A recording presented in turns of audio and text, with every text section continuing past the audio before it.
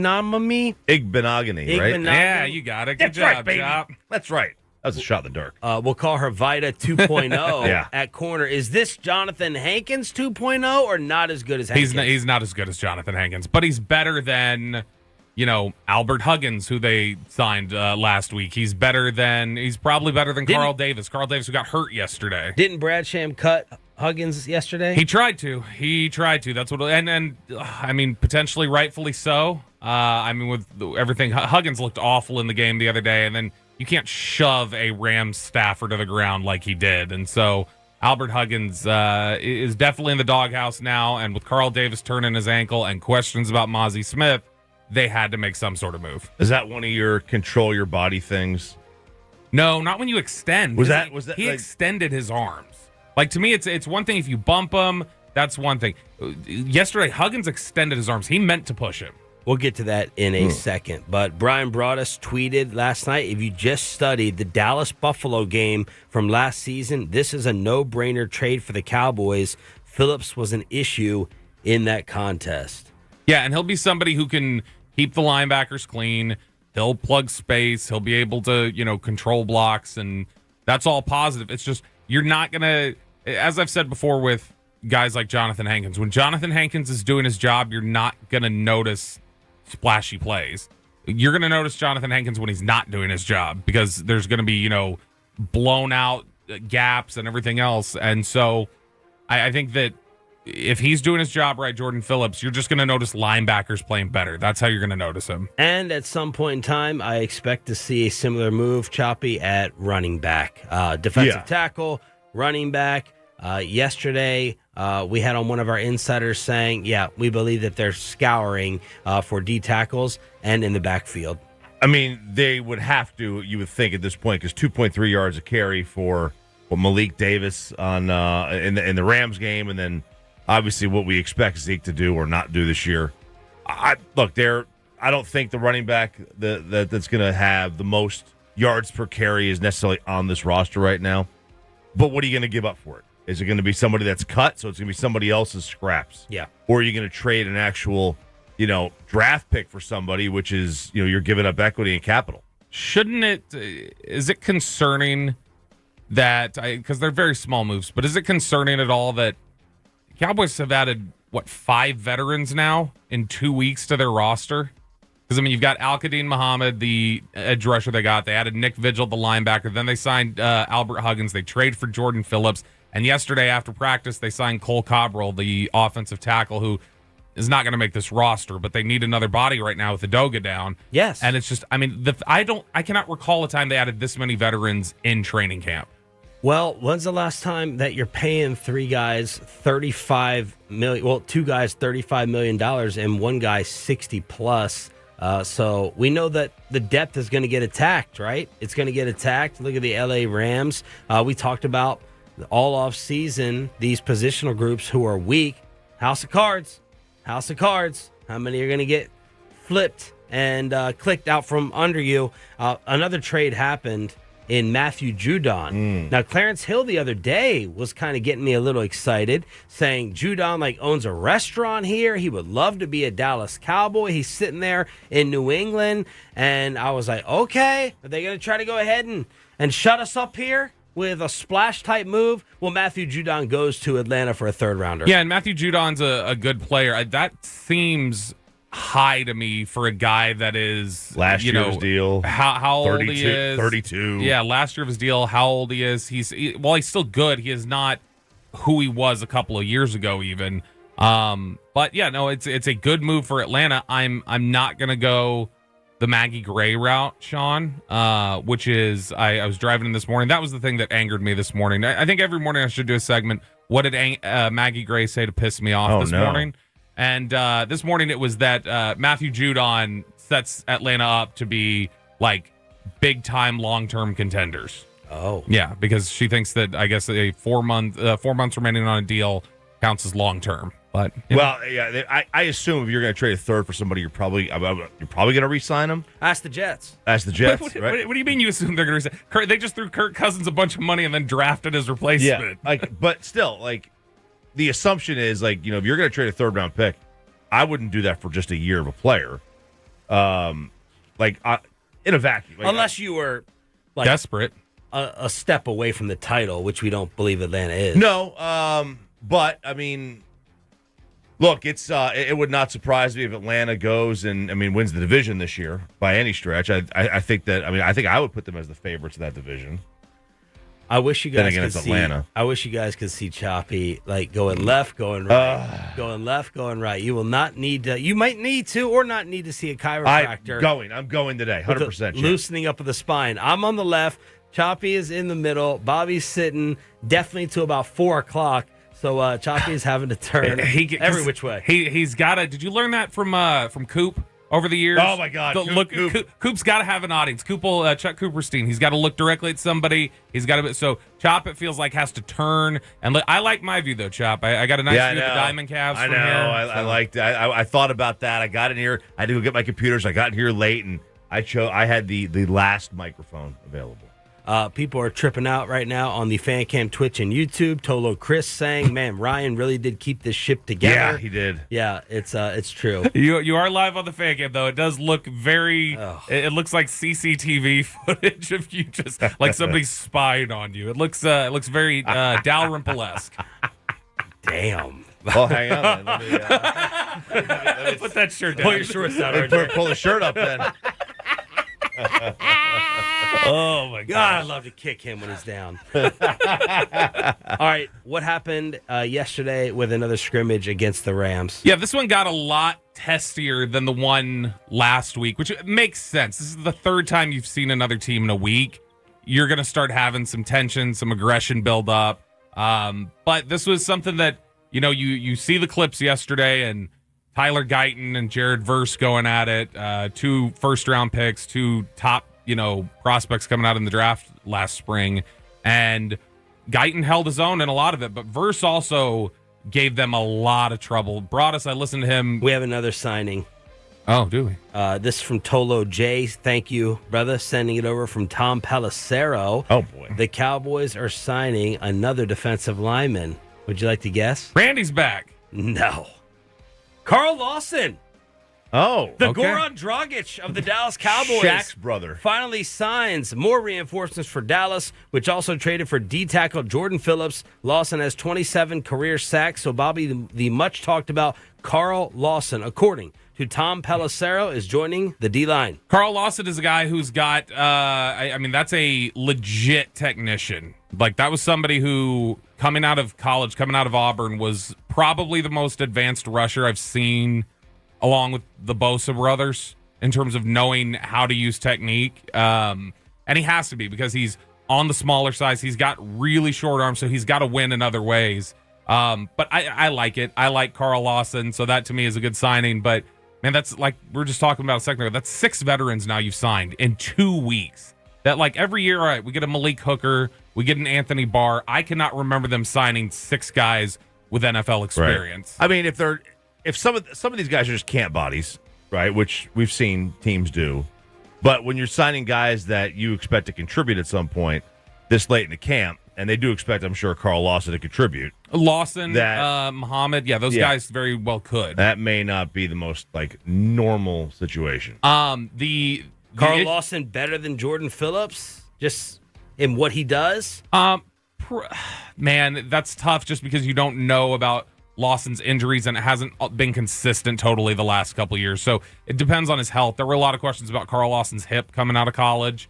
But this is somebody who, Cowboys fans have had stars in the eyes for in the draft Twitter sphere for 7 years. And they're big fans. I think he's really good, and he's had a couple seasons where he's had 8 sacks. So, you're going to get production out of him, hopefully. But this is just, it shows how tight their depth is. And again, we mentioned all these veterans that they've signed, Sean, and they still have not gone out and gotten the running back that we all expect them to get. So there's probably a 7th on the back. Like, this doesn't make me feel great about what we're looking at moving forward. Well, nothing about it is surprising.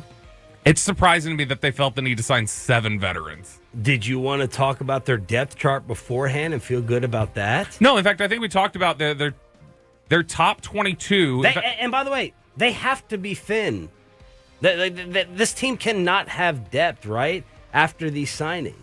No, they're the Rams. They're the Rams, right? No, they become the Rams, essentially. The Rams had better, but I mean, the Rams didn't have just 22 players and nothing behind it. The Cowboys definitely, we talked about that first week we were out there in training camp, that I think that you can make the argument that the Cowboys are the team in the NFL who can least afford injuries this season because they have guy 23 through 53 is one of the worst rosters in the NFL potentially. And that is why all these signings are not a surprise. Right, but you should have done something about it over the spring is my thought. Not get into summer and go, oh my gosh, we're so surprised. Let's add depth. Well, what I'm trying to say is could they? Could they, right. Yeah, because he's like, if they were saving money to get all these guys signed. Yeah. Now, I get what you're saying. They could have signed them and then had the contract structured to free up cash. Yeah. Which would have allowed them to get more depth. But then, you obviously you are kicking the can down the road, which is fine because the cap goes up every year. But I don't know. Did they know? Did they know that this issue with the DirecTV was going to hit and potentially ruin their cap in years to follow? Did that roll? That's not going to ruin their cap. They're going to be fine with that. That's already an appeal process getting thrown out. The issue here is, I think it's easy to look at it and say, well, this could be because they've got to pay all the, but they still haven't gotten any of those deals done. It's not like they've gotten the deals done and now know how much money they want to spend. They have exactly the same amount of money to spend that they did 4 months ago, and they just tried to make it work with this group, and now they're going, crap, we're scrambling. And clearly Zimmer is the one who's saying, I can't work with what I've got here. You got to add some stuff for me. So welcome Jordan Phillips, defensive tackle, and now officially Carl Lawson to your Dallas Cowboys defensive line with the breaking news this morning as we are standing up in a very small confined room. Not me. Hopefully Peyton Russell fixes in the commercial break. You know why? Because we actually need to play a Texas Ranger highlight. That's right, baby. And is it now Trey Lance? After what happened in Minnesota with J.J. McCarthy. 6 a.m. Club. Thanks for waking up with us as we start the Thursday edition, getting you to the weekend as quickly as possible right here on 105.3 The Fan. But first, let me talk about the greatness. Speaking of the weekend, you need to go ahead and start making those barbecue plans with the official barbecue of the Texas Rangers, and it is Hurtado. Did you see all the pictures? Did you see all the platters that we sent out this past Saturday from Fan Bowl 2024? It's a little Tex, a little Mex, and a whole lot of damn good barbecue. Their story is fantastic. Their options are fantastic. And there's an opportunity to go work and join the team as well. And if you go to HurtadoBBQ.com right now, Barbacoa pops up. The Brandon Hurtado cookbook. If you want to go ahead, I know Broaddus already has this on pre-order. He's hitting me up after the show, not to talk about Cowboys defensive linemen. He's like, what is this?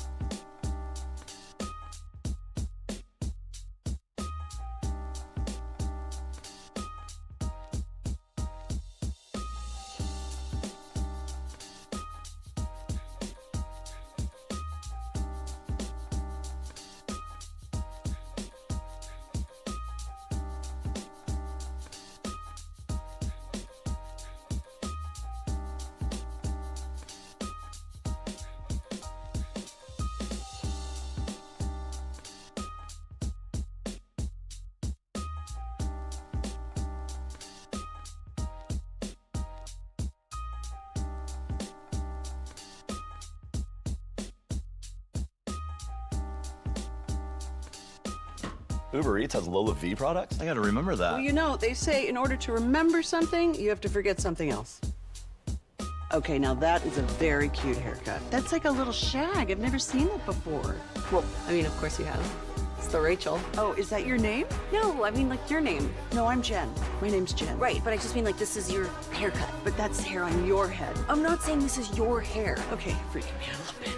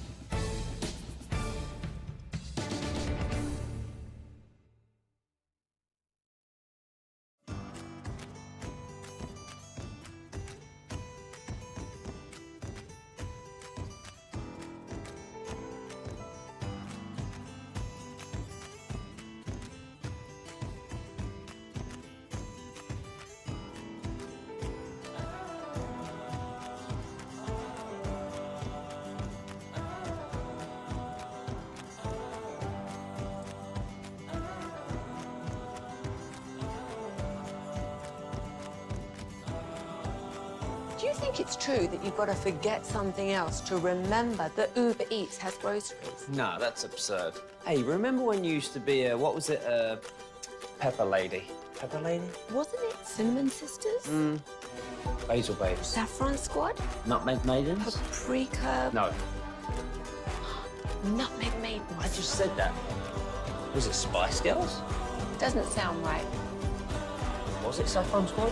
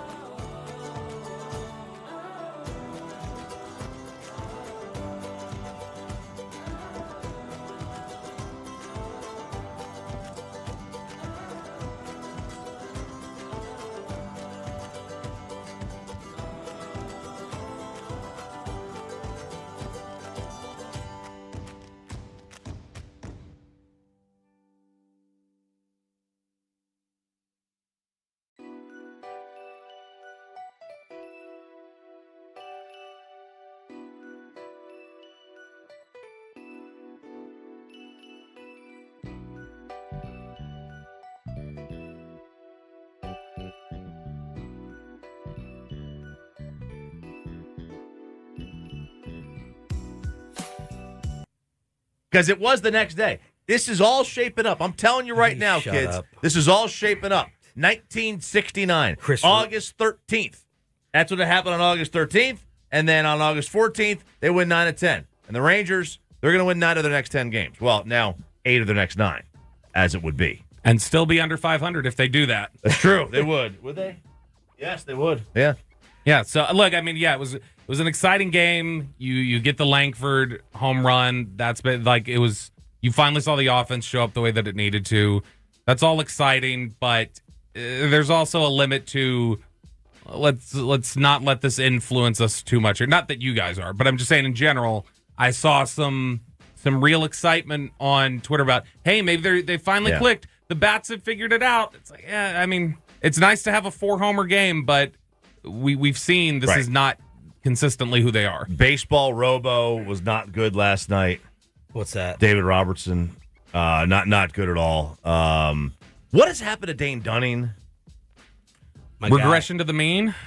That's why, I mean, when you're essentially a contact pitcher, doesn't miss enough bats, I mean, that's kind of what happens to you once you stop getting weak contact. I do wonder what his barrel percentage is, this year compared to what it was. But, yeah, I mean, look, in all seriousness, Bobby's right. I mean, if you're going to need to have 4 home runs to win a baseball game, no one's fooled. That's not going to happen. No one's fooled. Fun little moment. Jaron Duran returned from the 2-game suspension. He went 1 for 5. I wonder, did he learn enough about himself in these 2 games to be a more upstanding citizen and member of our society? I know, Sean, you had asked the shirt you saw him wearing that said F everybody or whatever it said. Yeah. And you were like, is that old? That's got to be old, right? It was not. That was the shirt he was wearing the next day. What an idiot. What a moron. I was trying to give him a little bit of a break. What a freaking idiot. Because, we didn't have this conversation when this happened, but we've had it plenty of times in the past where you use curse words. Like, if I call you a son of a bee, I'm not really talking about your mother. Right. Now this doesn't excuse it for him. Right. No, but it doesn't. We've all thrown out curse words and stuff, like you MF. I don't think you're going around sleeping with moms, especially Bobby's. Zach Wilson. She's dead. Unless you're Zach Wilson, then you might be, right? Unless you're Zach Wilson. But to go ahead and wear that shirt, the lack of awareness, you're a freaking idiot. I give no pass to that whatsoever. No, what that is he's blinking Morse code at you. He's telling you, this is what I'm being forced to say. I'm basically being forced to say this. I'm letting you know with this shirt, I actually don't mean anything that I'm saying right now. I don't apologize. I don't feel bad about it. It's an awareness. That's really bad. It's bad. His Madden awareness is in the 40s. That's what that is. He's got no awareness. So screw that guy moving forward, in my opinion. Nate Eovaldi is expected to make his next start Saturday against the Twins, and Boach said that Max Scherzer received a nerve injection but has no timeline to return. You know what Max Scherzer is? And I love Max Scherzer. Old? Is that what he is? He's besides Injured? that Jalen Smith? He's the plant that my wife keeps trying to resuscitate for 2 years. Man. She puts it in a different spot in the house. No, it's that sun angle. Let me try this with the water. Let me try this with the dirt. You can try 19 different things. The plant is dead. Now, speaking of plants, man, we have here we go. We have these 2 marigolds in the backyard, right? And we water them the exact same. The one on the right. It sounds like you're talking about dogs. I know, right? 2 marigolds who we water. The one on the right, flourishing, gorgeous, beautiful. The one on the left, withered and dead. Why am I surprised something in Choppy's home is flourishing on the right and not on the left? Well done. 877-881-1053 is the Franklin Franco injury attorney text line. The Astros don't lose. They've won 8 in a row. They're 2.5 up on the Mariners now. About to win this damn division. They are going to win the division. Did you see Jordan breaking the scoreboard the other night in Tropicana at the slop during batting practice? He took out the whole scoreboard. Are we calling it the slop now? Flopicana Field, yeah. maybe that's what happened to our board in there. Jordan knocked it out. Yeah, Jordan knocked it out. Yeah, we're still in the side studio. Tim Collins is on his way up. Oh, no, really? Prevent Choppy from getting scoliosis, and here with the way he's got to turn left and right, left and right. 9.5 back in the AL West, and in the wild card race, they're 10 back. 10 back, and there's just too many teams, and there are teams in the wild card hunt like Kansas City, who is, look, they lost 2 or 3 to Minnesota. They finally beat them in the last game there, but they don't beat great teams. They don't beat really, really good teams, but they're still going to be good enough to make it. And Bobby Jr. is going to maybe make the playoffs and potentially win an MVP, although it's not looking like he's going to win the MVP. There's just too many teams in the wild card to worry about. Okay. I need everyone on the fan text and your answers on YouTube and Twitch because we can still access that. The Minnesota Vikings call you up and ask for Trey Lance. You are trading Trey Lance already to the Minnesota Vikings for a what? Fill in the blank. After J.J. McCarthy undergoes a full meniscus repair, he is out for the entire 2024 season. Did this not surprise everybody that this is out for the whole year? Because every report we had seen the day before was 4 to 6 weeks if it's a partial, 8 to 12 if it's a full tear. And I heard McAfee yesterday. He was like, this is not normal for this to be a full year for a meniscus. Yeah, this is very... Are they being careful? It's got big Chris Young, Texas Rangers vibes to it, where it's like the initial report says 4 to 6 weeks. And even the description of how it was discovered was J.J. McCarthy the next day after the game felt some soreness in his knee. Like that was it. You go from, my knee's a little sore too. Well, you're done for the year. Not just done for the year. It was what was the note I sent you guys yesterday? He is in the Super Bowl era, the first round quarterback who is going to miss his entire rookie year. First one that's ever happened to, which I'm stunned. I would have thought somebody else would have gotten hurt in a preseason at some point. What a gut punch for a Minnesota Viking fan. Here you are. You're thrilled. You're going crazy. You're over the moon after the debut, and now you have to figure out how far you let Justin Jefferson fall in your fantasy draft. Look, in regards to the Trey Lance question, the Vikings were rumored to be interested in him. In fact, I think when betting odds were coming out last year, when the 49ers, it was clear they were going to trade him, it was like Trey Lance's next team. I think the Vikings were the favorite. He's from there. I believe he grew up a Vikings fan. So he's got family up there. He played around there in North Dakota State, and the Vikings had interest. So to me, if you look at it and say, who would you rather have if you're the Vikings? Would you rather have Darnold or Lance? Like Darnold, obviously a guy who's just going to stand in the pocket and not do anything. Lance, who can maybe create a little bit with his legs, but is not the kind of passer even that Darnold is. Those are the kind of questions you're going to ask. Or do you just say, bring him in and let's have a competition. We'll figure out who works. Who would you rather start between Lance and Darnold if you're Minnesota this year? Man, it's tough.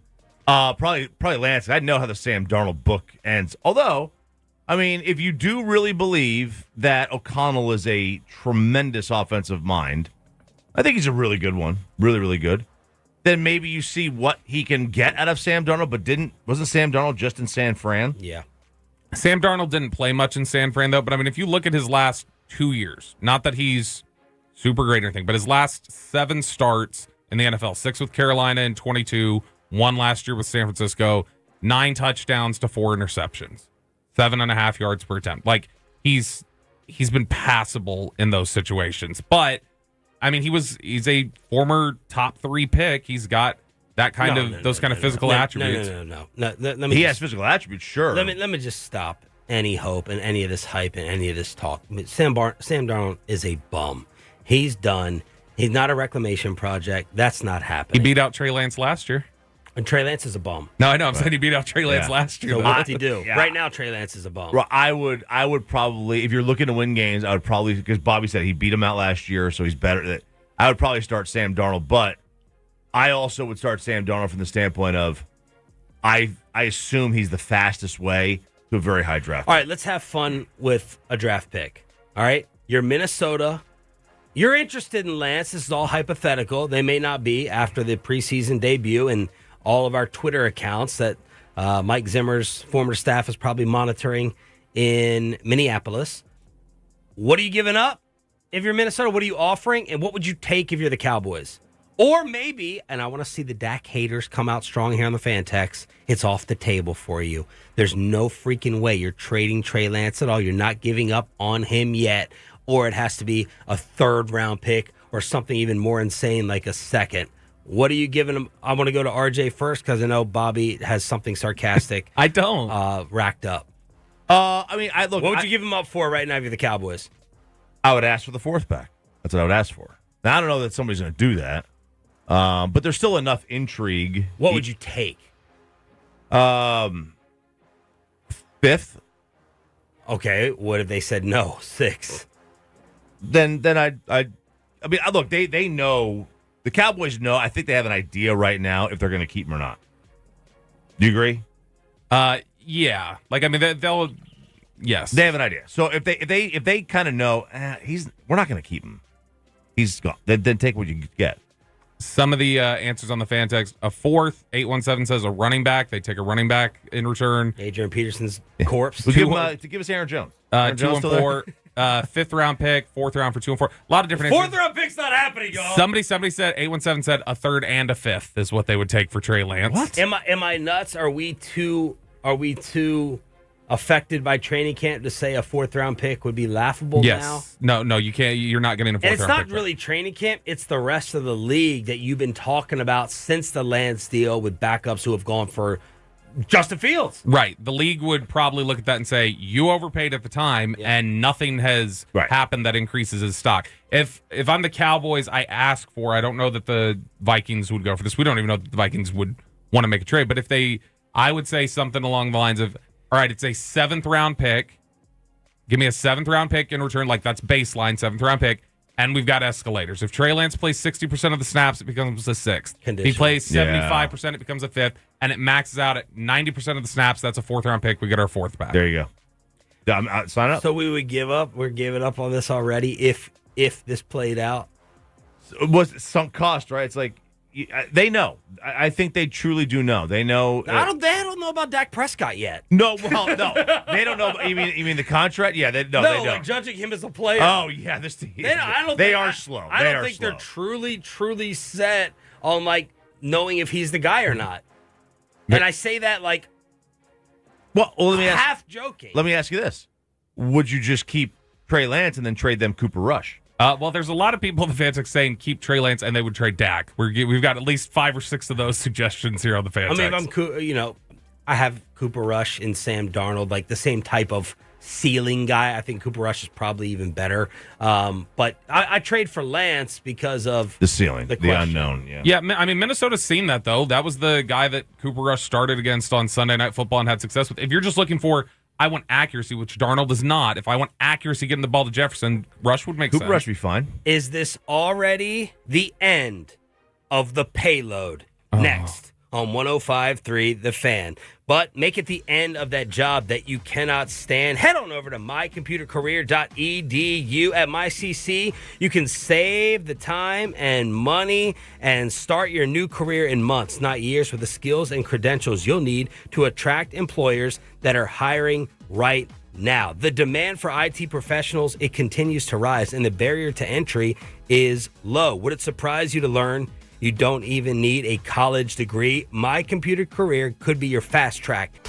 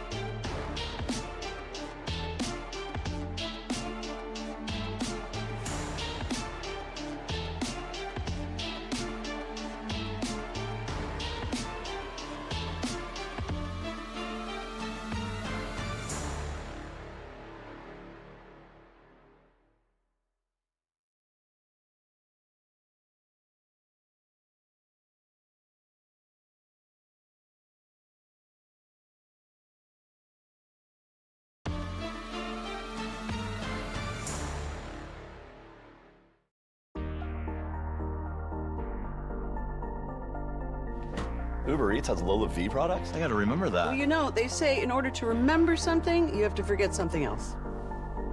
Okay, now that is a very cute haircut. That's like a little shag. I've never seen that before. Well, I mean, of course you have. It's the Rachel. Oh, is that your name? No, I mean, like your name. No, I'm Jen.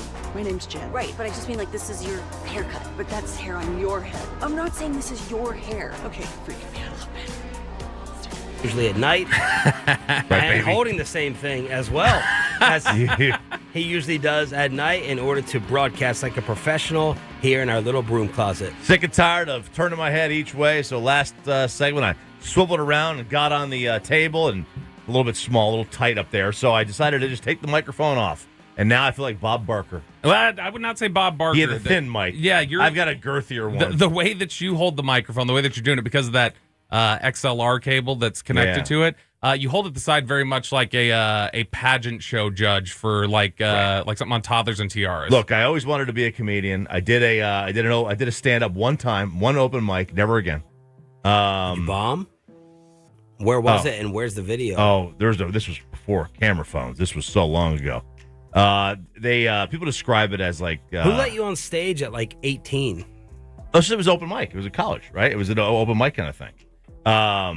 So like it was awful. Like never again. And that is the ultimate fantasy bet payoff. I was gonna say, is that the next show bet payoff? You got to do 5 minutes of stand up. No, because you'd probably be good at it. I would. I could be too.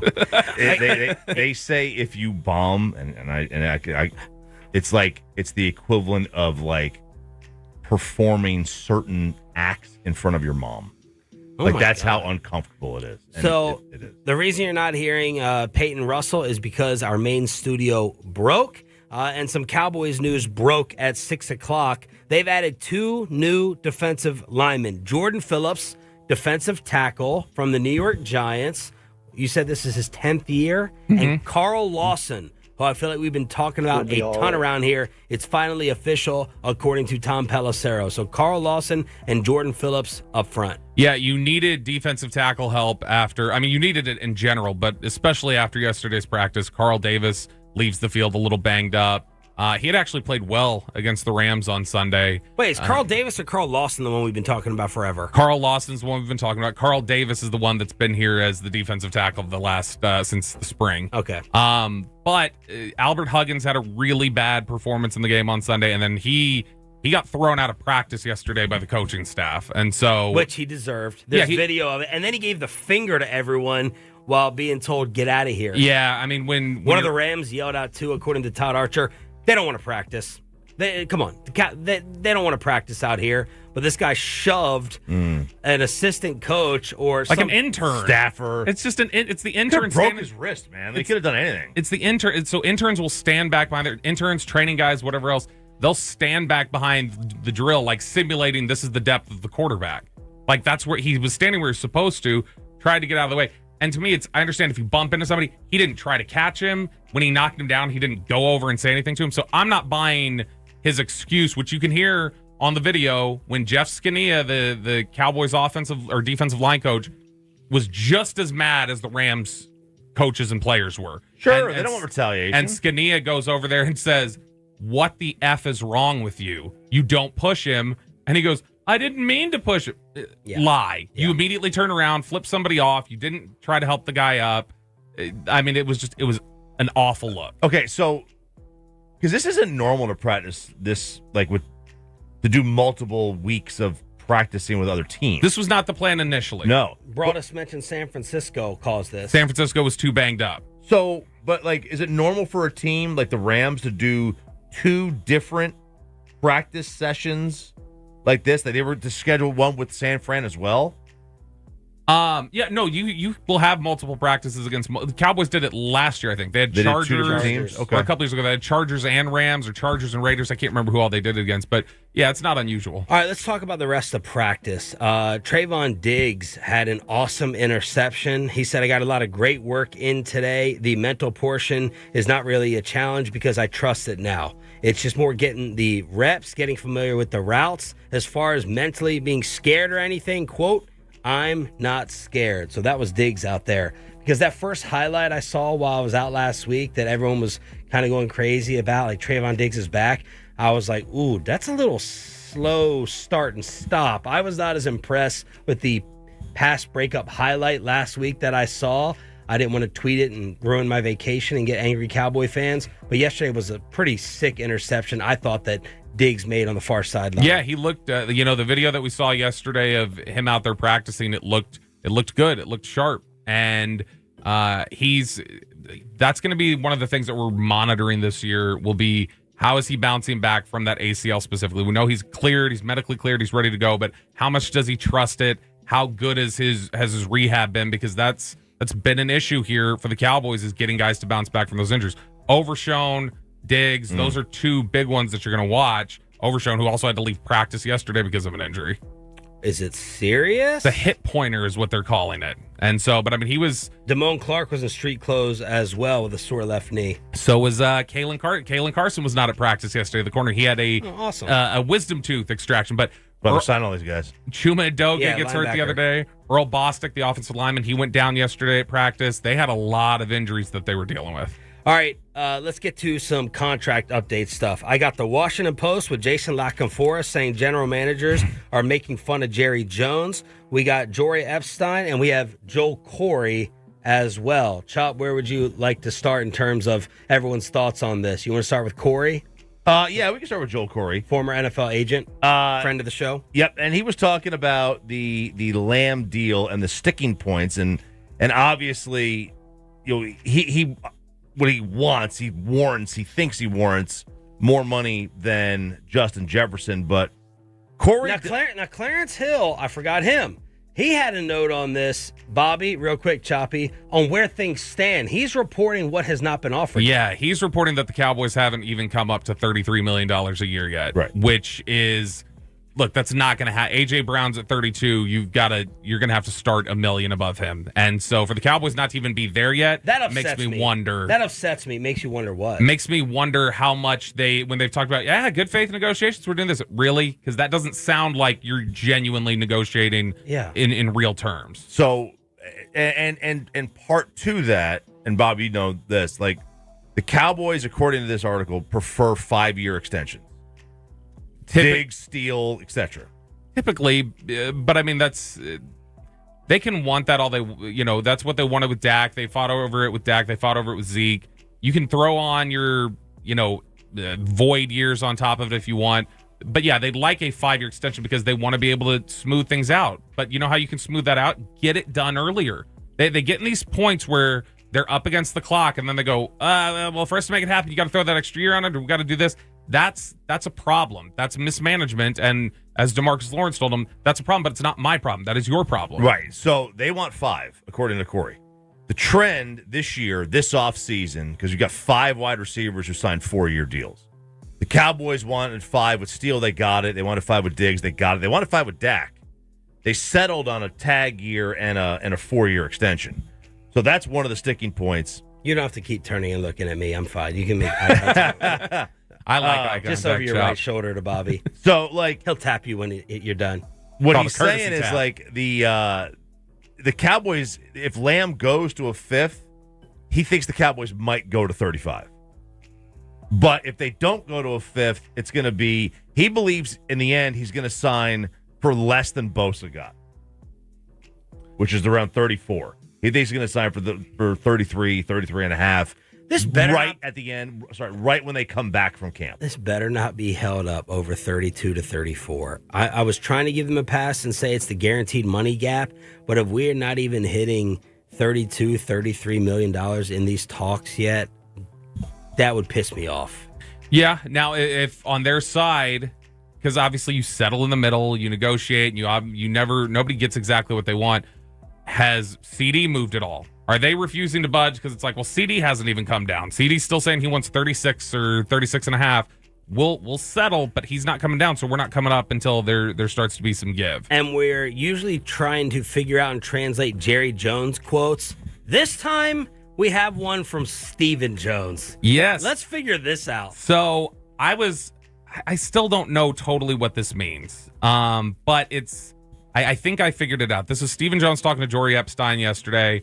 who was out at Cowboys training camp, and talking about how many players they have stacked up and how many that they're going to have to pay. Jory writes that Steven thought back to a favorite saying of his father, Cowboys team owner and general manager Jerry Jones. To use an old Jerryism, Santa Claus doesn't put the bicycle under the Christmas tree every year. You got to come to grips that you got to pay for it. So I assume what he's saying there, because when you read the quote initially of Santa Claus doesn't put it under the tree every year, it makes it sound like you're not going to get presents. There's not going to be anything there. Right. Instead, it's like at some point, it's not just Santa. Mom and Dad have to pay for it. You're not going to be gifted anything, is I guess what that is supposed to mean. What do you think, Choppy?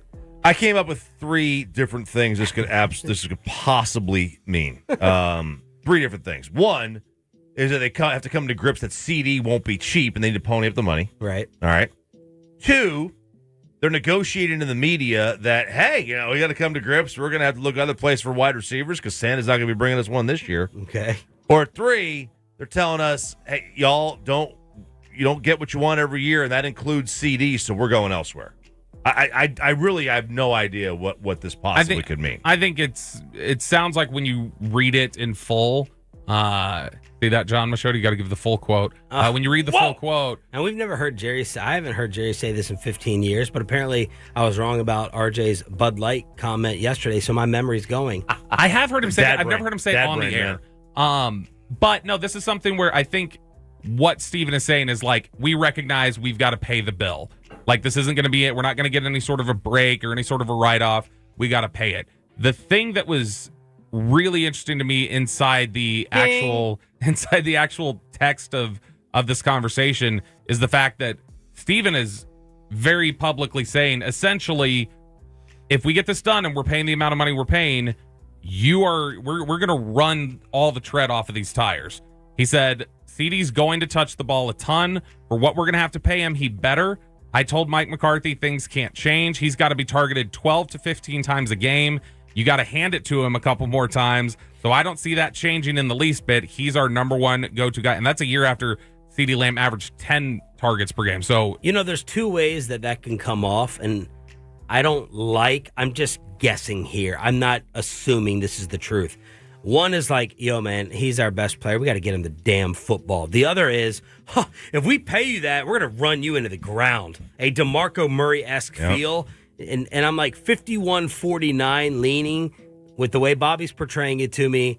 It's a DeMarco type feel. Like, and I'm sure if Steven was on the radio and we listened to it, it'd feel and sound more complimentary versus, all right, we're going to pay you, but you're not going to be able to walk after this either. Or that chuckle. Like, I'm sure he said that line there where it says, for what we're going to have to pay him, he better. I'm sure he did that. Do the Steven chuckle. I don't know. That was not the Steven chuckle. I don't know what that was. But no, I'm sure it was what we're going to have to pay him, he better. Ha, ha, ha. Like, it was probably said in that tone.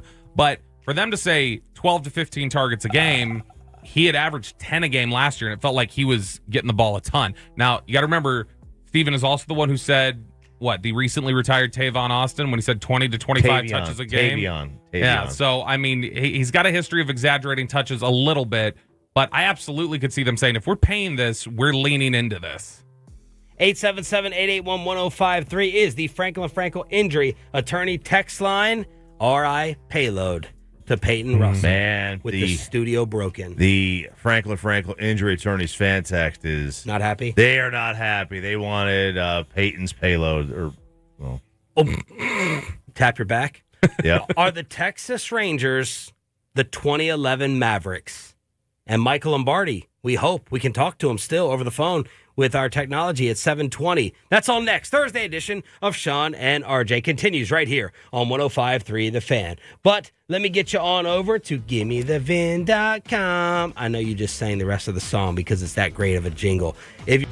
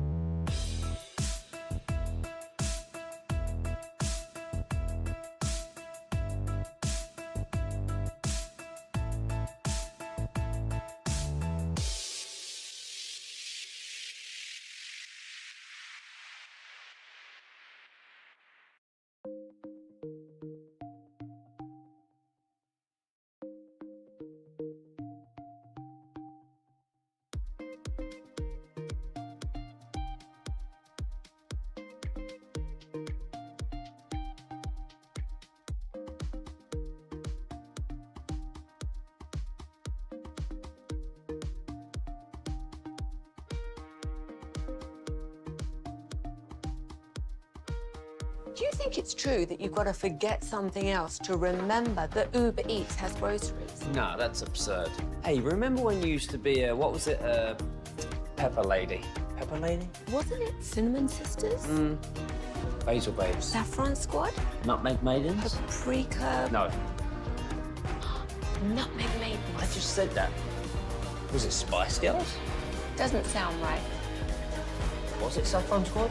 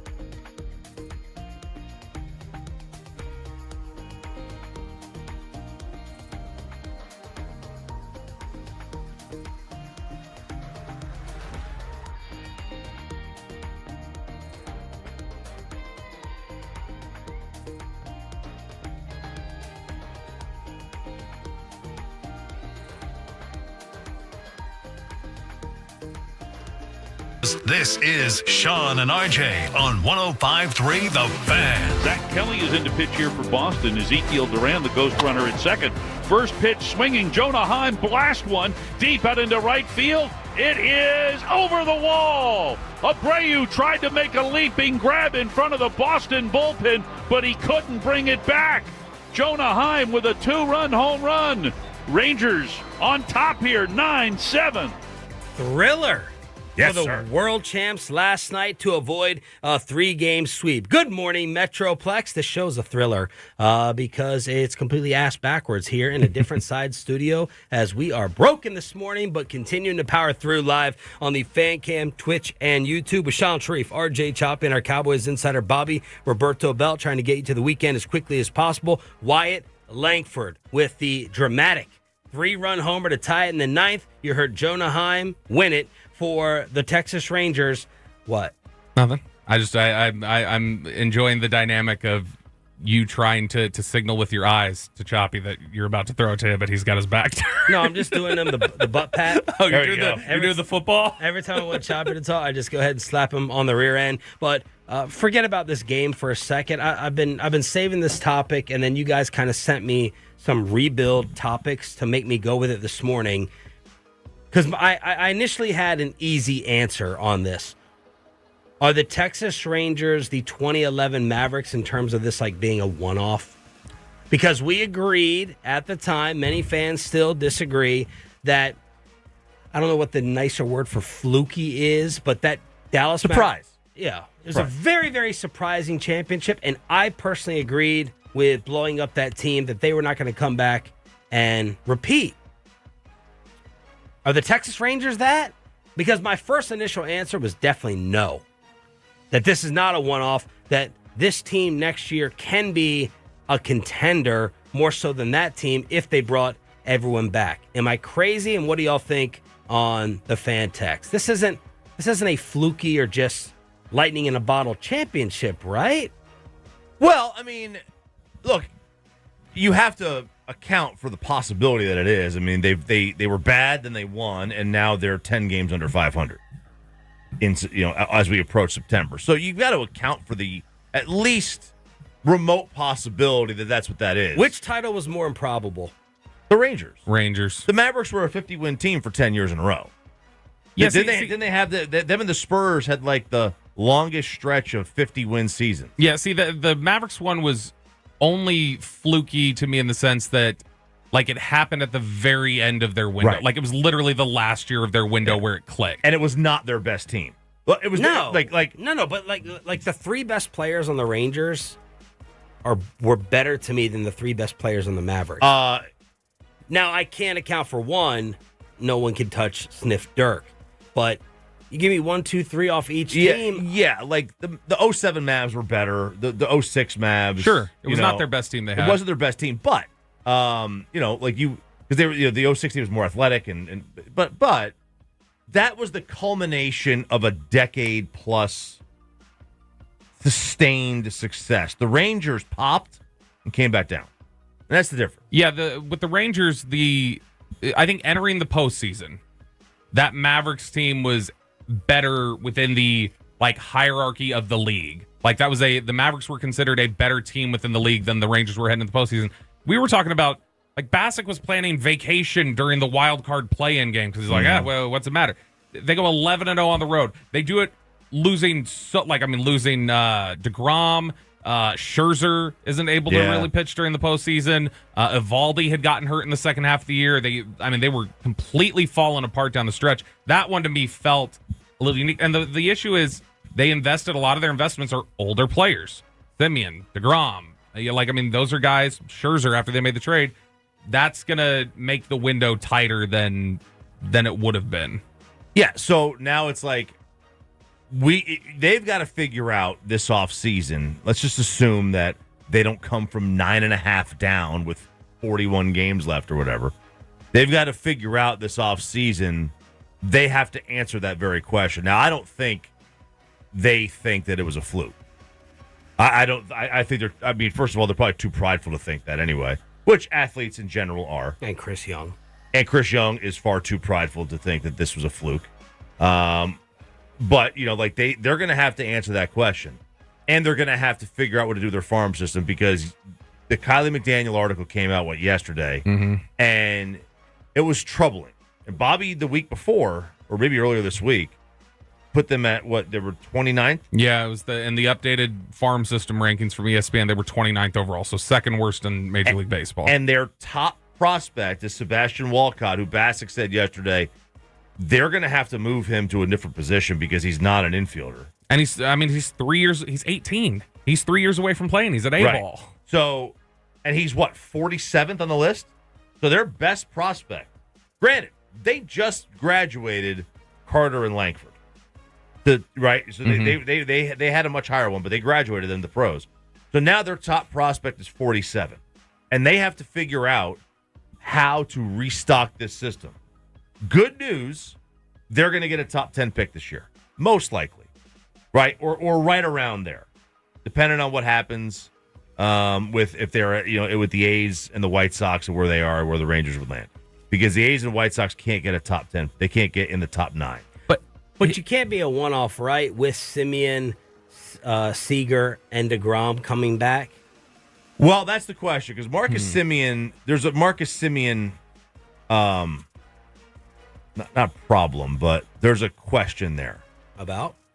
Well, he's 34 in 4 weeks.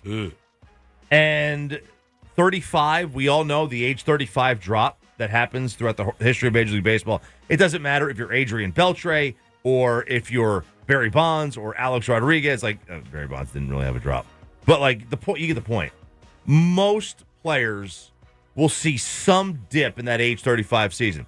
Now, they almost all rebound. The greats will all rebound at age 36. They'll figure out the game again. But in the age 35 season, their body just slows down. They have a dip at 35 and then a rebound if they continue to play, and they play in the upwards of the late 30s. So they got a question to ask. What do you do with him? Are you going to sell him on 60 cents on the dollar? Because you're not going to get value for him because he's 34 years old in a couple of weeks. Or you're going to have to pay a hefty part of his salary. Does this ownership group look like they're going to pay him to play somewhere else? No, and that's the problem. When you talk about, well, here's the bright side. The Rangers may get a top 10 pick this year. And they're going to get maybe a sandwich pick for Evaldi because they're going to offer him a qualifying offer, and he's going to say no. My issue is that if they end up with a top 10 pick, I don't trust right now everything we've seen financially from the Rangers in the last year that they wouldn't then pick the 30th best player because they go, well, slot money. We're worried about slot money. We don't want to pay what that is up there, and so we're going to try and save some of our money for later in the draft. And it sucks when you've got a team that you feel like is so hyper aware of Titan, like we got to be budget conscious. And speaking of that, does this get Jerry Jones and the Cowboys off the hook? The list of spending that came out yesterday with the $10 million players throughout the National Football League. So the Cowboys had 6 players on their roster that are making $10 million or more average annual value. Now, the highest is Cleveland with 13. By the way, when they have Deshaun Watson making all that guaranteed money every year, that I have no idea how they're able to have 13 guys with Myles Garrett. It's almost like they have people who can manipulate the cap, and if you're paying a bunch of players, you don't have to just totally decimate your roster. So they've got so many guys doing that, and the Cowboys are at $6 million, where that puts them right there with Detroit and the Cowboys and a couple other teams that are good teams right there in that 6 different teams making with $10 million contract guys. What else did you make from that list, Bob? And does it get them off the hook? Should we back off a little bit? Because didn't they end up like in the middle of the league or even 17th on that list in terms of how many $10 million contracts they had? Yeah, so they, to me, I don't think it gives them a pass at all. Because again, they're a lot of the time, the fact that they have as many players as they do in that range, or even that they're paying as much as they are, is what, 75% their fault? Like 75, 25? Like you take 25% and put it on players trying to get whatever they can and put that on just the nature of you have to pay good players. All right, you put that on them. But they routinely, what do you think cumulatively, right now on this roster, they've cost themselves by delaying on contracts? I bet you could come up with, that's an extra $10 million player on its own that's sitting on your roster each year because you wait and you play this game and you're so addicted to the high of like winning the negotiation that you don't just take care of it. You can't just swallow your pride and say, let's have a genuine negotiation here. Let's get it done. Look, I get mad at them with the offseason, not trying to make a real over-the-top move just like everyone else. But, Choppy, I do hesitate in calling them cheap when they're about to pay. I still believe they're going to pay Dak, Micah, and Lamb all record-setting deals. Isn't that hard to call someone cheap? It's hard to call them cheap. But also, like, the spending equate to winning. Not dumb. I'm frustrated with the way they get there to pay them, but they're still going to pay. They're going to pay more. They're slow. They're slow. They're going to pay more. They may not be the best with manipulating the cap, but just listen to the teams at the top of this, most contracts of $10 million or more. Stop me when you hear someone that's won a Super Bowl recently. So Cleveland, number 1. Philly, they've been to one. They won one 7 years ago. 7 years count? Was it 7 years? The Foles title, who just retired? Yeah, 2017.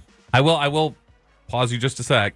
Remember, they went back to one. There's one team that's won 3 of the last 4. So pretty much any team you're going to read off this list, you're telling me they won one as recently as 5 years ago at best. Okay, fair. So let's just use the last 10 years. San Fran, Jacksonville, Houston, Indy, Saints, Falcons, Packers, Miami, Tennessee. I mean, that's your top. And then Chicago. Denver. Now, Denver won one 10 years ago. Different. I mean, that's a completely different organization now, right? New owner, new quarterback, new everything. Well, in some of these, though, you also got to remember San Francisco's there. They're knocking on the door. Philadelphia. And I mean, Houston is on the come up. We are tied with Buffalo, Carolina, Cincinnati, Kansas City, the Raiders, and the Vikings. So, like I said earlier, I was wrong. We're not in the 16th range. We're tied for 18th. We're tied for 18th with $10 million contracts or more. Do you make anything from the teams at the top of that? Go ahead, you add on. And then I was just going to say, typically, when you hear we are spending at a similar rate to the markets of Buffalo, Carolina, and Cincinnati. Like, that makes me go... Small market. Yeah, circling back on something you just said a second ago, the idea of you don't think they're cheap. I don't think they're cheap either, but I also don't think I think they're financially reckless or they're not. Right. Yeah. They're not disciplined, and so it causes bad financial decisions. They put a lot of stuff on a credit card. And what do you make of the teams at the top of that in terms of their Well, wins? I mean, Philadelphia and San Francisco, notwithstanding, like those teams are obviously there every year. The rest of them don't get any. They don't get any run out of this. I mean, when was the last time Green Bay? I mean, Green Bay's been a threat with Rodgers, obviously, and they went to the semis last year of the conference. But I mean, they haven't been this great. Oh, they're in the Super Bowl every other year kind of thing. None of these teams consistently make the postseason. Do the Browns consistently make the postseason? Jacksonville, Houston, Indy, Saints, Falcons, Miami, Tennessee. I mean, no, they don't. I don't know that spending here equates to winning. The teams that win consistently, Philadelphia and San Fran, have either an elite coach or elite quarterback / roster. yeah, I think a lot of it, though, a lot of those teams you just mentioned, they're also paying to get to that point Right, now. yes. And so they're on the come up. What effect will the J.J. McCarthy injury have on the Cowboys and the rest of the NFC? How much is Kellen Moore already helping out Jalen Hurts? And Colin Kaepernick is back as he's been offered a job in the National Football League. The commercial-free expressway with the Neighborhood Watch is next. But I have an announcement to make. I have a new best bite of barbecue in the state of Texas. It is the Texas Twinkie. It used to be the beef rib. I would also go with the birria taco at Hurtado. I'm going with the Texas Twinkie as my new number one seed. I dare you, if you love jalapenos, okay? I dare you to try it and challenge me on it. That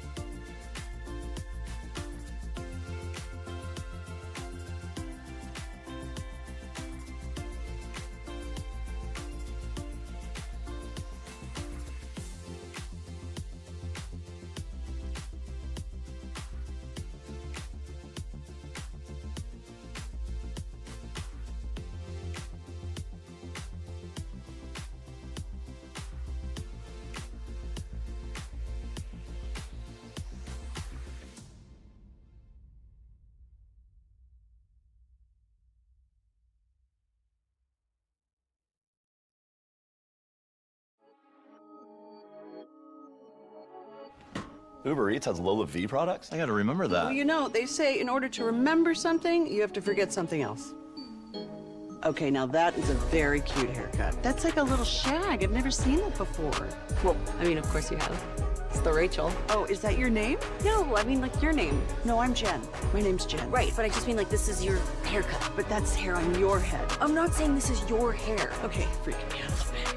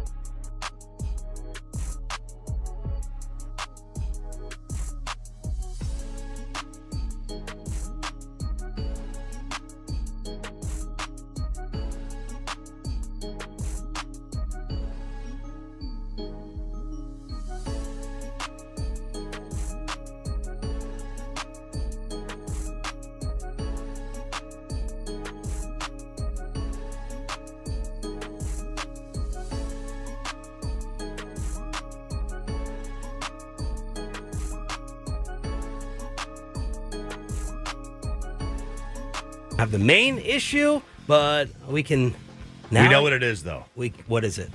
Power issue. We can now apparently incorporate Peyton Russell into the show, which unfortunately for him is 40 minutes too late with the payload put to the side. Do you copy, guys? We copy. Yes! Oh, my goodness. We got you, Peyton. The fourth host is here, guys. Don't worry. He doesn't get here till 8. What are you talking about? You know, I felt like I only saw the urgency in Peyton around 6:40 when he was really worried about having his airtime taken away and canceled. Yeah, otherwise it was like a vacation for him. He's like, I don't have to play cuts. They're not in here to be able to talk to me down the talk back. It's perfect. Slow walk. True. I didn't like the urgency, the lack of urgency. I got us on the air by 6 o'clock. Okay, I think it was. You didn't even know what was happening until I got in here. I had to come in here and say the radio station is dead, and then we had to sound the alarms. I will give Peyton covering fire for one thing. Like at that level of power splat, there's nothing he can do. Like what's he gonna do at that point? It's like me sitting at home with no power in my apartment. Like I just got to sit there and wait for Encore to screw it up again. Bobby taking up for Peyton Russell. Mark that down. Thank you, Bob. This is the commercial-free Express. We'll do the payload tomorrow at 6:40. All right? So we'll do a makeup. I don't think we have to. Now you want to take away a segment? Yeah, I got to give and take, you know? You just worry about 7:40 and see how that goes for you. Let's go around the rest of the NFL. Michael Lombardi, who I try to defend on the show, apparently forgot that he has a schedule, another football show. So we're not going to have Michael Lombardi on today. Not good. Not good scheduling by you, Mike. Does it matter what football show he's on, whether you're going to give him a pass or not? No, because you should know that you have a football show to do, so don't agree to the interview. Like, you have a schedule. Got a schedule. You know he if you're double on. booked. I don't care if he's on McAfee. I don't care who he's on. Like, you should remember, I was on somewhere. I meant it more like, are you going to be mad if you find out, like, it's a YouTuber or something like that? Are you going to be like, is that going to make you madder? No, it's not going to make me more upset, and that's Bobby taking these shots at the YouTubers out there. Yeah. You know what I'm saying? I'm talking about just a random All right, let's talk about J.J. McCarthy. He is gone for the entire year. Crushing news for Minnesota Viking fans and maybe even Justin Jefferson. J.J. McCarthy underwent a full meniscus repair yesterday. He is out for the season. And Choppy, you were wondering about the effect on the rest of the NFC? Well, I mean, if you look at the NFC, this was initially what I thought it was going to be 4 to 6 games and how this is going to transpire. You know, they were going to miss, he was only going to miss like 3 weeks of the season. And then it goes to 8 to 12 weeks, and now you're getting into, October, November. But now that it moves on beyond that the entire year, Minnesota was a very big dark horse player in that division. Okay, because to me, this has zero effect because they were not going to be a player whatsoever or a contender. So this to me has zero effect on the top of the NFC. But I could have been wrong about J.J. McCarthy, which would make me wrong about your top pick. Top of the NFC, you're right. I don't think they're a top of the NFC. Even a playoff team, I wasn't thinking. They were one of those teams that could bite you. They do have, like, Jefferson and Hawkins are really good players. and then they signed the running back Aaron Jones. Mm-hmm. Like that's you throw a quarterback in there, you got yourself a pretty good offense with that mind, with Kevin O'Connell on top. Yeah, but they walked away from a quarterback. That to me said they recognized they were kind of in a revamping phase. I had them finishing fourth, and I didn't even. I thought for a half second about putting the Bears, but now they're definitely finishing fourth, and I had them finishing fourth anyway. They're not going to be. They weren't going to be better than Detroit, Green Bay, and I would have said Chicago. Yeah, that's the only question. Me would have been Chicago. I didn't think Minnesota was a playoff team. I think McCarthy could become a solid starter, but I don't think it was going to be year one. So, possible NFC effect. What effect is Kellen Moore having on Jalen Hurts? This is Darius Slay on the Big Play Slay podcast with high praise for the Whiz Kid here in Dallas. I'm telling you right now, Jalen is looking amazing. You know, I love Kellen Moore. I'm so old. I used to play with Kellen Moore in Detroit, if y'all ain't know. Like, he a year older than me. And I came in the year after him, and he was a scout team quarterback for Detroit. But I played with him for like 3 or 4 years. So this is even funny. I keep running around like, what up, Kelly? Like, I cannot call him coach. Like, we played together for too long for me to call you coach, man. You know what I'm saying? But I know what kind of offensive mind he is. He go do great things with Jalen, man. He upgraded Jalen's skills, man, and making him a smarter player, making him a better player, making him make a lot of reads, a lot of checks, trying to get him the freedom to be one of them super, super elite guys. You know, he's already an elite player, you know, but he's trying to take that XL to be compared to like the Patrick Mahomes and Lamars and all them guys. You know, they got him right under that tier. He finna jump right into that tier this year, man. I'm looking forward to it because he got a high ceiling, man, and I know Kellen Moore is gonna do a great job with him. What is that gonna do to that weird Sirianni Hurts dynamic, though, if Kellen comes in here and rescues Hurts essentially? To the Sirianni Hurts? Well, why would it affect that? Oh, because the relationship is sour. Just the relationship being sour, and I mean, there was the article. That's what you weren't here last week on it. The Sandler texted it to us though. The report last week that said Jalen Hurts at issue with them right now. Their tension is Hurts does not respect Sirianni as an offensive mind. He doesn't respect him, and like, man, that sounds really toxic out there. That they can't have one-on-one interactions. It says they need a mediator, and that's the only time things will go right for them. Like me and Carter. So if you throw in a new offensive coordinator who comes in here and rescues it, I would just think that might build more tension if he has more success. No, success makes everything better. Great deodorant. And then is Kellen Moore going to be calling the plays and in charge of everything? Mm-hmm. So that keeps Sirianni even further away. I'm more interested in knowing, in your opinion, since you were a Kellen Moore fan, Bobby. Boy, he has backed himself in a corner here. Preach it. Explain it. You are ESPN with the WNBA right now when it comes to Philadelphia. Yes, because Monica McBelt. Yeah. You kind of backed yourself into a corner. Explain it. If Jalen Hurts, no, if Jalen Hurts, here's his out. If Jalen Hurts is much better or elevates, then he'll say it's because of Kellen. Right. But if he's not, then what does he do? Then Jalen Hurts isn't savable. He's so bad. Then Not I say, even Kellen Moore can save him. what is Kevin O'Connell supposed to do with Sam Darnold? Like, I'm not going to judge Kevin O'Connell on what he does with Sam Darnold But this year. my serious question for you is, what do you think Kellen Moore could do for Hurts? He's going to make him throw more vertically. You're going to see more of that because that was gone in a lot of respects from Philadelphia last year. So isn't he really good throwing vertically? He had success with it a couple of years ago. And so if they bring some of that back and push the ball downfield, that's good. The receivers are going to love it. The receivers in Philly will love it because they're going to get the opportunity to push stuff down the field and make plays. So are they good on curl routes? That's really not Kellen's system. But I mean, like, Kellen is going to want to, like, he wants to push the ball down the field, take shots, and I mean, it's something that he had success with here. The big route concept you saw here in Dallas that he used to love to run was the deep crossers. So he'd send two guys on deep crossing routes, and then basically one of them would free up, and but your offensive line has to be stable enough for that to happen. You've got to let that play develop, like, big time. Now Hurts, with his ability to move, that might actually work. Well, it's usually coupled with play action to, like, delay the defense a little bit, play action, get the route, time to go, and then let it develop. But yeah, they've got a really good offensive line, or they have.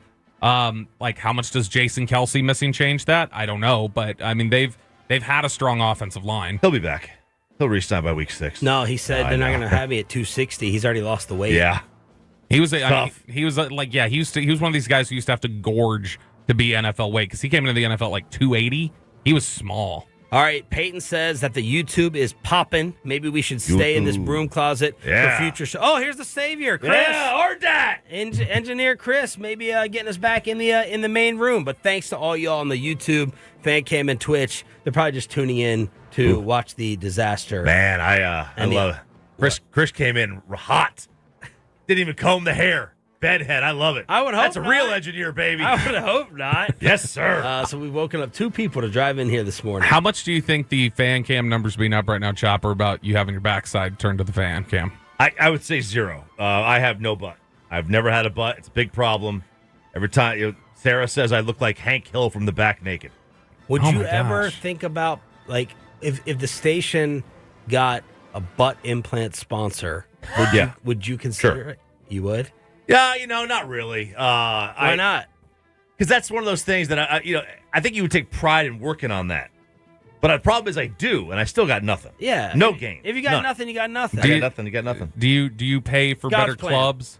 Like, do you pay for like really good clubs or other things to improve your golf game? Yes. Yeah. So your own talent only gets you so far. So That's fair. you've worked on the butt, but I mean, if you want to get those couple strokes down, Yeah, you're gonna man. have If to you do want that. to do some butt injections, I'll do that. Let's see what happens. You know Okay, what? BT. I think that leads us to Brandon Tierney. Cut 9, Peyton. Choppy's boy, too. BT. On WFAN, talking about Aaron Rodgers. This is what Aaron Rodgers should. Maybe he already did this. If I'm Aaron Rodgers, I knock on his door, or I text him, or I call him, or I have already had a beer with him before we went to camp after I got back from Egypt. I say, Coach, you got to coach me hard. You get on me. We're good. Trust me. I know it's coming from a good spot. Get in my ass. Get on my ass. Right. In the behind when I need it. Boy, that one letter makes all the difference. That I versus that O. Get on my ass. Right in the butt. Right in the butt. So you got to send him a text, Choppy. That's your boy. That was like that. We ran into that a lot this offseason where people kept. Maybe that's why you guys are boys. Maybe that's why. People kept mocking Jerry's all-in comment, and we kept having the all-in, and if you forgot that comma, all-in, comma, my ass, then, it would create a situation like that. You're right. That's one letter. That's one letter that completely changed the entire tenor of that conversation. Peyton, let's hear it one more time from BT on the fan in New York. Not the whole thing. I just want the sentence. I just want the line right there. You get on me. We're good. Trust me. I know it's coming from a good spot. Get in my ass. Get on my ass. Right. In the behind when I need it. Whoa. Get behind me when I need it. Jeez. All right, Bob, let's see what happens to the fan cam and all the Twitch numbers with Colin Kaepernick being offered an NFL job. Yes, Colin Kaepernick has been offered a job in the NFL. He's waited around for the opportunity, and it has finally arrived. It is not an opportunity to actually play, though. It is a coaching offer. Jim Harbaugh gave an interview to USA Today, says he has spoken with Colin Kaepernick about joining his coaching staff with the Chargers. Colin Kaepernick, who has been in Paris for the Olympics. He was over there doing some different things, and gave an interview to Sky Sports recently where he talked about, still staying ready, still trying to be engaged. Will we see you play NFL again? We're still training, still pushing. So hopefully we just got to get one of these team owners to open up. What would it mean to you to play NFL again? I mean, it's something I've trained my whole life for. So be able to step back on the field, I think that would be a major moment, major accomplishment for me. Also, I think it's something that I could bring a lot to a team and help them win a championship. All right. So the question is, in today's world, what would the reaction? How different would it be versus like 5 years ago?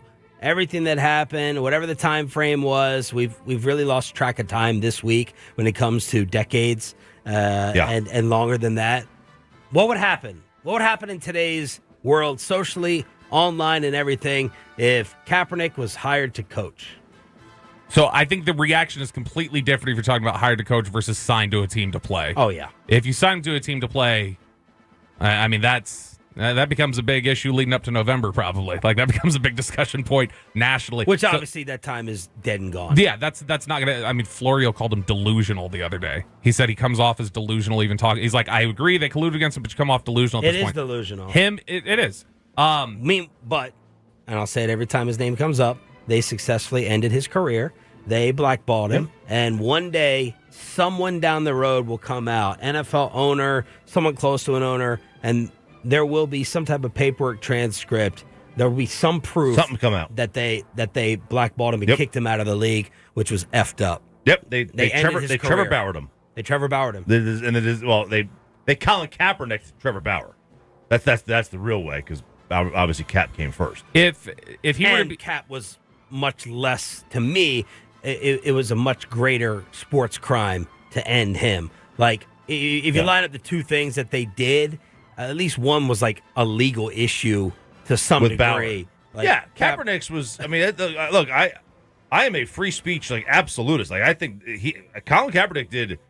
Well, he did nothing wrong. He did nothing until it's somebody else's speech. Until their belief and their principles stepped on. Everyone's free speech until that. Yeah, Colin Kaepernick just exercised his first. I have no problem with what he did. I don't agree with how he would approach it. I would not hold that against him. He could have quarterbacked my team at any point. No, a lot of teams were going to, regardless of how they felt about it, though, we're also going to just say, we're not bringing this heat on us. We're not, especially for relative to how good he was at that point, which was not very. Like, he had not been very good the last 2 years. People would point to he was 16 touchdowns, 4 picks, which is a good number, but unless there's no nuance. Unless he's a football genius, style-wise, how are you bringing him in to help Herbert? As a backup or as a coach? No, coach. Playing is done. As a coach. Jim Harbaugh knows him way better than he would know his football mind better. Yeah. But what, this blows up for maximum 48 hours and then gone? I don't know that it even blows up. Like, it's a headline and certain Dan Dockich does a segment on it on Outkick. There's look, I mean, Don Lemon turns it into Mike Leslie. It does one of his little signature rants on WFAA for 2 minutes. It's that for one day. I agree, and then people forget about it. Plain. No, but I mean, if you're a coach and you're off on the side, I think it's out of sight, out of mind to a lot of people. You can, but also now, don't they do the anthem differently anyway? Like, you can, they watch you in the locker room if you're not standing or something like that. They came up with that a couple years ago. But John Gruden was with Chiefs practice the other day, like a week or so ago. I love how the Chiefs just say, "Screw it." Screw everything. They are everything the Cowboys have been stereotyped as for the last decade. They are. But so Gruden was there, and that was a story for 24 hours. Now, is Gruden as polarizing as Kaepernick? I mean, what he did is far worse. Yes. Than anything Kaepernick ever did. But he's not as polarizing. Probably not. No. Probably not. Yeah. All right. So that's just the job offer. Should he take it? Like, if he's offered this job. What does taking it or not taking it say? I don't know if it says anything. I mean, what does he want to do? If he doesn't want to coach, then I don't know that it makes me. I don't have an interest in coaching. The bigger question was, and the thing people were always trying to debate around the time was the idea of, was he willing to take a backup job as a quarterback? And that's where people would gotten arguments of what are you willing to concede on? Who's the active player in sports who would be ballsy enough and loud enough to say, I'm not working with him? If they were on the Chargers, you can hire him. I'm not working with him. I don't like what he did. Because we are in that world now, where people are outspoken like that. What are the bosses? What's Joey like? Joey's cool. Joey is not as active, I don't think, as Nick. But yeah, I mean, that's a good one. But he's on the Chargers. But I don't know that the bosses would, because there's Nick Bosa talking about when he knew he was getting drafted by San Francisco, he started deleting all of his Twitter history. He openly has discussed it. And so, honestly, the first name that comes to mind is, he's not really active, I guess, is Antonio Brown. That seems like a weird Antonio Brown opinion. I don't like what he did. I'm out on him. I'm out on Kaepernick. Someone who's really loud, not just crazy, but I think that's a good one. Bosa's right there on the team. Bosa's probably. That would have to be because there's not really. I don't feel There's like no anybody's current day Aubrey Huff. Honestly, you know what? It's after the Kaepernick thing. It felt like a lot of guys were like not saying anything, so we don't know about a lot of them now. People saying Cole Beasley. Cole Beasley. Okay, that's good on the fan text. 877-881-1053 in order to hit us up during the commercial-free expressway on Sean and RJ. It is the biggest community segment in all of the Metroplex. It's time for the watch. We need to take people out of their bubbles and their safe place and make them think about the world we live in. You are fake news. So what do you guys hear? What's the scuttlebutt? Oh boy, we have an extremely controversial edition of Neighborhood Watch today. Ooh. We're going to talk about this as I'm going to set this up as generally as I can without specifics. But this is a story, and I know we got a lot of different people in the car right now. This is a story that does deal with allegations of child abuse. So it's going to be generalized, though. I was worried about Kaepernick dropping the fan cam numbers. Great. No, this is a big story right now. This is taking over like the entire city of Rockwall right now. So here's the gist of the story. A Rockwall mother went viral over the last few days after she shared a story on Facebook alleging that her 4-year-old son last year during the school year was the repeated victim of abuse by a female pre-K teacher in Rockwall ISD. And there were a lot of really graphic details that the boy provided to his mom. So she says they reported it to Rockwall PD. Sheriff's Department got involved, and Children's Advocacy Centers of Texas was brought in by law enforcement. She claims that they were basically silenced by the district and law enforcement, and that the principal of the school had recently told her that the past is in the past. Teacher would be allowed back this year. That's when this now we're mother... talking about sexual abuse? Yes. Very graphic stuff, the descriptions. And this mother began making a lot of noise about it. And now you have, like, she was apparently, like, you know, she posted this thing on Facebook, which got 10,000 shares over the weekend. Wow. And there was a lot of public protest. They were showing up at City Hall. They were showing up at Rockwall ISD headquarters. They were flooding them with calls. Parents were just upset about this. The vast majority has been outrage. And then there's been another section that has said, this feels a little too quick to judge and a little too one-sided because we're only getting one side of the details. And if she was allowed back at school and Rockwall PD was involved, that says that there was some level of investigation that they must have felt comfortable bringing her back. So last night, Rockwall ISD actually had a meeting with parents. Like, it was open for people to go. People were on Facebook streaming it live. Whoa. And Rockwall ISD had apparently told everybody this was investigated.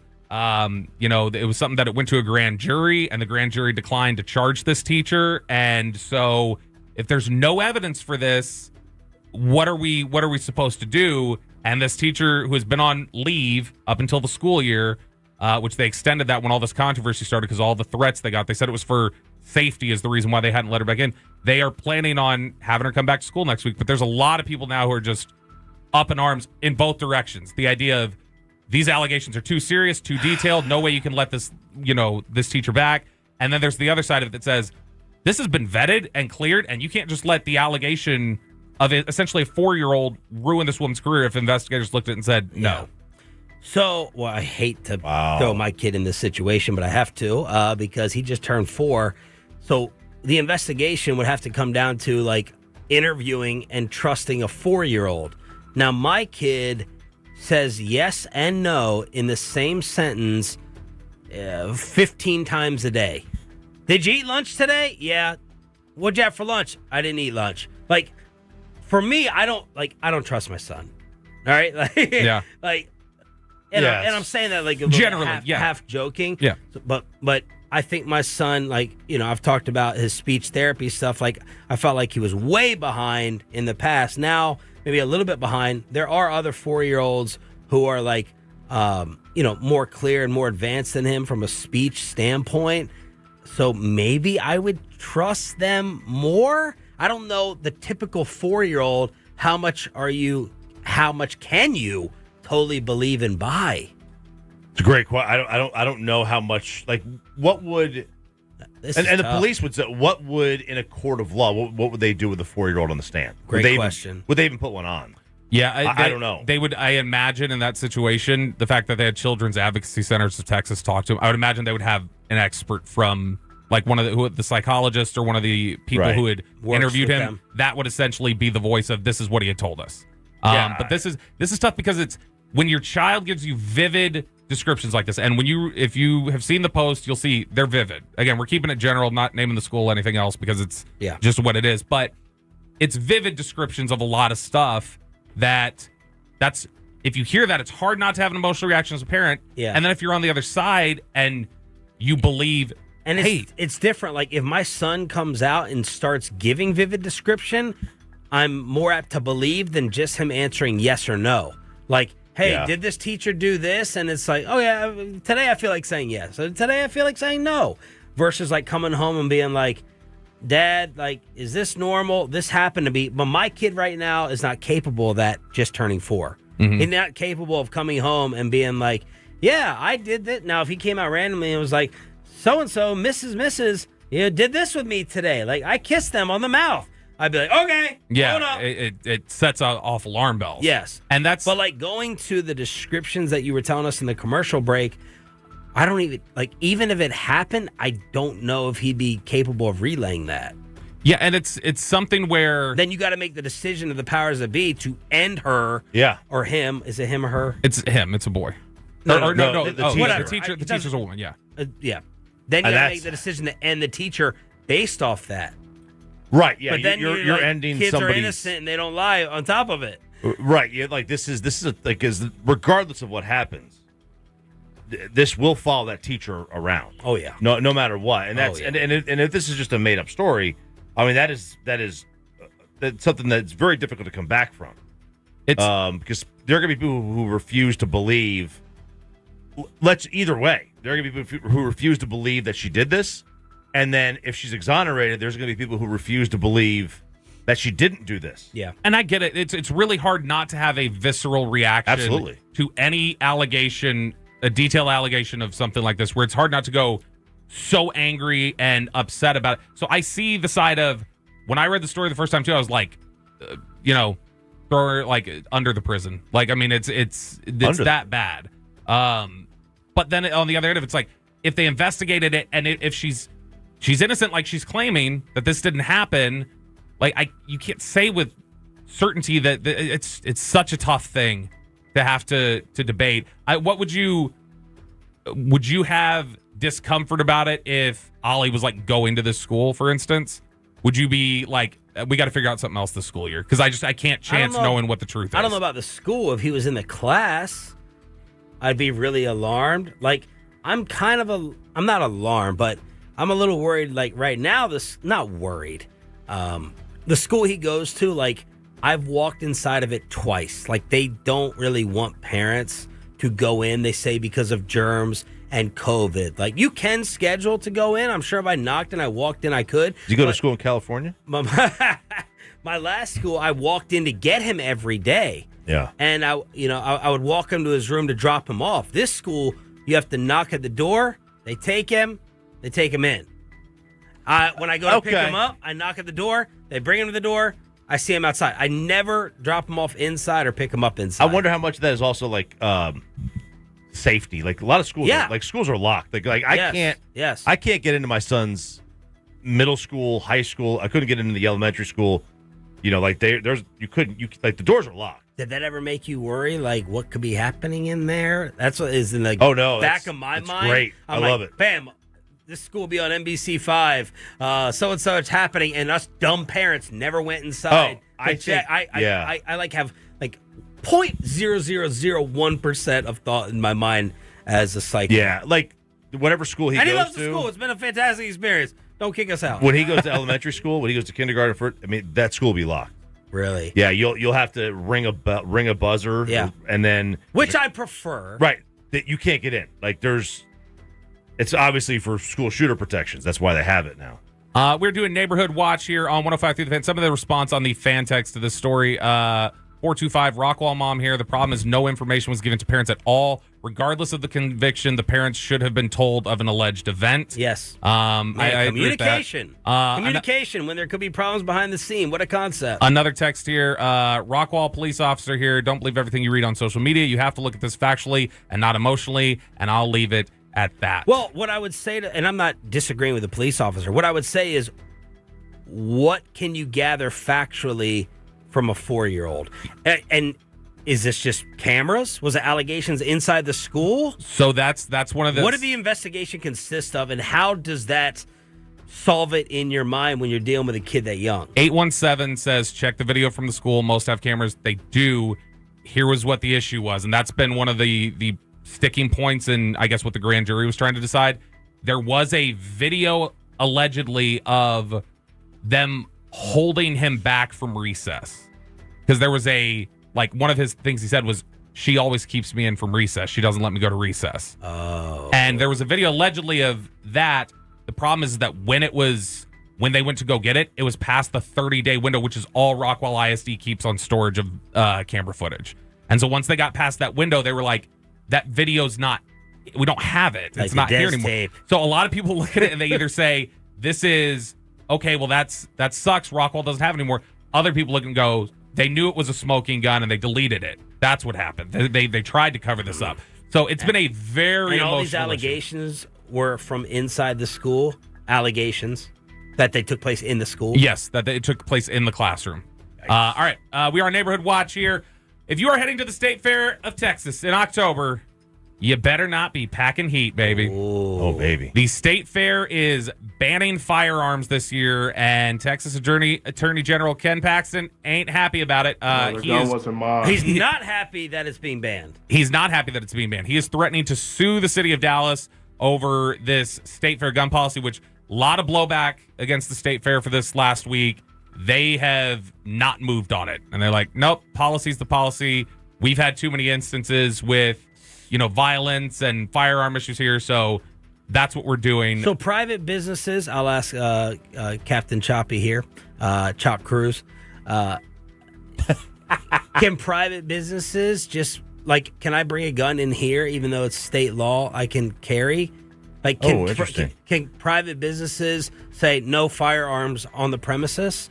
Even though whatever the state and federal I rules? assume so. Yes, they can. Yeah, Yes. I assume so. Yeah. A bar. Yeah. Like if it's more than Or my kid's school? I don't know. More than 51% of your sales come from alcohol. I think that you can. Then you're not allowed to have it.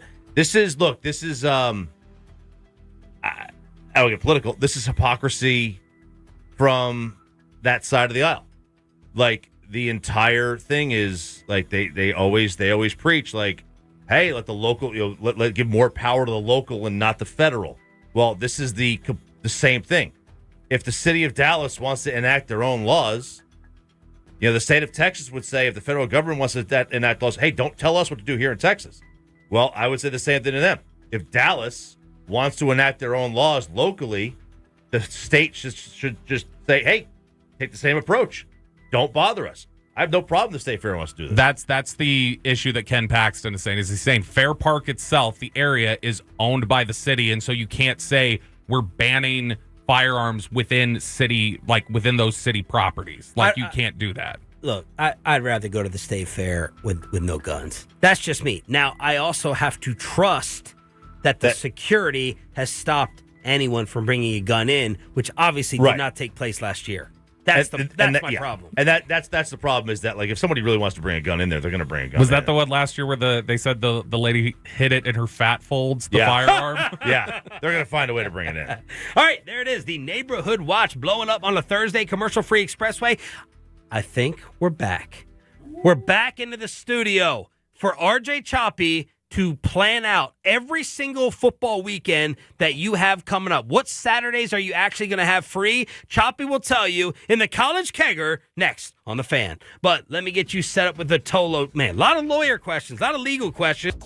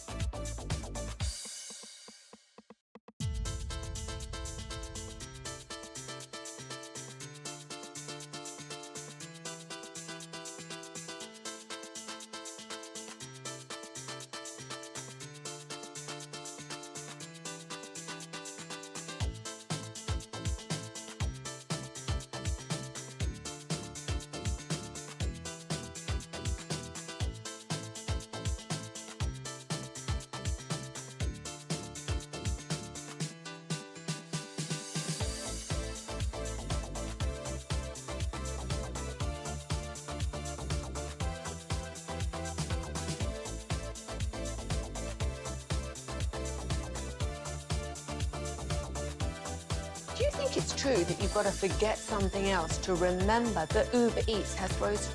No, that's absurd. Hey, remember when you used to be a, what was it, a pepper lady? Pepper lady? Wasn't it Cinnamon Sisters? Basil babes. Saffron Squad? Nutmeg maidens? Paprika? No, Nutmeg Maidens. I just said that. Was it Spice Girls? Doesn't sound right. Was it Saffron Squad?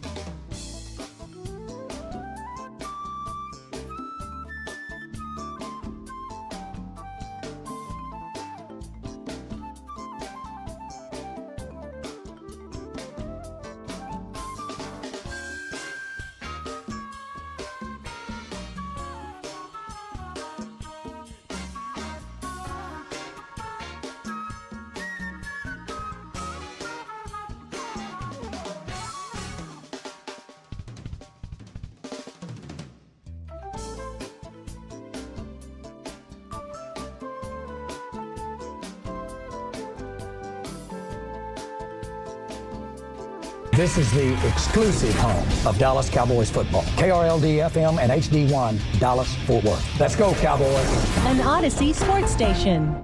From our Hiley Mazda of Arlington and Hearst studios, this is Sean and RJ on 105.3 The Fan. I'd like to know where Lou Holtz is right now. Oh, I win. Google me. We're not hosting an intergalactic kegger down here. Man, every time this time of year, every year. Boy, I think I just had a stroke. It was that long walk from that studio to this one that really threw me for a loop here. Lowered you got a blood pressure change, made you loopy. Big time. We're back. We're back in the main room. We are back, baby. Shout out Tim Collins and Chris Ordat for getting us set straight. Ordat walks in here, 11 minutes later, it's fixed. It's amazing, right? But this time of year is a very difficult time of year for sports fans with relationships, friendships, relationships with your significant other. Yes, because there are a few weekends where the answer is just no. The answer is no. And we'll do this with the NFL at some point because the NFL is so fluid. Like, you don't know what the great games on the NFL schedule are right now. Like, you have an idea. Well, this applies for me on Sunday. It's already no. Yeah. My wife knows. The only worry I have is dealing with my baby for 17 weeks plus for NFL Sundays. There are no plans unless it's the Cowboys bye week. It's just not maybe the Cowboys play Monday or Thursday night. Maybe we can do something early in the morning, but otherwise my wife it was a prerequisite to get married, 10 hours straight. It's 10 hours straight on Sunday. Just you and Scott Hansen. No, yeah. I wish it was still Andrew Siciliano. Oh, man. It'll be me and Scott. Scott seems like a very nice guy. I love Siciliano. That's what I got.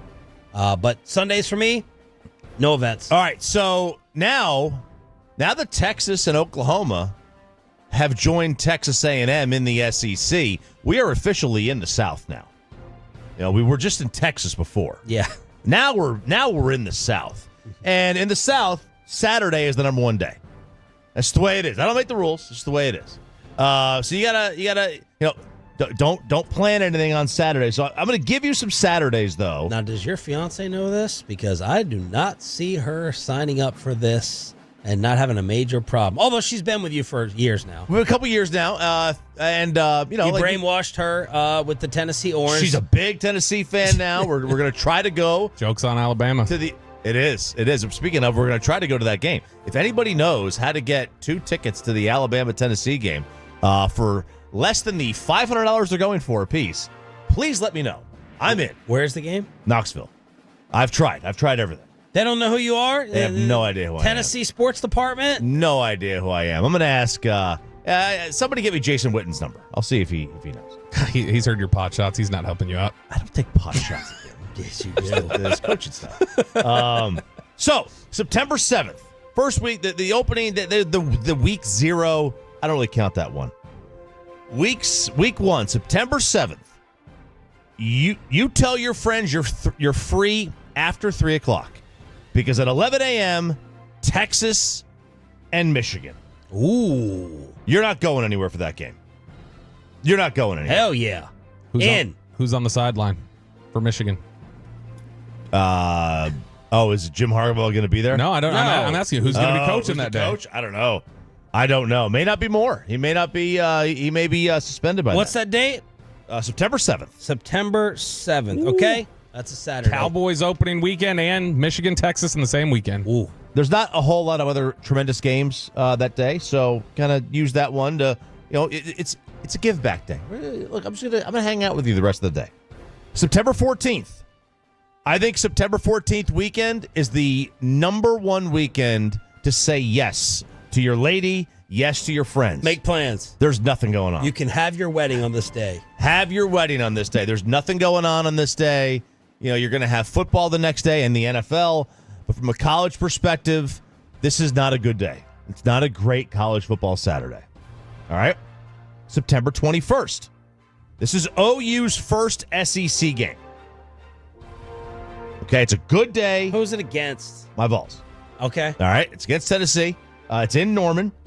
The time of the game is not out yet. So find the time of the game and adjust.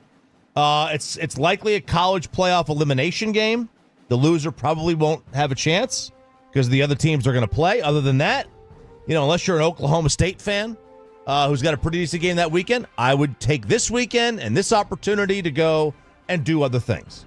Okay? So unless you're an OU fan, or for me, a Tennessee fan, this is a weekend where there's not going to be a ton of great games, so you can miss. Next weekend, September 28th, you are free all day until dinner time. This is my problem, though, with a lot of the college football schedule in my mind. I wake up at 10. I'm looking for some 11 games. I'm looking for some 12 games, and it's terrible. And then I'm like, okay, I'm expecting there to be one really good matchup in the afternoon on CBS, and then what is the night game going to be? Well, all these teams, man, I'm disappointed that I don't have, more money. You've just given us basically the entire month of September. We're good to go on Saturdays. You got the month of September off. I got the month of September You off. have the month of September off. And that's good. That's good if you love the NFL, too. That way you're not taking up both days. Mm-hmm. So the entire weekend is not dedicated to the pigskin for September. What is your game that night that you're saying you're free except for? Georgia, Alabama. That's a pretty good game. So you're free all day until the night. What are you getting at, Bobby? No, because I'm saying the fact that it would just be Georgia, that's also Florida State and SMU. And, that's going to be a significant game. Yeah, I mean, I was looking at, ranked versus ranked. I mean, that's a significant game, especially for SMU. It's the first time Florida State comes here. SMU could be ranked by then. They could be ranked by then. Florida State might not be ranked by then. We don't know. We don't know how they're going to be this year. I mean, they're a top 10 team right now. Doesn't matter if they win all their games or not. They're not going to be allowed to participate. Oklahoma State plays K-State. Those are ranked, but, you can miss that one. Arizona plays Utah. They're both ranked, but, you can miss that one. Ohio State, Michigan State, again, you can miss that. Arkansas A&M, that'll be at AT&T. That's generally a pretty good game. There's some local flair there because Arkansas is like the next big local team because they've got so many students. But from a national championship perspective, nothing there from Arkansas standpoint. Oklahoma at Auburn, good game, but if you want to miss it, you can miss it. So that ends September. Let's get to October. You have Missouri versus Texas A&M at 11. Those will both be ranked. Kind of a elimination game as well for the college playoff.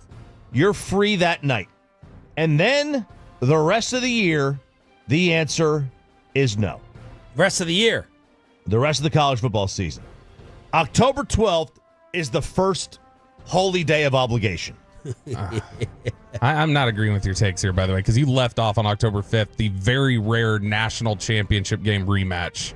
We never get that during the regular season, and you get Michigan-Washington on October 5th. But Washington's not even a ranked team right now. They were receiving votes for the top 25. They're on the periphery. I'm not. We never get that. We never get national title rematches in the regular season. Washington lost. The quarterback's gone. They lost everything. Yeah, I mean, he's in a retirement home now. What is he, 60? Yeah, they lost everything, man. I don't know. I just thought, I see Michigan, both teams have lost a quarterback. Yeah, who voted for that? Mike Hill? I don't think either team is a remote player for the national championship this year. I don't think either team makes the playoff. Okay. So we're talking about rejecting weddings, Bob. Yeah. You know what I mean? Like that game, you're not. This is gotta be big, man. It's gotta be big. You gotta go to a wedding over that. October 12th. Unless Washington's really, really, really good. October 12th. OU, Texas. Perhaps the game of the year, Ohio State, Oregon. Ole Miss, LSU. Woo! Penn State, USC.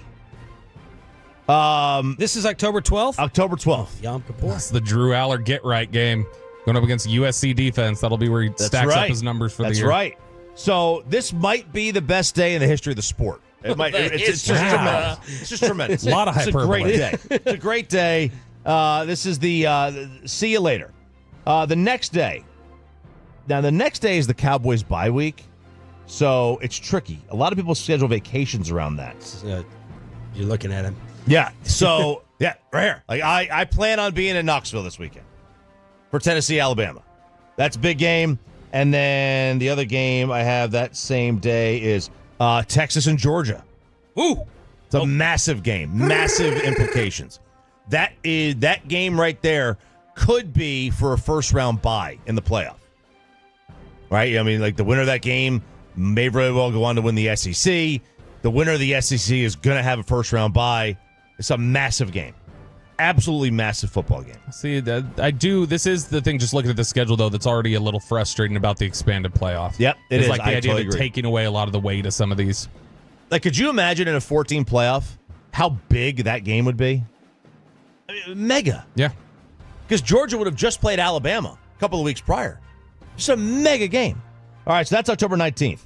October 26th, there's not a ton of top 5 games, but lots of good ones that have some playoff implications. Missouri, Bama, both top 10 teams, top 11. So Missouri is supposed to be really good? Very good. Very good this year. Ole Miss versus Oklahoma. Florida State, Miami. LSU, Texas A&M.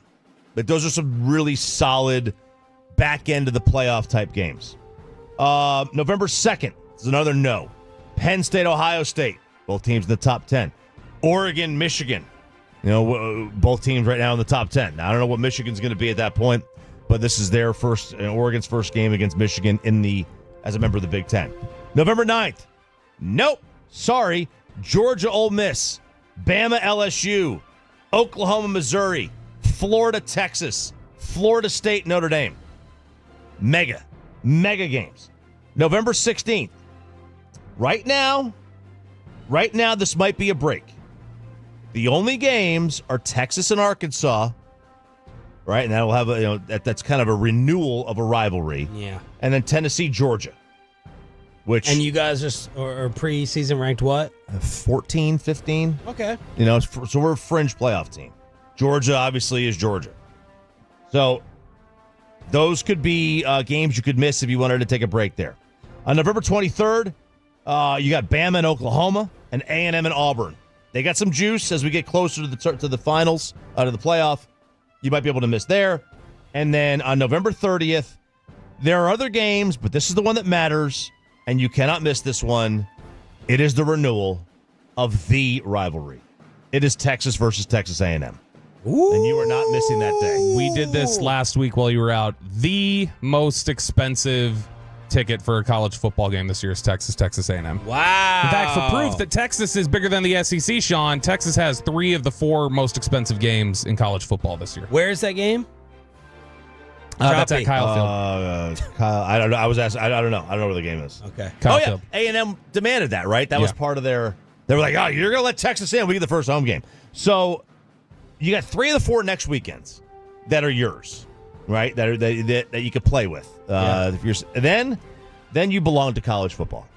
Well done, RJ Choppy, planning it all out for you and your special events and maybe even ceremonies on Sean, RJ, and Bobby, 105.3 The Fan. Why aren't you drinking this alcohol anymore? Did you know you could rent your pool for a few more weeks? What is the biggest lawn crime that could be committed? You walk in your neighbor's yard and you just have RJ Choppy going crazy over what? And do you think you could win an adult film trivia game? Put yourself out there. Yeah, you could, Bobby. Stop shaking your head. That's next.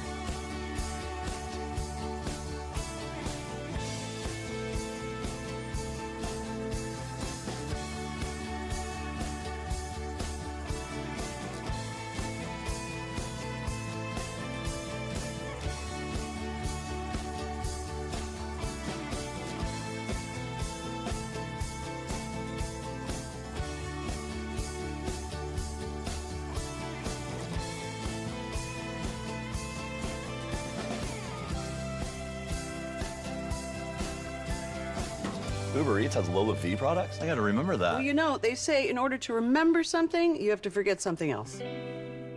Okay, now that is a very cute haircut. That's like a little shag. I've never seen that before. Well, I mean, of course you have. It's the Rachel. Oh, is that your name? No, I mean, like, your name. No, I'm Jen. My name's Jen. Right, but I just mean, like, this is your haircut. But that's hair on your head. I'm not saying this is your hair. Okay, freaking me out a little bit.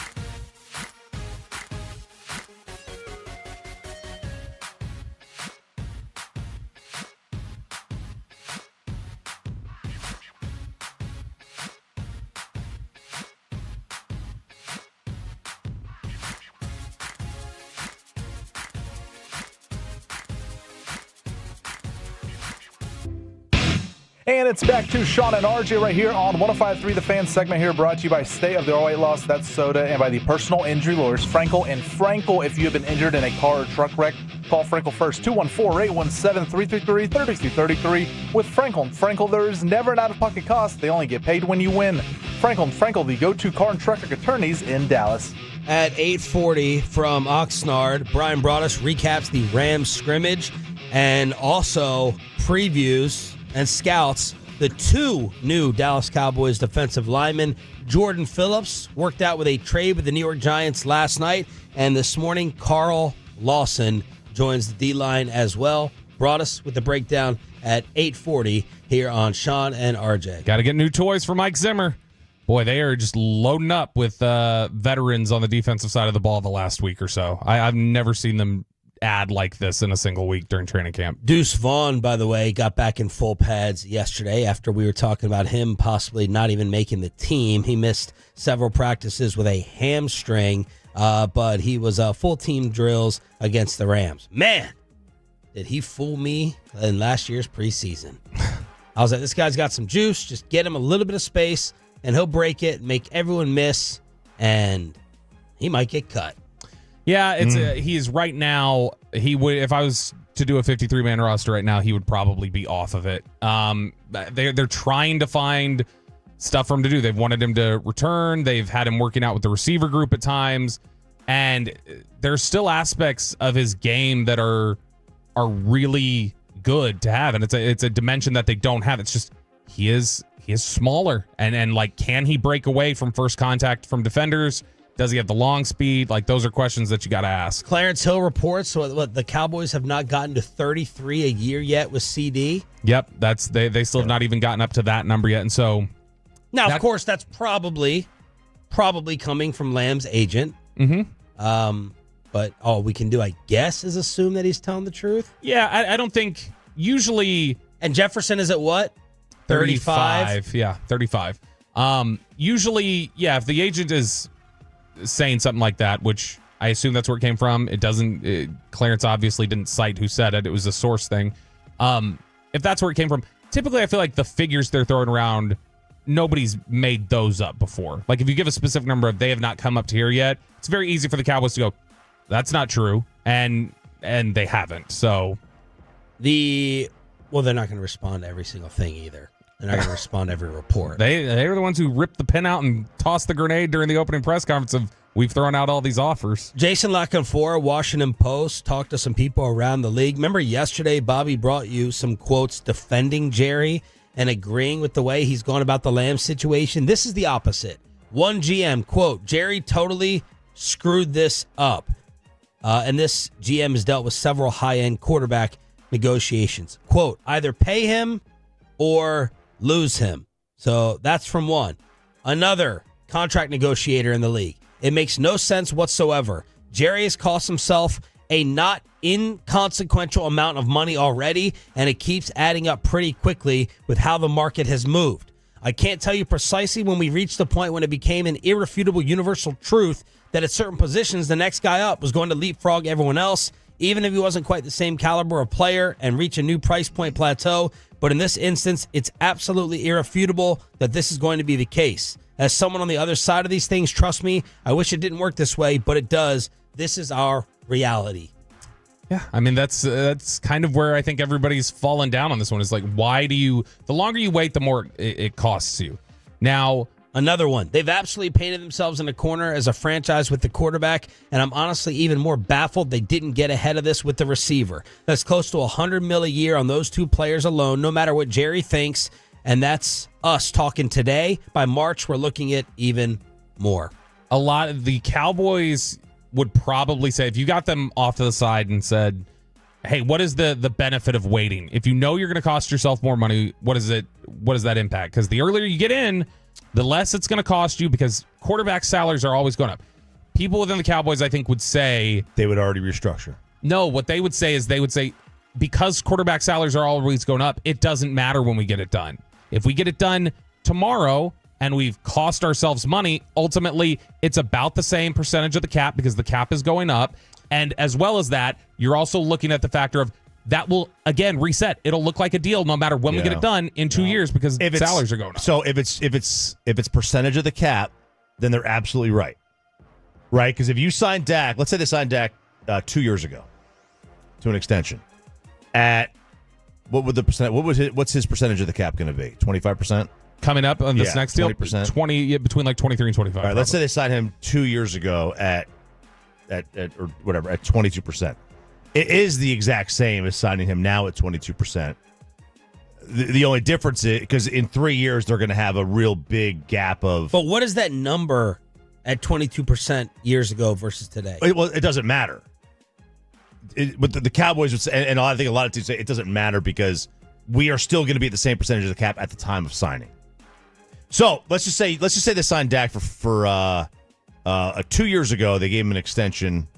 Well, I guess it wouldn't have been 2 years ago. Where it helps the most is on your ability to, if you get something done earlier, you are paying less at that time. You can spread it out. You can manipulate it easier, and so that number never hits the same percentage as it does if you wait.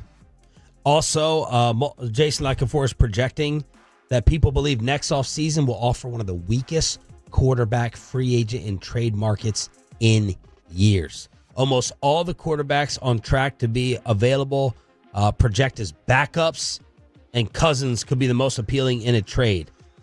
That helps Dak even more. It's when there's there's an oasis, or when there's a desert, if you've got just one spot, that's the oasis, and everybody's going to want to gravitate towards it. So anybody who wants one, that'll create a market. And that's why I think everybody said he's going to go way over 60 if he hits the free agent market. Another agent, quote, Dak gets to the top of the mountain, and it's not close. I think Jerry has lost it. So these are some of the people that he spoke with. One more executive. I don't think he sees himself winning the Super Bowl with this quarterback. And honestly, when I look at this roster, I agree with him. I wouldn't want to pay Dak 60 either.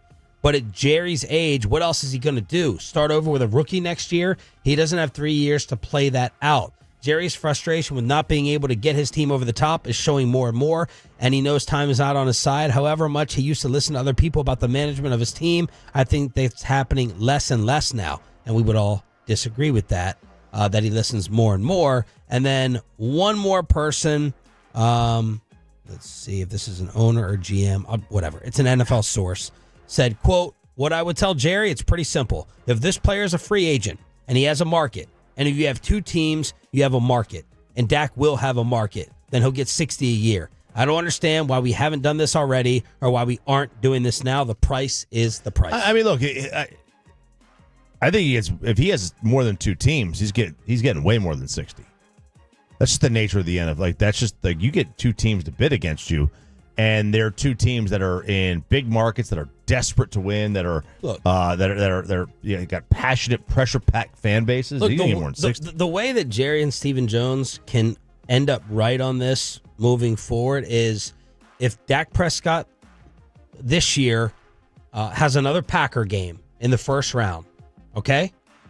Then he goes somewhere else, and he never makes it to an NFC championship game, and he gets one or two more playoff wins in the rest of his career. We can look back and say Jerry and Steven knew he wasn't good enough to get them over the top.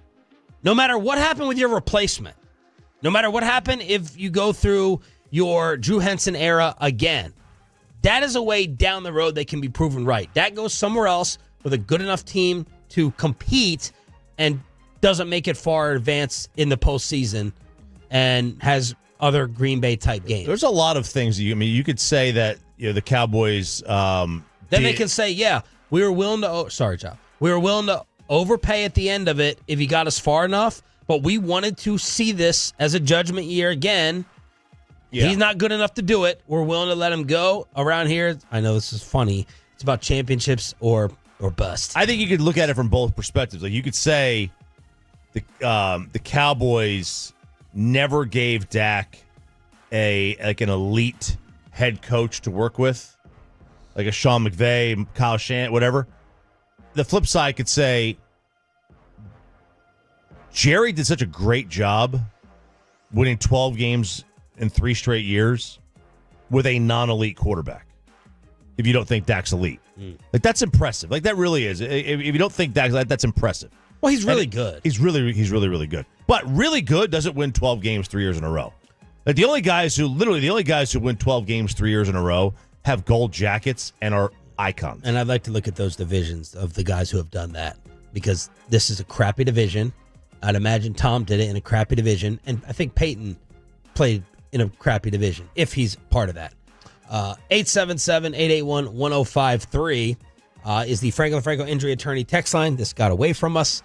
Brian brought us at 8:40. All right, mulch crimes. What is the biggest, besides me taking my car and doing donuts in your yard, Choppy, and doing the Auburn tree poison, what qualifies as a lawn crime? Man, I could come over to your house and it just be the worst thing if I did what to your soil? If you burned it. Burned it. You burned it. That's a bad one. This is a weird crime. So, because I just paid for new mulch. I was trying to figure out mulch quotes. I was like, am I getting ripped off here? Is this good? I don't know. All new mulch. Yeah.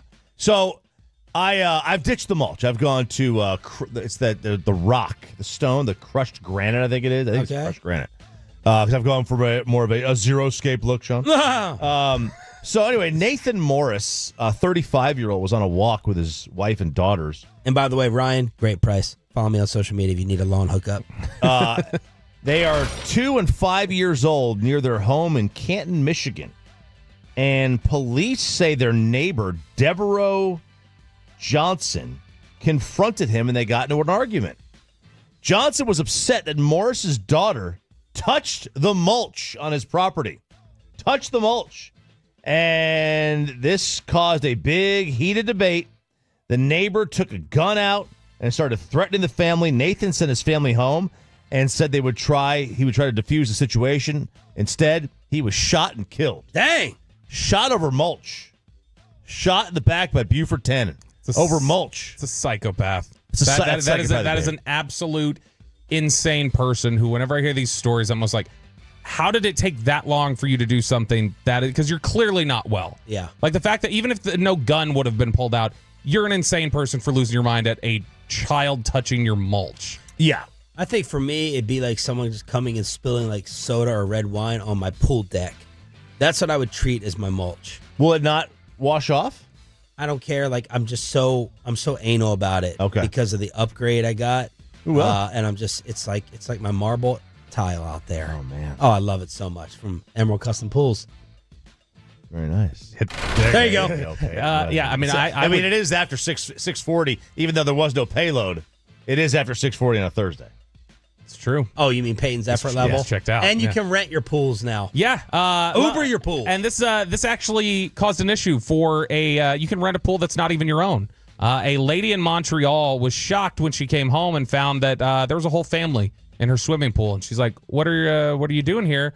And they're like, what do you mean? We rented this pool on the Swimply app. What is it called? Swimply. In fact, I just looked. We can go about a half mile down the road from here at North Central Expressway, and we can get a $60 an hour pool over on the M streets. Whoa! If we want to go party. And at that one, they allow drinks, they allow parties, they allow music. You can do all these different things. So Gavin you Dawson, you owe me about $300 from back in the day. So this has caused a problem, though. Not only in Montreal, there's another story out of LA recently where this app, people are basically just figuring out what time is this person consistently gone, and then I'm going to rent out their pool.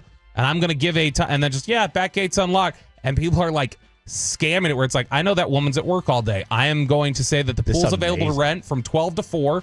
And I'm going to rent out the pool for them. DFW security cameras? That's what they need. Oh, Peyton's awake. There you go. All right, so, man, I wonder if I should Airbnb my pool. Like I think you should. Uber my pool. Because I don't use it Monday through Friday.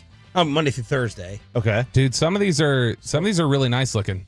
Like they got one on the M streets, a getaway with a hot tub. There's like this canopy, $65 an hour. I don't have a hot tub. You can have up to 25 guests in the pool. Oh. Restroom is available. I have a restroom outside. Up to 6 cars that you can park on site. Free cancellation. Get a full refund if you cancel within 3 days. $60 an hour. $60 an hour. It's not bad, man. My wife would go for this. You get a whole like 3-4 hour commitment. It's not bad. You've got night lighting at this one, TVs, a tanning edge. Should I limit food and drinks though for the mess? Stuff in the pool. Can I limit your cooler? I mean, if you're gonna assault somebody over spilling wine on your little pool deck, probably. It's not little. I think when once they rent it, they have full use of it. Let's figure out the scouting report on the Cowboys' 2 new defensive linemen with Brian Broaddus from Oxnard, California. Next, let's get you over to Platinum Chrysler Dodge Ram Jeep. It is, of course, a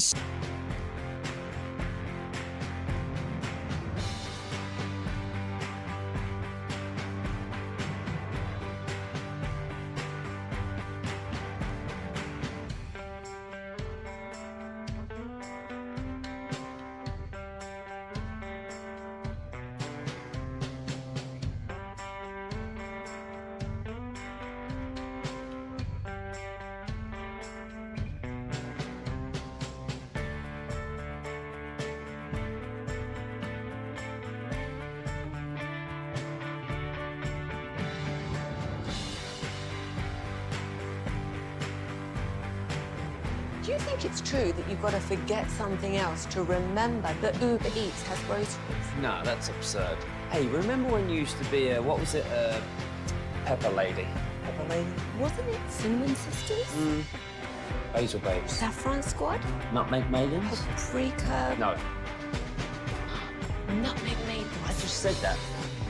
Was it Spice Girls? Doesn't sound right. Was it Saffron Squad?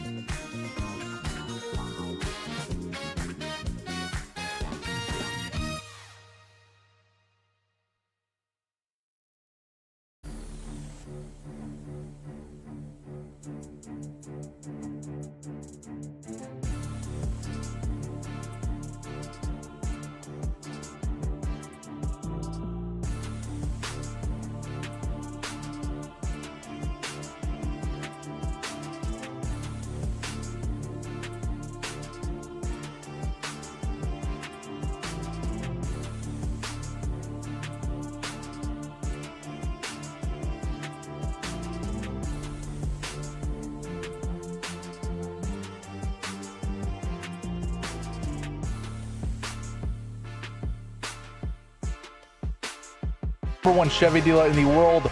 More Silverados than anyone else. This is Texas. This is Classic Chevrolet. Together, let's drive, relax, and enjoy the difference based on new Chevrolet registrations 2023.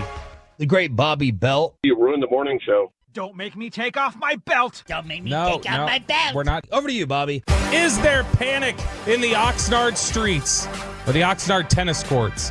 Why are the Cowboys adding so many veterans? Why are they revamping so much of the back end of this roster? We got Brian Broaddus here to talk about it, and the two new players that they brought on. Defensive tackle Jordan Phillips, who they traded for late last night, and then Carl Lawson. After years of hoping from several Cowboys fans, Carl Lawson is finally a Dallas Cowboy. Brian Broaddus, how are you?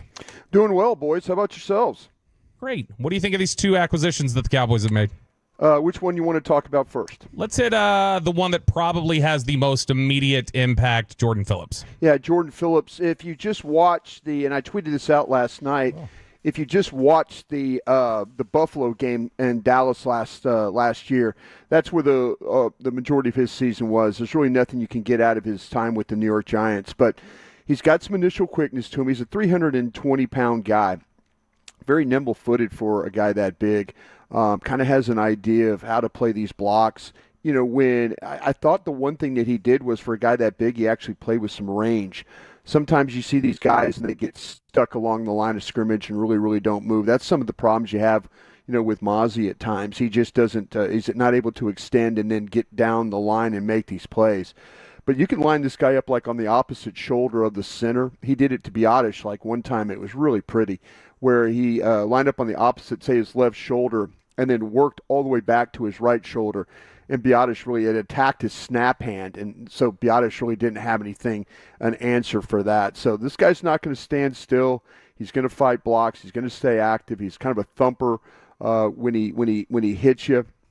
I mentioned about locating the ball. The double teams don't seem to move this guy very much, but the three tapes I watched: Dallas, Kansas City, and Philadelphia. And just to kind of give you a little bit of idea, it's late in that Philadelphia game, and they're trying to kill the game, and they put him in there as a pass rusher. So you have a 320-pound guy, last 30 seconds in the game, they're using him. Usually they take those big old dudes off the field and put somebody else in there with some more quickness. But he was in there, and I'll tell you what, it was impressive what he was able to do in the 3 games I watched. So it makes sense from the aspect that they don't have anybody right now here that plays as active and as big as this guy. Wow, it sounds like you really like the move. I do like the move, and I like the move because, like I say, the games I got to see, I thought the quality of the offensive line, and I thought he showed up. Now, he does have a history of injuries, and that's something that's got to be a little bit of concern. He hurt his wrist after the Dallas game. When he was chasing down Dak, he got hurt in that game and didn't play until the very, very end. But he's had a history of some hamstring, a rotator cuff surgery, and then I mentioned the wrist surgery. So if he could get by those things, he can definitely help this team because of his size, his athletic ability, and it's like his ability to find the football and kind of play down the line with some range. Do you think that Jordan Phillips is because we did this with the corner deal the other day, we compared it to, help me, Choppy, with the name? Vita Vita Vea? Noah Igbenogany. Noah Igbenogany, yeah. Is this comparable to Jonathan Hankins, or Hankins was definitely better? I think this guy's better than Hankins. I think this guy's better. This guy's more active than Hankins. If you sat down, like say, I wish I could sit down with everybody and watch these games and point things out to people and show, in a way like, hey, watch this. Oh, look at this. And, there's, again, these guys, none of them are perfect. I mean, we're going to talk about Carl Lawson, in the same way that, there's some things about Carl Lawson that I kind of feel like that he is a little bit better of a run defender than he really was as a pass rusher last year when you watched him, play for the Jets.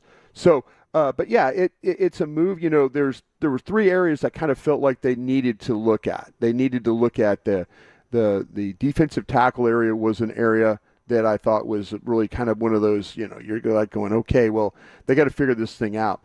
Edge rusher was another one that I felt like they needed to look at, and then also the running back room. They're always going to, even though they kind of feel like that, well, maybe we can do with Dowdle and this, that, and the other, we'll be all right. but I feel like that their pro department is probably hunting some more positions here, and I don't think they're finished moving guys around either. I think they're not gonna go into this season and be shorthanded on it. They're gonna, if they can go be aggressive and try and make some things happen, I think they're gonna continue to do that. Brian Broaddus from Oxnard, brought to you by Sagamore Spirit Rye Whiskey. Brian, let's talk about Carl Lawson. Why was this move, do you think, not right for them 2 weeks ago and it's right today? Well, I think that maybe they got into a situation where they realized that the guys that they brought in, with Tony and Muhammad, that Muhammad, I think will be a guy that could stick for him, and he'll finish out the training camp. Tony, of course, they got rid of. He had the groin injury, and they waived him injured. So they're going to need another edge. They've also, I would not be surprised. Bobby, they've tried to move Fehoko out there. They've moved Golston over to the left side. They moved Fehoko to the right side. I wouldn't be surprised if they try and move on from Fehoko. He was drafted by a previous regime. The Commanders. Keep an eye on a potential trade at the end of all this, maybe even sooner. But they're hunting edges is what they are, and they're just trying. There's guys out there that it just probably didn't fit for them the right way. Maybe the money wasn't completely agreed on there, and maybe Lawson's like, well, if I'm going to take this, I'm going to go to the team I want to go to, and maybe that worked out. I need to circle back on that one. Okay, really quickly then, before we get to practice takeaways, just quick thumbnail scouting report on Lawson. Yeah, when you look at Lawson, the initial quickness is there. He's good with his hands. He can be the stout run defender that I mentioned, and he needs to get the corner of the pass rusher as a pass rusher. He can't play down the middle. He's just not strong enough. He could redirect to get to the ball. He can break down blockers. That's one of the really good things about him as well, and get up the field and create pressure. So there's a guy, some veteran savvy, knows how to break guys down, and probably a little bit better now of a run defender, as I mentioned, than a pass rusher.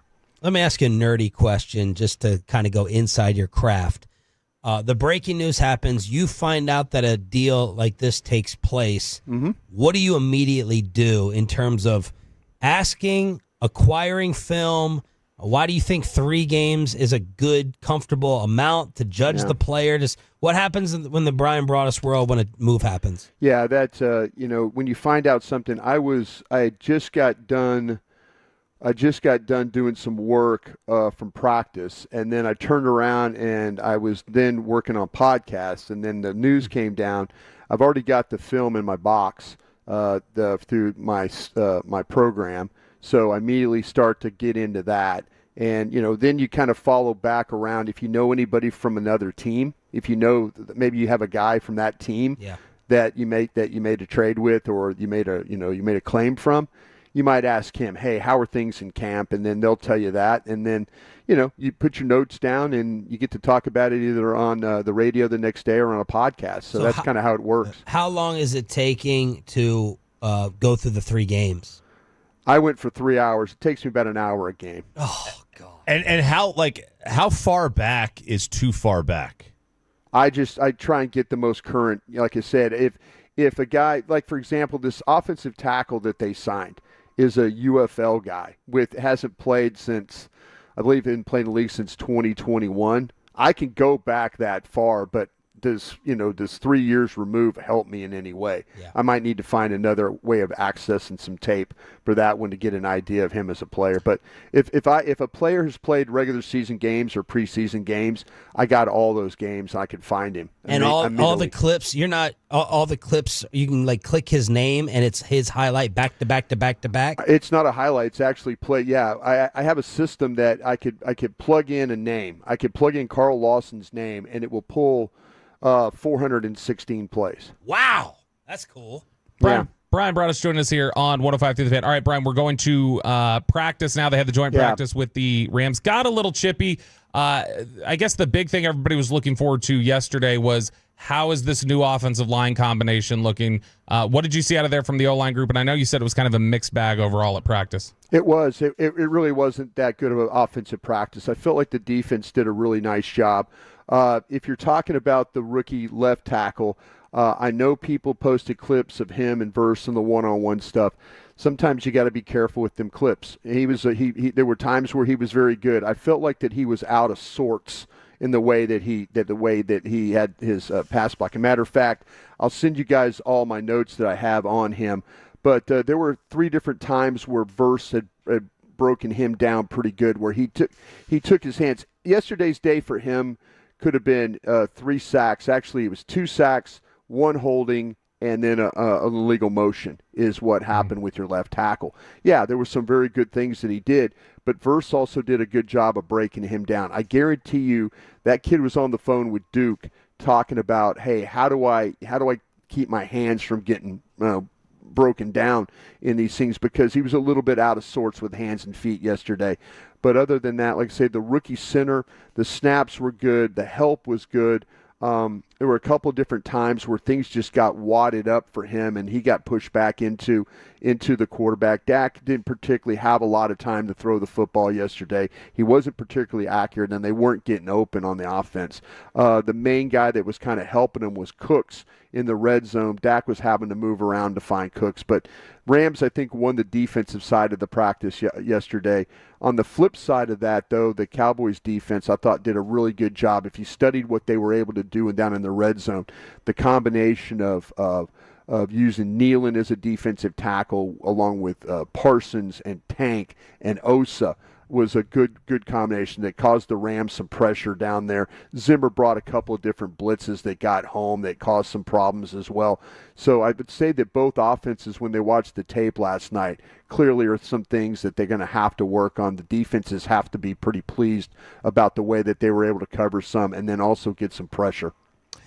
Broaddus, if the Minnesota Vikings came to you and said they wanted Trey Lance, what do the Cowboys ask for and what would they settle on, pick-wise? I don't, you know what, that's, I'll say this, Choppy, the thing that the Vikings, you're going to listen to all calls. Sure. You're going to listen to all calls. I don't think that the Cowboys, just from a philosophy standpoint, would move on from $5 million. You know, I don't see them trading a player and then saying, okay, we're going to eat $5 million of guaranteed money. I just don't see that. That doesn't seem like something they would do. You know, if you look at that you would hope that the Vikings would overpay just because they're in a desperate situation. You'd like to recoup what you gave up for them, if that would be nice. You know, if you could somehow say, okay, we'll take a 4. I haven't looked at the Vikings trade, what capital they have. Something tells me that they don't have all their picks. So, you know, I mean, I would want to pick for this year. I'd even look at players again. You know, I would start looking at their roster and say, okay, well, what about this guy? Or what about that guy? Maybe somebody that's comparable in salary and stuff like that to kind of make this deal work. But I think you'd start with what you offer San Francisco and then work from there. Awesome scouting reports. Very up to the minute with the 2 Cowboy moves that just took place. Thank you, brother. Appreciate it. Take care, boys. Brian Broaddus, presented by Sagamore Spirit Rye Whiskey. Did Wyatt Langford provide the last possible spark before they take away our crown? Final hour, Thursday edition next.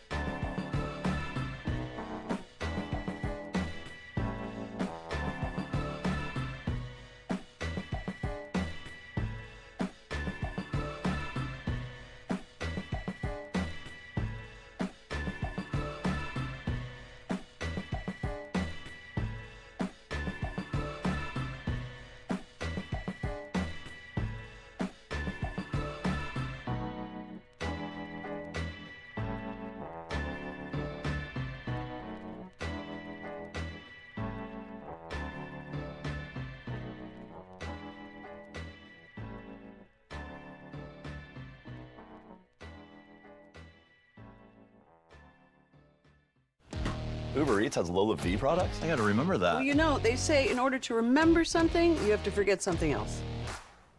Okay, now that is a very cute haircut. That's like a little shag. I've never seen that before. Well, I mean, of course you have. It's the Rachel. Oh, is that your name? No, I mean, like, your name. No, I'm Jen. My name's Jen. Right, but I just mean, like, this is your haircut. But that's hair on your head. I'm not saying this is your hair. Okay, freaking me out a little bit.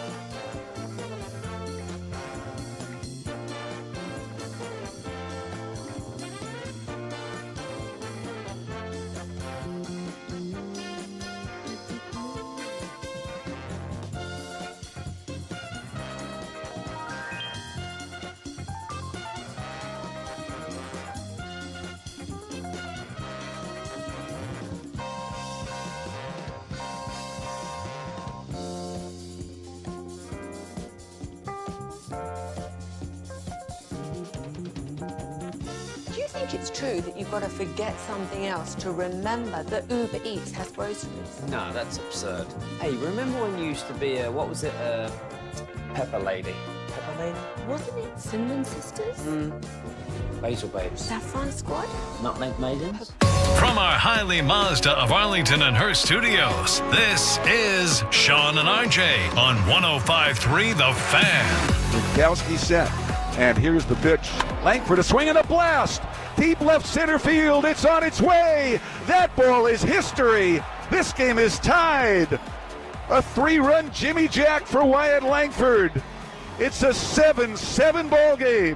Is that his number one moment of the season? Oh, yeah. Yeah. Oh, yeah? Yeah. Like, not even a second thought. I mean, the cycle's the one. cycle was great, but that's not a moment. That's not like a moment of time of like, you're down to your final out, you're down 3 runs. That's pretty big. You do it in Fenway, hit it over the monster. That's pretty special. Well, the memory then. I'll ask, next year when I say, what was his number one highlight of this season? Will you say the cycle or the 3-run homer? Tough to ask the morning after. Morning after's tough. This is drama. 2 outs, down 2 Big or time, down man. 3. If you are Wyatt Langford, if you're Wyatt Langford, which are you more like jacked about as like a member? The cycle or 2 outs in Fenway? I hit a 3-run homer to send it an extra. Did they win the game where he had the cycle? Probably not, but I don't know. I assume not. I don't know which one I'm more jacked about. I don't know. I mean, I think this one is, well, look, I mean, I guess the cycle is 11-2. They beat the Orioles. This one only matters. I'm taking the cycle. This win only matters if it sends them on to like a nice winning streak and gets them back in contention. Other than that, this is just a one-off. Yeah, but I'm just saying the moment. A cool moment for him. Which one, what's his number one highlight of the year so far? I think when he looks back on his career, like he'll remember the cycle. Yeah. But hitting a 3-run game-tying home run in the 9th inning with 2 outs at Fenway Park for a baseball player or a baseball fan, it probably doesn't get bigger than that. That is the Rangers last night right here on this radio station. Was it last night with G-Bag's schedule? Let's see. It was 5 o'clock game. Yeah. 5:30 game. So they were off the air at 4 or something. Yeah. So they get the win. Jonah Heim ending it in extra innings. We had some Cowboys breaking news this morning, adding another defensive lineman in Carl Lawson after Jordan Phillips last night. And now RJ Choppy wants to bring you some more breaking news. It does appear that the U.S. men's national team, soccer, has themselves a new coach. Mauricio Pochettino. Love him. Has reportedly agreed to become the new head coach. This dude apparently he's coached, and they're super excited. They're super excited about this. He's coached like Neymar and Messi and Mbappe. Even though U.S. Soccer was paying out like McCarthy salaries, they were that was the report, right? They're paying out quite low on the salary scale. But I mean, he's been all over the block, and he's supposed to be just this very, very good coach, good talent developer. So. Sure, really, definitely made those guys exactly who they are. He made Messi, and like, where would they be without what's his name? Pochettino. Pucashel, what? Pochettino. Okay, Pochettino. Yeah, this sounds like the Bruce Arians of football, is what it sounds like. Oh, are you crapping on Bruce Arians? Everyone loves Bruce I'm Arians. crapping on the Bruce Arians legacy of like he is the quarterback master. It's like, yeah, he did a great job guiding Peyton Manning, Ben Roethlisberger, Kurt Warner, Tom Brady, and Andrew Luck. Those guys are nothing without his little newsboys hat. So you crap on Phil Jackson? No, because I think that one's different when you're talking about his whole. We saw people couldn't win with them. Like, and he came in, he was a culture fixer. I don't think The he made Arizona Jordan. Cardinals never won. He didn't make Jordan. No, but I'm saying that when people try to give him credit as the quarterback guru, you didn't make Peyton Manning. You can absolutely point to and say, Phil Jackson pushed the Bulls and the Lakers to a place that they weren't able to get before he got there. Okay. Sure. Okay. I don't think Bruce Arians is this elite head coach. I think he's a good coach. Whatever. We don't need to be having a Bruce Arians segment. Better than soccer. Just when you're likable Bobby throughout the week. Belt. So likable with all of our Hispanic Tolos out there. Here it is. Chris just chimed in. I think when you simultaneously did that, tell Bobby to shut up. Now, are we calling him Poke or Pooch? Poke. Poke has managed some of the biggest clubs in Europe, and it's about as good as it's getting for the U.S. men. So there you go. Shut up from Tolo Chris. Look, it sounds like he's a very prestigious coach. He coached Chelsea and Tottenham, too. I mean, this guy's been everywhere. She sounds hot. Who's that?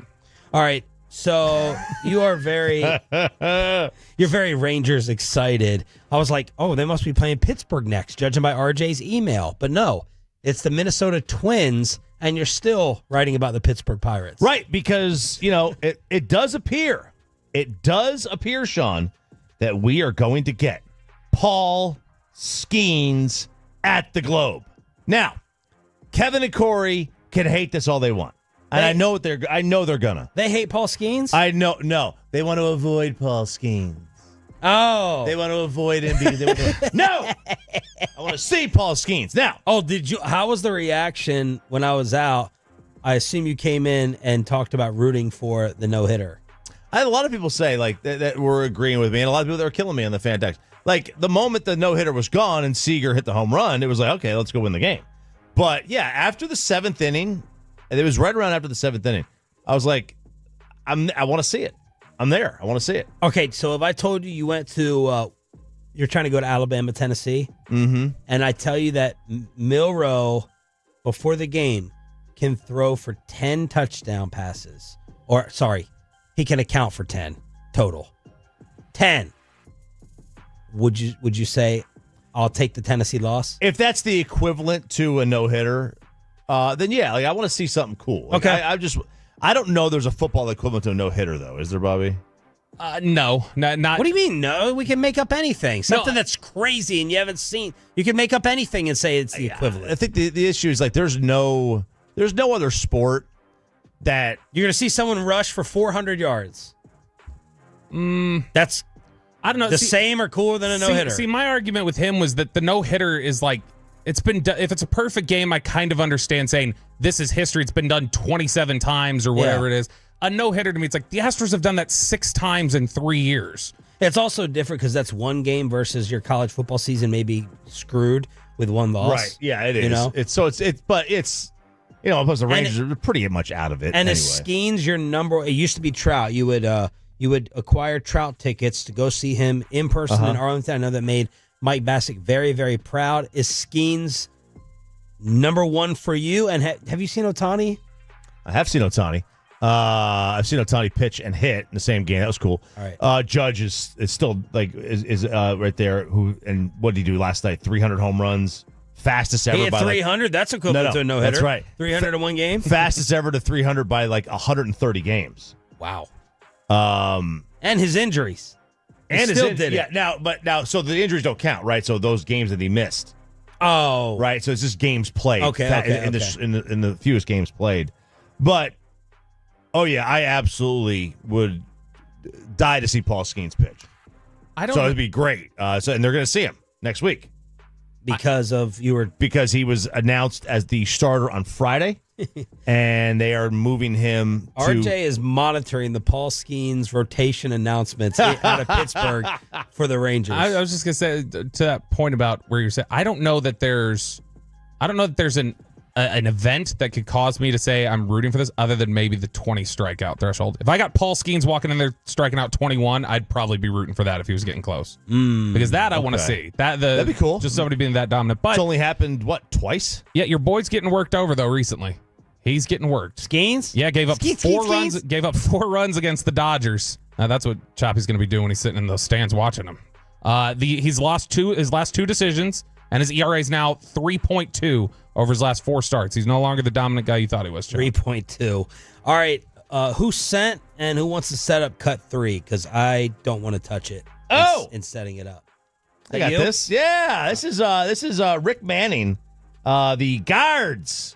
One of the analysts and the play-by-play guys for the Guardians. He has absolutely no chill here. This is a home run that was given up by Drew Smyly of the Chicago Cubs, and this is what Rick Manning had to say, and this kind of blew up. There's a ball hammered, deep left, way out of here. Oh, Smyly, he wants to kill himself. He hung him a breaking ball, and boy, Noel took advantage of it. All right. Should this be an issue? And number 2, what's worse, this or Warren Sapp with the with the guns we played the other day? He wants to kill himself. Like, how often do we say, like, in an uncomfortable, embarrassing moment, or something, you go like, I just want to kill myself in that moment? Like, all say it. So that's the thing where it's like, I think he's a little too relaxed. But I mean, say so, Smyly isn't smiling right now. Say something like you don't have to throw out, like, that seems so aggressive. Will he be disciplined? A lot of Guardian fans. Are you having a stroke right now? I almost said Indians fans. A lot of Guardian fans say that he's uncancelable. Like he says crazy things a lot. That's the way baseball goes. Yeah, look, I mean, a normal human would say that that nothing should happen. He shouldn't be punished. But we are in 2024, and we are not normal. Right. There will be a vocal social media contingent that will hold. He'll have to apologize and make a donation to suicide prevention. I was going to say, do you think MLB's picked out where they're going to donate his fine to yet? Draymond Green said you can't have figures of speech anymore. He said that years ago. Not the way he speaks. Right. This guy should wear a T-shirt. What would his Jaron Duran T-shirt be when Duran wore like basically F it or F everyone? You know what? Don't answer, Bobby. Don't answer. But no, I agree with you guys. Don't use it again. But apology or punishment, no. I'm okay. I wouldn't punish it. I oftentimes look at the intent. Like, is the intent? Yeah. You know, was that if he said he should go kill himself? Yeah, that would. Then we have a problem. Yeah. Then we have a problem. Which, by the way, on the video games, I hear my kids on video games all the time, and the amount of times people will yell that out, like just off yourself. The amount of times people say that, it's crazy. But that's how they talk. Yeah, I mean that's you get into those Call of Duty video game chat. They'll say a lot of stuff that MLB would suspend people for, like a lot for 2 games.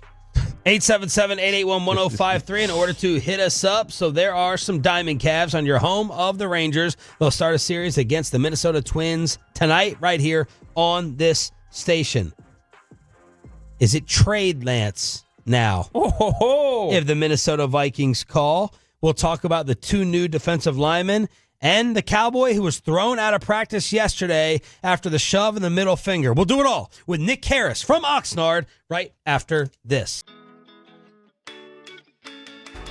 Nutmeg maidens. I just said that. Was it Spice Girls? Doesn't sound right. Was it Saffron Squad?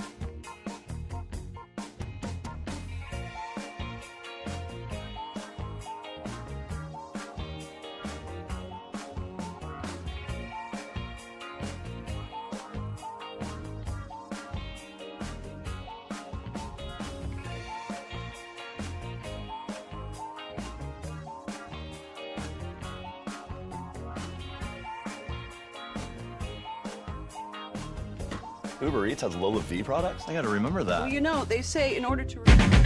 And it's back to Sean and RJ right here on 105.3 The Fan segment here, brought to you by Window Nation, and also brought to you by the personal injury lawyers, Frankel and Frankel. If you've been injured in a car or truck wreck, call Frankel first, 214-817-333-3333. With Frankel and Frankel, there is never an out-of-pocket cost. They only get paid when you win. Frankel and Frankel, the go-to car and truck wreck attorneys in Dallas. We have a ton to talk about with Nick Harris out in Oxnard, California, brought to you by the WinStar World Casino and Resort, proud to be the official casino of the Dallas Cowboys. Please game responsibly here on your home of America's team with Sean, RJ, and Bobby. We'll crosstalk with KMC at 9:40 this morning. Good morning, Nick. Would you like to start with the new D lineman or the D lineman who got thrown out of practice? Yeah, we got a few things to talk about on the defensive line. I guess we could start chronologically with the D lineman that got thrown out of practice yesterday. Yeah, so defensive tackle Albert Huggins, who's only been here for just under 2 weeks, he was doing some pass rush drills yesterday, and I think he got a little bit too animated. And, typically in those one-on-one pass rush drills, they have like a dummy quarterback back there just to, take the snap. And it was a Rams staffer yesterday, and Huggins just kind of pushed the guy to the ground, and everybody around was just looking at him like, what the hell are you doing? And even a Cowboys defensive line coach, Jeff Scanina, he walked up to him and gave him some choice words as well. And, he was walking by us not too long after that, and DeMarcus Lawrence, he just kind of looked at him. He was like, "You good, man?" And Albert was like, "Yeah, they just kicked me out of practice."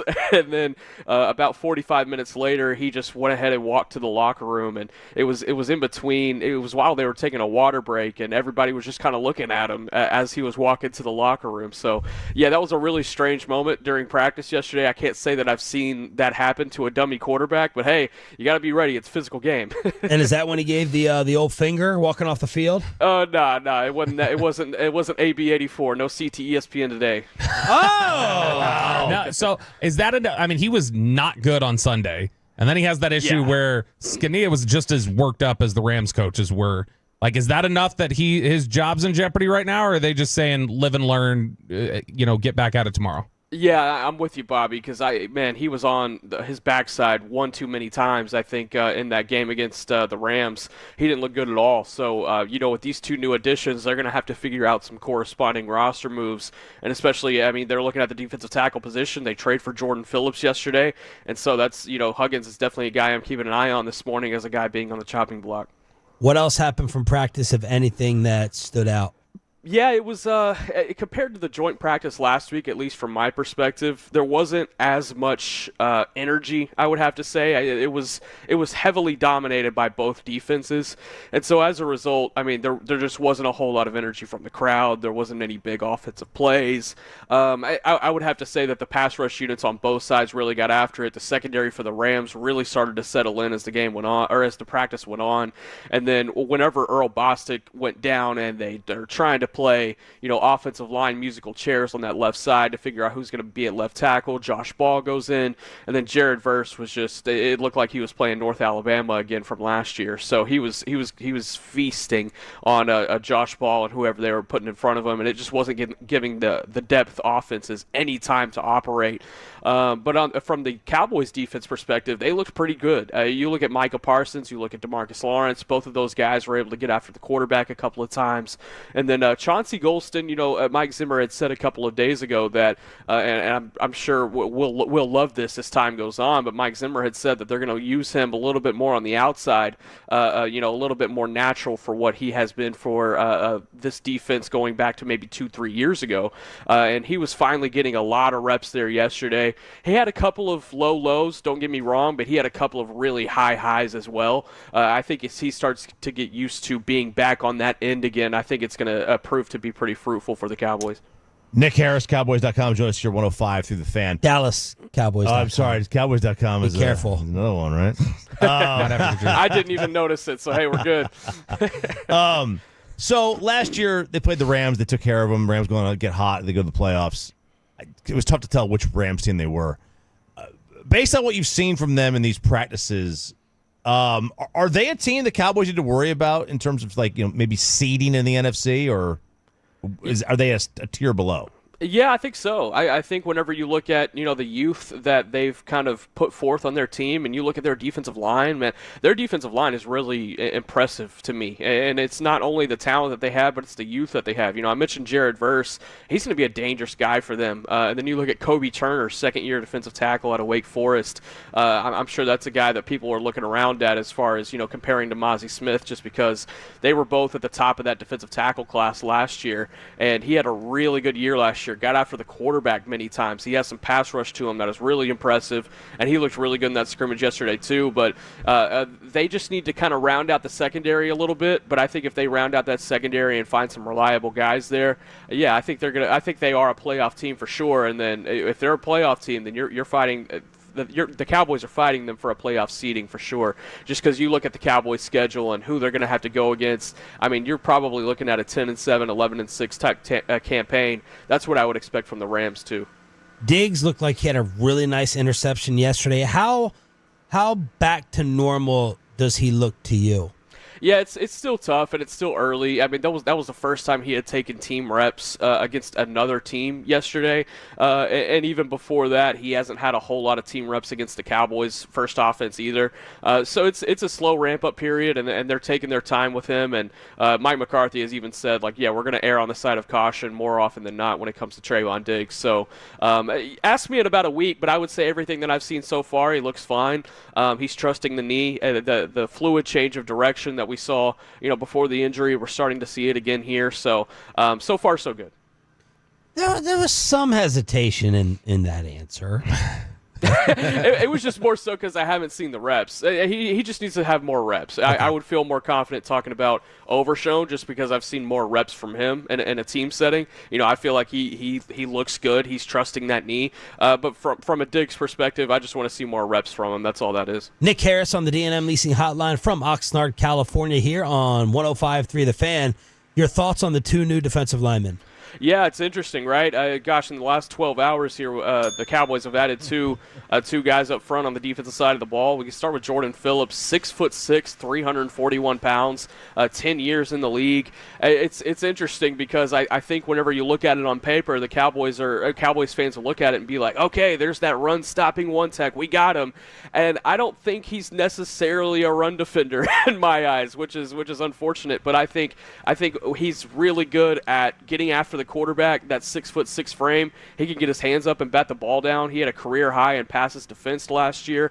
But when it comes to him defending the run, he's a very up and down type of player in my eyes. So I see him more as a pass rush guy. I think that's going to be kind of his specialty in this defense. They still need Mozzie Smith to be able to take a step forward and be that run defender. And that's just from my early evaluation. And then looking at Carl Lawson, I think the two sides as the week went on since his last workout. I think the money maybe came down a little bit, and it makes sense for both sides now to bring in Lawson. They waived Shaka Toney yesterday after just 13 days in the building, and so they needed to add another body on the edge as well. So they get two guys who are experienced, two veterans. Lawson being 29 years old and Phillips pushing into his 30s. I think both of these guys will end up being welcomed additions to this defensive line, not only for their skills, but the veteran presence is so huge as well. You mentioned the veteran presence there, Nick. In the last 2 weeks, the Cowboys have acquired 8 players with NFL experience, which seems like just an absurd amount of NFL players to add to your roster in the middle of a training camp. Even as back into the roster depth guys, it seems like a lot. Do you think that those additions can be explained away more easily by, hey, we've got some issues with injuries, guys have been, getting hurt, we've had to replenish some of that depth? Or is it, man, there's some questions or some concerns that the Cowboys have about their overall depth on this roster? You say from an experience perspective, the questions being in that depth? Yeah, just in terms of like the fact that they've added, these aren't just undrafted free agents that they're adding right now. These are guys who have been in the league before. Yeah, I see what you're saying, because you look at the offensive side of the ball and the offensive line, and they're still dipping into the UFL ranks for those types of guys. So I think that's probably a healthy assumption. But they also just need that experience. I mean, when you lose guys like Dorrance Armstrong and Dante Fowler, you need to be able to replace that experience along that defensive line with somebody who has some knacks in this league. And, you bring in these two guys, and Jordan Phillips and Carl Lawson, not not only do they have experience, but they've shown production in this league as well. I think that's huge for guys like Marshawn Nealon, or even guys towards the bottom of the roster like Viliami Fehoko or Mozzie Smith. I mean, these guys need guys to learn from who are not just Jeff Scanina, ripping into them every 20 minutes. So I think that's probably a healthy assumption, Bobby. This experience that this team has added just over the course of the last 12 hours, I think that's going to pay dividends this season. Nick Harris, DallasCowboys.com, every single Thursday here on Sean and RJ. Please translate this Stephen Jones quote about CeeDee Lamb. Santa Claus doesn't put the bicycle under the Christmas tree every year. You got to come to grips that you got to pay for it. Oh, man. I guess he just ruined a lot of poor kids' dreams out there in case they're listening to 105.3 The Fan on the way to school this morning. So I'll leave it at that one. But I think, he I believe talking yesterday just on the CeeDee Lamb perspective, it's interesting because some days I think like, okay, this is the week it gets done, and then you talk to more people and you're like, okay, they're still far away from a deal here. So I think the more and more that this goes on, the more that I feel like once this team gets back to Frisco, I think even after the Frisco practices, I think that's when the two sides will be able to really come together and get this done. Wasn't it Joe Corey suggesting it gets done after California? He said he thinks it gets done when they come back. Yeah, when they come back from Texas or to Texas from California. But he was saying that the years is a big sticking point right now. So yeah, absolutely. And I think you look at they're only a week left here. A week from today, they are heading back to Texas, and then they have two practices back in Frisco. And I would agree as well. The length of this deal, I think that's my personal theory, is what's holding up this deal as well. What's the date on the calendar where you say like, okay, this is a problem now? Is it just September 8th when they're out there playing Cleveland? I would probably look at it once the calendar turns to September, just because I was talking to Dak Prescott last week and talking to him as far as, how many practices do you need to get back into rhythm with CD? And he was like, just give me one or two, and then we'll be able to figure it out from there. So once the calendar turns to September, then I'm starting to look around and being like, okay, you only got about 3 practices, buddy. So where are we going to find those 1 or 2 practices? Great job, man. We appreciate it once again. And make up Saturday. Makeup Saturday, 7:20, Choppy. Let's get it. Right. 7:20. Thank you, Nick. Thanks, guys. Have a good one. Nick Harris, brought to you by the WinStar World Casino and Resort. Proud to be the casino of the Dallas Cowboys. Please game responsibly. What was the 7:20? I have no idea. You are such a fraud. You're such a fake. It's not a fraud. You just responded to his 7:20. Yeah, let's get it. Yeah, like you knew what it was. No, it means I'm in. You're just in what? on the energy? I don't know. I'm in, though. You're fake. That's not fake. I'm just in. I'm in. Did you know what it was? I assumed the 7:20 was a reference to when he didn't show up for our interview. Because that was 7:20 in California. Okay. Oh, Because Choppy kept giving him crap for that. But how does that apply to the makeup thing with his TV on Saturday? I don't know. See? Well, the Tolo, I don't know how that can. the Tolos and a lot of our listener things are like, we want you guys with the fake laughs and the fake responses. So I just tried to hold us accountable there. See, I didn't fake laugh. That was a legitimate response. I'm in. To nothing. I know, but I'm in. I'm genuinely in on whatever he suggested at 7:20 on Saturday. I'm in on. I don't know what it is, but I'm in. I'm in. I might not be there. Yeah. But I'm going to be I'm in. But I'm in. Let's crosstalk with the KMC. Give me some Kahlua for this final coffee. Crosstalk with KMC next. Good. Okay, now that is a very cute haircut. That's like a little shag. I've never seen it before. Well, I mean, of course you have. It's the Rachel. Oh, is that your name? No, I mean, like your name. No, I'm Jen. My name's Jen. Right, but I just mean like this is your haircut. But that's hair on your head. I'm not saying this is your hair. Okay, freaking me out a little bit.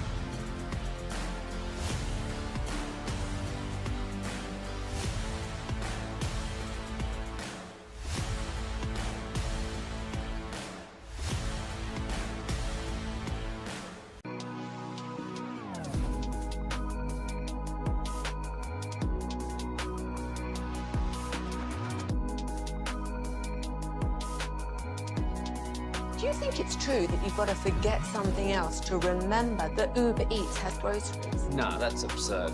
Hey, remember when you used to be a, what was it, Pepper Lady? Pepper Lady? Wasn't it Cinnamon Sisters? Basil Babes. Saffron Squad? Nutmeg Maidens? Paprika? No. Nutmeg Maidens. I just said that. Was it Spice Girls? Doesn't sound right. Was it Saffron Squad?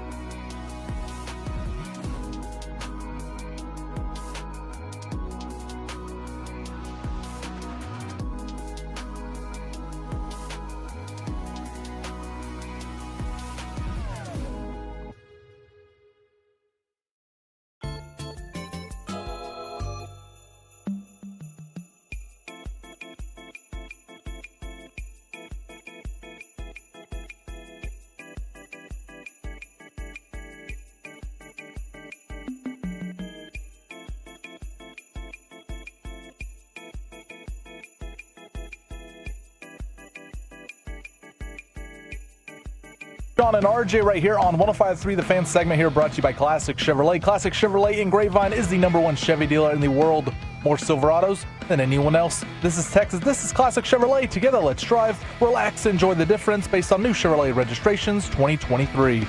Let's crosstalk with the KMC masterpiece, and part of me was fine with doing the entire show over in that production room this morning just to see how KMC would have made it work. Oh, we'd have gone home. He would have left. He'd have gone home. Yeah. 100% Mike would have gone home. Like, how do you think they would have aligned themselves in there? Who would have We've been? done it before. Yeah. So we did the Astros, like that game, was it game 6? Rewind. Game 7. Game 7 rewind for a while back. And we went in there and did it, and it was about an hour long. I was on the window, Kevin was standing up, and Mike was in the middle.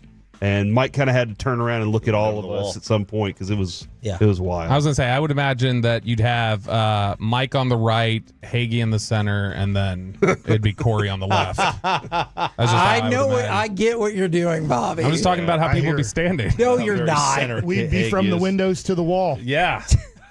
What's coming up on the show? NFL overreaction to reality at 10:20, and then I sent over some audio to Mike that I can't wait for him to break down during Mike Likes It today during our Expressway. It is Greg Maddux and Barry Bonds. Oh, that was fantastic. That was fantastic. It was too long. I figured it was too long to play.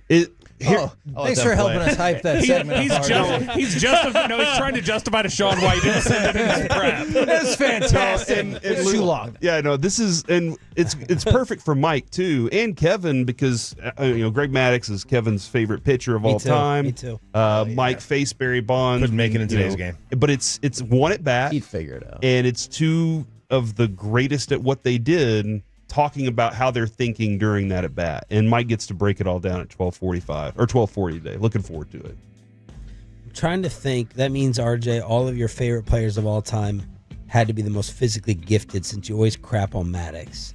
I'm messing with the Maddux. Here's the thing with Maddux.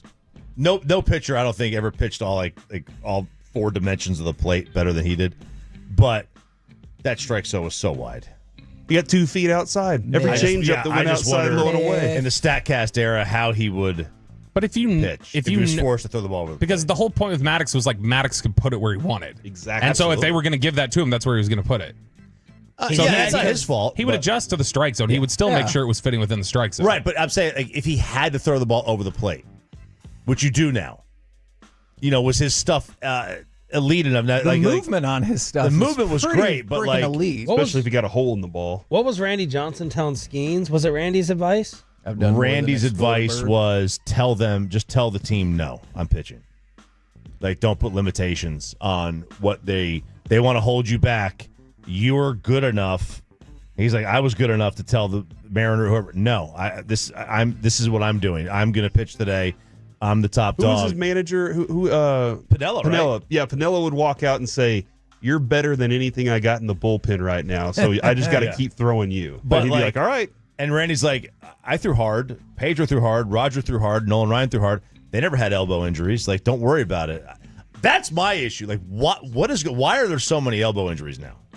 It's a good question. There's no. They're not throwing enough. If Dr. Andrews or Meister, if they had the real answer, they would correct the problem and solve it. Because these general managers are scared to death now for the most part, and I get it. They should be.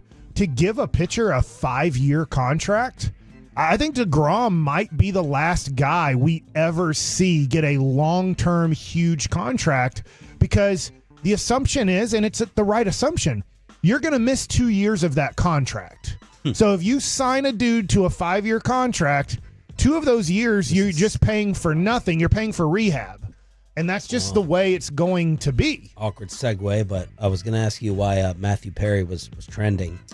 Matthew Perry's trending because several doctors, multiple arrests have been made in his ketamine death after an investigation. This is according to TMZ. One doctor and several drug dealers have been arrested following an investigation that they said that they executed search warrants, seized computers, phones, and other electronic equipment to uncover who supplied him with the illegally prescribed ketamine that caused his death. Whoa. So they went through his stuff to see who he was getting it from and then went after them. Good thing he was important, so they investigated it. Are you suggesting that they don't always investigate drug deaths in other communities? I am suggesting that, Bobby. Wow. See, this is why he was going to stand in the middle. Golly. All right. We had one story really take over the neighborhood watch during the expressway in Rockwall, which we're not going to repeat. But we will. I want to get to the rest of them. Corey's the only Tolo. He's the only one who heard it. No, Mike listens sometimes as well. Yeah. What time was it at? 7:40. If you listen, you would know that's when we do Neighborhood Watch on Thursdays. Mike is 7:40. You should be tuned in. It's all about issues facing our community. Me. So you should be listening. That's why he doesn't listen. I didn't. So you just pull up neighborhood reports in DFW? No. See, ask him what baseball nuggets is. I'm gonna have to. Yeah, now I'm gonna have to explain. No, Neighborhood Watch is the name of the segment. It is a segment where we take the stories from last week of just various stories impacting Richardson or Rockwall. And so this one was. I mean, we should just ask him other staples on the station to see if he can guess. What actually for not knowing, you should let me set up the Rockwall topic and make him weigh in on it. Finish up the rest of the all right, the other story we had in there was Dallas-Fort Worth is now close to dethroning New York City in apartment construction. New York City? They are second nationally, and they are rapidly closing in on New York. And that's also why... For the speed of construction? For the number of apartments being constructed in DFW. It's Dallas, New York, and everybody else way behind. But the number being built, not the number that we'll have total, right? The number of constructions. Yeah. So last year... number of things currently under construction. Yeah, you'll never top, I don't think, what New York has apartment-wise. Dallas just finished... I tried to ask that twice. I guess I didn't ask it correctly. You didn't. It's just like the McCarthy press conference question. Dallas is just set, like anything. Well, maybe if you had any balls, you'd ask a question yourself out there. I was the one who asked him about his job. Dallas set to complete construction on 32,932 new apartments by the end of 2024. That is literally 3 units behind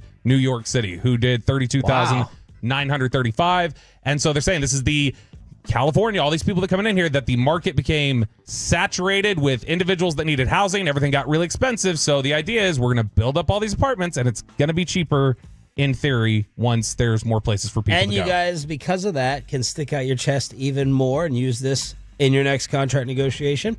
That we moved up in markets. That we are now number 4. That's I'm sure impressive. that'll work. Yeah, I thought you were going to sure Mike will be there for that discipline negotiation. as yesterday. Yeah, we passed we'll, San Fran. We'll be 3, but yeah. Make sure the next time you talk to those losers at the morning roast on 95.7 The Game, you just make sure to tell them like they're in a smaller market now, and so you don't do interviews with smaller markets. That's who we passed? Yep. All right. San Are they Francisco. counting it as homes? Because there's way more homeless. There's I don't know if they have radio. Well, if you're on the train tracks in San Francisco, you have radio. If you have a radio, you're listening, but you don't have a home. You think the homeless people are giving the morning roast all of their Odyssey app numbers? I don't know. It's by population. I do get to go there at the end of the year. It'll be awesome. The game's already sold out. For the Oakland Athletics' last game, supposedly in Oakland. Oh. I'm on that trip. Oh, man. But I wish you guys could go on the bus ride from San Francisco to Oakland to the park and just see the left side of the highway where the train tracks are. It doesn't look real. It doesn't look like the United States of America. Wow. It's just like if you were driving down 75 right now, and there's no train tracks here, but if you just saw literally thousands of homeless like tents and sometimes not, it's like, this can't be real. Yeah. That's why I'm so glad when they're called the San Francisco 49ers and the Cowboys have to visit them every year to go get their ass kicked in San Fran. That's why I'm glad they're just called San Francisco and they're actually Santa Clara. And I can be in San Jose and Santa Clara. That's where I'd prefer to go. Anytime I see New York City or like a real estate show about that, I get anxiety with the thought of the misery of going to live there, especially with the pricing. In New York? Oh my God. Oh, it's just so crowded and you're like, there's no privacy. Did you like New York when you were there? Not to live there. And where did you live? In the hotel across the highway from Shea Stadium. I was never established and then so what you do is because you're a minor leaguer, but you are in the major leagues. I'm not making like major league salary on a consistent basis. So whoever else was kind of a rookie on the team would be like, hey, let's just, like we're in the minor leagues, let's just get one room here. Oh, yeah. 2 beds, and let's just, so we can save money. And then when we go on the road, we're paying $0 because living You're in getting per diem. Yeah, well, not anymore. But when I played, yes. But you're just like, let's not, if I have to go rent an apartment, it's going to cost so much money. Yes, you can kind of keep your stuff there. So we just left a lot of our stuff in our car. How much is the average 2-bedroom apartment in DFW now, I wonder? Back when I was paying, I think it was $13 a month. I'll give you an example. Well, that's not average. That was up. I'll give you an example. When Sarah moved out last year, it was a 1-bedroom, it was 600 square feet in Fort Worth. And they were going to raise her rent to about $2,000 a month. Oh my God! For 1 bedroom? 1 bedroom. See, that's it. Yeah, it all depends on okay, what part of DFW are you in? Now, who's responsible for that, Mike? For DFW? No, what we just talked about, the 1 bedroom. Who's responsible for that? The government. when did Sarah enter that lease? You What just year was made that? a joke to me in the commercial 21? break. I'm trying to reciprocate 21 on is when she got into that lease. I already forgot. Okay. All right. She was still feeling the residuals, I guess, of the previous administration. Right, all right, North Texas Police. Everybody's back in school this week, pretty much. North Texas Police are saying be vigilant. Richardson and Dallas Police. Batman. No, the Richardson and Dallas Police are reaching out to the news organization saying, hey, be sure to put a warning out because we've had 2 separate instances in our cities of people trying to kidnap children this week. Trying to pick them up right up off of the street. Richardson, it was a high schooler just walking around, was like being stalked on CCTV. You could see it. And then in Dallas, there was somebody just trying to pick up a kid like going to school. And so they're like, now the kids are back in school. There's going to be more of these instances happening. So you got to be super vigilant. That's terrifying. I'm trying to think when I'm out in public, like even I walk out of the grocery store with my son, and when I just turn my back, I have my wife. She's so freaking paranoid, and my dad. I get worried for like a split second. But when you hear these stories, is that really paranoia, or that's the thing that happened? No, it's paranoia. Okay. Kristen's paranoid. Kristen thinks everyone wants to sleep with me and everyone wants to kidnap our children. Yeah. Oh man. You just got me paranoid. Kidnapping is Wow. much more realistic. Definitely. Oh. You heard that he won the makeup case, right? I did. The case As of the he makeup? should have. Yes. As I win everything in my house because I'm the boss, Sean. I'm not going to respond. I have a response. Thank you. What makes your wife think everybody wants to sleep with you? Because exactly, it's the I sent her this meme. When we were flying to Oxnard. I sent her this meme that was out there where it says, "New attractive girl moves in next door," and it says, "Hey, you better keep your hands to yourself." And then it says, "Me, 40 years old, balding, wearing sweats all day." Okay. Like, there's just this, they believe that because they fell for us that everybody Don't you else think that wants goes us. for the majority of women? Like, does Sue have that in her at all? Like, when you're on the road, like any dumb comment, like, oh, like, what other women are out there? Who is in the Rangers press box? The Kay Adams moment, my wife went, "Yeah, good luck." All right. Oh, It's like, see? yeah, she Props was to like, her. she's like, "I got faith in me." I And don't was like, think "All right." so, but maybe I don't know. What do you mean you don't know? I don't think so. Yeah. Because I don't feel like she's ever questioned me that way. Yeah. That's But- good. You've But never given her a maybe reason some- to, right? Huh? You ever given her a reason to? No. Yeah, You that's think he's another gonna thing too. Talk about that right now on the radio? No, I mean, no, yes, yes, I do actually. I feel like I know Mike well enough to know that he's pretty locked in and committed to, like, he loves her. I've been and- around situations in the majors where you definitely need to leave that situation, or the temptation is going to be there. And I hope that I would Talking never be about Ricky overwhelmed Henderson. by that temptation. But I would definitely go, hey, we got to. I'd know another buddy who I knew that was married or something, and I'd just like, hey, probably need to get out of here. Or they might say the same thing, and I'm like, you're right, and we would get out of that situation. Who's the biggest serial cheater you played with? Oh man! Come on! Don't do that. Don't finally. Mike is finally speechless. They might still be married. That's not fair. That's not Yeah, Bobby. The I knew he wouldn't answer. The KMC masterpiece is next on the Fan.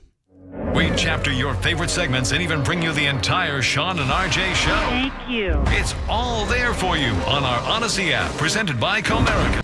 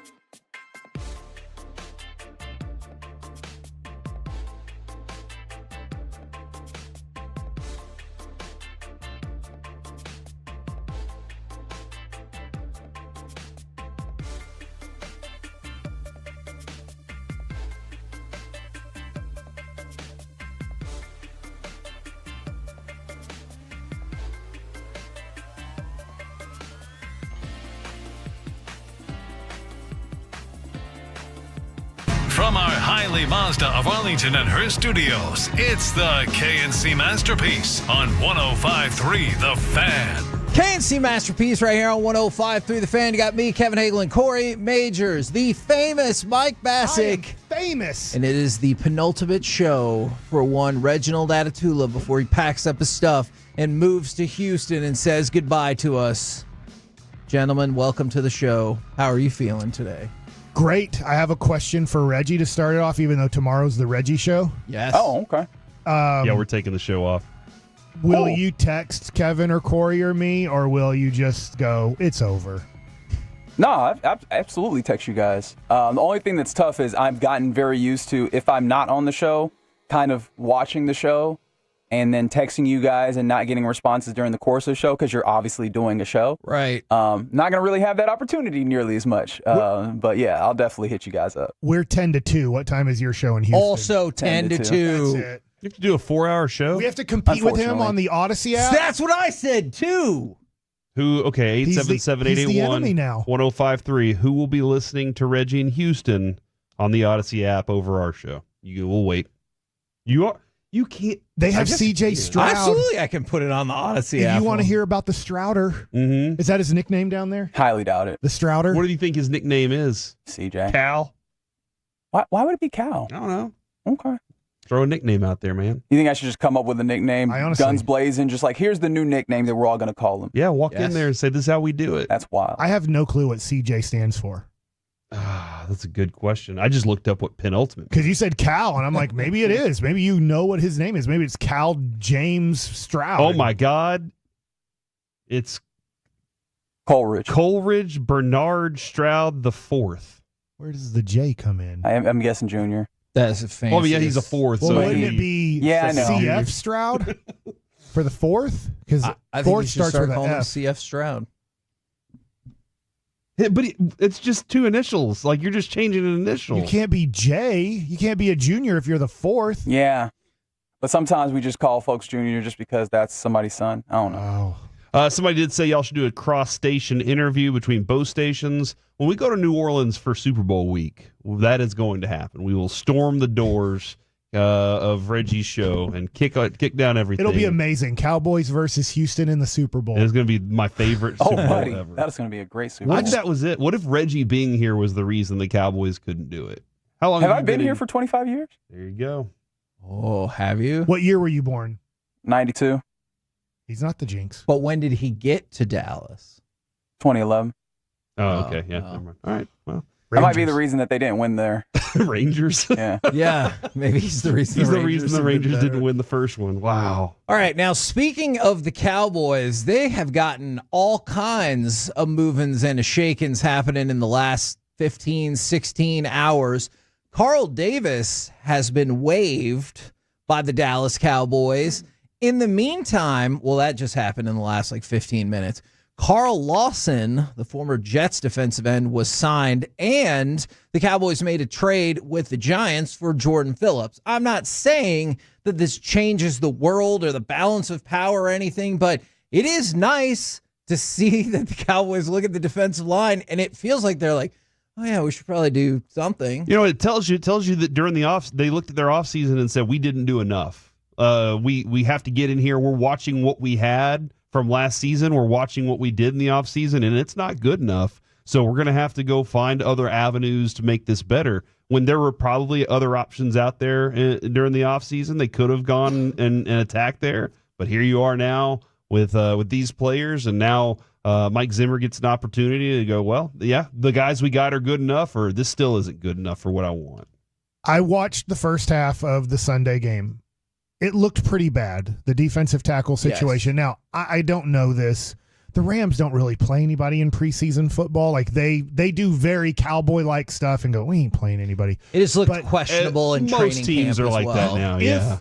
If you were playing your, I guess Odigizua wasn't out there, but if you're playing two of your main guys in a preseason game against backup offensive linemen, and it looks like that, that had to be, after that game was over, I'm just assuming the scouts and Steven and Jerry and Will got together and said, guys, so we were hoping for the improvement of Mozzie Smith, and we can still hope. Yeah. But that was against backups. It's not there yet. Like, you're right. And I know Landry would say, hey, it takes 3 years. So I'm not saying, like, it's over. But just if you were hoping that was going to be right now or to start the season, it doesn't look like it from what we've seen in the practices, from what you saw in the preseason game. It doesn't feel like that's about to happen. Yeah, these guys are going to have to learn it. Also, they're going to have to learn how to incorporate into Zimmer's scheme real quickly because, I mean, as you talk about it more and more, Zimmer's scheme is you just got to be in the right places and you're good.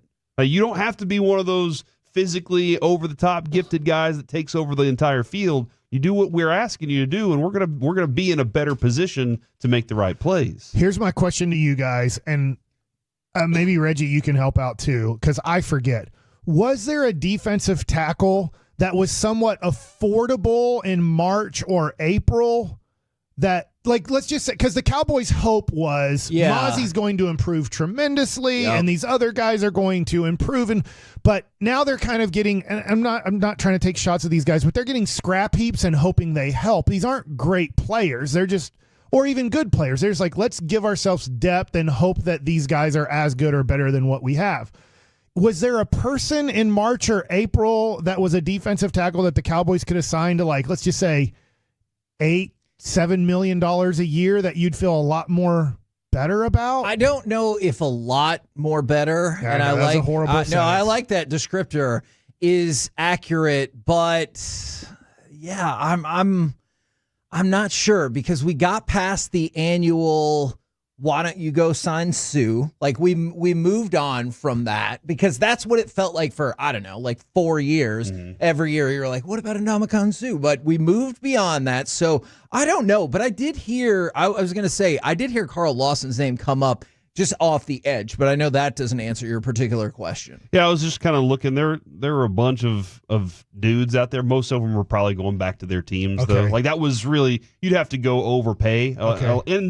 But that's the thing. If you're not drafting, if you're not committing good draft picks to this position, you're not really going to find it because everybody's out there trying to find a Chris Jones, a Javon Kinlaw. Sure. You know, one of those kind of guys that you can say interior defensive line. Do I have something like that? I do see Kevin, the top Kinlaw this year, the top free agent comparison to him was Jordan Phillips in 2019. That version of him. So if you're getting a big 6'6", 300 pound, over 300 pound guy that can be in that way, and it's just, you know, can his body hold up to it? Can he be a Hankins type guy that can work within that? And then the mindset's different again from Dan Quinn to Mike Zimmer.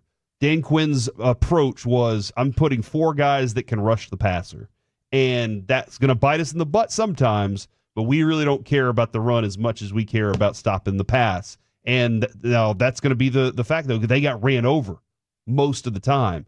Mike Zimmer's going to say, we're stopping the run first. And that's why he said we got to get more bodies. You know what's interesting about this? Because you're talking about Hankins. Somebody mentioned Hankins as well. The Cowboys' concern with him was, can he stay on the field? And I know we're sliding to the side just a little bit, but that's one of the concerns that you're going to run into with Carl Lawson, where you're like, I think he can be a quality, usable player. Can he stay on the field? And so I know they're not going to be asking them to do the same thing, but that's why the Carl Lawson edition fascinates me, because he looks like a usable piece for sure, but can he stay on the field? Yeah, his biggest thing was his rookie year. You were like, whoa, 8.5 sacks. You got excited about it. Next year, he's injured. And then Cincinnati kind of gives up on him after some lackluster performances. He didn't perform up to, with the Jets, what you expected.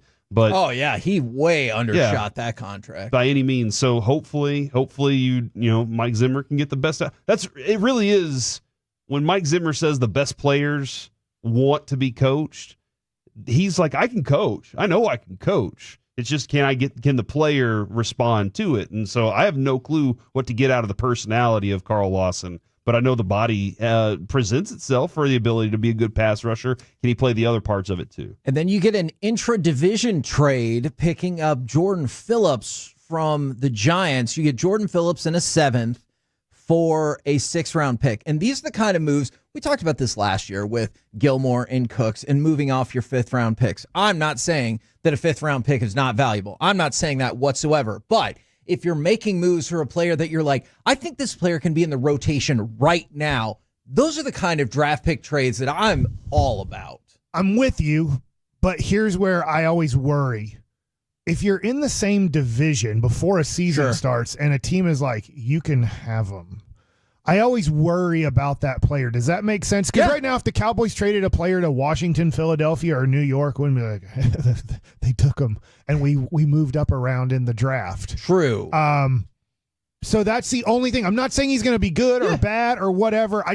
If it was the Jets who traded with us, I'd be like, well, that makes sense. Different conference, and maybe we're getting somebody where they're overstocked. Yeah. But I just don't think right now in a 17-game season where wins and losses are just so valuable because there's so few games, I wonder when the Giants or Philadelphia or Washington gives us a player before the season starts, can that player play? I think that's a fair question. My thought was, because Jordan Phillips didn't even actually play for the Giants. Like, I know he got picked up by the Giants, but he hasn't actually played anything for them. I have to admit, this dude's journey has been pretty wild. It has. So I wonder if they looked at it from maybe like a better position of strength for them, and they're like, we're willing to make this deal. But that's an intriguing concept. But then again, a player for one team that you're like, he's probably not good enough, might fit on the Cowboys, where you're like, well, for this particular defensive spot, he'll be good enough for us. But would you want to help the other team out you're competing against? Does that make sense? I think about the Houston trade scenario that you gave us, like with the Astros a while back. It is a tough decision because on the one hand, I'm no, but on the other hand, what if your decision was, we're going to put him on waivers, and instead we'll move up one round. We'll get a 6th rounder. I wonder if that's the decision. You're like, okay, well, I know we have to give up a 7th rounder, but we're moving up to the 6th round, and otherwise we're just going to let him walk and we're going to cut him. Like, let's do it. Just find any kind of value. Yeah, that would be my guess, but I think you raise a very valid point. Yeah, and this spot is a spot they desperately needed, like a body. Like they needed a real one technique for this spot specifically. So this helps out. This helps out the team for sure. Hopefully, like you said, hopefully he can still play. So give me this. Help me out here. Give me who's going to start at defensive tackle against the Cleveland Browns and who are going to be the main 2 backups. Well, I mean, Mike, that's right now. I would say let's see what happens Saturday, because I don't know. Is Jordan Phillips going to be out there Saturday? Probably not. In this mix, doing his thing. Is Carl Lawson going to be out there? Because he's been in Giants camp. Yeah, so he's not coming off of, hey, I haven't been playing or anything. Well, I know, but wait, he's going to get there today, or he's going to get to Oxnard. Well, and remember the move they made last week with the cornerback? They bounced him in straight away. So I bet you get a look. I don't know how much of a look, but I bet you get a look. Do you just make it simple for him? Like you just tell him, like, hey, you're just going to do this on 1st and 2nd down. Try to eat up the guard and center. And if you're in on 3rd down, try to go get the quarterback. I mean, because for me, I'm still trying to just throw Mozzie out there and say, go do your thing for a full game. You need it, buddy.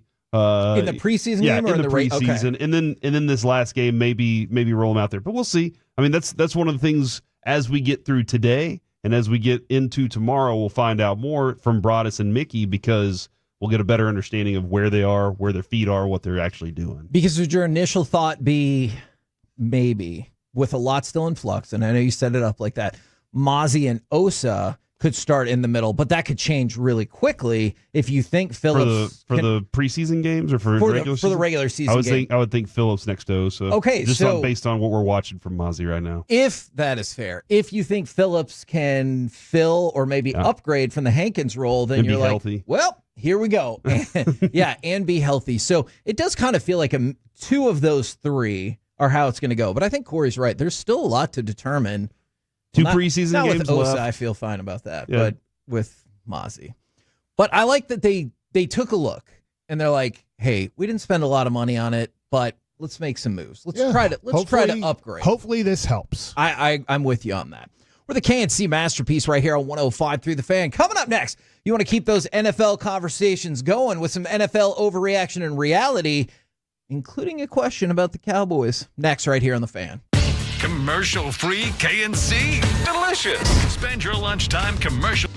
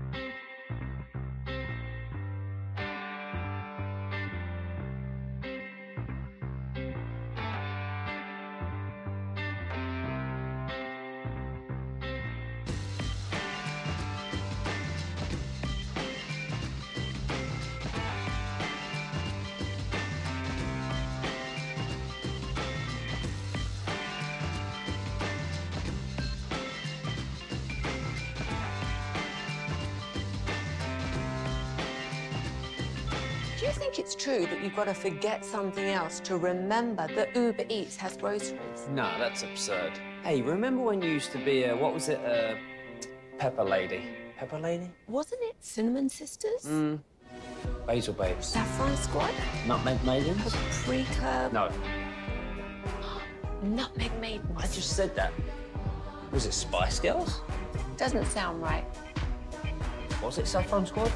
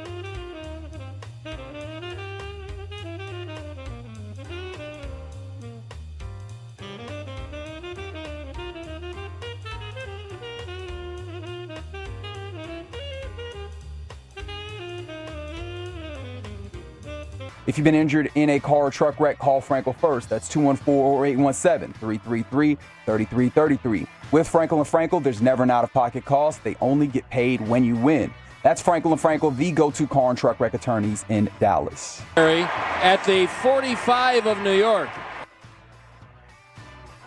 Here they come. Prescott looks over the middle and hits. Lamb one-handed catch at the 40. There's a flag in the secondary at the 45 of New York, and it does look like a penalty against the defense. Man, for half a second, I was like, that was not the audio I expected, but I'm glad we got the rest of it. It's time for some NFL overreaction or reality, and I'm just going to throw this out there because we were just having this conversation. The Cowboys are only set to have 2 days of training camp in Frisco. Now, we talked about how they were going to be in Oxnard longer this year, but man, that is a real shortening up of what they're going to do right there. And so we talked about the possibility of the Cowboys like bouncing around training camps, and if they did, would they just do it back in Texas? And my immediate thought was not really. And so we're just throwing around different places. And somebody said, Mike, I think it was you. Did you say Mexico City? No, that was Corey. Okay, Corey said Mexico City, and I was like, man, that would be really interesting. Now, I understand the altitude could be a problem. There could be a whole lot of other issues, but for somebody who is looking to expand the footprint of the Cowboys, and clearly they already have a nice stronghold in there, that immediately perked up my thought. Okay, where else would be a good place? Because you got to think about weather-wise is most important, right? Yeah, it's weird. I wouldn't think that would be the case, right? Canada. Do you think they'd dare go up east? How nice do you think it is in Canada right now? What? Give me a place. Canada, Vancouver. A lot Canada's of bugs. I will say that playing in Canada and AAA. 62 in Alberta right now. Okay. But if you went to like Toronto, I don't even know if they have any like fan. Like, all right, let's do some NFL 75 in overreaction. Vancouver, Kevin.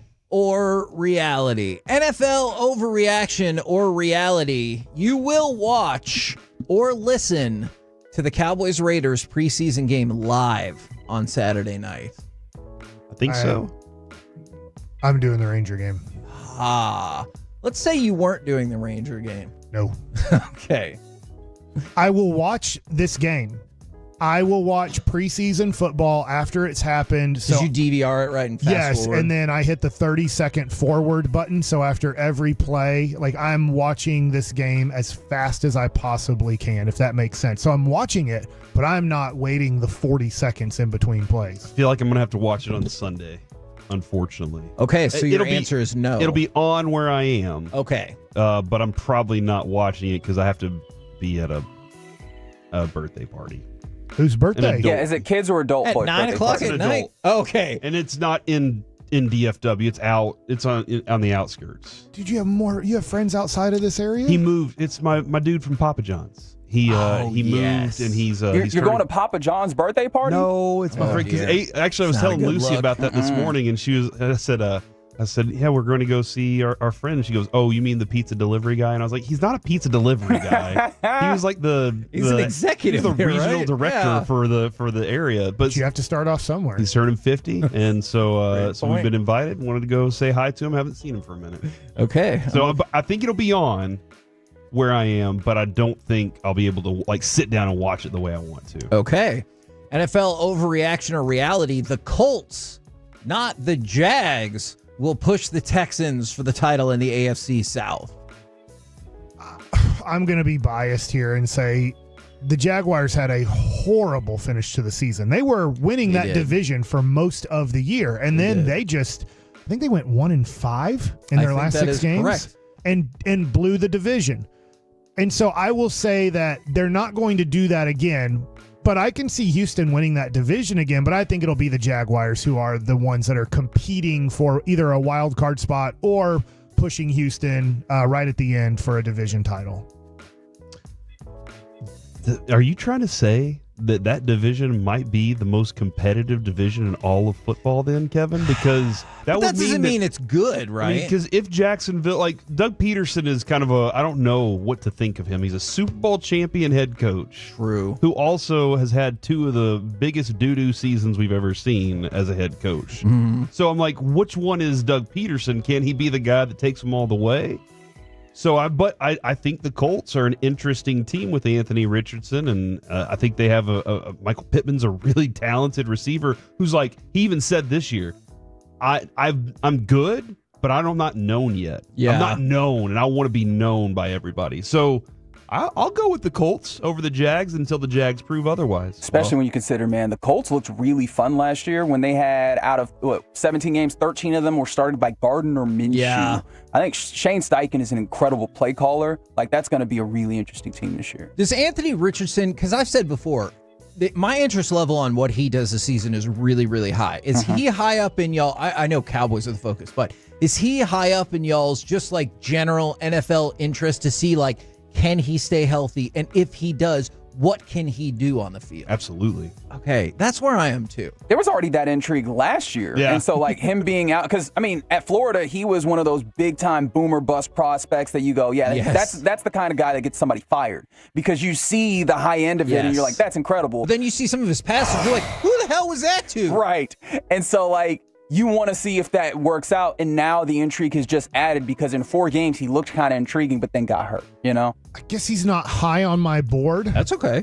It's okay, though. I think that you guys make valid points on why to watch Colts football early on in the season. I guess you named Houston and Jacksonville. In that division, I'm way more interested in C.J. Stroud and Trevor Lawrence than I am Anthony Richardson, and I'm interested in absolutely nothing in Tennessee. Okay, that's interesting. And I know your face, Will Levis. I was going to say, I think I am more interested in Richardson than Lawrence. Like, C.J. Stroud is very. Do you very feel high like up on the list. Lawrence's not story is written, but do you think that he is what he is? He's just like a solid quarterback, and he's going to make too many mistakes to be a great quarterback? I don't. think that. Okay. I think he could still move in to the upper tier, but I think we're at a point where Anthony Richardson could go all across. You know, like, could he become one of the best 5 quarterbacks in the NFL? I suppose. Could he be that coach-killing, franchise-halting quarterback? Yes, he could. And so I think that variance intrigues me. Can I ask another football question? Sure. If you guys had $10,000, now Kevin's going to understand this a little bit better because he collects cards. You have $10,000. How much money of that, if you can only spend it on Anthony Richardson cards or Trevor Lawrence cards, nothing else, how much money are you investing in which player and why? Does that make sense? I'm going all in on Richardson. I would too. Because I think the especially short-term spike potential is really high. And the pieces around him, I think, like Pittman's he's a true number 1. And I don't know exactly how I feel about what they have in Jacksonville. I mean, I know Christian Kirk got paid, but I'm not sitting there. He also has a calf injury now. Yeah, so I'm not sitting there going, hey, he's my number 1. I think, and they have an interesting running game. And they drafted a first-round receiver, right? Why am I drawing a blank on Jacksonville's receiver they drafted? I'm sorry. People texted in. Was it LSU? Go ahead. Keep going. Next question. All right. NFL overreaction or reality. Cowboys will not sign CeeDee Lamb before the start of the regular season. No, they're going to get it done either the Monday before the Sunday. Okay. Or they're going to get it done like the Friday. Well, like it'll be 10 days or 8 days before the first game of the year, somewhere right around there. And one of the reasons I bring this up, Corey, is because you know how it goes. There's a story out, feels like every 5 minutes. Jerry Jones is like, hey, we're consciously trying to make a deal. And then there's reports that the Cowboys aren't even close because they haven't even offered up to 33 yet. And CeeDee Lamb wants the 35 or more that Justin Jefferson got. And so on and on and on and on. But overreaction or reality, the Cowboys will not sign CeeDee Lamb before the start of the regular season. I don't think if they don't, I don't think that they can win this division. And I guess I should say long-term deal because I realize he's still under contract. If they think we're fine with Brandon Cooks and Jalen Tolbert, right, they have done a very poor job of managing their expectations. I don't think that they are there, and I think they understand how talented CeeDee Lamb is.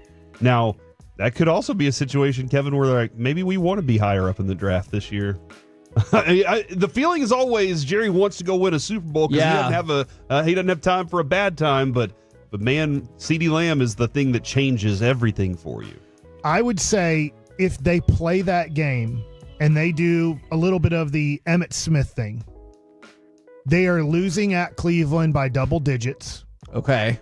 And I think they would lose the game against New Orleans at home. It would be a very tight, close game. Well, that'll answer your questions for you then. You found yourself 0-2, and then people are throwing fits, especially Dak Prescott, which he should at that point, going, what are you doing? What are we doing here? And so I think that the Cowboys know this. They would lose until they got to game 4. I think they would win at New York if they played without CeeDee Lamb. But 1-3 to start the year, maybe 2-2 at best if you don't have CeeDee Lamb. And they know that, and they're not going to allow that. Now, NFL overreaction or reality, I know they said they won't, but I'm still putting this question out there anyway.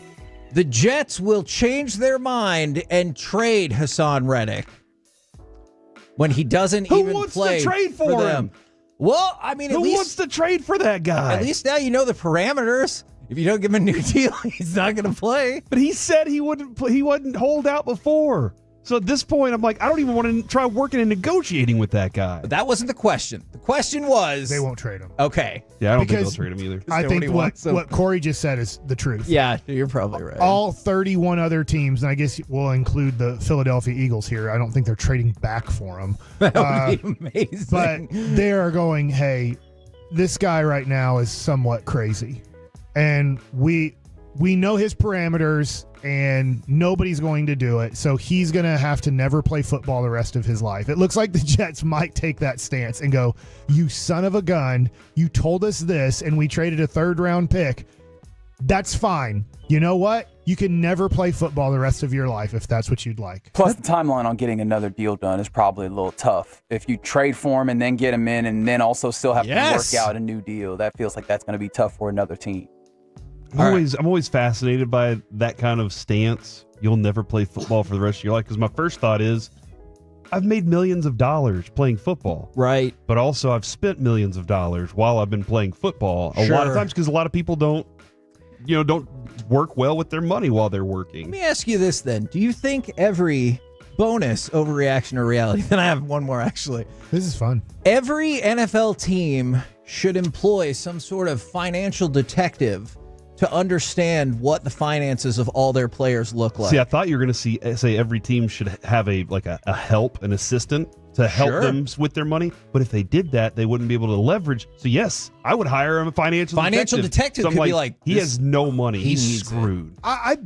I think that teams, they don't have a person that has that title or that's their one job. But I think they have an idea when they're like, hey, that dude has 3 kids from 3 different women and he's paying 3 different, child supports and all of this. They know stuff like that. And they know how desperate certain players can be at certain times based off of their lifestyle. Now, Tyreek Hill talked about this earlier in the week. NFL overreaction or reality. You do believe that Tyreek Hill could beat Noah Lyles in the 100-meter dash. I could tweak it up to 150 if you want. If they put on football pads, yes. If they're running in if they're running in Olympic gear, no way. Those guys, when you watch that show Sprint on Netflix, they are practicing I don't know how many times a day. Just on the start. And I know Noah Lyles didn't get off to the best Olympic start. Yeah. Like Tyreek Hill, how long does it take those guys to train to get off to the perfect start and how their first 10 strides are, where their head is at, and then when do they pick up their head? And can I ask you a question? I'm totally serious. Yeah. I hear what you're saying. Do you think there's any part of Tyreek Hill that looks at that and says, that's part of how I run my routes? Like I practice that thing. No, I don't think so, because they have their head down. There's at no point, I don't think, as a wide receiver, do you want to start your route with your head looking at the ground. Probably. The other thing too is, Tyreek, they did just change the rule that he can't have a running start, the cheat.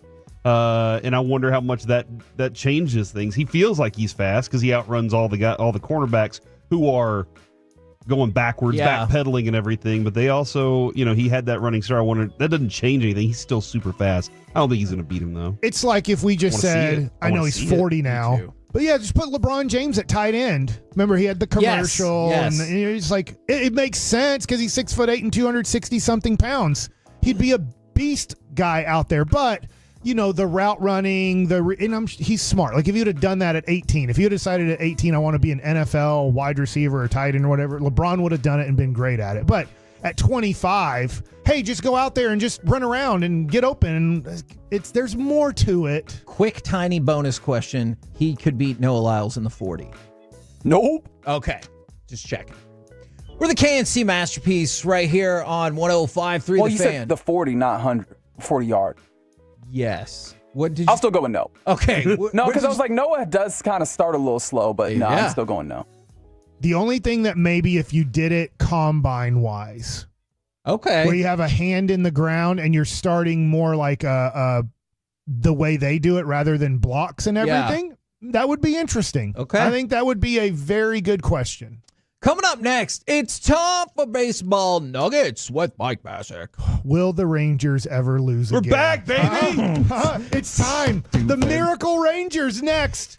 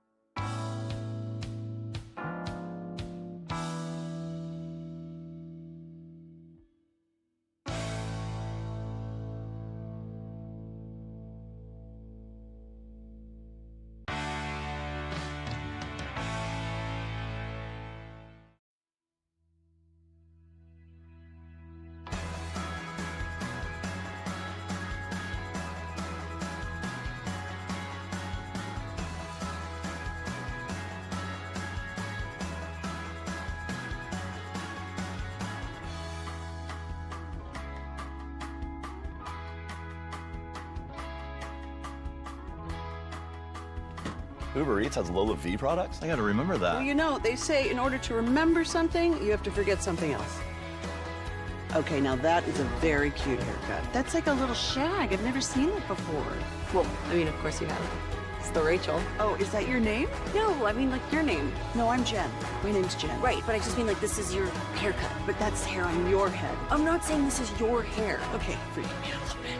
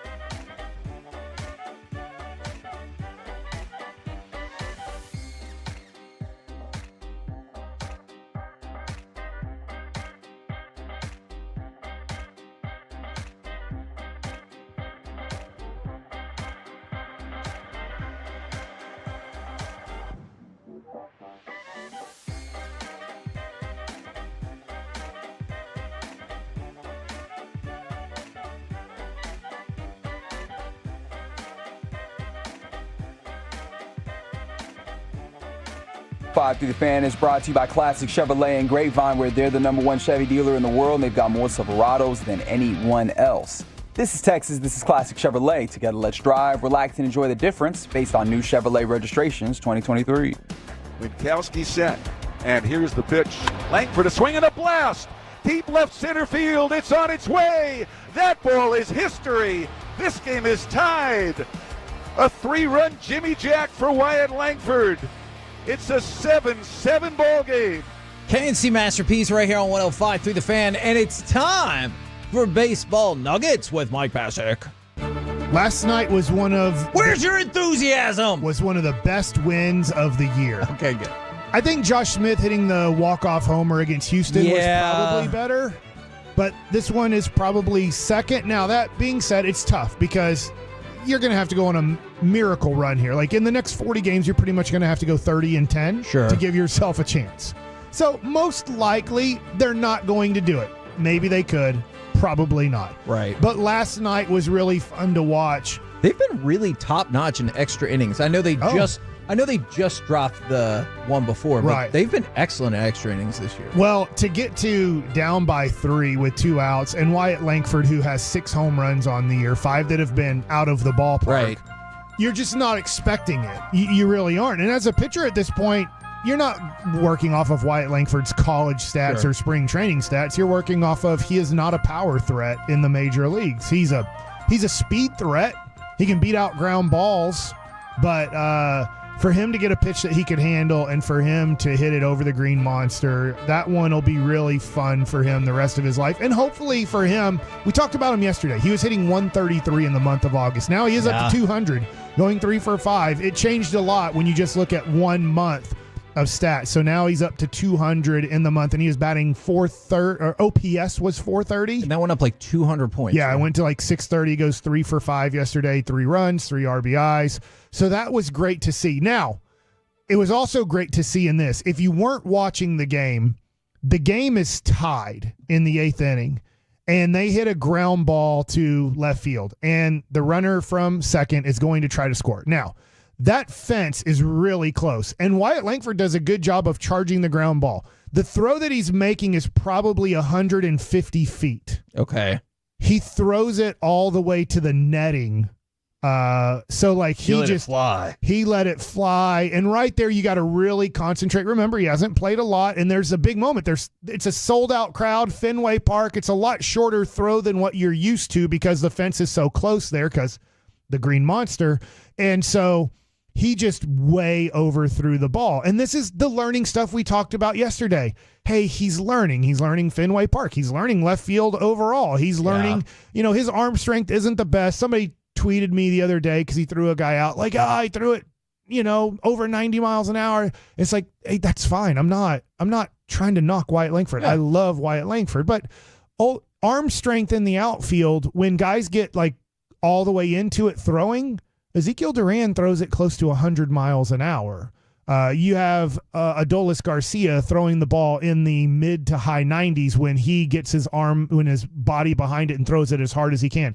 Right there, you just got to make sure you're trying to throw a one-hop throw, because if I get a short hop, it's going to be, I'll say, easy to catch. The in-between hop is very tough. And with the catcher's mitt, even a short hop can be tough to catch, but you got to make sure the throw is low. If it's low, we have a chance. If it's high, we have no chance. Yeah. And so that's just one of those things. They'll probably just go over. And you can laugh about it now because he hits the 3-run homer. Because you could make a joke. I'm just making a joke. If you're his teammate, and you could be like, hey, Wyatt, what do you think? Do you think you hit the ball further or threw the ball further? Right. But you're having fun because you won. If you lose the game, if he doesn't hit the home run, Probably or not time for if that. you tie the game up and Boston wins the game in extra innings, you're not going to throw out jokes like that because you don't know after a loss how people are going to take it. But they come back home. They get to play the Minnesota Twins. The Twins are really good, by the way. So if you're like, oh, Minnesota Twins, I'm not following them. They're in the playoffs. They're the second wild card team right now. They have a great chance to make the playoffs right now. So you have a tough game. And Bochy after the game said, hey, it wasn't that good of a road trip, but 2-4 is way better than 1-5. I heard that too. I was like, well, he kind of had to squeeze that one out, but I definitely believed him whenever he said that. He seemed like refocused. There was some energy from this. I love the question. Sorry, I love the question, Mike, of how much guts did it take to do what they did last night? Because he smiled, and I was kind of hoping that he would say, on the radio show today, I did say that you got to love these moments against this kind of crowd. You got to. I was really hoping he would, but because that's what he's thinking right now. I need some dudes who are tough, not some dudes who are going to fold up. And you're looking for anything at this point, right? Yes. To be the spark. Like, we're looking for anything to be excited about, because I know some people are probably going to text and be like, they're not going to win any. I hear you, but you're looking for anything to be positive and to spark you at this point. Yeah, and even this, I didn't even say this on the post-game show, and I don't want to go into a whole segment about him, but Festa, who came in relief, did a great job. Yes. This is what I'm looking for at this point. When you're watching Walter Pennington, Festa, and I got to even look up how old Festa is. Like, maybe he's 30 years old, and I'm reading it wrong and be like, no, he's not like a guy who's just made it to the big leagues and this and that. But I'm watching and seeing right now, what could happen to this team in the off season. What could this team look like in 2025? Because to be honest, I'll throw this out. If somebody says, hey, do you think the offense will be better in 2025? I'm going to say, I don't know. This season has confused me so much on this offense. I don't know what this offense is going to do in the future. I don't know what it's going to do tonight. Tonight, it might get 4 singles and no runs. And then you're just like, wait a second, we just scored 9 and we scored 7 in the 8th, 9th, and 10th inning, and you were seeing the ball leave the park, and you were seeing Adolis Garcia hit 2 home runs yesterday. He's at 20. And I was saying on the post-game show, if the Rangers are going to make some sort of miracle run, he has to have 30 home runs at the end of the year. So he has to hit a home run pretty much one every 4 games at this point. Now, I'm not saying it'll be perfect like that. Every 4th game, he hits a home run. But if you're going to make some sort of run, you're going to have Adolis Garcia, what he did last night. Yes. You're going to have him that productive where he had 2 RBIs last night. He's going to have approximately an RBI a game on average the rest of the year. If you're going to make this miracle run that Dave Valley and Dave Raymond were talking about, if you're going to make the miracle run, Adolis Garcia is going to have probably about 10 home runs and approximately 30 to 40 RBIs the rest of the way. Been begging him, Kevin. I mean, like we did that last week of which 2 guys is it? And I said DeGrom and Garcia because DeGrom's exciting. I think can bring energy to the team, but Garcia is a producer. He puts runs on the board for this team, and it's been missing all season. Now, Mike, are you going to be leaving today at 1:00? Yes. Okay, yes. For broadcasting duties for the Rangers. Is there any chance you need to leave any earlier to get up to Globe Life Field for their press conference at 1:00? What's the press conference about? Intriguing indeed. It's not about the Rangers, but I can tell you the mayor of Arlington is going to be there, and I think that's really neat. And unrelated, tomorrow we're going to have Darby Allin from AEW on the show at 11:00. But it's probably unrelated. Oh, are you saying the WWF's going to have a wrestling event at the Globe That Life is a Field? different thing, Corey. Oh. Okay, well, that sounds great. He's not going to be at the So, well, there's no way I can make it. If it starts at 1, there's no way I can make it out. You can leave early. So, last night in Major League Baseball, Aaron Judge hit his 300th home run. He's the fastest person in games played to get to 300 home runs in the history of baseball, beating Ralph Kiner, who played before there was, color television, pretty much, because his picture's in black and white. But yes, fourth all time on that list was Juan Gonzalez. I just think that is amazing. That is amazing. So it's Aaron Judge, Ralph Kiner. I can't remember the third guy. I'm sorry. And then fourth was Juan Gonzalez. They showed it on MLB Network this morning, and you forget how unbelievably great Juan Gonzalez was to start his career. I'll never forget. See, maybe because we grew up for in that Metroplex time. people, because at the age of 21, 27 home runs, 102 RBIs. Next year, 43 home runs, 109 RBIs. As a 23-year-old, 46 home runs, 118 RBIs, an OPS of 1.000, and he finished fourth for MVP. Like, he came out of the gates on fire. I suggest this. If you didn't get a chance to watch Juan Gonzalez hit, go to YouTube right now and watch Juan Gonzalez highlights hitting home runs. This dude, like, his swing was amazing. I loved watching him hit the ball, man. Yeah, I just wanted to point that out. And I know, look, he didn't even I don't even know if he got a single vote for Hall of Fame. He might have gotten a vote or two, but I mean, it was off the ballot in a hurry. What's amazing is his last productive year in the major leagues was when he was 31 years old. And then it was just over. He has a career OPS of 904 and won 2 MVPs. The video I'm watching right now is 40 minutes long of Juan Gonzalez highlights. And I have I played with Juan in Cleveland, and my time's up here, but he was unbelievable that year. He did have 35 homers, 140 RBIs. I mean, he was amazing. And that was it. That was his last year of being a productive player. But talking to Mark McLemore and guys that really played with him for a long time and got to know him, different, but he had a little bit of a Josh Hamilton mentality where you really had to motivate him. He had to have the right people around him to motivate him to play every day and to play baseball somewhat. And so once he kind of fell off of that and maybe didn't have the right people around him, he couldn't have that type of maybe attitude that you needed to push yourself to play into your mid-30s and be a great player still. How did we watch TV when it was so blurry like this? This is bad. Like, this is just so blurry compared to the HD we have. But now. that's probably what people now think about the TV we grew up on, right? Like, how did you watch Thundercats like this? We're the KNC masterpiece. There you go, right here on 105.3 The Fan. Coming up next, let's talk with our Dallas Cowboys insider, Mickey Spagnola, live from Oxnard on 105.3 The Fan.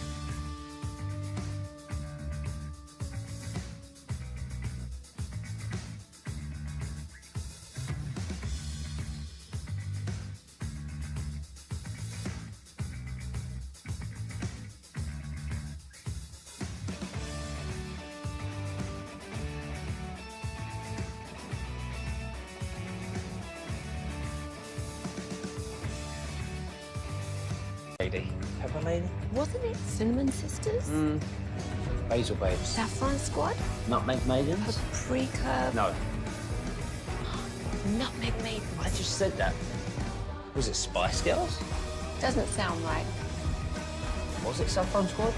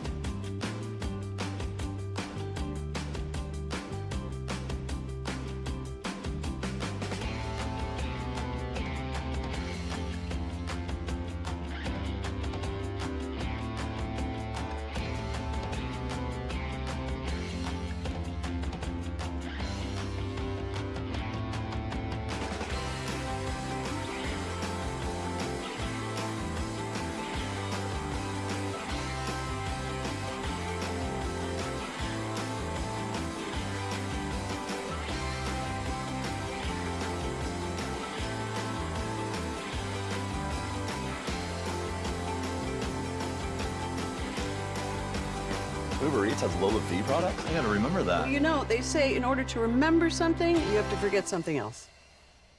Okay, now that is a very cute haircut. That's like a little shag. I've never seen that before. Well, I mean, of course you have. It's the Rachel. Oh, is that your name? No, I mean, like, your name. No, I'm Jen. My name's Jen. Right, but I just mean, like, this is your haircut. But that's hair on your head. I'm not saying this is your hair. Okay, freaking me out a little bit.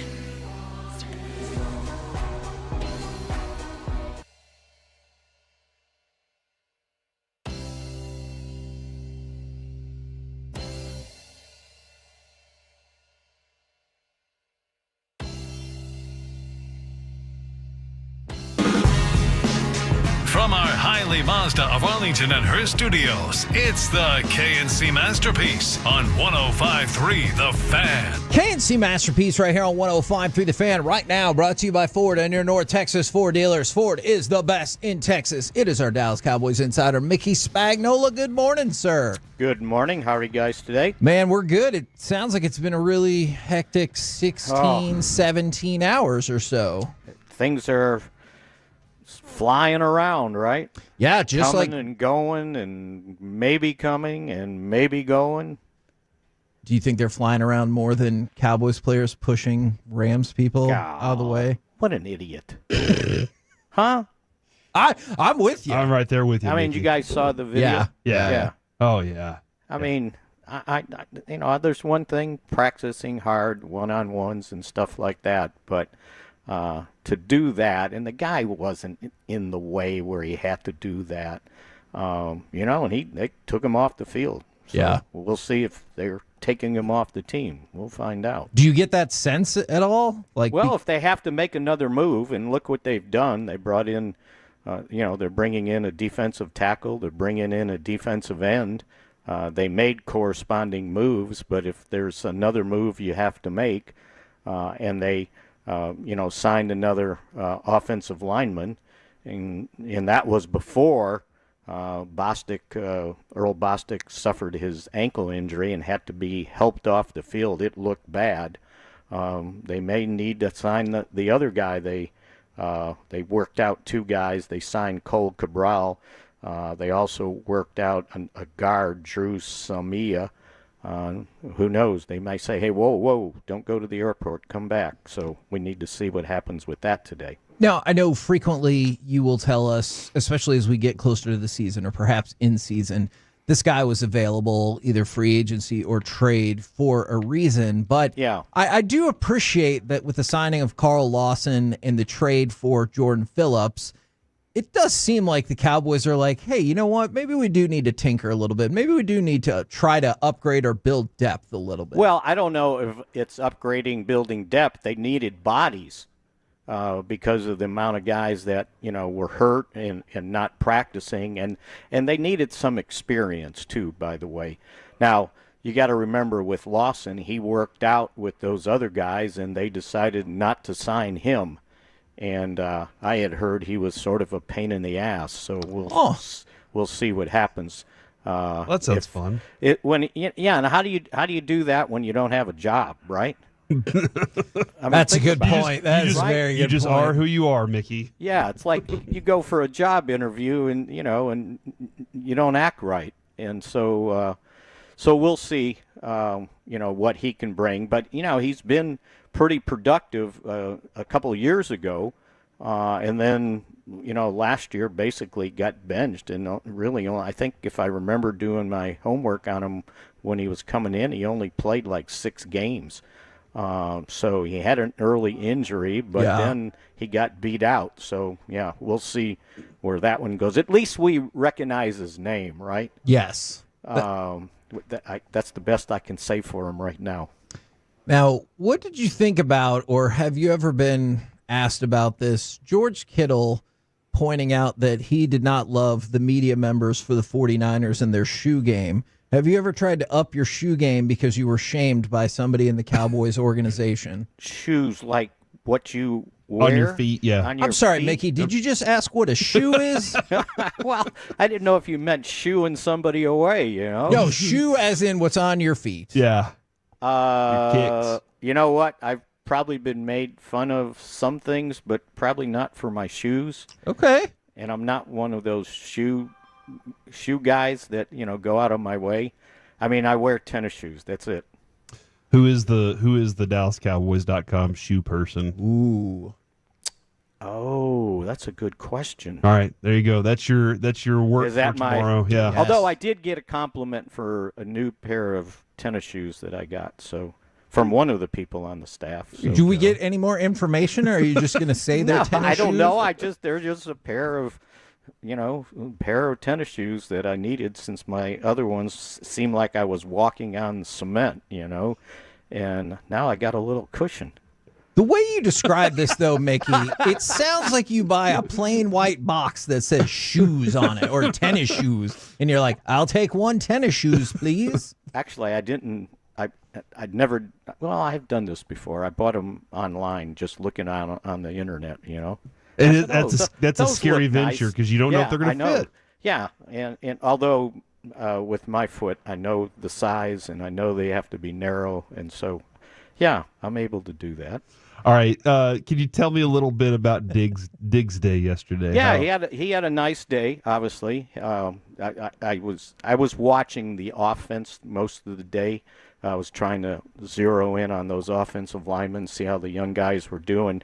But I was sort of in the end zone in the middle, and I saw him. The ball was in the air. I saw him break, and it was just a typical Diggs interception. His length, his long arms, and undercut the pass and made a nice pick. Now that one. Now that's the one I saw. I think the official said he landed. It didn't get both feet in bounds, but to me it was a pick. I don't know if he had another one or not, because I was keeping a close eye on Tyler Guyton and Cooper Beebe during the scrimmage with the Rams. And that was another, they talked about what happened on the defense. Things got heated. Well, there was a pretty good one-on-one going the whole practice with Guyton and Jared Verse, the Rams' first-round draft choice. They list him as a linebacker. I think he's a linebacker in a 3-4. He could play defensive end, and he's pretty mouthy. And they were going at it the entire day, especially in some of the one-on-one pass rush drills. As a matter of fact, Verse was giving, who was the guy? Another offensive lineman crap after he false started in front of him, and it was loud. It's like we could hear it. And Guyton went in and tapped the guy out and said, "Let me take care of this." Oh. How about that? I like it. And I heard. Go ahead. I heard Steven was pumped because they talked about how much they loved Verse and said if Guyton can block him, he's going to be able to hang with most people. And it wasn't, it wasn't perfect. Verse won some, but there were two in a row that he pancaked him. I mean, put him on his back on top of him, and I was like, oh, this guy's got a little something in his veins, right? And in the one-on-ones, he stoned them 2 snaps in a row. And this thing continued during the team practice and everything. And I thought Guyton held his own. I thought Beebe, working with the first team in pads for the first time, he'd got snaps before, but this was a consistent practice working with the first. And I thought he held his own, too. I saw one time, and this is what impressed me when I was watching his tape before, or I guess after the draft, where he's playing guard and he would take on the defensive tackle, take care of him, and then move to the linebacker or move to the safety, right? Well, he had a snap where he helped double the tackle to his right, and then he moved and got the linebacker. And I said, okay, that's pretty impressive. I think he had maybe one bad snap or so. I think he was I was going to ask that, yeah. Yeah, he was anxious, I think, because he'd been snapping the ball just fine. But I think he got in a hurry, and there was a bad snap or two.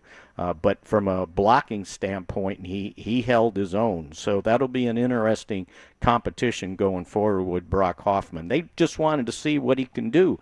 And, you got to get these young guys out there. and get them snaps, and you know, you got to move forward. Now, Hoffman's a young guy too, but from Guyton's standpoint, I mean, that's what they needed to happen all along. You know, I think Chuma was just kind of biding his time before he ended up getting beat out by Guyton. And so when he gets hurt like that, then, well, it's time to go, Guyton. You got to do the job. And I thought he had a pretty good day. And they had him somewhat on a pitch count just because he had been missing, 4 practices the week before with that chest cold. But he came out and he was aggressive. You know, and again, he wasn't perfect. He got beat a couple times, but he won more than he got beat. So that was a good sign there going forward. Have you heard any updates, or do we know anything more about Damone Clark or Overshone? Because I know Clark didn't practice yesterday, and Overshone left practice early with, I think it was a hip pointer. He had a hip pointer, you're right. And Clark had a sore knee, so we'll see where that one goes. But yeah, it's kind of that time in training camp where the injuries start kind of piling up. It was, and they ended up, Nate Thomas, the rookie offensive lineman, wasn't practicing. Hendershot didn't have his pads on again. The good news is Deuce Vaughn was back in practice, Royce Freeman, and Israel Makwamu, who, you know, he can't afford to be missing much more. You know, and he might have saw that his buddy Nashawn Wright got traded, and it was like, whoa, I better get back out there somehow, because, you know, if they're looking at him as a safety, well, he's number 5 right now. If you look at the starters, and then Wanye Thomas and Marquise Bell are playing really well, so that's 4 right there. If they keep 5, you know, he's got to get going. So there's a bunch of guys, I think, in that situation, you know, on the offensive line with Matt Walesko and Josh Ball. Now they're gonna, you know, they were gonna get some snaps just because Guyton couldn't take everything. Bostic gets hurt. I think at one point they moved Josh Ball from guard to to tackle, to just have healthy bodies to get through all this. So they got another padded practice today, and then, you know, basically it's a walkthrough on Friday and the game on Saturday, a day off on Sunday. So we'll see if some of these guys with the nicks and bruises can get back on the field. But that's one of the reasons why you see them making some of the moves they did. They just need healthy bodies out there to be able to practice and not wear out their starters. And not, you know, and the other thing, guys, is if you're not going to play your starters in the game that much, then, you know, you need other bodies to get out there. So, and the other thing I thought is, you know, Mozzie Smith got in a little bit of skirmish. It's good to see that fire, right? He's got some blood in his veins, you know. I want to see that. And, you know, and then again, you know, the deal for Jordan Phillips is, okay, you got Mozzie, but who's behind him? Yeah. You know, and you know, Albert Huggins, who knows what they do with I think we might know, goofball. yeah. Yeah. And so, you know, and then the rest of the guys trying to play that position, you know, they had Shaka Tony there, and they got rid of him. He wasn't here very long. So, you know, Denzel, I keep messing up how to say his name, Denzel Daxon. You know, he's an undrafted free agent. You know, the other guy that they just had youth behind Mozzie, and Mozzie's only in his second year, right? So yeah.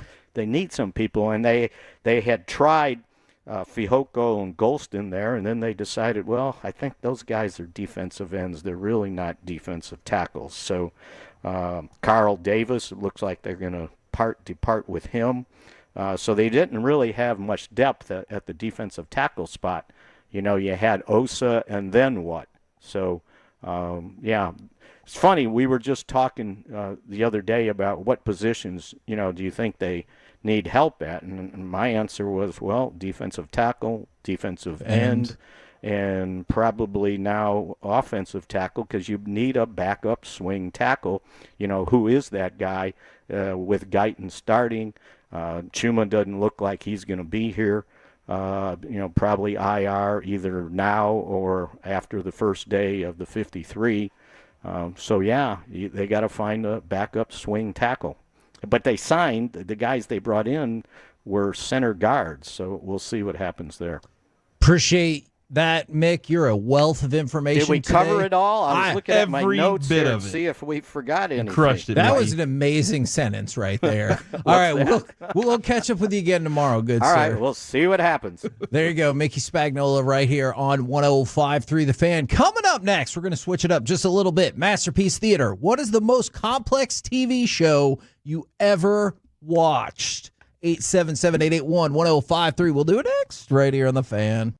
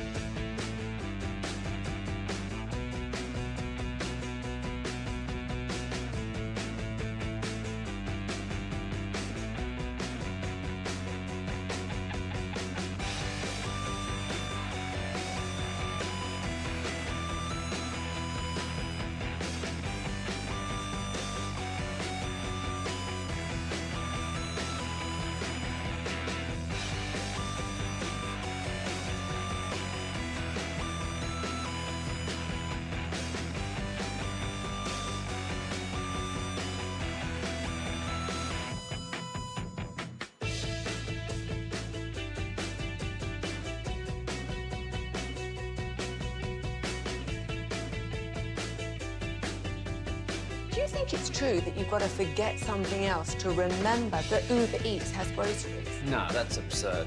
Hey, remember when you used to be a, what was it, Pepper Lady? Pepper Lady? Wasn't it Cinnamon Sisters? Basil Babes. Saffron Squad? Nutmeg Maidens? Pre-curb? No. Nutmeg Maidens. I just said that. Was it Spice Girls? Doesn't sound right. Was it Saffron Squad?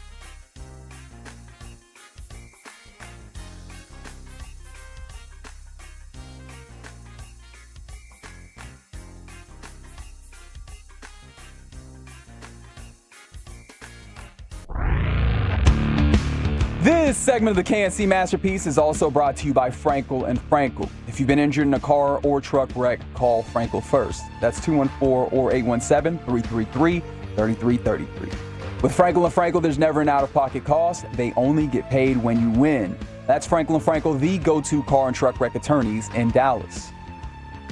KNC Masterpiece right here on 105.3 The Fan. Right now, we're going to change it up a little bit, do some Masterpiece Theater. What is the most complex TV show you have ever watched? Welcome to another edition of Masterpiece Theater, where we discuss theater with you. And now, two guys who know absolutely nothing about theater, Corey and Kevin. Now, Mike and Reggie. I was worried for now.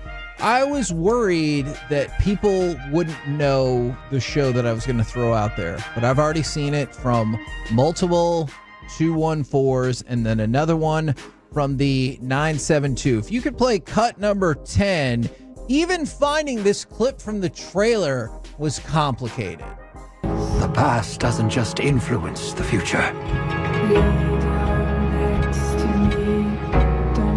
The future also influences the past. Jig-jaw, jig-jaw. It's a show called Dark. It is a German, I guess, science fiction show that I caught on Netflix, and they really want me to watch it again. And they're like, remember how much you love this show? And I was like, I do. My wife never watched it, and she goes, do you think I would like it? And I'm like, it is the most complicated show I've ever watched in the history of my life. And so I was thinking about it from that perspective. What is the most complex show you ever watched, especially if you like stuck with it? Because I could see how you're like, nope, I'm out. This is too complicated. Yeah, I guess the one that I just gave up on very quickly, and everybody says I shouldn't have, is Severance. Yes. I was watching, I was just like, I can't do this. I needed a little more less real, complicated. Yeah, I needed a little more real humor to it or something that existed, and it just wasn't providing it for me. But the one that Adrian and I have always agreed is Game of Thrones. And here's the reason why. Good answer. Thank you. I very appreciate that. I didn't know who was who most of the time. They'd say, if they said a name, I'd be like, I don't know. It's one of those people. If it wasn't a Baratheon or a Targaryen, I didn't know who it was. Yeah, now you got to know lineages, and you got to know houses, and now you got to know the politics of this fantasy land. Yeah, like, what is happening here? That's why I like Jon Snow, because that was an easy name as opposed to, is it Tyrion? Yeah. Or is it Tywin? And you're like, one of them, they're very different. House of Dragon gets even more, because there's like Balon and Bela and Lena and Laenor. And that being said, what's happening right now? I am watching a season finale where nothing happened.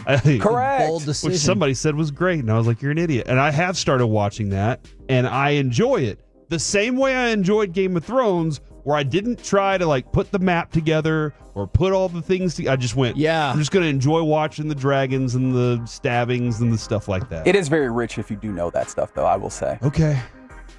But you don't have to. But you feel like you need, like, I'm going to go with a compendium while you're watching the show. So you're like, hold on. Like a legend? Let me check my map. A host, you said? Yeah. compendium. A compendium. I think I'm going to go with that. A compendium. Isn't that when you, like, own an apartment? Is that a condominium? I'm going to stick with what I said. But yeah, that's the one that I'll roll out there right now, as I just thought it was difficult. Somebody said Westworld. And Westworld, to me, always felt like they started it and thought this is a cool idea, and then they kept writing episodes after each episode. They were like, I don't know, throw this out there. Okay. If you watch... Felt like there was no plan. If you've never seen Westworld, here's my recommendation. Watch the first season. It's awesome. And then move on with your life. Because... I did. I stopped after season 3 or 2 or something. There are moments in season 2 through 4, but they're very frustrating. And then finally, they're like, you know what? We're going to get this all back in place for season 5. We're going to wrap it up. And then HBO said, hey, good job. Guess what? Instead, canceled. And so watch season 1 of Westworld and then move on with your life. Yeah, it's probably a good approach to that. Did you ever watch a show called Wilfred? It was on FX. Is that the Frodo show? It's Elijah not. Wood. I couldn't think of his name. Elijah I'm Wood, sorry. yes. I couldn't think of his name. And I mean, I think the reason why it was really good is because, and I'm not sure if I'm spoiling anything here, so just take that with a grain of salt. Shows with unreliable narrators, end up in that place. And so Wilfred is definitely one of those for me, where it was like, oh wow, yeah, there's kind of like that level of difficulty in it, keeping track what's real, what's not, what am I seeing, and what's intended for me to understand from it. I've never thought of the unreliable narrator before. I never thought about it that way, but it plays a very prominent part in like the most recent Joker movie, and like you see it. You can make that argument for Euphoria. There's a lot of different areas where that comes into play. Adrian had a hard time watching Peaky Blinders because of the accents. Okay, because that's on my Just list. the accents. But I haven't started it yet. She said she just didn't understand what they were saying because of the accents. That being said, I just kind of watched more of their actions and how they approach things, and that kind of helped me navigate that. And just like anything, once you submerge yourself into it a little bit, that's when you kind of start to pick up on it a little better, I think. Like if you went and lived in Mexico, you could learn Spanish a lot faster by living there and doing that and hearing it. So, Mike, do you have a show like this? Because Well, I did watch Game of Thrones, and that's very complex. I decided like House of Dragons. I'm like, I've had enough. Like, I'm good. I'm done I with watched it. a couple episodes and it rehooked me. I was like, okay, I like One it. that I think is now complex and also super confusing, which I quit on, which I loved forever, is Star Wars. Disney has now added now that so they've moved many into the shows, characters and so many Jedis, and you're just like, I feel like you've ruined it. Okay. Now, you could say it's complex because I think you have to really now dig The world in the is whole big. Star Wars to be like, oh my gosh, like how many Jedi were there after Anakin turned into Darth Vader? Yeah. Because I thought he killed most of them except for his 2 kids. Spoiler. But you're like, no, there were literally hundreds, if not thousands of Jedi spread across the galaxy. And he had these 5 people, I forget the name of them. They had the twirling thing. Knights of Ren. Yeah, they were all trying to kill all the Jedi, and they were getting successful, but there were still hundreds of them around. And I just like, I'm like, I quit. Too complex. From the 469, I saw this one pop up a couple of times. House of Cards was super complicated. Yeah, anything that now once you get into politics again, like now having to figure out what the intrigue is there. Yeah. House of Cards definitely one of those. From the 214, because I did watch the show and I frequently thought this is a beautiful looking show and elements of it I love, but also sometimes I don't understand what's happening. Legion on FX. Did I you watched ever a see few that episodes show? of it. I liked it. I didn't dive in long enough on it. And then from the 469, and this is why I wanted to say complex as opposed to complicated. Some people might be like, because I think of Game of Thrones as complex in terms of all the different character names and everything. It's not the most complicated story you kind of in the need world. like a compendium or Yes. something. Okay, see, you get it. I hope you looked that word up. Is The Wire, because Love it. that's another one where I don't think the story is too confusing, but there is like, hey, you got to watch this person and this person and this person and this person, and like it is not a look away show. No. You know? No, it is a watch show for sure. That is watch another and rewatch, because there's a lot of richness to it. Like there's complexity to it. There's depth to it where you have to do a little bit of analysis. You might need to have something that you read along with it. In order to I already told you what it is. It's a compendium. Yeah. If anyone was going to get this, I would have thought it was you. I still think you're saying pendulum. I don't understand what's happening. Not here. swinging I thought you back said and forth. companion. Yeah, companion would help for the show, wouldn't it? Companion. like a little companion. Oh, Reggie, have you ever watched The Wire with a significant other? No, actually, now that I think about it. Okay. That Do you seems like plan something on would watching enjoy. The Wire in the future with a significant other? Sure, but I also feel like, don't you hate it when you recommend a show and then you're watching with them, with somebody, and now you're watching them more than you're watching 'Cause the they're show looking at you're their like, phone and you're like, hey. I need to know. Well, yes, Yes. there's that, and you're like, why are you not paying attention? But then also you're like, I'm waiting for you. This is the good part.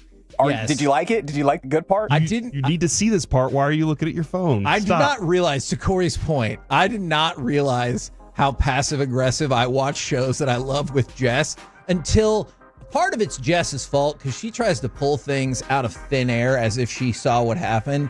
And I was like, oh, I'll look over and she's staring at her phone. So I'll pause it and I'll be like, oh, what did you think about that?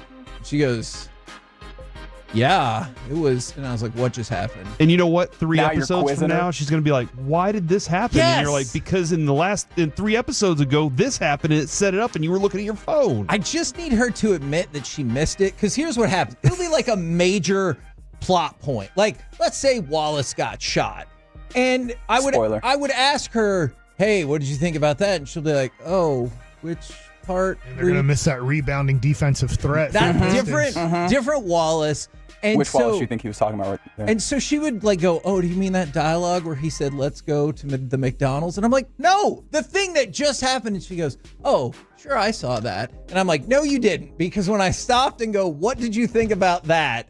You didn't go, that was crazy, or why did that happen? She was like, oh, at the McDonald's? And I'm like, just admit it. Admit you weren't paying attention, and we'll just move on. And then both of you think to yourselves, boy, am I having fun watching TV right now. It's true. Sometimes, but she wants to watch things together. Sometimes I wish she'd be like, I don't think I can handle watching that with you. And I'd be like, that is fair. And yes, from the 817, Darth Vader did have 2 kids. Somebody Twins. argue against that? They were like, wait, Darth Vader had 2 kids? That's a pretty big part Because of the they story. they too were spoiled Luke by and Mike. Leia. They Yeah. made out in the second one. They did. One of them goes on to be in the finals against Boston with Kyrie. No, that's Luca. And then later, Leia and said, then he had a layup. I knew. I always knew. Luca's layup. Don't be proud of that. Don't be proud of that. From the 214, this is a good one. Man in the High Castle. I don't know if you'll ever watch it. I watched that. It can be slow at points. I quit. I was like, 1 episode. did we ever turn back to getting did out? it. We We did. did it. Who turned it? It's been a while since I've seen it. I don't remember. How long were we under German control? It was a while, and Japanese control. I always thought the that's Japanese right. part was more Because fascinating. the West Coast was Japanese, Yeah. and the middle and East Coast was under German control. Yes, exactly. So essentially, that's the show where they were on this alternate timeline where we lost World War II. Exactly. Now there are multiple people, Corey, for whatever it's worth, on the fan text, Lost. on the Twitch, saying lost. Yeah. It was tough. It's because they ran out of ideas. They ran out of ideas and didn't know how to wrap the show up, and they were like, well, let's go. Something's in this hatch. Do you think Lost is better now that it's binge worthy? 100 Yes, I loved it. million %. That's how Do I you think watched you could it. watch it backwards and it'd be more fulfilling for you? Oh man, backwards? Yeah, will because have to the think about entirety of the show kind of operates in a way where, or at least my understanding of it from people that actually watched it, because what was I going to do? Watch that show? They were like, every episode, instead of answering questions, raises more questions. That is true. And so I feel like, in theory, if you work backwards, you're getting questions answered.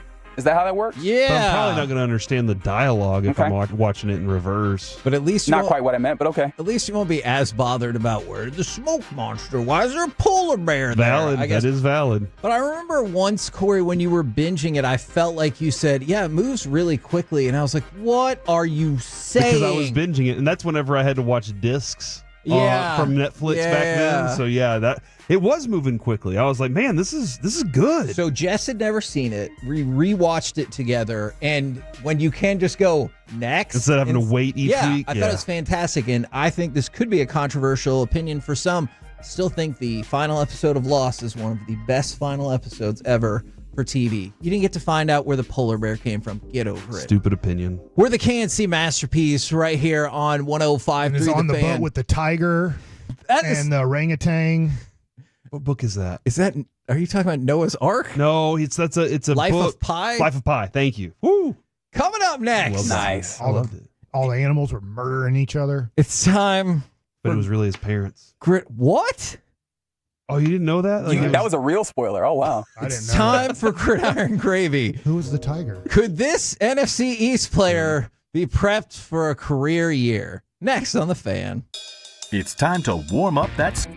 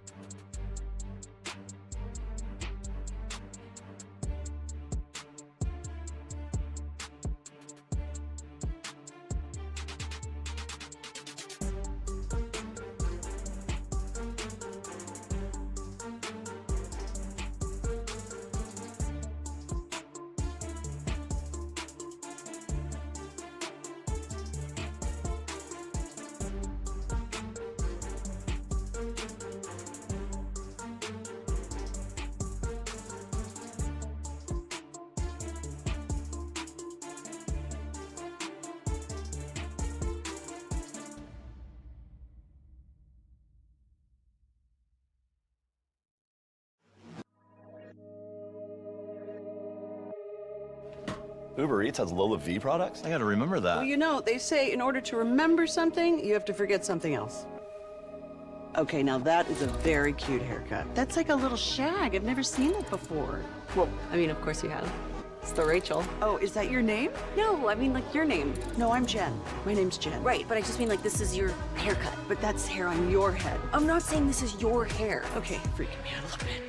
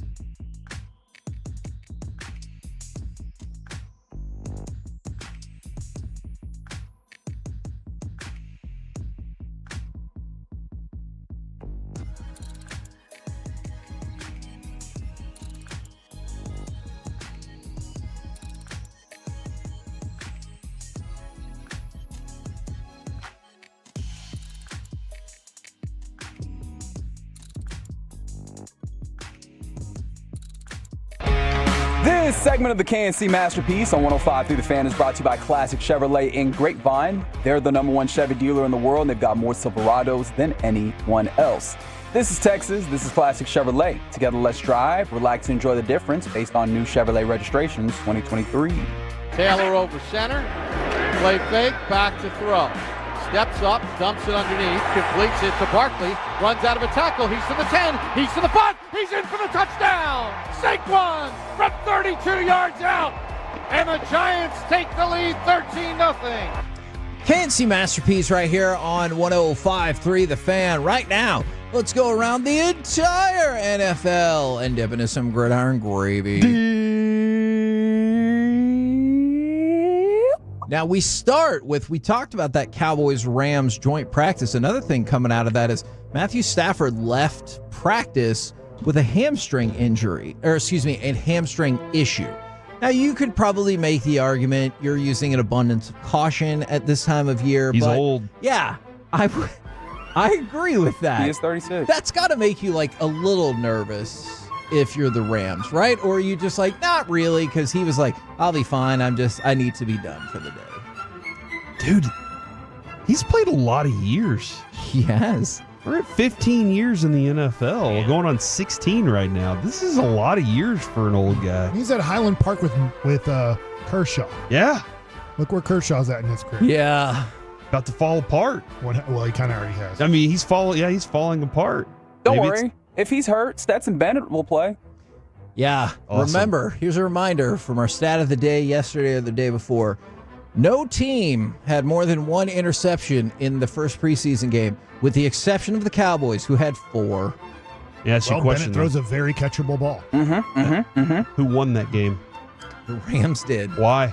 Because Stetson Bennett led them on that touchdown run. When it was time to make a big play, he made all of them. He's only a big-time player. He's When it like, matters. I'll wait. Yeah. That's fascinating. Maybe that And is. he's going to knock on the door for somebody. Yeah. Maybe that is the case. He's All right. Eli Manning. So you predicting he might win 2 Super Bowls? Eli did. Well, he said when it matters. Like, you can play. Like, Eli maybe didn't play very good for a lot of games. That's true. A lot of the plays in those games, too. But then in the end, he'd win a playoff game here and then win a Super Bowl there. Yeah. That is very true. Now, we've been talking about the Cowboys obviously a lot today, but the Patriots also made a trade.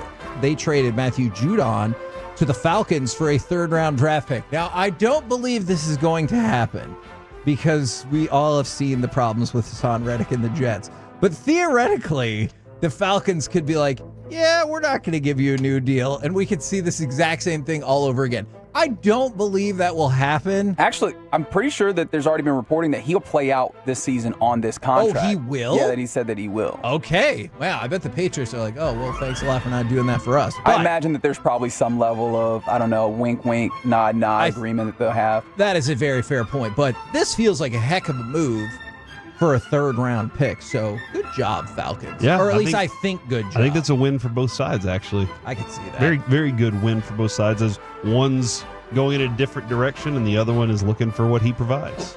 And if you're the Patriots, who the hell cares about this year, right? Exactly. Okay. You got to go get your quarterback. I imagine Jared Mayo cares about this year. You just drafted that quarterback and you're like, oh man, he's not good. Because he went to UNC, like Mike said. But they think their 6th-round quarterback might be good, right? So maybe that's what they're focused on. All right. I was looking at Offensive Player of the Year betting odds, and one of the names that's pretty high up here, Steve. No, Hell yeah, Reggie. Thank you. Incorrect. No, terrible job. Okay. You should move to Houston. You should. I'm glad that we can say that You now. should have your own show. Yes. In Houston. Agreed. Saquon Barkley is number 6 on the list. What do you think about the idea that Saquon Barkley could be revitalized by the move and have a career year? Absolutely, he will. He's got I think this is going to be a tough season for Cowboys fans to deal with him. They know how to run the ball up. I guess Kellen Moore. He'll miss 5 games. Yeah, that's the thing that I was going to add to it. He's going to get injured. It happens. He was used a lot at Penn State, a lot in New York, but I think he still has plenty left to go along with it. He'll get injured at some point. I'm very interested to see how Kellen Moore uses him, though, because Kellen Moore always wanted a back that he could use out of the backfield passing that could catch downfield. And Barkley absolutely can do that for you. Now, these numbers are going to be really high, but if I saw career year, I'm thinking 1,300 yards rushing, 700 yards receiving. So 2,000 all per. Okay. Yeah. He'd have to be healthy for, exactly. I'd say, at least 15 games. So you think probably not those numbers, more of when he plays, he will be effective. Yeah. How much are they going to miss Kelsey in this? Because I sometimes we talk about the player Barkley, but Kelsey's not there. Yeah, they feel pretty good about their replacement there, but you might be right about it. Yeah. But once we see, he was one of the 3 best centers the last 10 years in the NFL. Yeah. Right. No, it's going to be a big factor there for sure. And Kellen Moore's proven that whenever he doesn't have offensive linemen to do the work, he can't get blocking downfield. Somebody jumped in and said, I'm betting on Derrick Henry. He could have 20 touchdowns in this Baltimore offense. If you think that's the case, Derrick Henry is 40-1 right now for Offensive Player of the Year. I definitely think that's worth a look at those odds. Yes, sir. Where's Zeke? I saw on RB1s on, I think it was Maurice Jones-Drew's running back ones list for fantasy football. He's 25th. That's not right. Well, he's also, 4 spots ahead of Tony Pollard, who is 29th on Maurice Jones-Drew's list of RB1s. Okay, I don't see Zeke all the way down to 150-1. So, hey, BB, I heard they're combo blocking, opening up holes. Hey, that is All a reality. Zeke has to do is run through it. That is a reality that Biotic, for whatever reason, he could block the guy in front of him sometimes, but he couldn't block that guy and move up to the next level. And that's where you get 8 yards instead of 2. Are you guys going to be frustrated if they do their job and you see that he's not touched for 4 yards, but then he does get touched and then it's a 5-yard gain? Yes, I will absolutely be frustrated by that. It probably won't surprise you to know that Tyreek Hill and Christian McCaffrey are co-favorites for Offensive Player of the Year. CeeDee Lamb 3rd on the list. Another tough blow. Is he going to play? Yeah. Yes. I'm so afraid that the Cowboys might not sign him. What you guys said in Overreaction to Reality. So he would afraid. play. All right. Bills Pro Bowl linebacker Matt Milano, per Adam Schefter, tore his bicep yesterday. I guess there's no T at the end of that. He tore his bicep yesterday. He will undergo surgery with the hope of returning in December. Now, we've already talked about how many player losses the Bills have had due to the salary cap, and now they lose one of their starters. Whew, that is brutal. You know, that's the Dean Palmer injury, Kevin. I know, he was week 5, he fractured his leg last year. Yeah. And then he was unable to make it through that season. Old Dean Palmer injury, where your bicep tears. Yep. And then rolls up like a blind. I remember. We interviewed him. We did, and he talked about that. It was one of those where we have to ask him about it. Sure. And he talked about it. Let's talk about Nickelodeon. Nickelodeon will once again be doing their kid-friendly broadcasts, including another wild card playoff game. Now, this is not an exclusive broadcast, so you don't have to only watch the wild card game. Great, now I got to sign up for the Nickelodeon on Nickelodeon. But I do think it's cool that they seem to be making this effort for kids, and it's gotten pretty good ratings for them. Oh, it has? Yeah, it really has. I've turned it on. My kids still don't care about it. They're not interested because they're just not interested in football. I don't know what I've done wrong, but that's just the way Any it of is. them? Well, I will say this. Carter is going to play football this year, so maybe he'll finally be more interested in it. He just decided, he said, Coach gave a really inspiring speech, and I want to play football instead of soccer now. All right, buddy. Wait till that ass hits the ground one time really hard. I don't know, man. I loved it. I had a great time when playing out there. It was a lot of fun, but it wears you out, man. It definitely wears you out. You're a lot bigger than your son. He is the size I was then. Okay. So he's going to end up being my height and size. So he's got work to do. Avery, on the other hand. My 14-year-old, I was watching the game the other night, the preseason game. Yeah. And I was like, this isn't interesting to you at all. He's like, no. He's like, basketball's the most fun sport to watch on TV. Okay. And he's just like this. He just sees no fun in watching football. Interesting. With the KNC Masterpiece Wire here on 105.3 The Fan. Coming up next, let's talk a little bit more Rangers, Red Sox, plus storylines for the rest of the MLB season. Next on The Fan. The North Texas Baseball Show of Record.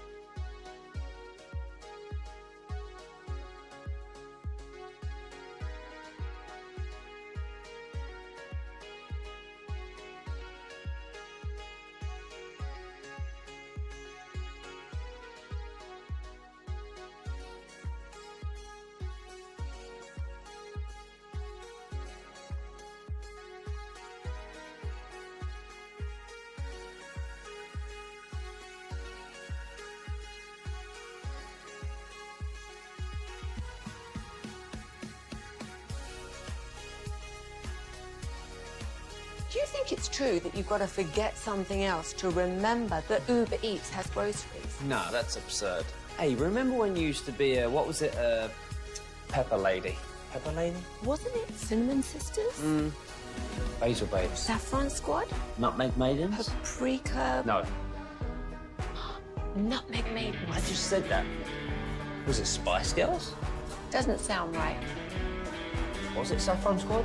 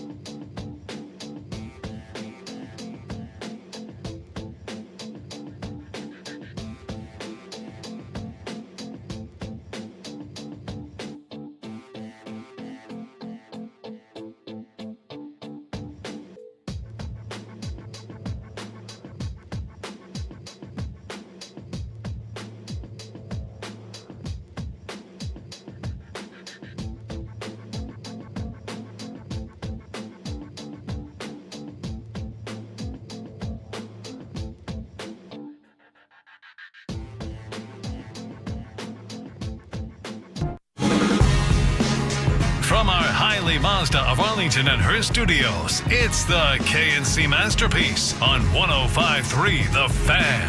KNC Masterpiece right here on 105.3 The Fan.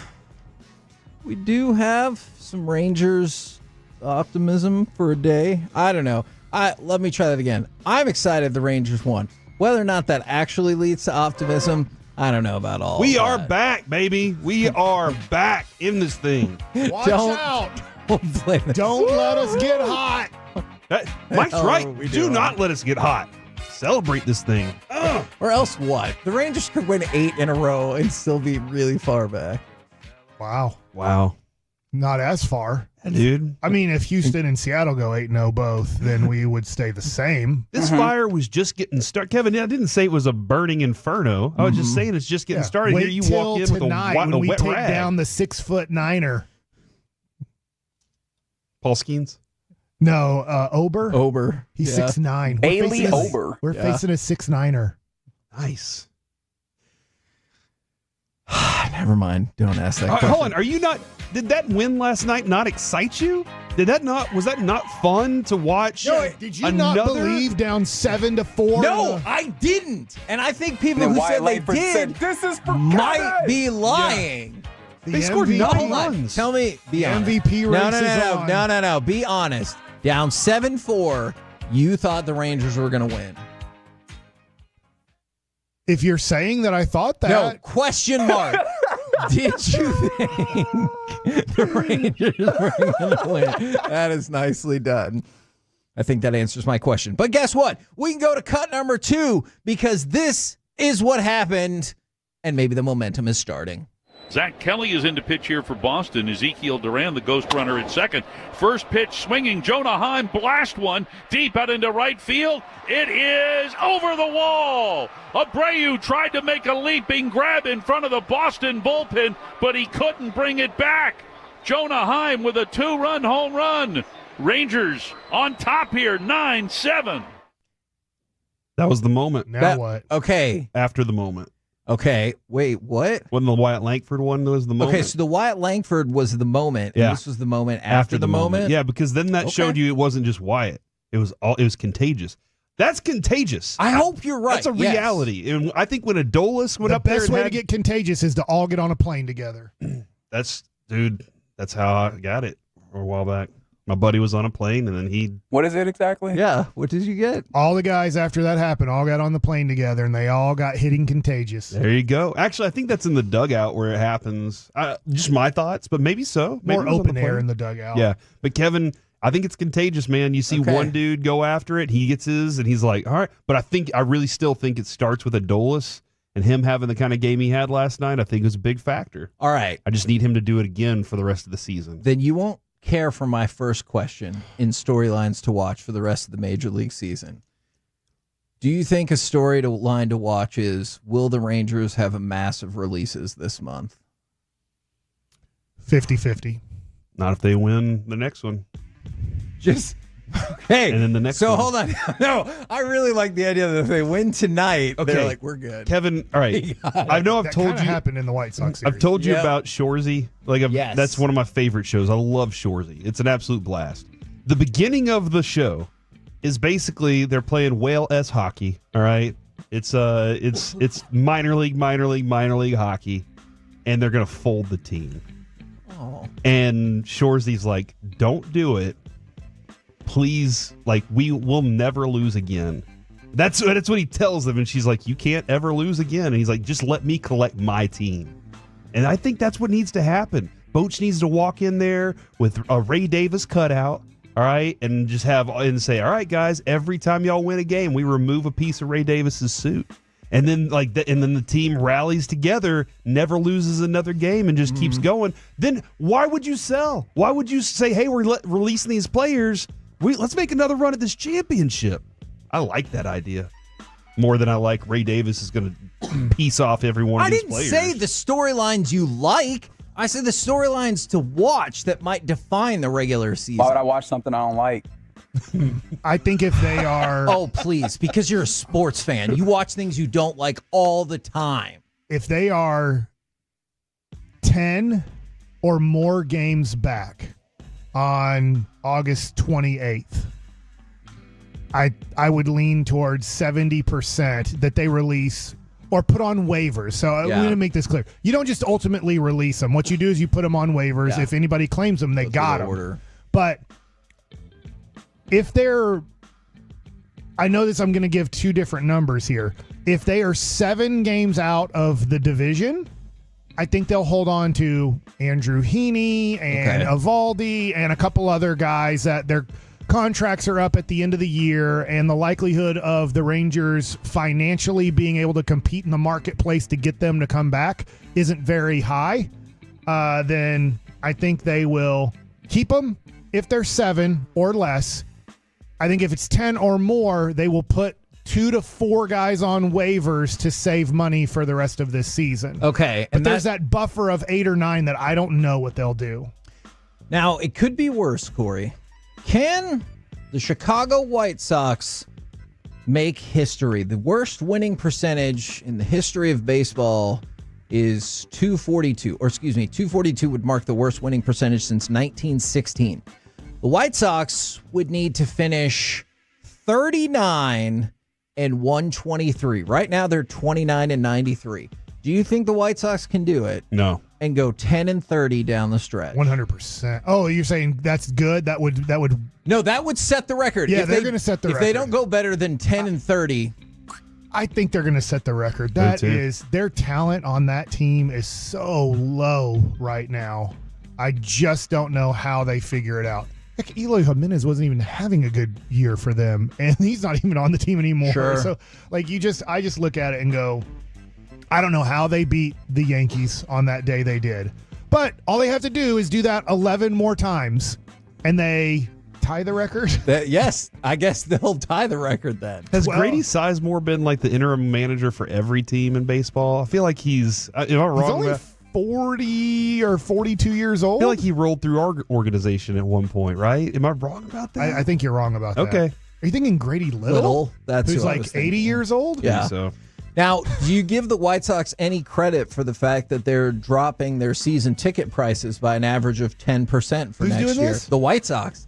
They're like, because somebody asked about the Rangers. The Rangers are not doing that I'm aware of. But the White Sox, 10% across the board, because they're like, we're terrible. I don't think that's going to help at all. Okay. No, I let's get just it. say you're a diehard. Let's just take it to the Rangers. Sure. But the Rangers win 38 games, and you know they're not spending any money to make it better. The White Sox, what I'm saying is, but you just have to put yourself in Rangers' shoes if you're a Rangers fan. Like 10% doesn't matter. Honestly, it'd have to be, if I was diehard, it'd have to be close to 50%. Okay. To be like, yeah, I'm going to go watch us go 20 and 60 next year. Yeah. All right. Who is going to win the AL East? Obviously, the Yankees and the Orioles have gone back and forth, back and forth. The Yankees are up by half a game right now. Are you invested in the AL East race? And if so, who do you think is going to win it? I'm going to lean towards Baltimore. I know that right now Grayson Rodriguez is on the injured list, and they think he's going to just miss 2, possibly 3 starts. Yep. But I look at the Yankees, and I get it. They have 2 of the best hitters in the game, and maybe the best 1-2 combination that we've seen in a very long time. Maybe Griffey and A-Rod, right before Griffey left to go to Cincinnati, and then obviously A-Rod the following year, ended up going to Texas. But I don't love the New York Yankees starting pitchers. And I'm not like super in love with Baltimore, but I think they have more. Okay. So I'm going to lean towards Baltimore. Holds on. It's going to be a great, because man, you got to buy, or you're in a 4-5 matchup against who we'll see tonight here, Minnesota. Is this the last dance for the Houston Astros? No. Oh. I thought it was, but here's why. I thought Texas was going to take it over. I really did. I thought this is like the perfect timing for the Rangers. Can you believe this? And you didn't win the division last year, but you beat them in the playoffs. You have that momentum. You have Young, Carter, Langford. And then what are we going to spend? We just won the World Series. And it just seems like the Rangers maybe aren't prepared. And there's nothing they can do about it. Obviously, I work for the Rangers and Bally's and here, but the TV situation seems like it's put a stop to the building off of a championship team and building even more. So the Rangers aren't going to do it, as in the Rangers aren't going to try to overtake this division for the next 5 years. They're going to hope, but they're not going to do everything possible to do it. They're going to hope that Jack Leiter and those guys develop. Seattle just is Seattle. Yeah. They just can't figure out. The last time they won the division, Ichiro was a rookie. Like, that's the last time they won the division. Ichiro was a rookie in baseball from Japan. So I look at it and go, Houston's still going to have Altuve and Alvarez, and at this point, I think 85 to 87 games is going to win the division again next year. I think Mike's completely right that they win that division. I don't look at them as competitor in playoff time, like a real. Okay, I'm with you too. Compared to the other teams. That's just kind of where but I'm right there with you. Like, they'll continue to be good in this division because the Rangers haven't shown they can consistently do it. Here's where they could get lucky in the playoffs. We just talked about Baltimore and New York, 1 and 4 seed. Well, the 1 seed plays the 4-5 matchup. It's not like where it's like, well, if the 6 seed upsets, then Baltimore gets the 6 seed. So Baltimore and New York are going to have to play each other in the divisional round, most likely. That's your divisional round, the 2 best teams in the divisional round. That means Houston, if they win their division, they will take on, right now, it would be Kansas City. They beat Kansas City, and then they're taking on Cleveland. Cleveland doesn't have much pitching either. They're having a tremendous year, but you could see Houston back in the ALCS, even though I'm with you, Corey. Maybe in a way not deserving because it should be Baltimore and New York in that situation. I know he's looked human in his last couple of starts, but are you invested in, could Paul Skeens still win the NL Cy Young? And do you think he can? I don't think they're going to allow him to pitch enough innings. Do you think they're going to shut him down? Because he didn't get called up till early May, so he misses a whole month of April, and now I think in September they are going to limit his starts and limit his innings. I don't think they're going to shut him down, but now that they've lost 10 in a row, it's something like that. I think they've lost 10 in a row. That is correct. Now they are not in the playoff picture anymore, so you don't have to have the tough decision like Steven Strasburg in 2012-ish or so, where you're like, hey, we could make the playoffs, we could make a run, and the only way to do it is Skeens pitches us there. Well, now that you're not in that situation, it took the pressure off of them to go, hey, maybe the last 2 weeks of the season, we're like, hey, you did great rookie year, rookie of the year, but we're not pushing you anymore. It's good. I think he does what Randy Johnson says and says, you don't tell me how to pitch. Okay, that would be interesting because depending on where you look, he's 3rd or 4th in the NL Cy Young betting odds. Chris Sale leads the way, then Zach Wheeler. I think those are the agreed upon 1 and 2. And then Skeens and Hunter Green are kind of in the mix together. But he has been super fun to watch this year. And then I just saw this come out, and I know we talked about the value of the Rangers farm system, but MLB.com re-ranked the farm systems, and they have got the Rangers not at 28, but at 26. And midseason rank for 2022, 6.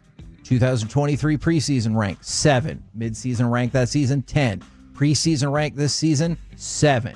Obviously, you've graduated the 2 key prospects, and now the Rangers have tumbled down to 26. And this division has horrible farm systems because the Angels are 29th and the Astros are 30th. That's the thing about this division. Now, Seattle, we mentioned, had 6 on the top 100 list yesterday. So maybe Seattle is figuring it out, and I need to give them more credit. But this, for the next 5 years, is a wide-open division and will probably be the worst division in all of baseball for the next 5 years. Seattle's number 9, by the way. Their climb over the last couple of years, 24, 24, 19, 18, and now they're up to number 9. And as you said, they have 6 prospects in the top 100. So maybe it could be turning around for them. Yeah. We're the KNC Masterpiece right here on 105.3 The Fan. Coming up next, best case and worst case scenarios for the Cowboys record this season. 877 There is no worst case. 881-1053. All right. Well, you can still text in or hit us up on the Twitch or YouTube. If you don't say 17-0, Corey will give you a big giant thumbs down. But best case and worst case scenarios for the Cowboys record this year next on The Fan. Are you ready for some commercial?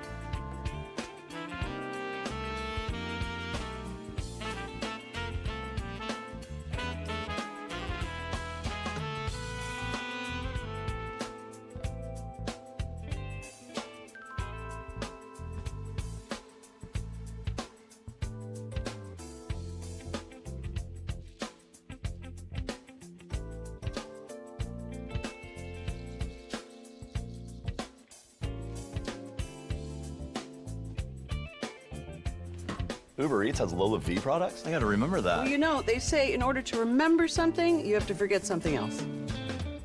Okay, now that is a very cute haircut. That's like a little shag. I've never seen that before. Well, I mean, of course you have. It's the Rachel. Oh, is that your name? No, I mean, like your name. No, I'm Jen. My name's Jen. Right, but I just mean like this is your haircut. But that's hair on your head. I'm not saying this is your hair. Okay, freaking me out a little bit.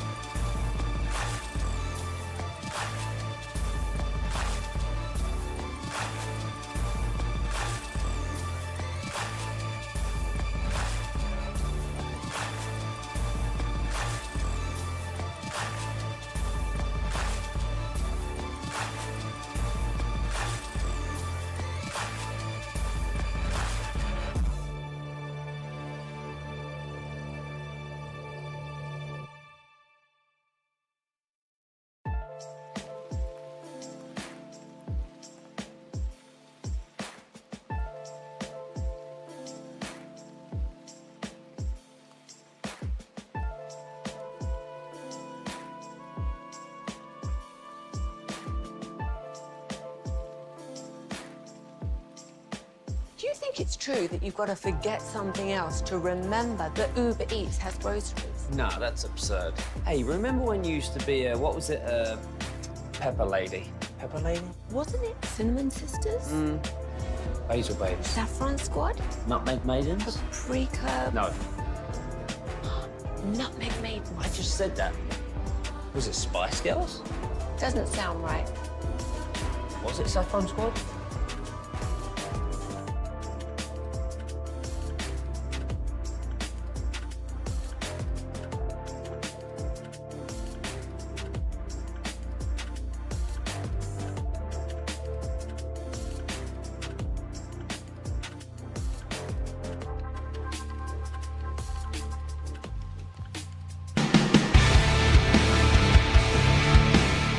This segment of the KNC Masterpiece on 105.3 The Fan is also it's the Expressway, and it's brought to you by the On Time Experts.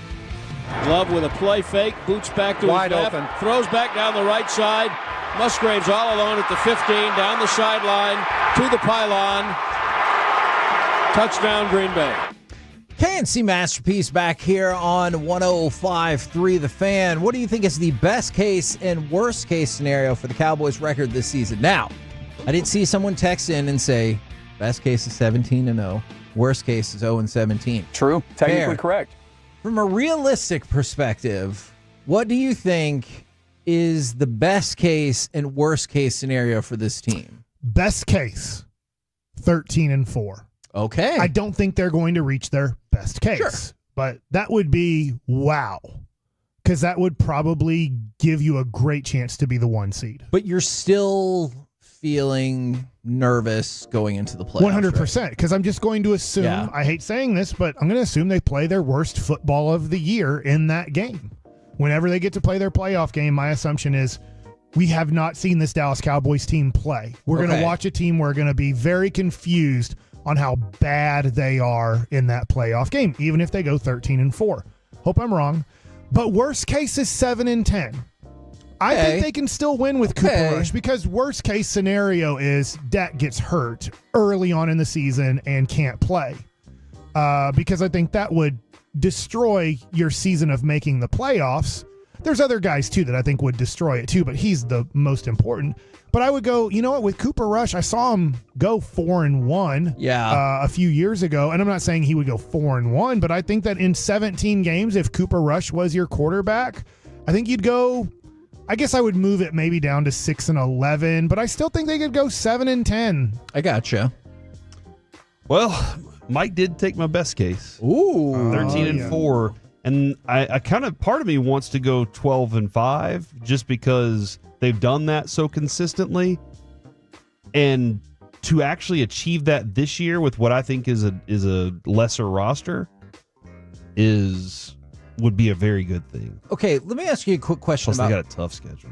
That is true. When y'all do best case, worst case, do you go down and you're like, this is a loss, or do you look at like clumps and you're like, I don't know which one, but they'll lose that Philly or Houston Probably clumps, game. yeah. Okay, Yeah, all right. Because they could win one that I don't expect them to, Sure, but they'll lose sure. the one that I don't expect them to also. Okay, So, yeah, that- somewhere in there.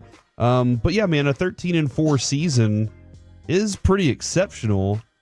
And at the same time, it's Mike McCarthy somehow found a way to keep those guys locked in and not getting burnt out throughout the difficult part of the schedule, which, as we know, is the meat of the schedule, or the real meat of it. Mm-hmm. The worst case scenario is I got them at 6-11. Okay, and here's worst case scenario: you're going along pretty well, and then Dak gets hurt, or you're going along pretty well, or you're not starting off very well, and then the team starts to fall apart, and you're looking at, hey man, Mike McCarthy, his contract's running out. Dak Prescott, he didn't get his contract done. He's looking elsewhere now. The defense is like, man, I don't even know. So that's, if the locker room becomes fractured, this team will not be. You've seen it before, man. No, you're right. But I was going to ask this question. For reasonable best case scenario, is there any part of you, I don't want anybody to get hurt, but is there any part of you that thinks 6-11 could be a best case scenario because then if the front office is telling the truth, you move on from your quarterback, you move on from your head coach. You'll have a better draft pick, not a top of the round draft pick. You have top 10? You could. It's right around, Yeah. I'd say anywhere between 7 and 12. Yeah. And you really have to, or you would think, you really have to reboot it. Now, that is also taking assumptions that the front office is like, telling the truth about some of these things. But is there any part of you that thinks 6-11 could be a best case because then you're like, now you have to try again and reboot the thing? In a way, yes, because I think most likely they're going to go 10-7 and make the playoffs and lose in the first I can round. see that. And now you have the decision on Dak and McCarthy have made the playoffs 4 years in a row. Yep. Yes, there's no playoff success, but that's tough for the Jones family to go away from. You're competitive, you're Agreed. making the playoffs. If you get in, you have a chance, and I don't think they go away from it. So I think that they would do the thing that I think Cowboy fans would maybe dislike the most, and that would be giving McCarthy a 2-year extension and Dak a 3-year, $180 million contract And with that- all the no trade clauses, everything that you would ever want in a contract. And that you're right when you say that you don't think Cowboys fans want that. The part of the question, Kevin, am I going into the season wanting that best case scenario? Okay. Because if so and all those things happen, then yeah, that's a best case scenario for me. Right now, I'll be honest. I haven't been like railing against Dak for a long time, but I'm kind of tired of where this team falls short. Yeah. And so I'm kind of like, okay, can we find a new piece to go forward with? So that's where I am, and I'm not begging for a season where we're bad because I don't want to come in here every week, Kevin, and have to talk about a bad football team every week. Can I tell you something? I'm really intrigued by your question because I would root for a bad season as a one-off if I thought it was a means to actually get the ends done. But I don't necessarily think that. Like I said, if the Cowboys go 6-11, they theoretically should do X, Y, and Z. But I don't necessarily think they will. If you told me... Because you don't think that they'll move on from Dak because of the money? Yes, kind of. And so if you told me it's going to be a crap season, but then you're going to, sweep everything out, you're going to rebuild, and I'd be like, okay, what we're doing isn't working. Let's try something new. I could get my head around that, but I don't think they will. So I feel like you have no choice but to root for, hey, maybe this time it works out, even though the last 28, 29 years tell you it probably will not. I mean, more than anything, I want to root for Dak Prescott and the Cowboys winning. Like, more than anything, I want that part of it. I will say this, though. Listening to Sean this morning, he kind of laid it out for the first time I think that I've heard somebody on our station lay it out, is how does Jerry and Steven win? How do Jerry and Steven win with this Dak negotiation? Yeah. When not signing him. And that is, if you don't get as far as you want, you don't get it to an NFC championship game, or you don't get a playoff win, and then he wins after he leaves, goes somewhere else, wins a couple of playoff games, but never really gets over the hump, never really gets there. That was the best explanation, is that's what Jerry and Steven are really trying to decide, kind of, aside from the money, is, was that worth it? That we decided he wasn't going to be the one to take us there.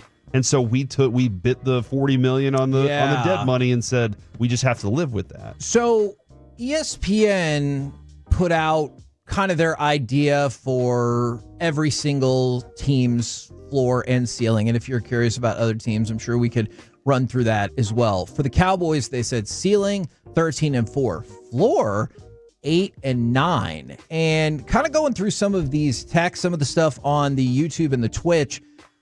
From the 817, just feed them saucy nugs all season and they'll go 14-3. From the 817, best case scenario 13-4, worst case scenario 7-10. It depends on how McCarthy is going to manage in the fourth quarter and in the playoffs. From the 325, 12-5 and 6-11 as best and worst case scenario. And like a lot of people, they have it kind of meeting in the middle at 9-8. I'm sure that 7-10, 8-9, 9-8, and 10-7 are popular choices for the Dallas Cowboys record this year. I just don't feel like they're going to be a middling team, Kevin. Okay. I feel like, and I think I created this word. I don't think they're going to be one of those teams that I think it's going to be extreme on either side. I think it's going to be either a really good regular season or a really poor regular season. I don't feel like it's a team that's going to land in the middle just because of the other factors that are involved. I hope you're right. This team feels like a kind of a 10-7 to me, losing the first round on the road sort of team, but I hope you're right. And that's not enough to change anything. To you and to me. You think it is to Jerry? Oh, you said it's not enough to change anything? Yeah. I think that's absolutely enough to change something. 10-7 and lose the playoffs? Yes, because I know. But what to change what? To change the coach? And the quarterback. Although I don't think it's enough to change the quarterback. And I would argue that his contract is why they're not going to change that, because they painted themselves into a corner, because they're like, oh yeah, we'll figure it out with Dak. And now that it's here, they're like, oh crap, he really does want to get paid, and we're kind of up against it in terms of if he walks away. I don't know. You might be right, because then I know they'll trot out do you know in the last 4 years, we have had 46 wins. You know how difficult it is to find a good quarterback, let alone a great quarterback in this and thing? I'm not even counting the one against Tampa in the playoffs. Yeah, yes, exactly. Where we went on the road in the playoffs and beat Tom Brady. Holy cow. Did you not see how good Dak was against Tom Brady in that game? Now, a lot of the over-unders for the Cowboys have the win line set at about 9.5. Okay. Would you go over on that? I would go over on that. I've seen 10.5 a lot of places, and I was already going over on that. Oh. So okay. So yes, I'm going over 9.5. So would you go over at 9.5? Yeah. Okay. 10.5, I would probably, if it's 50-50, if the odds are, because I know it's an over-under, but it's not even money on it. So we'll get to 10.5. That is not an even proposition anymore, but 9.5 is closer. I would I'm leaning at 10 wins. So if your number's 9.5, I will go over. If it's 10.5, I will go under. So the Fanatics book had it at 10.5 for the Cowboys. So much money has come in on the under, 93%. That now the under is down to minus 200, which means if you take the under, you have to bet twice as much as you're hoping to win. I want to do that. No. Well, especially because you're betting under. Obviously, it's more fun to bet the over if it's a team that you like. Yes. So that's probably a tough sell. And from the 901, I'm just going to give a couple more of these. Best case scenario, 9-8. Worst case scenario, 6-11. From the 318, the locker room could be ultra toxic. That's why their best case, worst case scenario, 13-4 to 4-13. That is I would be willing to argue very much that they will land somewhere within that mix. It could get that way. That's the thing about when you have your head coach and your quarterback on, this is it. Yeah. Do or don't. Boy, if it starts off 2-3, and I know that's still a lot of football left, it could get toxic on how much commitment do I make to this organization. I hate saying that. I think Dak's a good dude, but yeah, I think we all do. But you also have to somewhat protect yourself in that situation. If it seems like you don't have a running game and you're having to pass the ball 45 times and you're getting hit a lot, well, sometimes you do have to start making a few business decisions in that situation. Now, I know we got Mike Likes It coming up in just a minute, but are you prepared for a different sports journey for just a minute? Sure. Let's go to cut number 9 and talk about an amazing auction going on. Here's the pitch by Downing. Swinging. There's a drive into left center field. That ball is going to be out of here. It's gone. It's 7:15.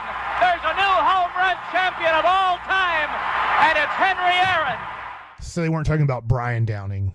They were not talking about Brian Downing. So, obviously, one of the most famous scenes, I would argue, in the history of sports, but certainly one of the more famous scenes in the history. They let two random guys run the bases They with them. let it happen, but it did happen. At a terrifying time when...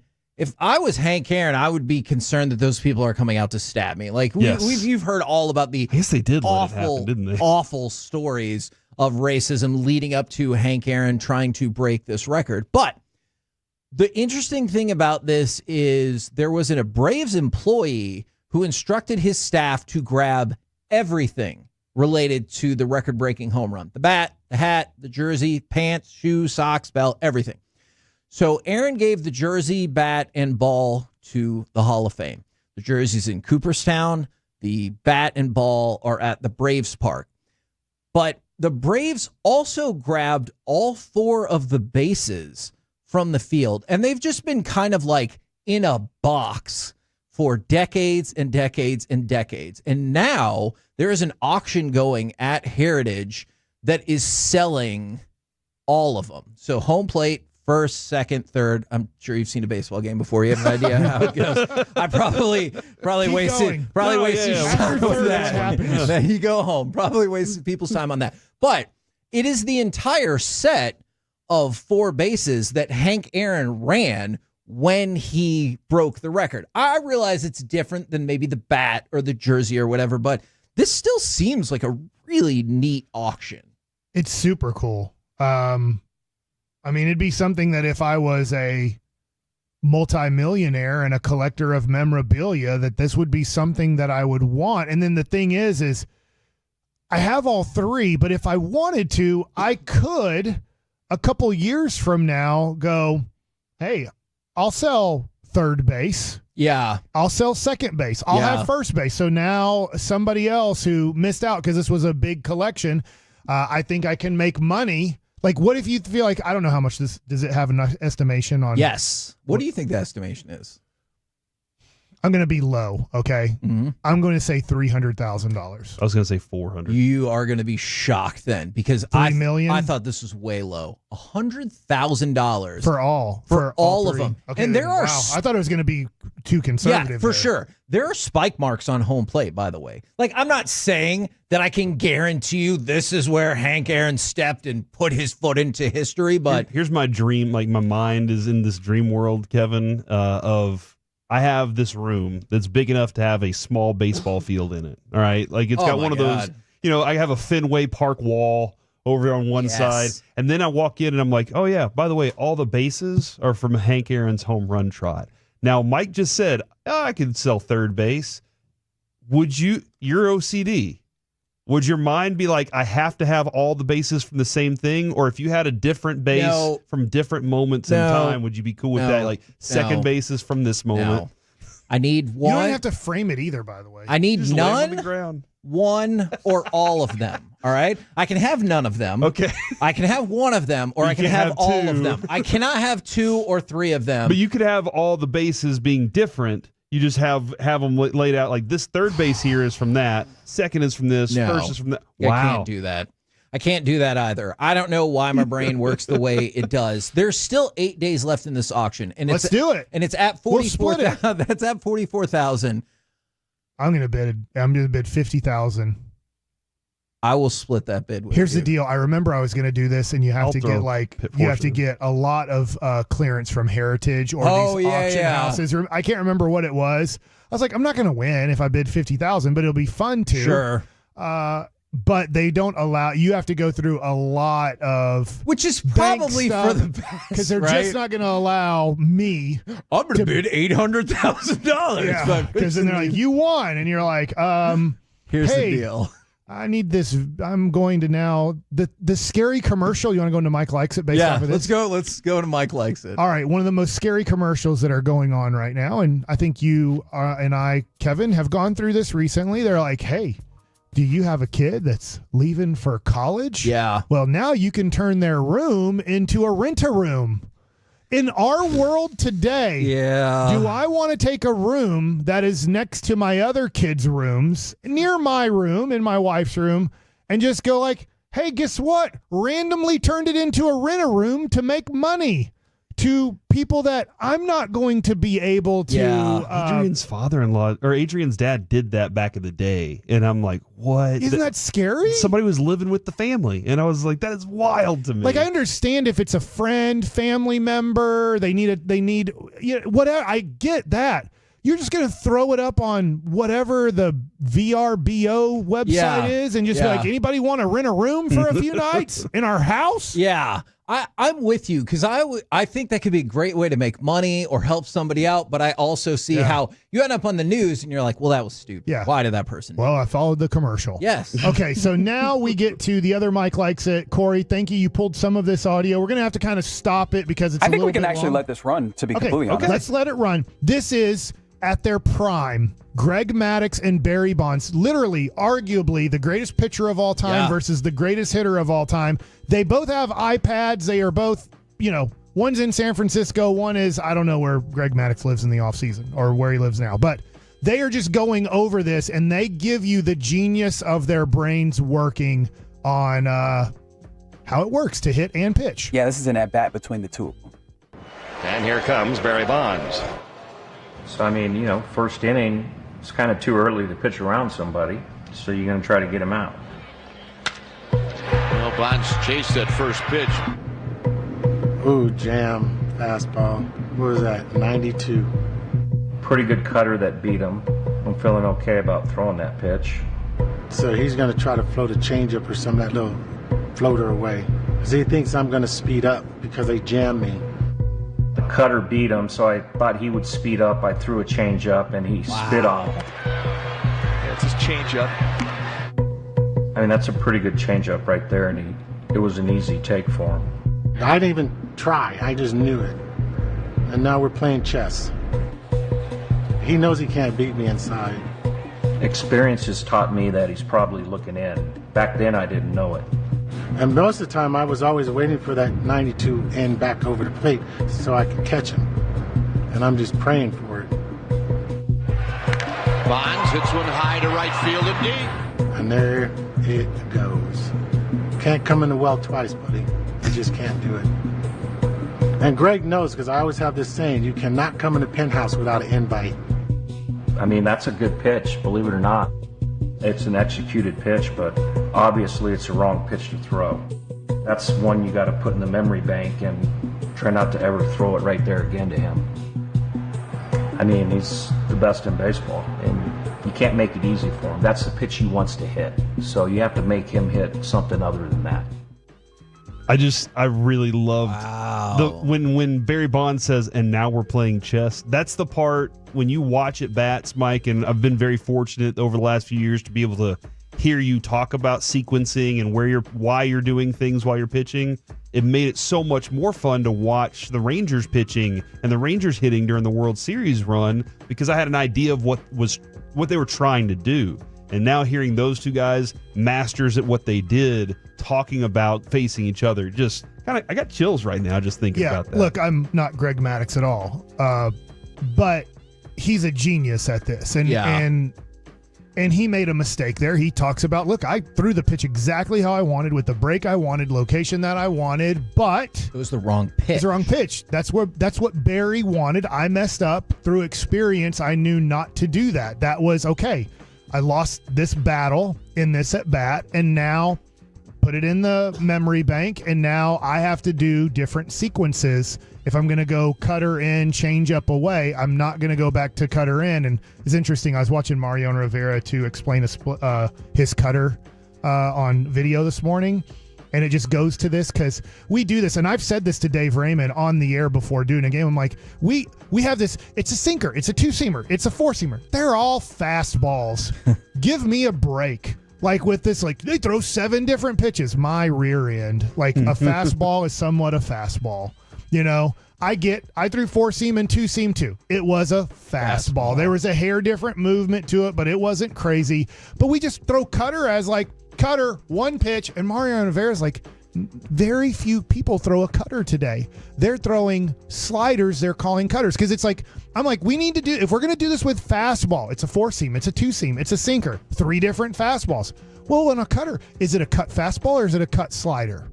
Right. And Mariano Rivera backs me up on this. He says most people that throw cutters today are not throwing cutters. They are throwing sliders. They're throwing hard sliders that somehow have now gone into the category of cutters. It used to be a cut fastball. The reason it's called a cutter is you're throwing a fastball that cuts instead of sinks or instead of stays straight. it's not a cutter breaking ball. It's always been a cut fastball, but we've changed the definition of it a lot. And now we're misrepresenting what a cutter actually is. But now getting back to Maddox and getting back to Barry Bonds is you're always doing this. You're always trying to read the hitter. You have a scouting report and you're pitching to that report, and your catcher's helping you out a lot with that. Usually you have a catcher that you went through all of the game plan against each batter individually. As a starting pitcher, you sit down with the pitching coach about 45 minutes before the game, and you individually go through each scouting report against hitter 1 and then hitter 2 and then hitter 3. You're not going up. You're not talking about the bench. It's enough to remember 9. If you're a guy like Maddox, you're going to know because you've been in the league a while. Maybe a random dude comes up who's a rookie and you're a little bit confused. So you're going to go to more your strengths and what you think his weaknesses are going to be. Greg Maddox has talked about, hey, where their hands are, how big they are, different things. But he's like, I can pitch to guys even if I have no scouting report because I can look at them and have a great idea of the way they stand in the box, the way their hands are, on how I'm going to attack that guy, even if I have zero scouting report on a guy who just got called up. You told me this morning that Maddox, when he walks off the mound, like he knows everything that he did on the mound. Yeah, he'll know. He doesn't have to look at the board and see how many pitches he threw. He's keeping a count in his head. And then he's not saying how many strikes have I thrown. He's saying how many pitches have I executed. So he'll come off the mound and he would go to Bobby Cox or Tom Glavine, John Smoltz. Leo Mazzoni was his pitching coach there. And he'd just go 73 and 91. Just like he said, that was an executed pitch. So in that at bat, he was 3 for 3 in executing the pitch he wanted. It didn't mean he was successful with the pitch. The result he left out. That's for later. He could, in his brain, for the whole game, which maybe this is why he's your favorite, is he was keeping a count in his brain of pitches total and executed pitches. So he knew how many pitches he executed in his game. Sometimes it ended up being a negative result. Sometimes he wouldn't execute a pitch and it would be a positive result. But he was like, that doesn't matter.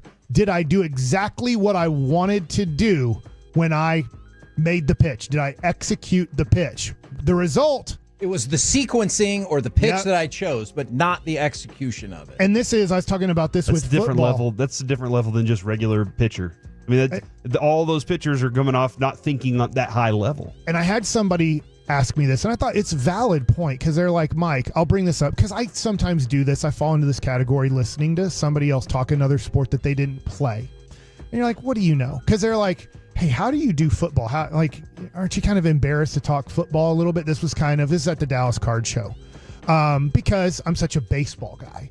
And I'm like, I get it. And I'm not trying to knock you guys at all, but I'm like, Corey played high school football. Kevin didn't play high school football. I didn't play high school football. But I get it. If we have Jesse Hawley up here or we different have stuff, yeah. Patrick Creighton or who, like it's different. Like they played in the NFL, or if you even get a dude who played like at North Texas for 4 years. Yeah. Now they're not going to play in the NFL, but they're going to know more because they went through a whole 4-year college program. So they're going to know a little bit more than us. That is what it is. But I'm like, I know football on a base level, but I don't know it on an NFL former player level. But I do know this.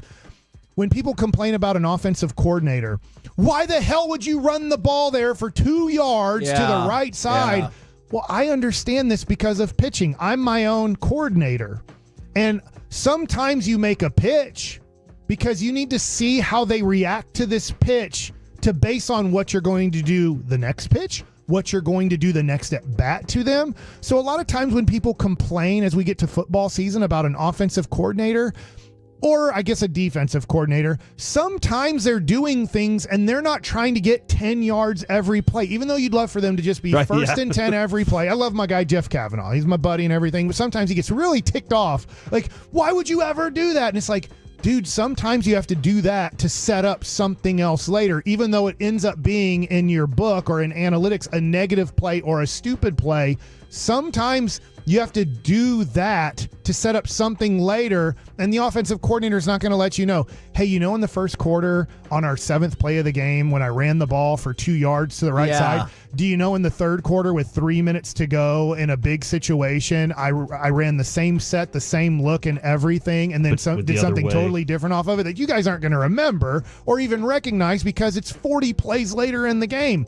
But that one play set this up for a 17-yard game that I knew that I needed. And sometimes in the first inning, not as much anymore, but sometimes in the first inning, I do this. So in the 6th inning, when I'm facing him again, he's thinking I'm going to go back to that same sequence. And instead of on 1-1 throwing the changeup down in the way, I throw a cutter in on his hands. And he's like, you haven't done that to me all game in that situation. And now you got me.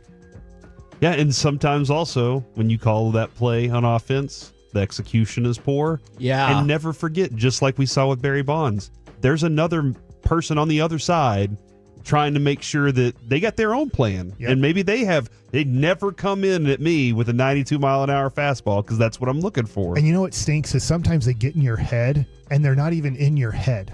And what I mean by that is you're like, dude, if I do this, he's Barry Bonds or he's whatever, he's thinking this. And then you go to your weakness. Yeah. You know, because and then you're like, well, my weakness can't get him out either. I might as well stick with what I know. And I think that this is a perfect example, as I got to go now, is Sean McVay in the Super Bowl. He's like, I got so nervous facing Bill Belichick that I couldn't even put together the game plan for us to possibly be successful, because every time I thought this could work, well, doesn't Bill know that this is going to work? So I better not, right? And so that's the tough part about either being a coordinator or at times being a pitcher hitter. And that's what I love about baseball is most of these guys are thinking. Josh Hamilton, great career when he was healthy and everything.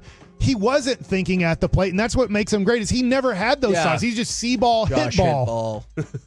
So there you go. Great stuff, Mike. Absolutely. We're the KNC Masterpiece right here on 105.3 The Fan. Coming up next. Rangers. Go get Rangers, baby. It's time for the C Block starring Corey Majors. Oh, my gosh. This breakout player, and is this dude a hero to all gamers out there? Next on The Fan.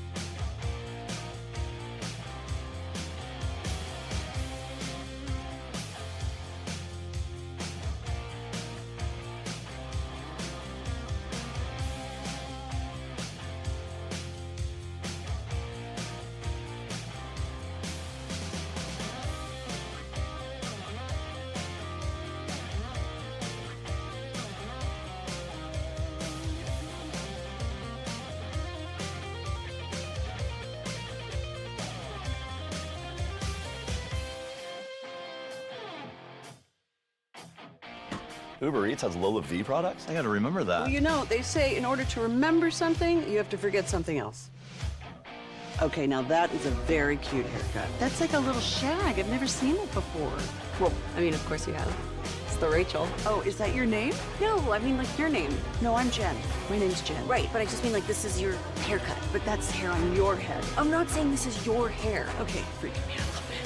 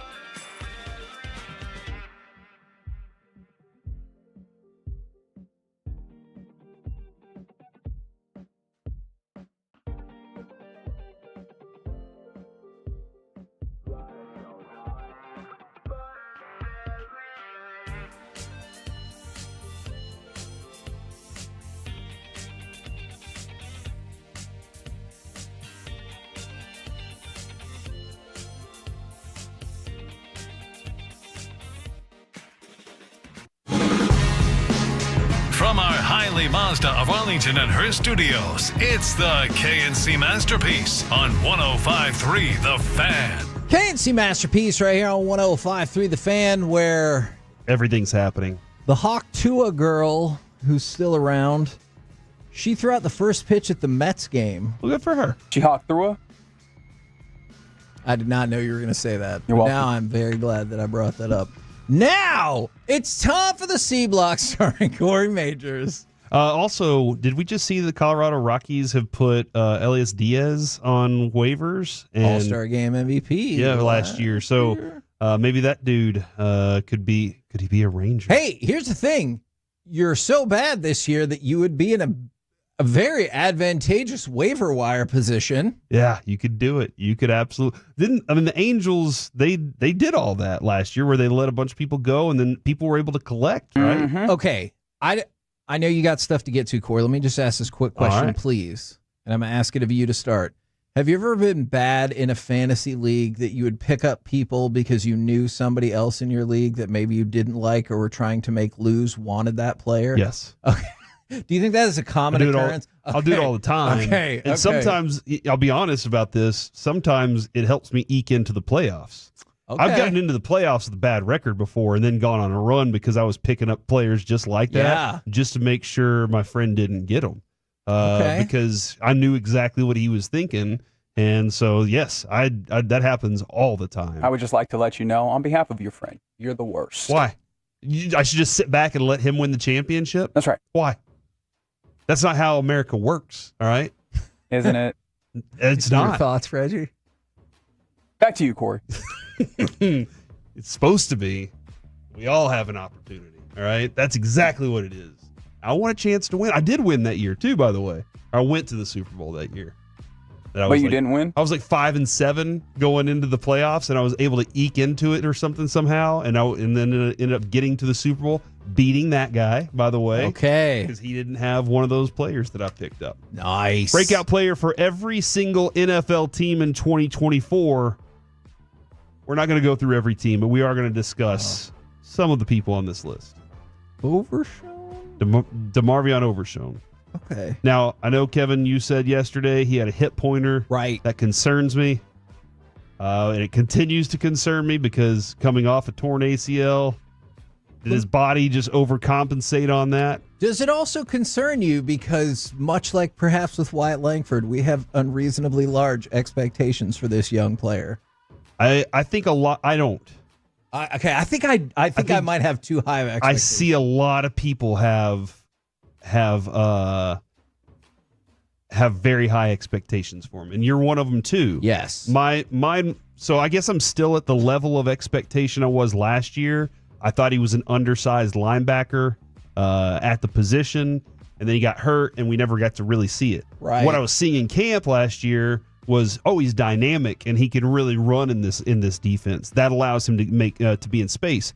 But how does that hold up over an entire NFL season? And so far, injuries have been a little bit of a problem. So that's my concern here is, will he continue to be an injury problem, or will he be able to overcome that? Because it looked like, based on what we were seeing, looked like he put on a little weight during the offseason. His workout program was great, and the personality on the player is phenomenal. He's got the great personality to go along with it. We just need to see him on the field. Yeah. And being injured is not going to help that by any means. But he has I think the thing is, you look at his ceiling of talent level, and his ceiling absolutely is the roof. Because the dude can run. He's smart. He's intuitive. He has good instincts. He can tackle. Just got to make sure that the dude can play healthy throughout this year. So that's the guy on the Cowboys. Any other teams that you're interested in? I kind of want to know the rest of the division. Okay, the rest of the division, Kevin. We're going to rock out with the Giants, Jason Pinnock, their safety. The Eagles, Cam Jurgens, their center, because as Mike was pointing out earlier, Kelsey's gone. Yeah. And then the Commanders, Frankie Louvu. Do you think RG3 could be the breakout for the Commanders? Would you like to break that news, Kevin? You could break it. I don't know. Reggie broke it to us, so maybe Reggie can help us out. Multiple sources reporting that ESPN has fired Robert Griffin III for the first time. For the first time? Yeah, it'd be better than if they fired Robert Griffin I for the third time. Because then you'd be like, well, now this is just hateful. Don't you think? Stuff. Yeah. Thank you. 877-881-1053. Do you have too high of expectations for DeMarvion Overshown? I really think I do. When you describe it like that all makes sense. And I'm like, oh, man, I think I'm expecting to be more than he is too soon. And, dude, if he turns out to be what you expect him to be, then I'm perfectly happy with the growth and progression and result for him down the road, because that's what I want from him. I'm a little skeptical at the moment. I was skeptical of Dak too, and Dak's had a pretty good career, and he had a couple of breakout moments throughout his career too. I was never really skeptical on CeeDee. I always thought, just watching him in college, I was like, that dude's going to be a star. And so that's where I didn't know enough about Zeke at the time. He was a star.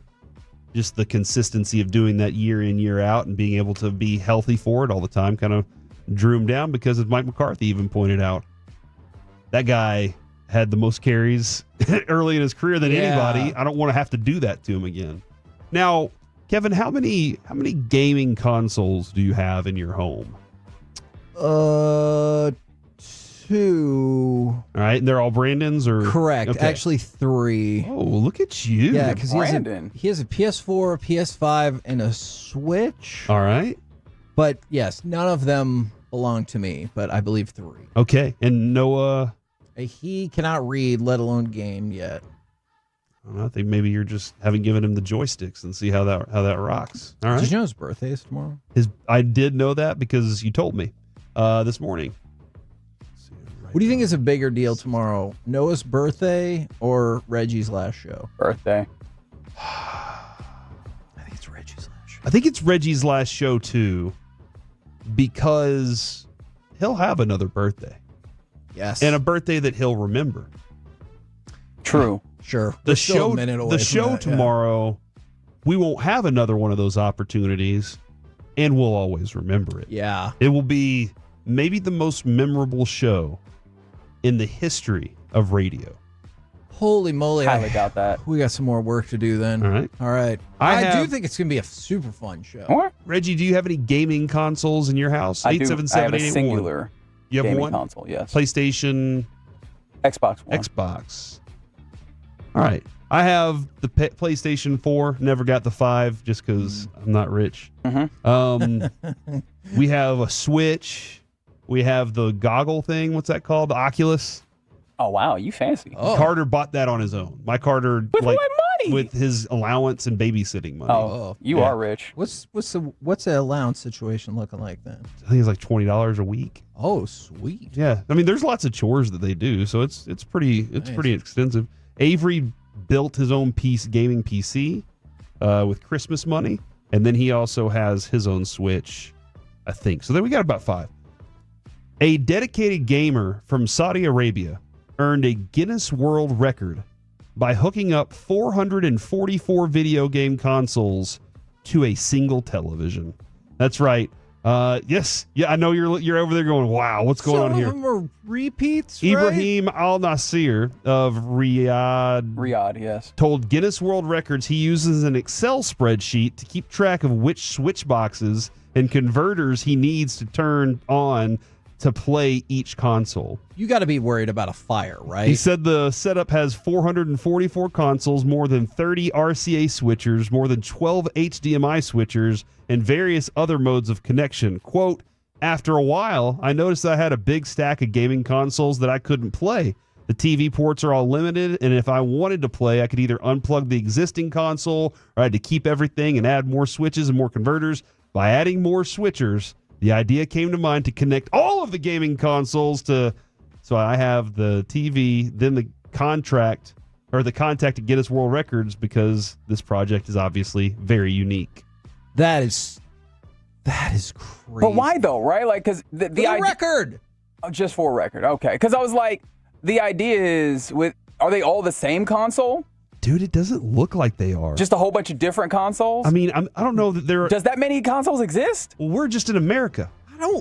Yeah, that's fair. Maybe other countries have other consoles that know. never made it anywhere else. And they're on that side of the world, and we just never got any. I don't know if Mexico was like, hey, we have our own PlayStation here. And some of those old consoles, do you have to like put like the Commodore? Yeah, like that's not set up to fit this TV, right? Yeah, You're like, we gotta switch that. That was going to be the red, yellow, and white cables to get that in, right? Like that's the remember those? And if you didn't have those cables, it was just like my day is ruined. Everything is ruined. Now, what this made me think of is a story that I heard about like the Air Force taking a whole bunch of PS3s and making it into a supercomputer because they needed a supercomputer, but the parts that they needed would have been more expensive than buying what the number is 1,760 PlayStation 3s and then linking them all up in order to do like what they called the Condor cluster. The Condor cluster? Yeah, so they had just a whole bunch of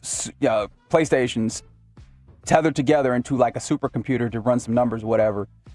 And what's funny is it's because it could, for some reason, the PS3 was able to run third-party operating systems. So they put Linux on that thing and just let it go. And it was processing numbers for them? Yeah, man. So one of the times where, a military entity actually saved money. Well, the video here has him just kind of playing Street Fighter and Double Dragon. Which honestly may be more important.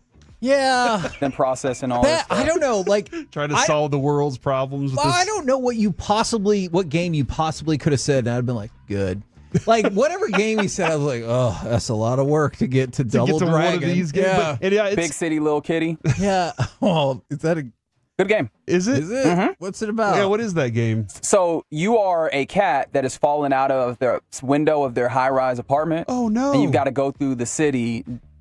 Doing various challenges in order to get yourself back up to your apartment.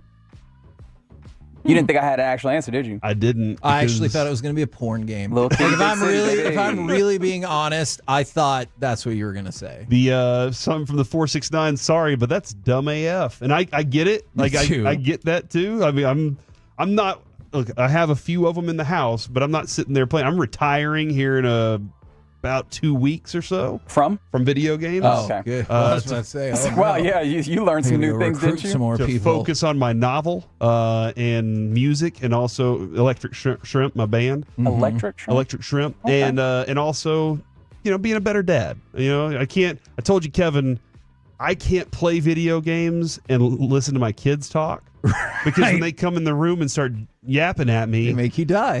I die, and then I'm blaming the kids, and I feel like a bad dad for blaming them on the moment that just happened because maybe I'm a poor player at this game, but it also could be their fault. How long does the appeal of the world? Footsteps. How long does the appeal of the world record last? Like you go into that room or you have that person as a friend, you're like, yeah, he's in the Guinness Book of World Records, and then you tell him, you're like, all right, and then the next day you're like, but that's stupid, right? I don't know, because if I'm doing that, if I go into his house and I'm like, hey, this is awesome, pick any game in the history of games you can play right now. But isn't that like when Pole you and your position. friends are hanging out and you're like, let's watch something on Netflix, and you're like, what do you want to watch? You guys end up scrolling until you never watch anything. Like I feel like, which console would you like to play? I have no idea. I do. Okay. I feel like I do because I'm not looking for anything new. When it comes to video games, I'm perfectly fine going back to the same one all the time. Playing Banjo-Kazooie on the N64. Let me get that Contra right now. Let's I know games that I played back in the day that play I little love. time stoppers on the GameCube. I understand. We spent all day playing those sometimes. For people that were curious, I can confirm that Little Kitty Big City is a real... Why did you think I would be lying to you? Man, because that sounds like a thing where you're like, oh, I made an offhand comment. Now I got to back it up. And you're like, it's about this cat that fell out of a window in Japan. Like, it felt like you were scrambling for words. But, it is real. And it's not sexual at all. You're saying it does not appear the box would not lead me. Well, that's probably not the way I wanted to go. The cover of the game would not lead me to believe that this is anything but a children's game. I regret the way I phrased that before. From the 682, you're not alone, Corey. I get mad at my kids when they talk to me when I'm playing MLB The Show, and I end up getting out on a perfect hit. You're pitching a perfect game. Kid walks in, all of a sudden you pick the curveball high and out, and you're like, why'd I do that? And no, for clever people texting in, I cannot confirm if that's a pickup line that Reggie uses. Do you want to go play? Hey, let's go play Big City Little I Kitty. don't know. I want to try that now. That to be the case. Hold on, I'm texting some people. whatsoever. Oh, he's texting people. And that's the C block, ladies and gentlemen. Run and see who he's texting? I'll check it out. We're the KNC Masterpiece right here on 105.3 The Fan. Coming up next, the defensive disguises of Mike Zimmer, or we might throw it all out the window because I have like 8 other things that I also want to talk about. We'll find out next right here in The Fan.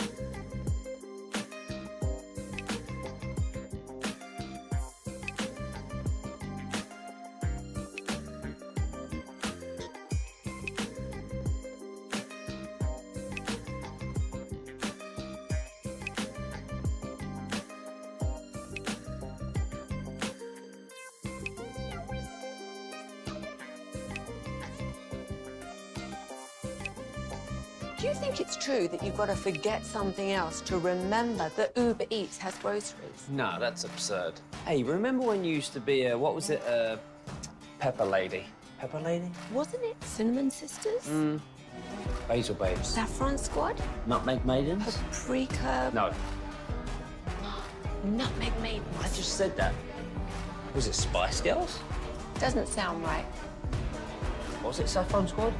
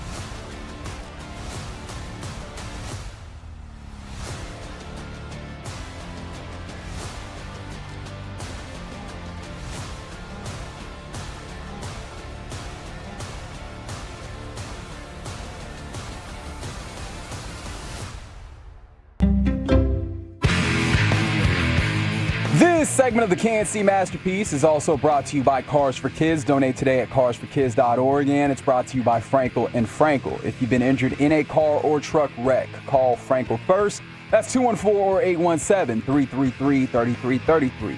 With Frankel & Frankel, there's never an out-of-pocket cost, and they only get paid when you win. That's Frankel & Frankel, the go-to car and truck wreck attorneys in Dallas. Caitlin decided not to shoot. Mitchell will. Hits the three. Oh, my goodness. We're tied again. This is incredible. And that is the 19th assist for Caitlin. This is incredible. A new WNBA single-game record. Back here on 105.3 The Fan, we're going to try to get to perhaps some Mike Zimmer stuff here, but there's a whole lot to get into. And I know you wanted to start it with a prediction that I made a couple of hours ago. AEW is coming to Globe Life Field. AEW's All in Texas 2025 will be on July 12th. First ever pay-per-view to be held in Texas. First pro wrestling event at Globe Life Field. And tomorrow we will have Darby Allin in studio at 11 o'clock to talk about that. But mostly he'll be there to say goodbye to Reggie. Now, the Caitlin Clark effect. This is even more amazing than I thought it would be. All right, we all agree that, clearly Caitlin Clark has had a massive impact on her team and the league. Yes? Yes. All right. For the Indiana Fever, they sold out 100% of their season ticket inventory. Their attendance is up 264% from last year. Their jersey sales are up 1,193% from last year. Their team store transactions are up $700,000. The single game merchandising record has been broken once, twice, 3, 4 times already this year. And to really hammer it home, hot dog sales are up 300%, and beer sales are up 740%, and that means 2,826 gallons of beer have been sold at Indiana Fever games Take one this down year. and pass it around. Exactly. So with that, I just feel like this might be, I don't know. I feel like more men are attending the games. Are you just saying based that on women that. don't drink beer? No, I'm not saying that. Yeah, I think he is. I am saying I feel like more men drink beer than more women do. I am saying that, but I'm not saying Maybe you that hang women out with the don't. wrong women. I've seen many women take down some beers. All right. Not mine. She doesn't like beer. But I'm just saying most of the time it's different. But that tells me that there's a lot more interest in what's going on, namely because they've done a very good job at marketing this thing. I really don't. They knew that Caitlin Clark was what she was, or is what she is, and that was an exciting feature. And along the way, they've been able to say, and don't forget about this person, this person, this person, this team. Like, there's more for people to be intrigued by. And I do wonder this too. Is it an easier value to get into one of these games? Yes, for sure. So if you want to go to an NBA game and the dollars are high to sit close to the floor, and you can go to this and it's a little bit cheaper, then it's a great opportunity. Easier value to buy into one of these teams as well. We talked about, I think off air, 1% of the Dallas Wings sold for, was it 2.1 or 2.08? Okay, $2.08 million, which sets the value of that franchise at $208 million, which is a lot and clearly trending in the right direction, but significantly lower than the NBA if you want to invest in something that you think maybe has like a higher projection of gain. What do you think is most impressive? Is it attendance is up 264%, jersey sales are up 1,200%, hot dog sales are up 300%, or beer is up 740%? I think, honestly, it's beer for me. Because one of the things, like, being at some of these WNBA games, it feels like it's more of a family environment. And so, like, I typically did not think of alcohol sales as being something that would drive so much, but I imagine that Corey might be right in summing the demographic shifting of people that have some level of interest in this. Maybe that is what has allowed beer to drive up at such a high margin, because I did not anticipate, like, if you get more families in there, that you'll sell beer at a crazy higher level, because the uptick, as you were mentioning, and tell me if I'm wrong here because you're actively looking at the numbers, that's the biggest uptick of any of these percentages. 300% on hot dogs, 700% on beer. Yeah, in terms of that, the biggest uptick is the jersey sales are up 1,200%. Sure. Somebody, by the way, Tolo just texted me and said it's because our wives like to watch Caitlin Clark play, and then we go to the game and we drink all the beer. But I think it's the jerseys is the most significant one, because when you are this is just the way I am. If I'm buying a jersey, it means a lot to me to buy it.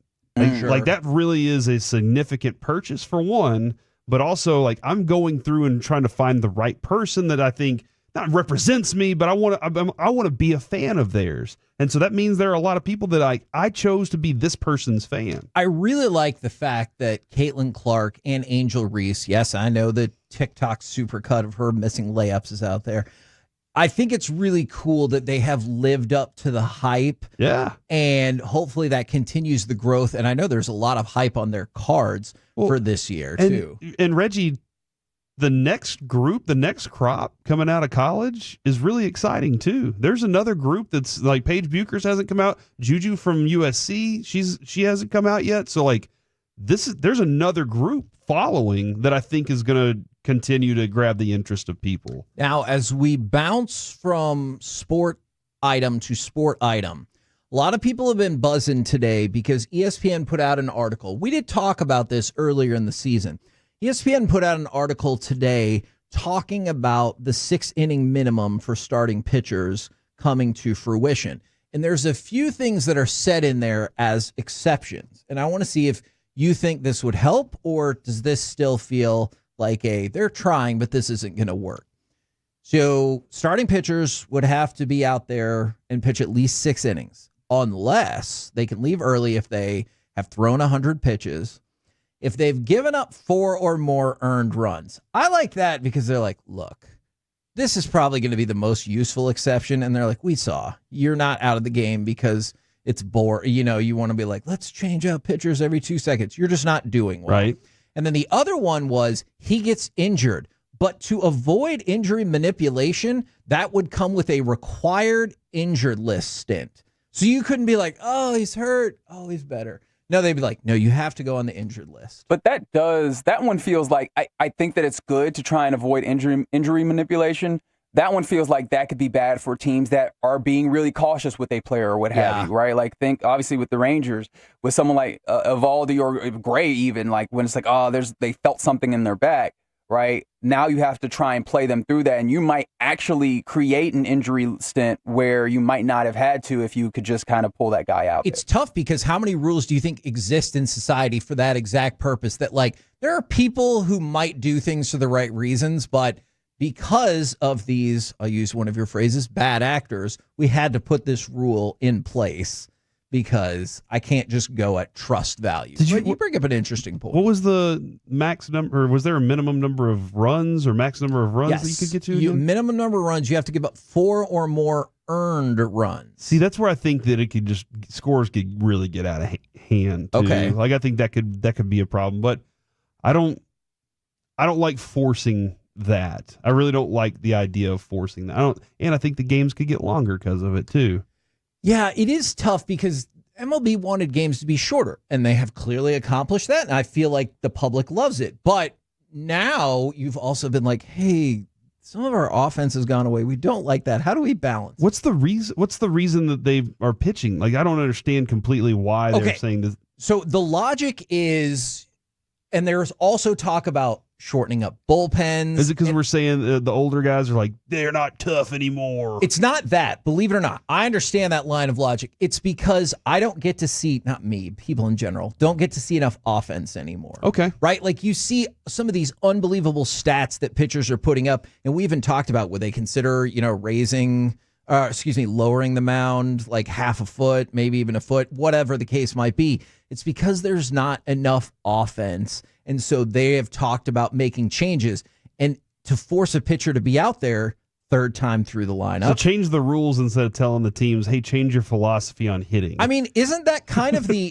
MO for baseball? Like, hey, I can't hit the ball all the way to the left. Okay, we'll change up the shift. Yeah, that's not just baseball though. Like, that's all of sports. We've seen football has done that. Yeah, but I mean, like, it's impossible really to tell teams this is how you play. This is how you need to go about your strategy. But you can kind of bend the rules in such a way where you incentivize certain play over others. And I feel like that's something that baseball actually hasn't done nearly as much as some of the other sports. And I think that might be why you're seeing baseball trying to do that and see them usher the game into a more modern era. Would any of y'all like to be in Happy Gilmore 2? Hell yes. I stink too much at golf for that. I don't have to be a golfer. I can just be a stander. Exactly. Okay.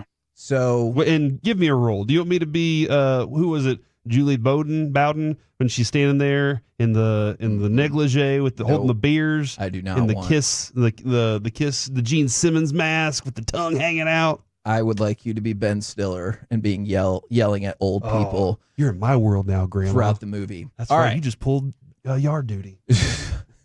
Landscape. Oh, your fingers hurt?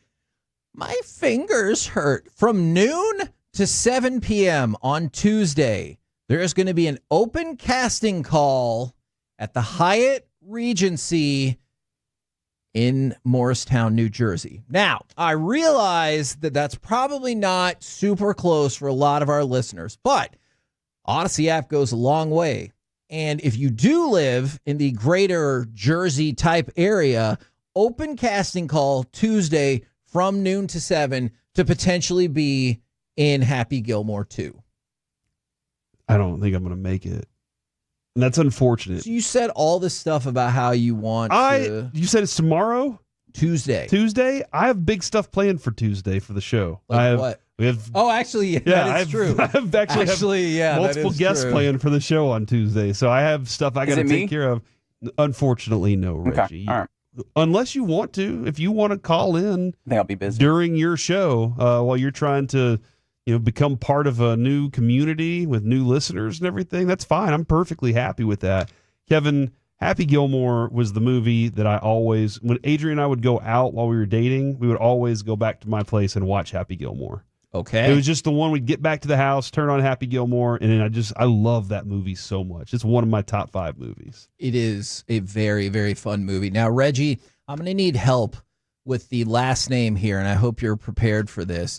The United States men's soccer team has hired Mauricio Pochettino. Okay. Former Chelsea manager, Tottenham, PSG. Mm-hmm. How, as an American, which we both are. Correct. How should we feel about this hiring? Because this feels like a humongous name. Cautiously, but very optimistic. Cautiously optimistic. I mean, this is a guy who is, as you mentioned, he's managed some really big clubs around the world. However, he's never been a national team manager, and so it's a little bit different of a job. And also, he's had instances where there's been burnout that's happened with some of his clubs because he's very intricately detailed, and sometimes that can work on your squad or whatever. But there's a lot. You've had instances of him making kind of mid players into better players, and that's something that you would love to see with the United States national team. And plus, just having a manager of that scale, you have not really had very often. So yeah, it's a big get for U.S. men's national team, and hopefully you won't see the negatives. You only see him flourish on an international scale as opposed to kind of the club scale. And one more quick update for you guys. We talked about Albert Huggins and the problems that he had yesterday in the joint practice. Mike McCarthy said his behavior is unacceptable. It's something that has been addressed. He apologized, and I'm comfortable with the apology. When it happened, we removed him from practice, which we talked about. That's not what we're about, and he clearly understands that. There's going to be a fine on that. Ooh, yeah, that's an interesting point. I mean, I don't know what precedent is for that, but as Mike said yesterday, precedent. I don't know what it is, but I feel like you got to look at that and be like, dude, you can't do that, man. That is an interesting question. It's just people. We're the KNC Masterpiece right here on 105.3 The Fan. Coming up next, let's chat with those fellas from the G-Bag Nation right here on 105.3 The Fan.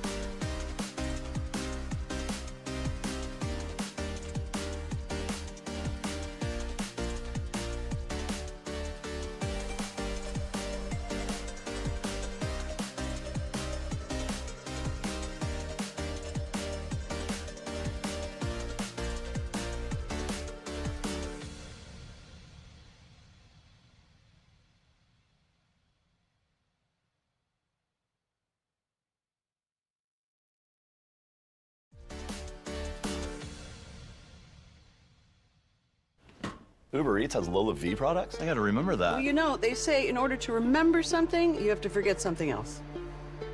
Okay, now that is a very cute haircut. That's like a little shag. I've never seen it before. Well, I mean, of course you have. It's the Rachel. Oh, is that your name? No, I mean, like, your name. No, I'm Jen.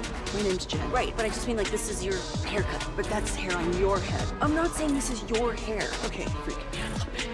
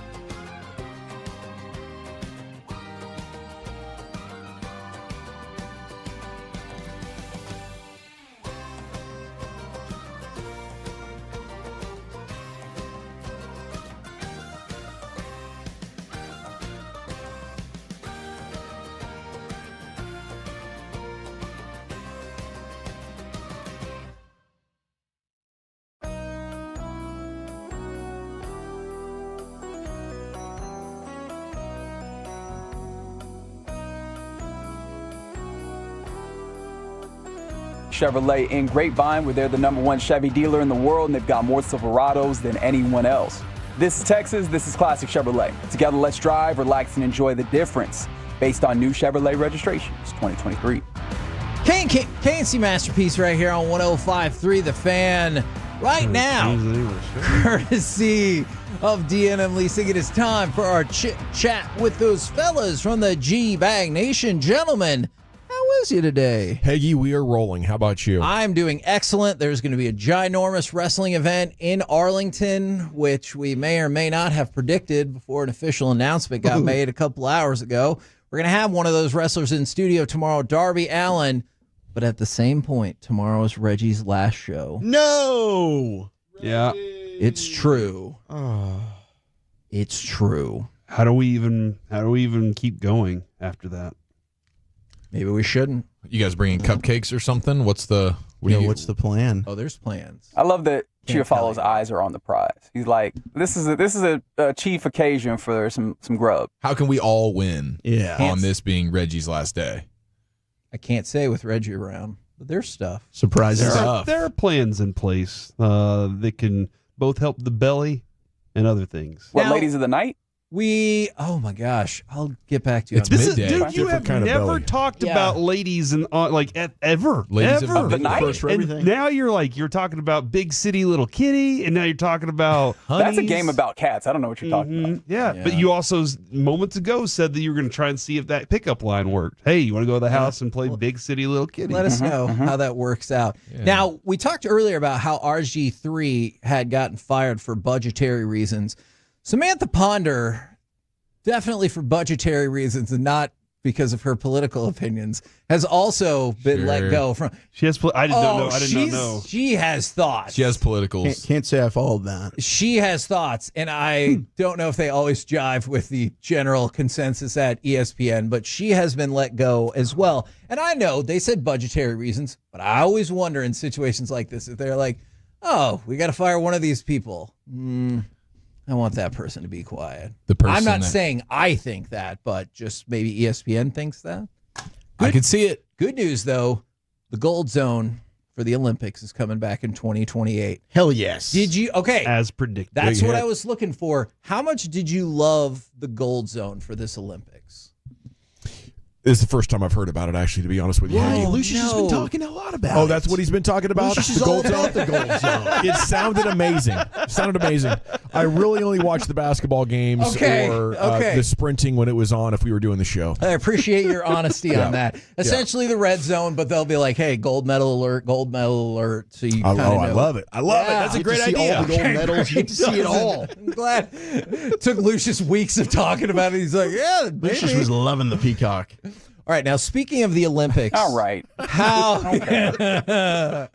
How amazing is life for Carlos Yulo? Now, he is, I know you already know this, Eric. He is the Filipino gymnast who won 2 gold medals. The president and donors throughout the Philippines have already pledged $1 million worth of cash and gifts to him, but they also got him a resort house and, quote, free lunch buffets for life. Multiple entities from pizza companies, ice cream companies, and then just lunch and dinner specific buffets have all said, you get free food for life along with free flight, international and domestic. Not like he can fly. He's got it made. Yeah. Why? He does, dude. That's going to inspire a generation. Incredible. Yeah. If I'm seeing this so. as a kid, like, Yes. okay, what can I be good at? 100%. This Yes. guy, like his everything, like his work is done now, right? The hay is in the barn. This is kick your feet up for the rest of time. Never Correct. going to buy a drink again. Never. Yeah. Or food. Sounds Or like you food. might have to House. handle Or some flight. utility bills and property taxes. Well, Like that's about it. That's it. Yeah. And look, if that's what you have to deal with, the property tax on the resort house that they Probably give get it you, waived. yeah, I'm like, we can figure that out. Waive that for me, please. We can get that figured What out. if they take it all away sometime though? Then you're like, oh, now what do I do? Oh, but Yeah, at I think least you just not for flashed the 4 gold years, medal. right? Oh, yeah. Yeah, It's like, just you take know the who gold I medal am? with you. That I'm is Carlos very Yulo, true. dog. And they take it from you, and they're like, See? "That's for the I back knew- taxes." I knew They it. don't say no taxes. That's for the back Well, we taxes. lied. We talked about this earlier in the New day. regime. What is the most complex TV show that you've ever watched? And like at least stuck with for some period of time. I'm not saying you watch one episode and you're like, I don't get it, I'm out.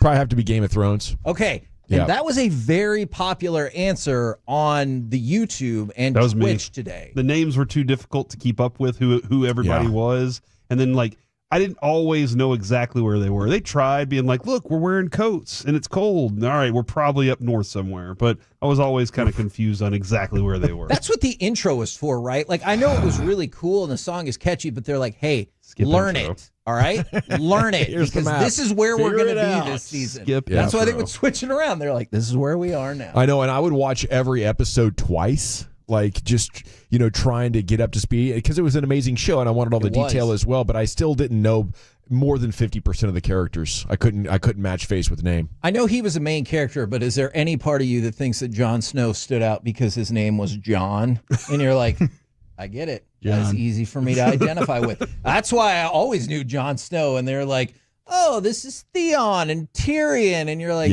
which one is that? John. There's my guy Johnny. Where's John at? Yeah, exactly. All right, what about for y'all? Is there a TV show that you have that is particularly complex? And I brought this up because there's a show I watched that I'm glad some people have added in here. It's called Dark. Okay. From Netflix. It is a German science fiction show that is easily the most complicated show I've ever watched in my life. They have 3 different timelines, and then they're like, you think you got it, right? Let's add another one. And I'm like, oh my gosh, it's so good.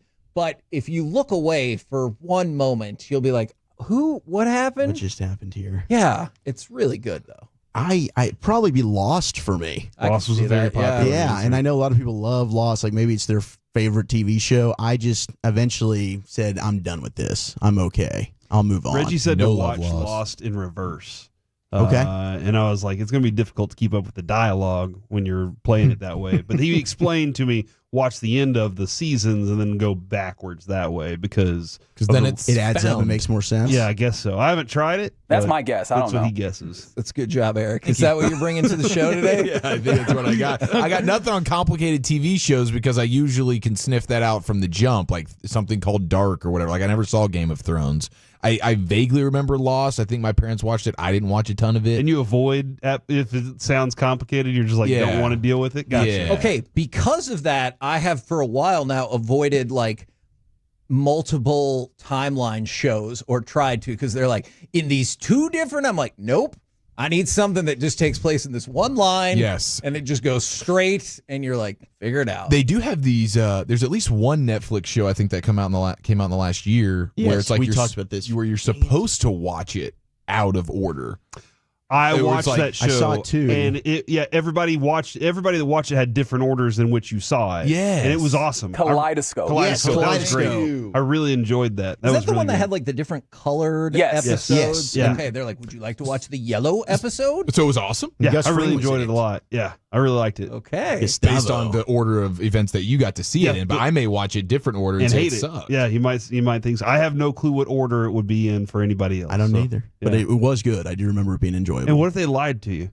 What if everybody really got the same one and you were like, wouldn't know. We just all thought. It's because Maxim Magazine did that to me once. All right, they were like, "Look, we're gonna make a cover of the girl she's the hottest girl in the country." All right, and then you found out they were like they made one for each state, and then so like everybody got their own. I was like, "Oh, that stinks." But at least I thought, you had Texas. Yeah, I thought the girl from Texas was the hottest in the country. Yeah. And they're like, "No, we just screwing you over." Did you go and track down? No, I didn't know. Okay, but you could see why I would ask that, Yeah. right? Oh, I get it. Yeah. Okay. What do you guys got? I wasn't paying extra. I had a subscription. One of the coaches in our local community here is dating one of those potential models that was in that magazine that you opened that day, Corey. Oh, defensive coordinator, Mike Zimmer. Yeah, that's right. Legend. That is Big right. Zim. Brandon Cooks knew about it. One time, one time said, if this surgery doesn't work, we're just going to rip the eyeball out. Like That's he just a said, real just get thing rid of that it. he said. That's true. That's true. He did say that. Just take the eyeball out, put a new one in. Yeah, because didn't he coach a game with like he had Yes, he had he like got to his 9th gauze surgery, over his eyes? Damn. 9th or 12th surgery on his eye, and he goes, "After this, I'm done. We're just taking it out, and I can't use it." That was the number you decided to call it on. That's my defensive coordinator right there. What do you guys got coming up on the program today? Pure gold as always. Thanks for asking. We will talk about Mike Zimmer quite a bit, but the latest on CeeDee out of the gates, and then John owning Pro Football Focus coming up at 3. All right, roll home with the G-Bag Nation. Ask how long Eric's been awake. We've been the KNC Masterpiece right here on 105 through the Fan. Make your way back with us tomorrow. It's Reggie's last show. It's going to be a blast. We got some surprises in store. 10 a.m. to 2 p.m. right here on 105 through the Fan. Say goodnight, Kevin. Good night, Kevin.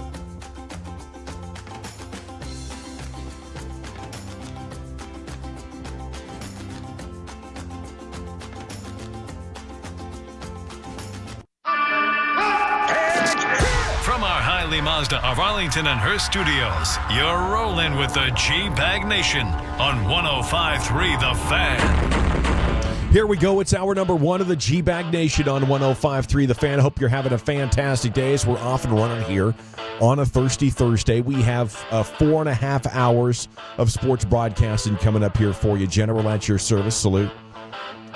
Lucius Alexander is in the Pimp Cup over there at Master Control. Woolchuck and Chia follower in the house. Carter Freeman's coordinating your video. You can watch us at 105throughthefan.com, Twitch, and YouTube. And apparently Cowboys are practicing this afternoon, so Brian's not able to join us until 3 o'clock, I believe. Yeah, that's what he said. He said 3 o'clock. Surprised they didn't have it. Maybe he got the film from yesterday's joint practice. He wants to break that. I know he was sending us updates on what he saw from Tyler Guyton. Yeah, he was crunching that film last night, so maybe but there's always film to be crunched. Yeah. Let's just be honest. There's the Guyton film. There's Carl Lawson film now that he's got to watch. Big Jordan Phillips film. Big Jordan Phillips. Big Jordan. Oh, yes. Maybe he's watching the film on the new guys. You got to have your priorities right, you know?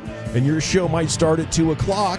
But if there's things that you got to prepare for before you go on air, you can't just go on air. Show be damned. You don't do a show if you're not prepared for the show. No, absolutely not. You've got to make sure the preparation is done in the first hour of the show while the other 3 hosts go ahead and carry it. Especially if you have to do like 4 or 5 podcasts every day. Yeah. You know? And you're hopping on the morning show, maybe the midday show, and sometimes even the night show.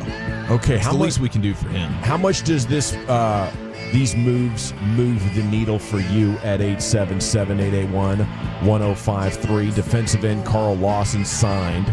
Defensive tackle Jordan Phillips traded for. Yeah.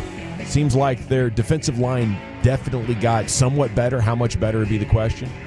I think they were moves that they had to make. I mean, the defensive tackle position is really, really bad. At least now you've got a guy in Jordan Phillips that has had success in the National Football League. Now, how is he as a run defender? We'll see how much of an improvement that is, but it's a big body, and Zimmer wants his big body. So this is a guy that's proven in the National Football League. He's played on some good defenses. His 2019 season was outstanding. I think that's clearly an outlier year where he had 9.5 sacks and a bunch of pressures. But, I mean, the Carl Lawson move, I think, was huge because yesterday we were talking about how, man, I don't know. Like, are they going to be able to get a consistent rush with rushing 4 outside of Micah? Because I think Tank can get there. The sack numbers aren't always there, but the pressure numbers are high when it comes to Tank. But after that, like Nealand, I think he's going to be a good player, can set the edge. But Carl Lawson's a guy that throughout his career, he's been a guy that will win consistently at the line of scrimmage, and he's got some good burst off the edge. Thing I like about Phillips is they say, he does have some pass rush upside, but is tough to move against in the running game. So hopefully this makes your run defense better along with Kendricks and Overshone, and you can start building a case for, Mike Zimmer's defense being, maybe a little bit better, maybe significantly better than what Dan Quinn was able to do last year. I think that's the hope, is that incrementally they can pull us out of the collective cynicism and negativity and frustration that the Cowboys fan base has been in since that Packer game.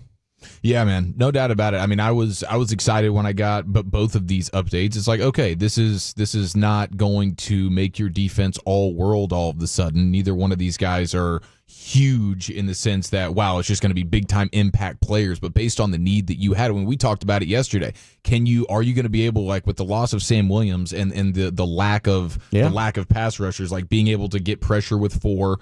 That is going to be something that's going to be a question. Will Carl Lawson completely answer that? I don't know, but there's another guy in the rotation that helps you in a huge way. And Jordan Phillips is a mountain of a man.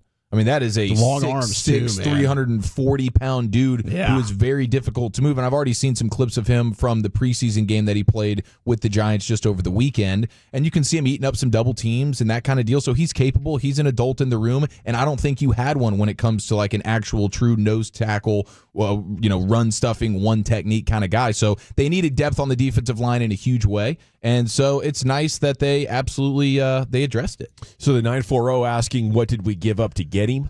Yeah, that's just a pick swap, just a pick swap basically for Jordan Phillips. Yeah, late round, 6-rounder pick swaps. Yeah, and the Giants, I guess, have a surplus of defensive tackles. They made another move today where they're cutting guys. So they must have figured, hey, he's not going to make the team. Yeah. Rare interdivision trade, but a good move for the Cowboys. Yeah, I read one guy say that we're going to see a number of these in the next couple of days, as instead of cutting a guy and having him just go to the the team that claims him or whatever, what you'll be looking at is, teams wanting to make sure that they hold the rights to a player out there. So instead of trying to compete for a guy in free agency, you're, basically going to be trading for a guy. And hopefully the Cowboys made this work and they found at least a guy more capable than Al Huggins of replacing that Jonathan Hankins role from last year. Yeah, Al Huggins, not very good. I think I'm more bullish on the Phillips factor because I think he's like an immediate starter for you. And for Carl Lawson, you're wondering, can he stay healthy enough, really, just because of the injury? But it's perfect. He can be a rotational piece for you. Right, which they're needing everything they can get at this point. Veteran Carl Davis cut to make room on the roster. And Huggins still around after the shove yesterday. Yeah, that was a little surprise. I would have moved on from Huggins. I think Carl Davis has given you some decent moments in practice and in the preseason game, but hey, their evaluation was different. Okay, speaking of Cowboy deals, quite a bit of reporting going on around CeeDee Lamb this afternoon. Clarence Hill, Star-Telegram, saying the sides are inching closer, but the Cowboys still haven't offered over $33 million. CeeDee wants a deal just short of Jefferson, which is closer to $35. So you could be looking at a difference of like $8 million over the course of a contract, and that's definitely enough. Are you guys concerned at all that this thing won't get done? I mean, a difference of $2 million, that's pretty doable here over the next 2-3 weeks. Yeah, I think definitely once the calendar turns to September, if it's not done, I think that's when you'll start to get, okay, now the pressure's on. Maybe this is when the Jones family is like, we got to get him in here to get at least a week of practice heading into the Cleveland game. That's when it starts to matter. So I think eventually within the next 2 weeks or so, this thing's going to get ironed out. Yeah, there's nothing to worry about yet. Stephen Jones saying they're evolving. I know everybody likes them to be done immediately. As I said, it's a challenge for us in terms of working 3 of the better football players in the league, trying to get them in a situation where they're happy, and it works for us as well. We'll continue to work. Pencils are up. We're working hard at it. Hopefully we'll continue to make some progress and get 1 or 2 of these guys done. 1 or 2 of these guys. Who would be the next guy to get done? Could we actually get a Dak deal here? Be interesting before the season. If the Cowboys are ready to really come correct, I don't see Dak and his side agreeing to a contract before until free agency next year. Yeah, it'll have to be what Dak wants, and the Cowboys would have to acquiesce to that. Rangers outslugged the Red Sox on a day they needed it most. Dude, that was an amazing game. Yeah, an amazing game. I mean, we're watching this thing at home I'm watching it with the girls. We got off early, so it was fun. I got to hang out with Eliza and watch this game. And Adolis Garcia started to get right during this road trip now. Yes. You have a 2-home run game. He ends up making it 4-3. You have some wonky Red Sox defense. You tie it at 4. I thought when David Robertson gave up the lead, I'm like, okay, this team something's always going to happen. But how about Bangford coming in clutch? Bang, bang. Jonah Heim. Kirby Yates now 21 of 21 on save opportunities. Only pitcher in the big leagues to not blow a save chance this year. If there's any game, any last claw of hope that can give you some type of momentum, all right, this would be the one you'd think. But we've seen this. We've talked about this plenty of times. Oh, yeah. I don't know that it will be, but that was a hell of a win for the Texas Rangers. Yeah, I mean, you lost a series. At this point, I'm hoping they can, get it together and at least remind us of who they are going into next year. You're 9.5 back right now. I wonder if the pressure is going to get released by being so far out, and now the bats are going to light up for the next 6 weeks or so and just make it that much more frustrating. But I think there's no chance you're catching Houston at this point. It's over. Yeah, I think Houston's getting right at the right time. Verlander's going to be coming back. They've got Kikuchi. You've got Framber Valdez. Their rotation's getting in order. It's annoying how this thing's laid out, and it does seem like Houston's going to end up being your AL West champs. But maybe the time's right. We've been waiting all year long for Doley to get hot. He's kind of the guy that can electrify the lineup, and he can carry you. Maybe he's on now. Reminds you of what this team really is and who they are. I think they've had a combination of World Series hangover along with some career down years from key guys, and the next thing you know, you find yourself in this situation where it's dang near impossible. But holy cow, they have really put up some runs. If you go back after getting shut out against the Yankees, they go 9 runs, 7 runs, then 4, but now another 9. So hopefully this week can be like a turning point. They're going to have the Twins, then the Pirates with Skeens next week, then Cleveland, but then you'll get Chicago and Oakland, and you finish with the Angels. You'll get the Mariners for like 7 or 8 games still in this thing, and the A's for 7 or 8, the Angels for 7 or 8. So the schedule would set up that if you actually did get your offense turned around, maybe they could make me eat crow on that for the final time. 15, 16 game winning streak, something like that could get him back in the mix. Okay, tough news out of Buffalo. ESPN sources, Pro Bowl linebacker Matt Milano left Tuesday's practice injured, tore his bicep. He's going to be out indefinitely. He's going to undergo surgery on the torn bicep with the hope of trying to return late in the season, maybe in December if he's lucky. Could be a tough year for Josh Allen. A lot of key players turning over. A tough division. And they posted their schedule, like how tough this could be. They opened with Arizona, but then it's Miami, Jacksonville, Baltimore, Houston, Jets. They're also going to play the Chiefs and the 49ers this year. Oof. I think Buffalo is a strong bet for one of those teams that was strong to maybe have a fall-off year. What do you guys think about Buffalo? Man, I mean, I'm a huge fan of Josh Allen. They certainly have some flaws. The Milano injury is huge. You saw how it affected him last year. They started to get it going as the season went on. Sean McDermott, being the defensive mind that he is at head coach, he started to piece things together, but it's never going to be the same without him. Their numbers with and without him, big picture for the season, were tremendously different. He is absolutely the straw that stirs the drink for that Bills defense. And yeah, they have a bottom 10, or I guess you would say top 10 toughest schedule in the sport coming up this season. So I think it's completely fair to say, especially if the Jets are going to actually be decent. Miami should be decent. The Patriots are going to suck, but I do expect this to be like the Bills had their chance over the last few years to make something happen from a Super Bowl standpoint. It's not there now. Yeah, they really squandered it last year. They got the Chiefs at home. They weren't able to take care of business, and now you're breaking in Keon Coleman as a rookie, maybe your top wide receiver. I mean, Dalton Kincaid at tight end, I think, can emerge as one of the top targets in the NFL, but that could be a team that you circle that regresses. I think you might be onto something there. All righty, guys. We're off and running here on a Thirsty Thursday. A lot of content coming up. G-Bag of the Day at 2:30, but we have some very significant football news. It's time for 60 Seconds on Soccer. What? Mauricio Pochettino has agreed to become the new United States men's national team coach with the responsibility of leading the team into the 2026 World Cup. Sources telling ESPN. Been out of work since leaving Chelsea early in the summer. Had other stops at Tottenham and PSG in his career. The hire is considered a major coup for the U.S. Soccer Federation.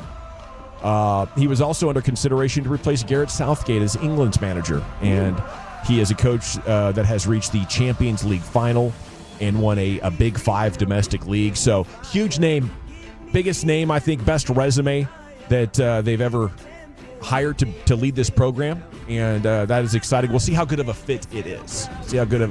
How he can marry his philosophies with the talent that we have in America. I don't know much about him, but it seems like the returns on the internet are like everybody's pretty excited about this. Yes. Everybody's pretty happy with it. Is he kind of a boot in your rear end kind of coach? Yes. Okay. Very intense. Put a boot in That's your why ass. he only lasted a year at Chelsea. Like, he will wear on you, and if it does not go well, it will get toxic. Okay.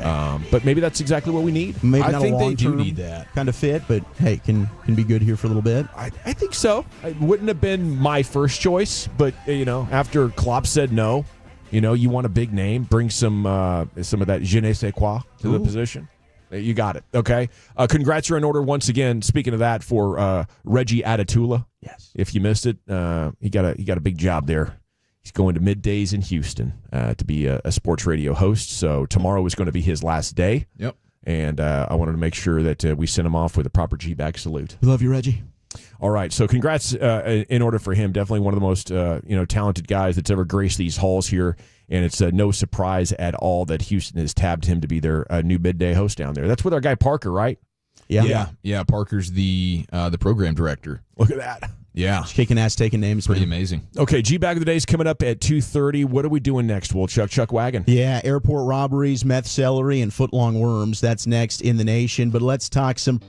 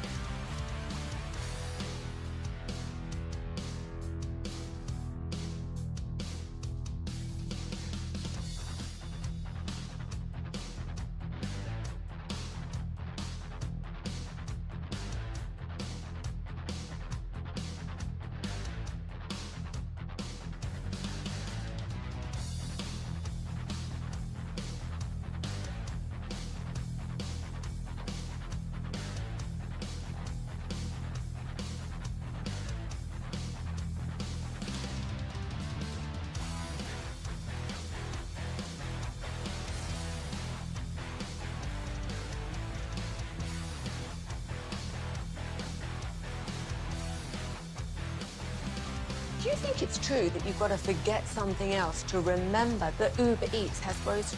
Nah, that's absurd. Hey, remember when you used to be a, what was it, Pepper Lady? Pepper Lady? Wasn't it Cinnamon Sisters? Basil Babes. Saffron Squad? Nutmeg Maidens? Paprika? No, Nutmeg Maidens. I just said that. Was it Spice Girls? Doesn't sound right. Was it Saffron Squad?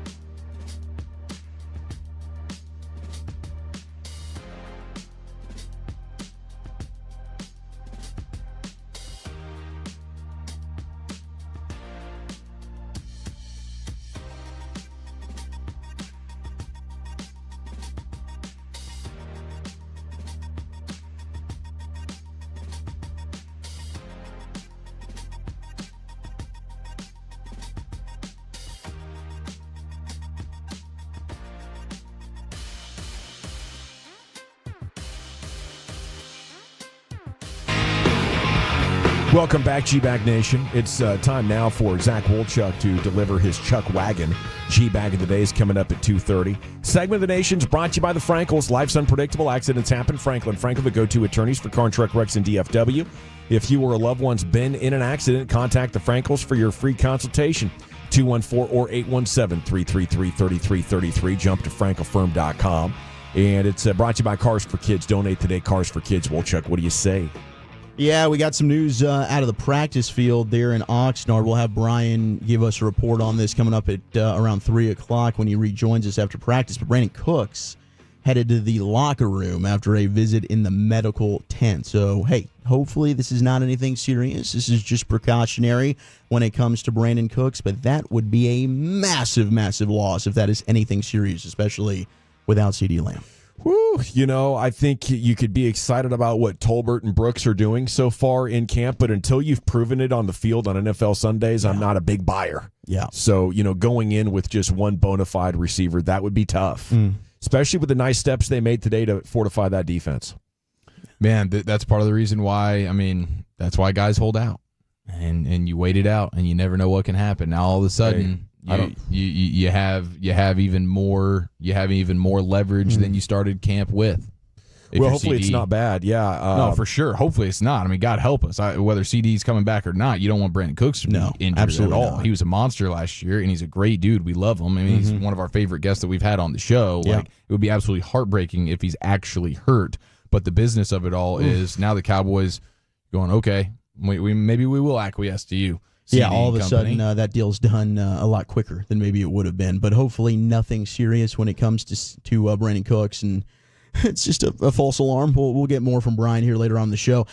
Anybody ever been robbed at the airport? 877-881-1053. Airport robberies hasn't happened to me. Dude, that just seems so unlikely. Right? Bit bizarre. I've been robbed. I think the only place that I know for sure I've been robbed, I know someone stole my car keys at the gym before. Oh, no. But... other than that, I can't really just pinpoint. Why would they steal your car keys? That's a weird I don't know. It's the weirdest one. I think the same thing happened to me at the Fan Sports Lounge back in the day. Maybe they just hated my takes, and it was a prank. Right. But it's like my car's still here. Yeah. You didn't take my car. Did they look like they kind of went through anything in the car? No. No. Do they know where you? Maybe it was somebody that knew you. I certainly hope not. You wake up at night thinking like, man, But somebody's it's like out there you can gonna come lock to my stuff house. in a locker, and then all of a sudden Yeah. you come back to the locker and there's nothing in there. You're like, strange. Okay, this is not good. The airport seems crazy though because of how much security footage is Right. there. You know. Well, especially for Hideki Matsuyama. He just won the bronze medal there in France at the Olympics. He's getting ready for the FedEx Cup, which begins today, the FedEx St. Jude Championship. But he's without his usual caddy, so he's got a substitute caddy. He's got a fill-in coach right now as well. But they're flying to the tournament, and he's telling Japanese reporters that his wallet was stolen while his caddy and coach lost their passports. Okay. So two Little passports pickpocket gone, situation? maybe. Now the coach and the caddy have to return to Japan to sort out their passport issues. So they're probably not going to be able to return to the States before next week's BMW Championship. So Matsuyama saying like, hey, I'm just going to have to play without a coach. I've done this before, and he's hired another caddy to come in and caddy for him. But a crazy scenario like that was just how do you get your wallet? I guess pickpocketing makes sense. Yeah, I think some of those guys are really good at it. So when I'm going to the airport, I'm trying to have my wallet inside a zippable pocket, or inside the backpack itself. Traveling on train, going through really crowded areas and touristy kind of spots. Those they're magicians. They are. Yeah. They are. There's something to be respected with the skill. Yeah. It's like you're a bleep hole, and I want to fight you, and I will try and track you down Damn it, and you're hurt crafty. you. But yeah, that is pretty dang impressive. Dirty son of a bee. I mean, they'll take the dude's watch off. Yeah. So exactly. And that is wild. Like how quick They'll you got to completely be disrobe subtle. you. You don't even realize that you're not walking home naked. I don't have pants on. How did this happen? What is going on? The 214 said I get robbed every time I fly. The other 214 says I'm robbed every time at DFW because of the dang toll fees. Ooh, 469 says those extra bag fees rob me every time. Fair. So there are some people that feel like they get robbed every time they go to the airport. You got to get adopted to the backpack life. I think anything under 4 days for sure is doable. 3 nights with a backpack, you're good. Just bring the bag. Heck, you pulled off a whole week in Vegas. Yes, I did have to do a little shopping. You did. But again, that's why I don't have a separation of powers between phone and wallet. I stick the wallet to the back of the phone. That's a good and play. now it's just like it's a one-stop shop here. Now, if you steal my phone, you You're got me. You got me. Yeah. But I'm not letting you steal my phone. You know what I mean? Yeah, Like, come on. you'll fight. You somebody realize for how that. addicted I am to this thing? Absolutely. I will It is literally always kill in my you. hand. I am always looking at the phone.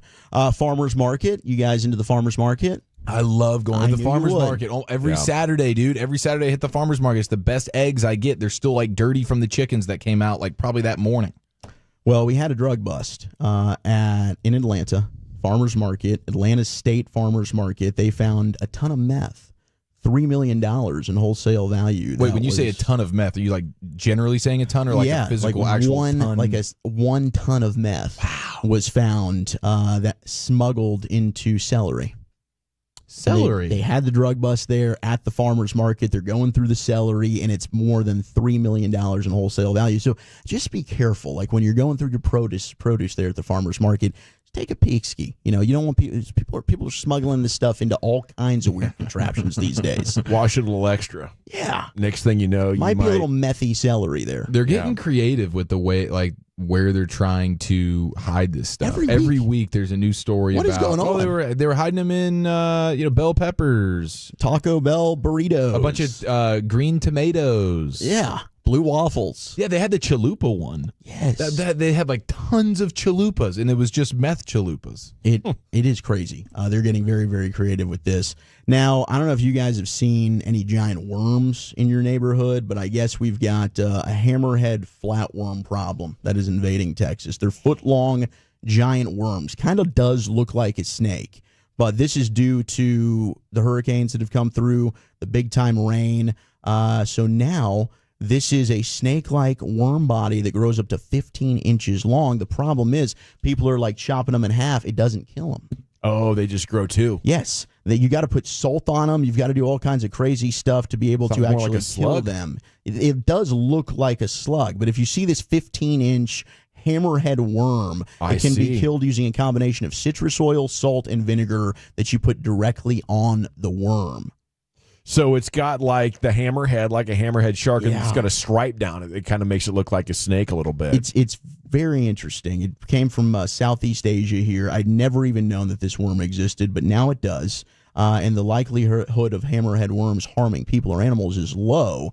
Now, if they come anywhere near your eye, that's where there's going to be an issue. You don't want them, somehow you're sleeping, you wake up, boom, I've got this worm on me. You might end up having your eyes taken out of your head. A hammerhead worm into the eye. Sounds like a disaster. That would be. I thought hammerheads were only made in shark forms. I didn't realize we were making hammerheads in worm forms. Cause some skin irritation on humans, and they're dangerous to native earthworms. So they're eating the good worms. I think they're just a more badass version of the worm, dude. If you ask me, are they really doing anything negative? They look pretty cool. Some skin irritation, and they're invasive. They're toxic for earthworms. But they likely pose little danger to humans or pets. Does it have like the hammerhead shark kind of vibe? Yeah, on the head. Yeah, this one looks pretty killer. Yeah. Wow, it is. That is pretty. pretty. You chop that thing in half. It ain't killing it. Okay, you're gonna want to drop some rock salt on that. Yeah, put some rock salt, maybe some bath salts for those of you crazy kids out there getting into that. Tide Pods. Last thing here, we got some updates on the for the Swifties. I know you guys are a toxic fan base and Travis Kelce fans out there, but apparently they're in love, and this is a forever type of deal. Ooh, Life and Style magazine has a feature that this is very further along than we know. They have committed themselves. They're unofficially engaged is what they're calling themselves. They're 100% committed to spending the rest of their lives together. The formalities right now are just the logistics on a prenup. So wow, Taylor's not walking down the aisle without a prenup, and they both want to figure that out before Travis actually proposes. So all that stuff's ironed out, and then we'll get the marriage of the century. Good to know, man. She probably wants that prenup more than he does. Yeah, I think 100%. This is a Taylor thing. Yeah, I guess she's worth way more. I'd be like, I guess you don't believe in real love, honey. Oh yeah, I think I'm playing that card for sure. Yeah, it's time now for the G bag of the day. Into the Pimp Cup we go. Here's Lucius. Here we go. That shipment of meth that they found at the farmer's market, I don't know for sure, but I guarantee you somebody snitched. I'm telling you right now, somebody snitched. Somebody flipped on the cartel, got a little time reduced on their numbers, you know what I mean? Take a peek at that cellar. Clean that jacket up a little bit. Hey, man, I got a plug for you. I just need about 2.5 years knocked off of you. I'm trying to see my daughter graduate. I know where they're going to drop that off to, and I know what they got it in.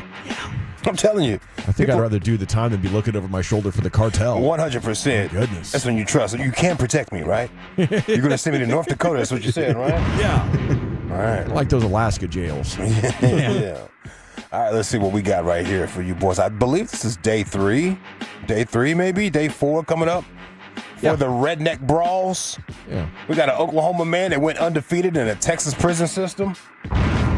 But he ran into a good old boy from Texas, and there's some good old boys on the mic doing the commentary, and it's damn hilarious. He got speed. Here we go. He got speed freak on his leg. I like that. Oh my God. He's tearing that ass up. Yes, he is. He has whipped a bunch of people's asses. He has ripped a bunch of people's asses now. He can do this right here for 3 rounds, but he's gonna be tough to beat. Dude, buddy. He came in there with sheer confidence. And other boys starting to come back. Oh, he's out! He's out! Oh my God! Oh my God! Oh my God! Oh, he's out! He's out! Oh my God! Oh my God! Oh my God! Oh my God! Oh my God! Oh my damn! What the curve? Hey. Sometimes it don't matter how much you want it, son. Yeah. Oh my damn! Look at the replay. That boy's about to go home. Replay. Here's the shot right here. Them boys are moving so fast they're glitching. Here it goes. Boom! It was that right. That right ended Buckled him. Buckled him. Yeah, Some of the finest play-by-play ever. It's really good, man. All right, let's see what else we got for you boys. Clip 2. Let's go to the Texas Rangers radio broadcast here on 105.3 The Fan. Shout out to my man James the other night. He was taking over the board, and I was like, before I walked out the door, I said, James, if anything funny or strange happens during this broadcast, I got a feeling. Make sure you clip that up and send it to your boy. He said, "Oh, for sure, I've got you there, Lucius. Absolutely." And then I looked in my email, and sure enough, I got this. And the 3-2.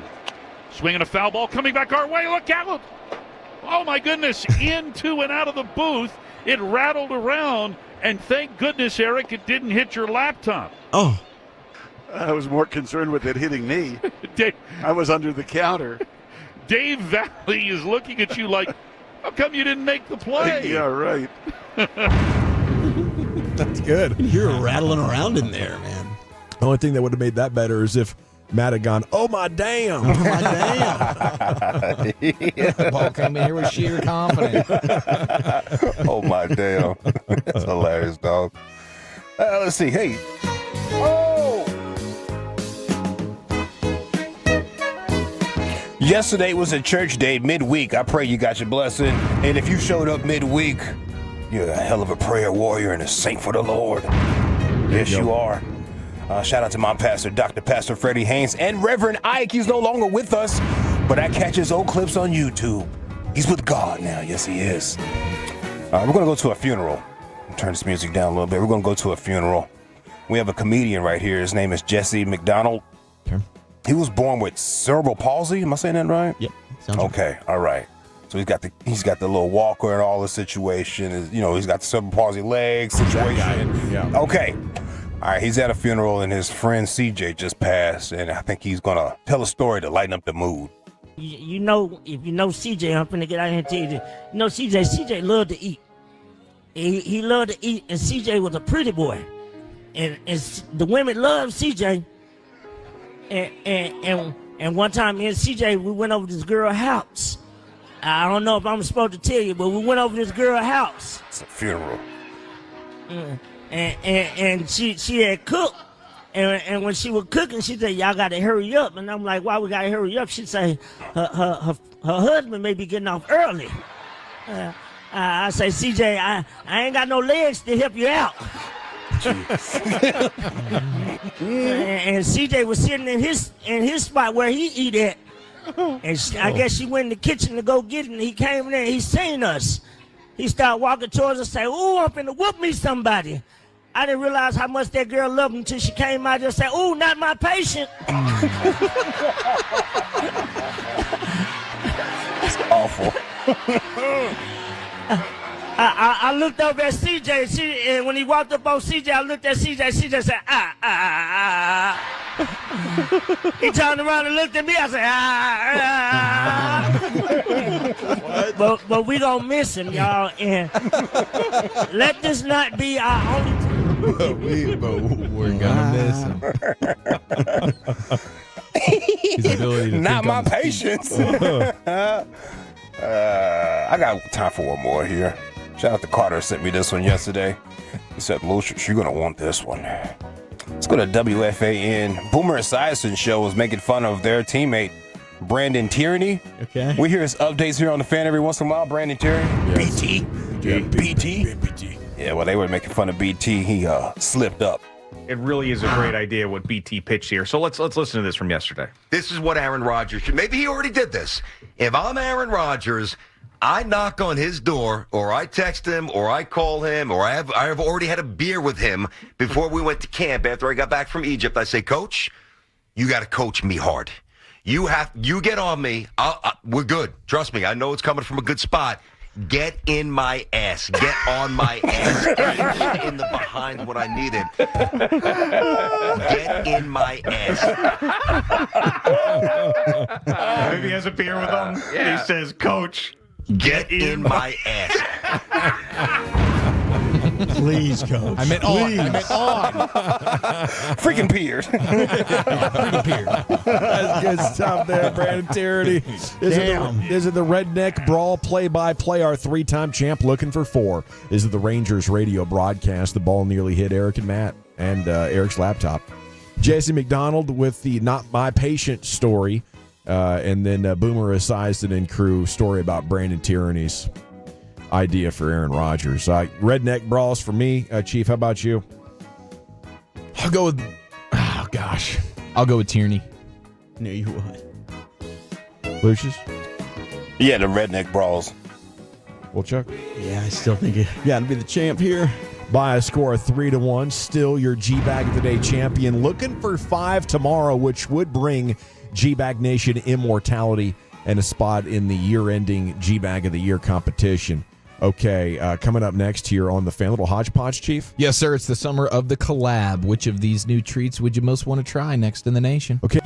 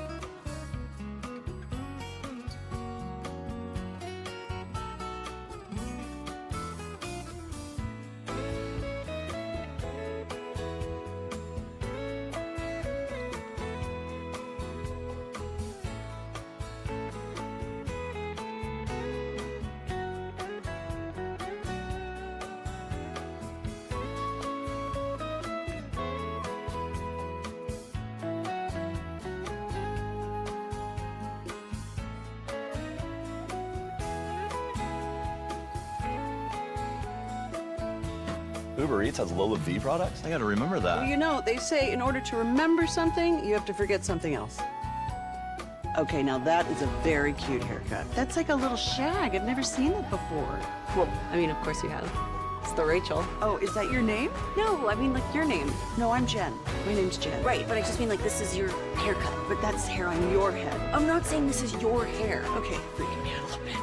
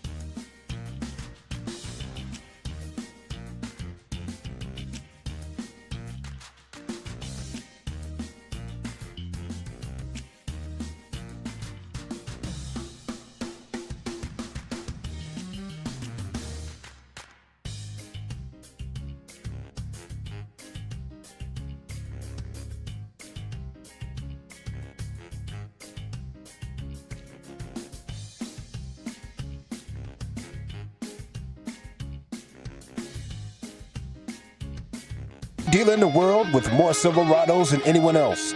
Go see them today and visit ClassicChevrolet.com. This is Texas. This is Classic Chevrolet. Together, let's drive. Relax and enjoy the difference. Based on new Chevrolet registrations 2023.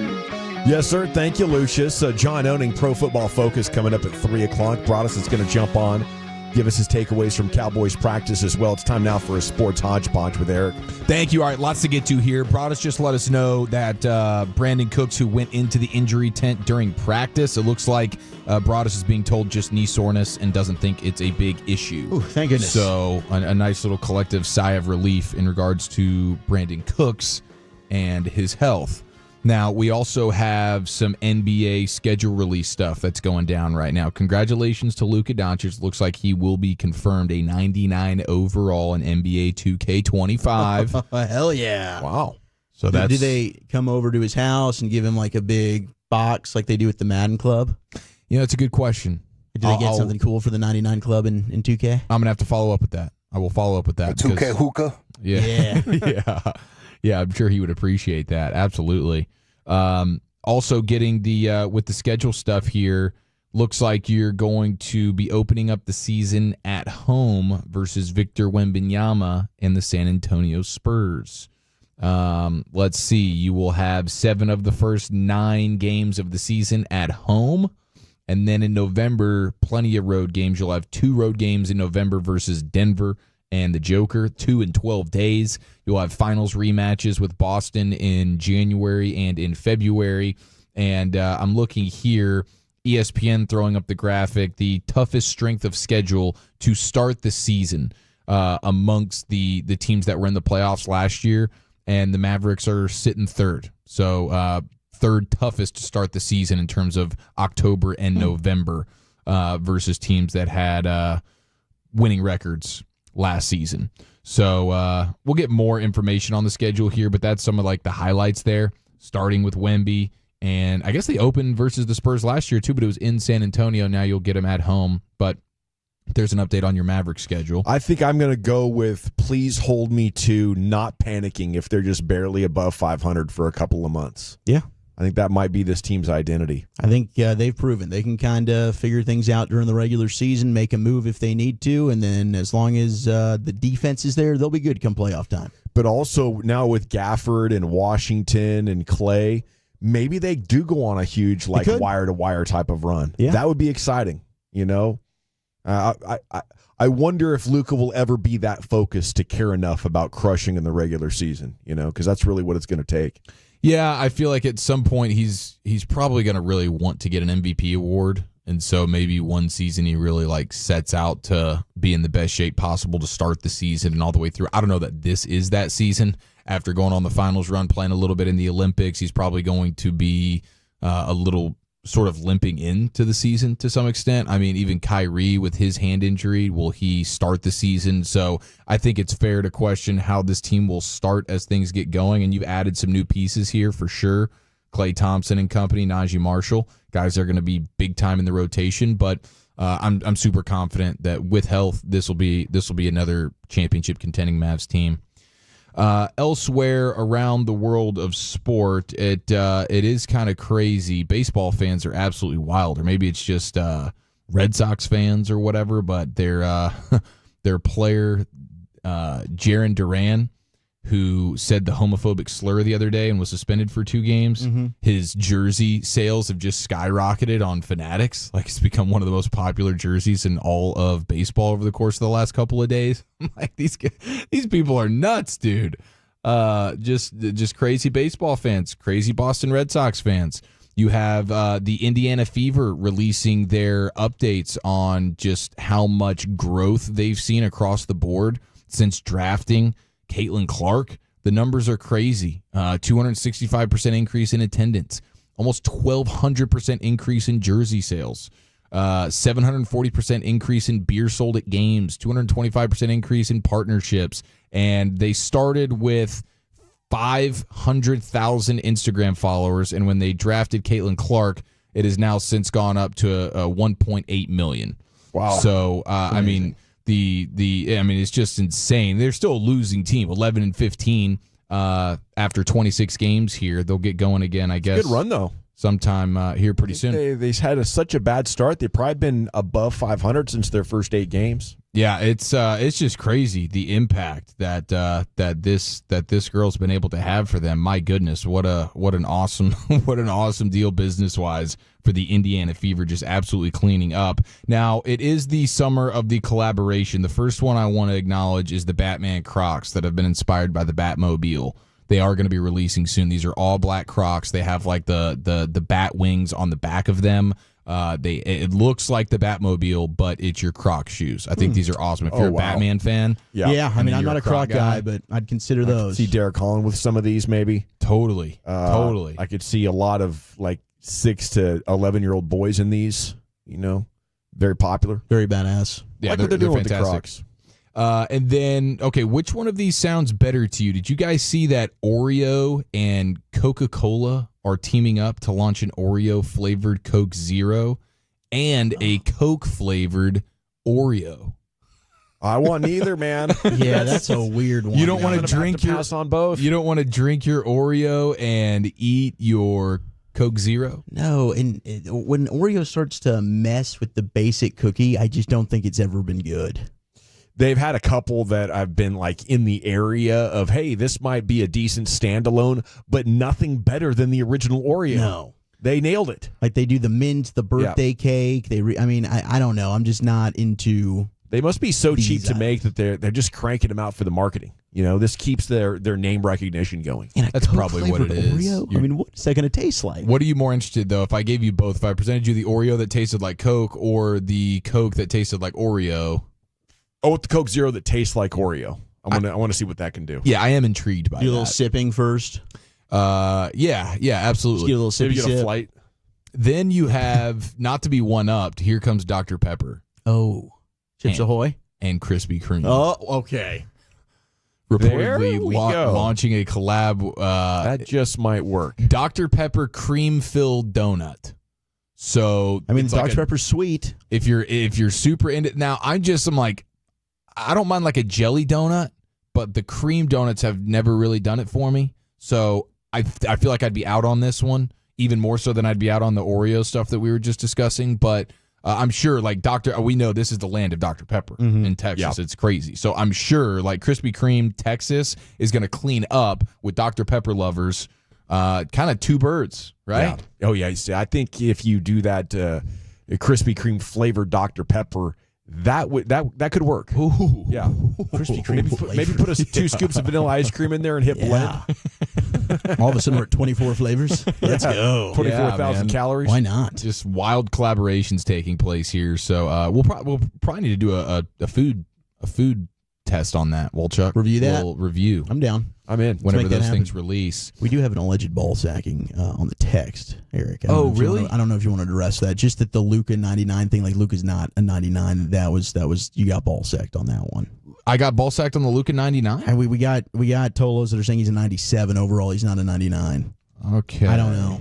All right. Can't confirm or I'm gonna deny have to this, check but with the my people on Tolos this. aren't happy with this. I could see where maybe he wouldn't be. Maybe he was 99 like in a certain category. Shouldn't you be an elite defender if you're going to get the full 99? What is wrong with you right now? Or I'm Luka making 45% of my threes. I need one of those two things to be true to make him a real 99. And You're the either free throws. The The NBA, free yeah. throws. The free throws. Yeah, That's you're probably what right. did it.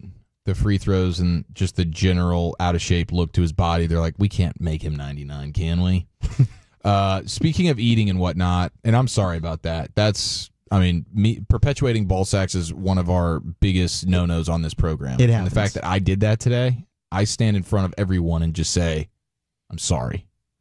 What a play by me. Here is some news. Subway has called for, quote, an emergency meeting with franchisees as sales have begun to plummet. No. This is no surprise, but to some extent it is, because how could, after they made this commercial with Danger Russ Wilson, how could Subway have gone into the tank? Hey, you want to split this Subway sandwich? No. It is my signature sandwich. It's called the Danger Witch, and it's dangerously good. Be careful, though. It's spicy.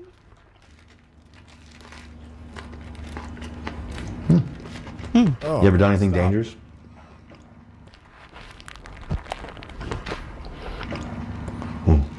jeez. That is dangerous. I've done something like that, too. I won't tell anybody. Listen, one time, never mind. That's too dangerous. Anyways, my danger witch, it's only in the vault. That's our little secret. The single worst commercial ever made by any entity ever. It's the collaboration of Subway and Russell Wilson. My dear God, that commercial. I mean, of course, everything went down after that. That is, I mean, my gosh. And he actually posted that. He was proud of it. He posted it to his social medias. He felt good about that one. Now, maybe he was completely in character and it was totally satire and he was in on the joke. But what we know about Russell Wilson is that's not the case. I feel like we know very little about Russell Wilson because he's just such a weird, awkward robot human. And but that's not even the worst part about that. How do you do a close-up sound of people eating? That was getting you. How's that good audio? I could see you being made extremely uncomfortable by that. Little ASMR. Not here for that. Is that what that is? Yeah, I think you're right. On like the people are the nails on cups. Yes. And yeah, it's a weird thing. That's one of my pet It is a big peeves, thing. the sound of people eating. It's crazy because it's amazing how this can happen for people. Like for some it's a pet peeve, for some it's like a bit of a kink. You know, like that's the spectrum of that. They Like some enjoy- people were just really, really excited by I was what they wondering just why you heard. guys so turned on in the middle of that. You had to sit down. It was weird. Well, thanks, buddy. Yes, sir. Okay, John Owning, Pro Football Focus, joins us to talk about the upcoming season. Brian Broaddus will join us after a Cowboys practice concludes as well. That's coming up next right here. It's the G-Bag Nation on 105 through the Fan.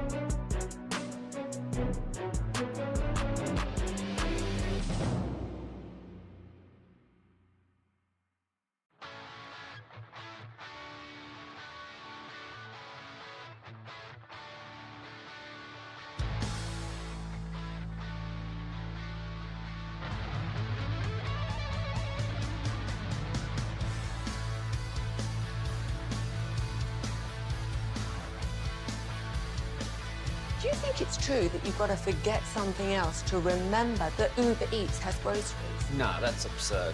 Hey, remember when you used to be a pepper lady? Pepper lady? Wasn't it Cinnamon Sisters? Basil babes. Saffron Squad?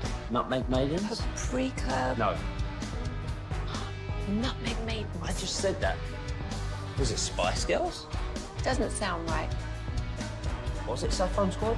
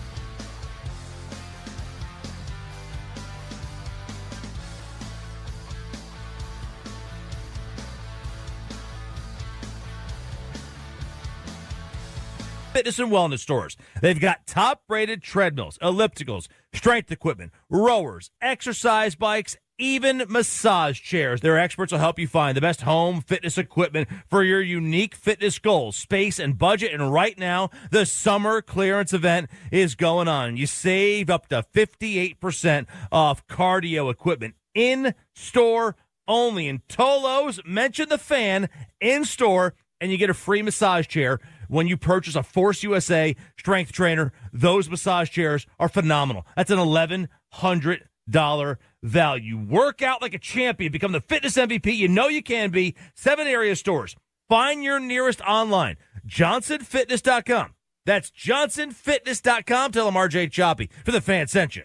It's a Fan Thirsty Thursday. Presented by the smoothness of Sagamore Spirit Rye Whiskey. Your turn it on, leave it on. Home of America's team is 105.3 The Fan. Hello, baby. KRLD-FM and HD1, Dallas-Fort Worth. An Odyssey sports station. From our Hiley Mazda of Arlington and her studios, you're rolling with the G-Bag Nation on 105.3 The Fan. Welcome to the nation. Here we go. It's hour number 2 of the G-Bag Nation here on 105.3 The Fan. I can see Broaddus on the fan cam. He's sitting down on the tennis courts in Oxnard after another Cowboys practice. He'll report on that throughout the rest of our broadcast day. Goes until 6:30 today. But joining us now from Pro Football Focus, it's our buddy John Owning. And a good afternoon to you, sir. How the heck are you? Man, it's a good day. It's a good day. Cannot complain. How are y'all doing? Man, about the same. Yeah, looking forward to getting this season started and seeing what kind of a team they're going to put together. Had a couple of injury scares today, but appears we're getting off clean on that, so that's good. But, John, I'd love your big picture expectations from this team. Is there any chance they are, let's say, better than last year in any way? Now, that's the thing. It's tough. I think that in the NFL where teams are so closely where their talent levels are so close and, just the little things are what separates you, and, luck plays a big part into it.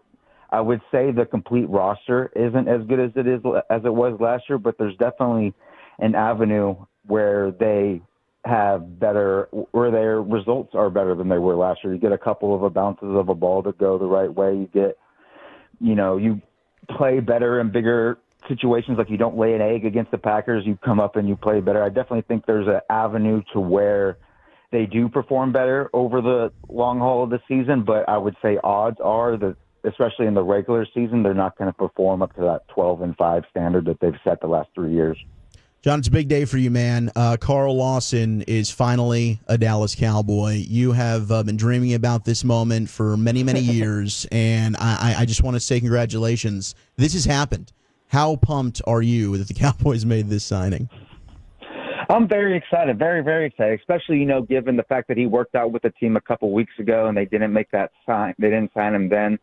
From everything that I heard, it came down to kind of a money thing where Tony and AQM were Al-Quadi Muhammad were a little bit cheaper, and they were going to see if they were able to solve their issues with kind of the cheaper route. And once they saw that, Shaka Tony with his groin injury and Al-Quadi Muhammad just aren't performing up to snuff to be able to replace the production that, Sam Williams left, Dante Fowler left. I think that made them decide that they wanted to go get someone that was maybe a little bit more expensive to help their edge depth, especially. I think he, when healthy, has proven to be a very effective pass rusher off the edge.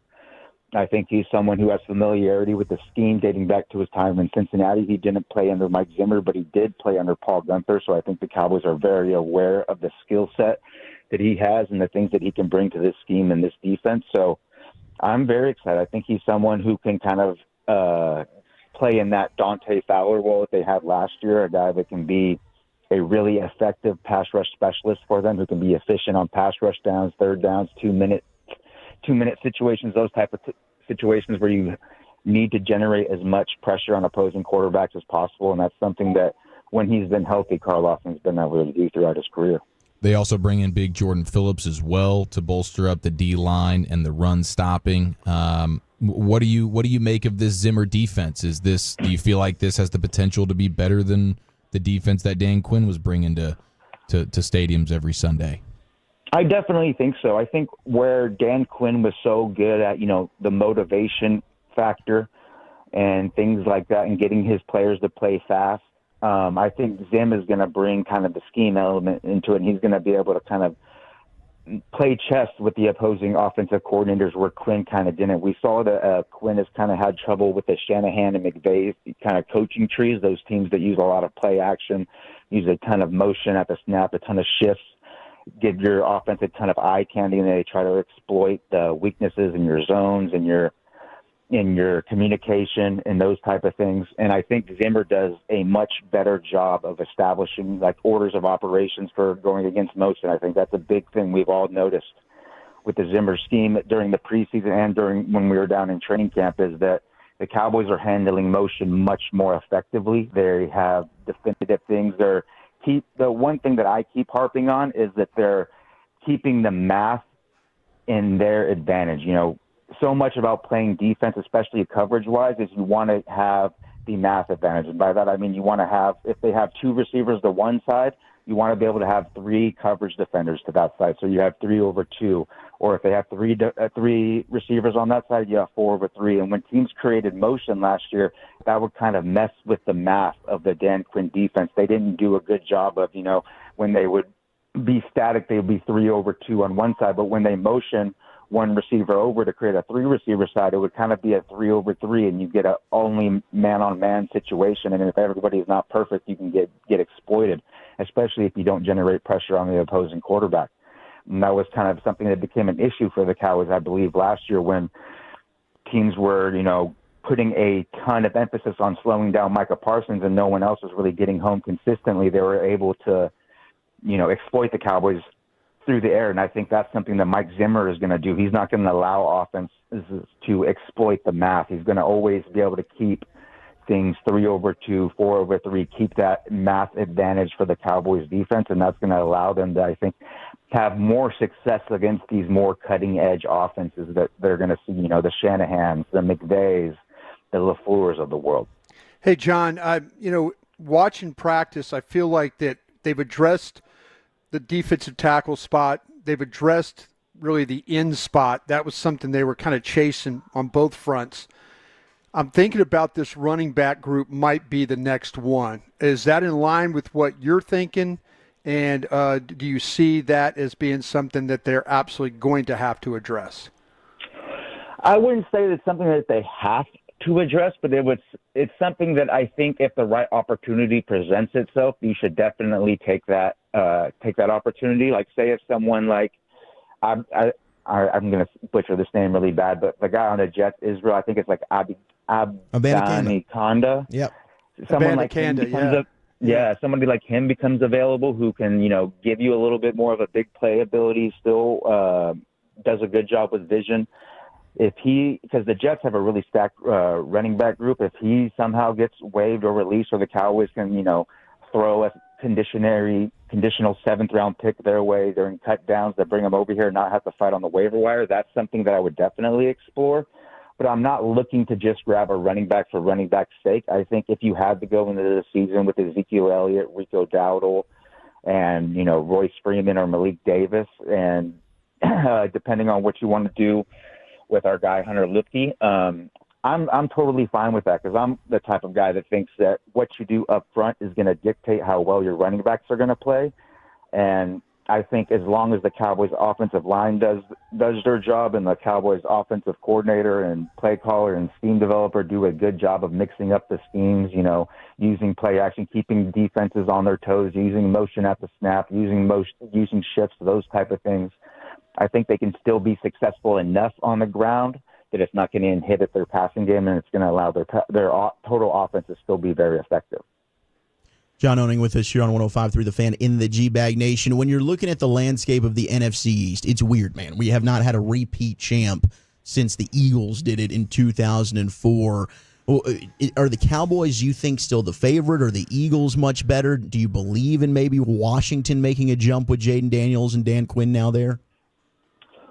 definitely don't believe in the Commanders or the Giants, especially given with a rookie quarterback. I think that especially when you're talking about interdivision matchups with the other teams, the Cowboys match up extremely well with the Commanders, especially because, Jaden Daniels, Mike Zimmer in the past has done extremely well against rookie quarterbacks because he's so good at disguising things, sending blitzes, using combination coverages on third down. You guys know how wild Zimmer likes to get on third down, and that really confuses opposing rookie quarterbacks. So I'm not really worried in that sense about the Commanders. I think they'll be better, but I don't think they'll be good enough that they're really a threat to win the NFC East. And I just think, like most other years, this last half decade, it's going to come down to the Cowboys and Eagles, and it's going to be one of those things.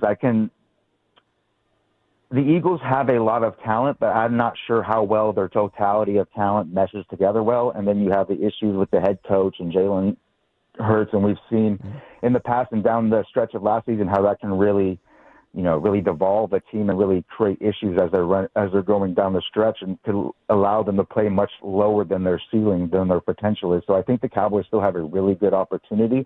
Obviously, things have to go right, and so much of this has to do with health and injuries, and as long as Cowboys can avoid, those really crippling injuries at important positions, I think they can definitely buy, and they'll be right there at the very end. It's probably going to be like most other years, one of the things that it comes down to the last week or two between the Eagles and the Cowboys. John, what do you think about Dak going into his last year? Is he good enough for you that you think re-signing him should be a no-brainer? Oh yeah, definitely. I'm a big Dak Prescott fan. I think he does everything that he's obviously not, the Patrick Mahomes and Josh Allen's of the world. He's not that type of tier of quarterback, and I think that's fine. He's a good enough quarterback to where you can win with him. He's a good enough quarterback that can take you on a run if everything else is going well. And just the problem has been since his tenure, there have been things that have gone on outside of his control that have not allowed the Cowboys to kind of move forward. We just kind of need the rest of the team to play up to their capabilities in the playoffs, and I think we'll see Dak Prescott operate well. I mean, we saw him retire Tom Brady, and he played out of his mind in that game, so I don't think it's something that the pressure gets to him. I just think the rest of the team maybe is not playing up to snuff in those situations, and I think he definitely, everything we see from him from an accuracy point of view, from a decision-making, from a, operating at the line of scrimmage, I think he has it all, from an ability to be able to take the Cowboys on a nice playoff run if, like I said, the rest of the Cowboys team plays up to their potential. I'm pretty much there with you. I do wonder if the team does enough in free agency and trades to build out the kind of roster that could play to that level around him. Yeah, it's a problem. I think the Cowboys kind of sitting on their hands throughout the offseason, only bringing in, Eric Kendricks until really we get into training camp. I think even though we like the fact that they signed Carl Lawson, that they traded for Jordan Phillips and those type of things, making those type of moves, it would have been better if they would have made those type of moves when there was a greater pool of free agents to choose from, where you could have chose from maybe some more talented players, maybe some players that don't have the injury history that these guys have, or what have you be. So it's just, I'm kind of worried about the depth, and that's why I think injuries are always so important every year, but I think it's even more important this year because they have some positions where if they take an injury or two, it's going to be extremely difficult for them to be able to climb out of that hole. Are you paying Dak Prescott $60+ million? For sure. I've been paid him. I would have paid him. I think he's been paid him. And especially in this climate, you don't want to go into it without a quarterback. I think it's just we're playing roulette, just trying to, roll the dice that you're going to get another quarterback in. I think the Cowboys have already been extremely lucky with Tony Romo and Dak Prescott to be able to get them with an undrafted free agent and fourth-round pick. I think trying to test your luck in that situation again is very tough, and I don't think the Cowboys are going to be bad enough to where they're going to get a high enough draft pick to where you feel confident that they are going to be able to pick from a pool of quarterbacks that are talented enough that makes you feel good about where you're going to move. So, if the Cowboys are going to be in that kind of mediocre aspect of the NFL, you're just not going to be in a situation where you're going to be able to grab, the most talented quarterbacks. You're still going to be hoping that you're able to get kind of lucky like they have been. And just, I don't think they have the Packers quarterback luck. What kind of a grade do you give Mike McCarthy for last year, what he's done with the offense, and if we should be rooting for him to get another contract to be the head coach? I go back and forth on this because one thing that really worries me is the offense that he and Schottenheimer designed coming into last season. We saw how it was a lot of short stuff. There was a very static offense. And I will give him credit for making the changes necessary coming out of the bye. But the fact that you had to make those changes in the first place and those weren't implemented going into the season is a little bit worrisome. So that is something that worries me. Obviously, the game management things are a little bit worrisome. But I do think he does a better job than a lot of people give him credit for. I don't think the Cowboys would have been 3 straight 12-5 seasons if he was a terrible coach. But I don't think he's a coach that is, he's obviously not like the Sean McVays of the world that are going to get you 1 or 2 games just because they're better schemers, they're better decision makers, and they put their players in the right position to make plays more consistently than most other coaches. But he's not going to cause you to lose games consistently either. I just think he's kind of a, just kind of a level coach. So it honestly is one of those things where either way, I'll be fine with it. Sounds good, John. Sounds like you got a party to go to, actually. Yeah, what's going on? I got a couple to go to. I got the Carl Lawson party to go to, and then we got this weekend's the biggest weekend in grappling. Anybody that knows me, I'm huge into grappling from being a Brazilian Jiu-Jitsu black belt. We got like the World Championships of Brazilian Jiu-Jitsu this weekend with 2 big tournaments for over $1 million. So I'm going to be parked up in front of my computer watching the Cowboys preseason game and the UFC fight. So I'm very excited. Hell yeah, John. Live it up, brother. Thanks for your time. Hey, appreciate you guys. There he goes, John Owning, a must-read there on Pro Football Focus and a must-follow for Cowboys fans. Okay, NFL News of the Daytime, Wolchuk. Where are we going? Jameis mic'd up, the shoe watchdog, and would you have wanted your team to make this trade? That's next. Rolling home with some laughs, fellowship, and quality sports conversations. It's the G-Bag Nation on 105.3 The Fan.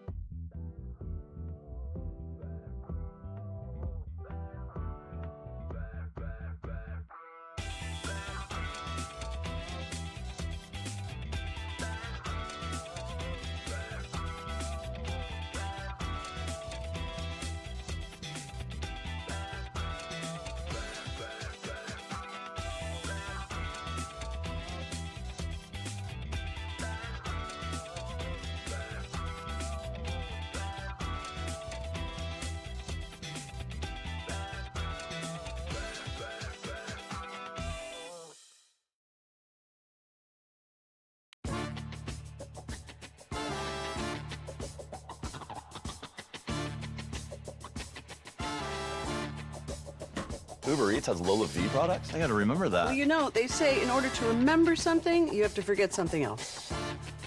Okay, now that is a very cute haircut. That's like a little shag. I've never seen it before. Well, I mean, of course you have.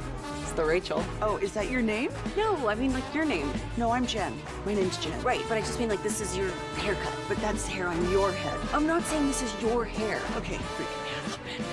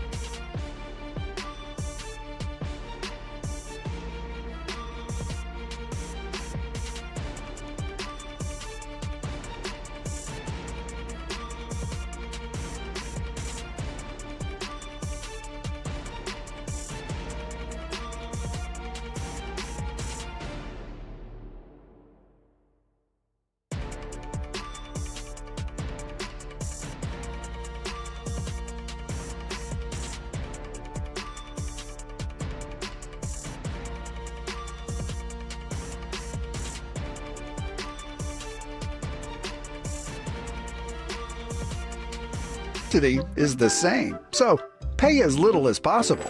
Compare today at comparepower.com. The power is yours. Comparepower.com.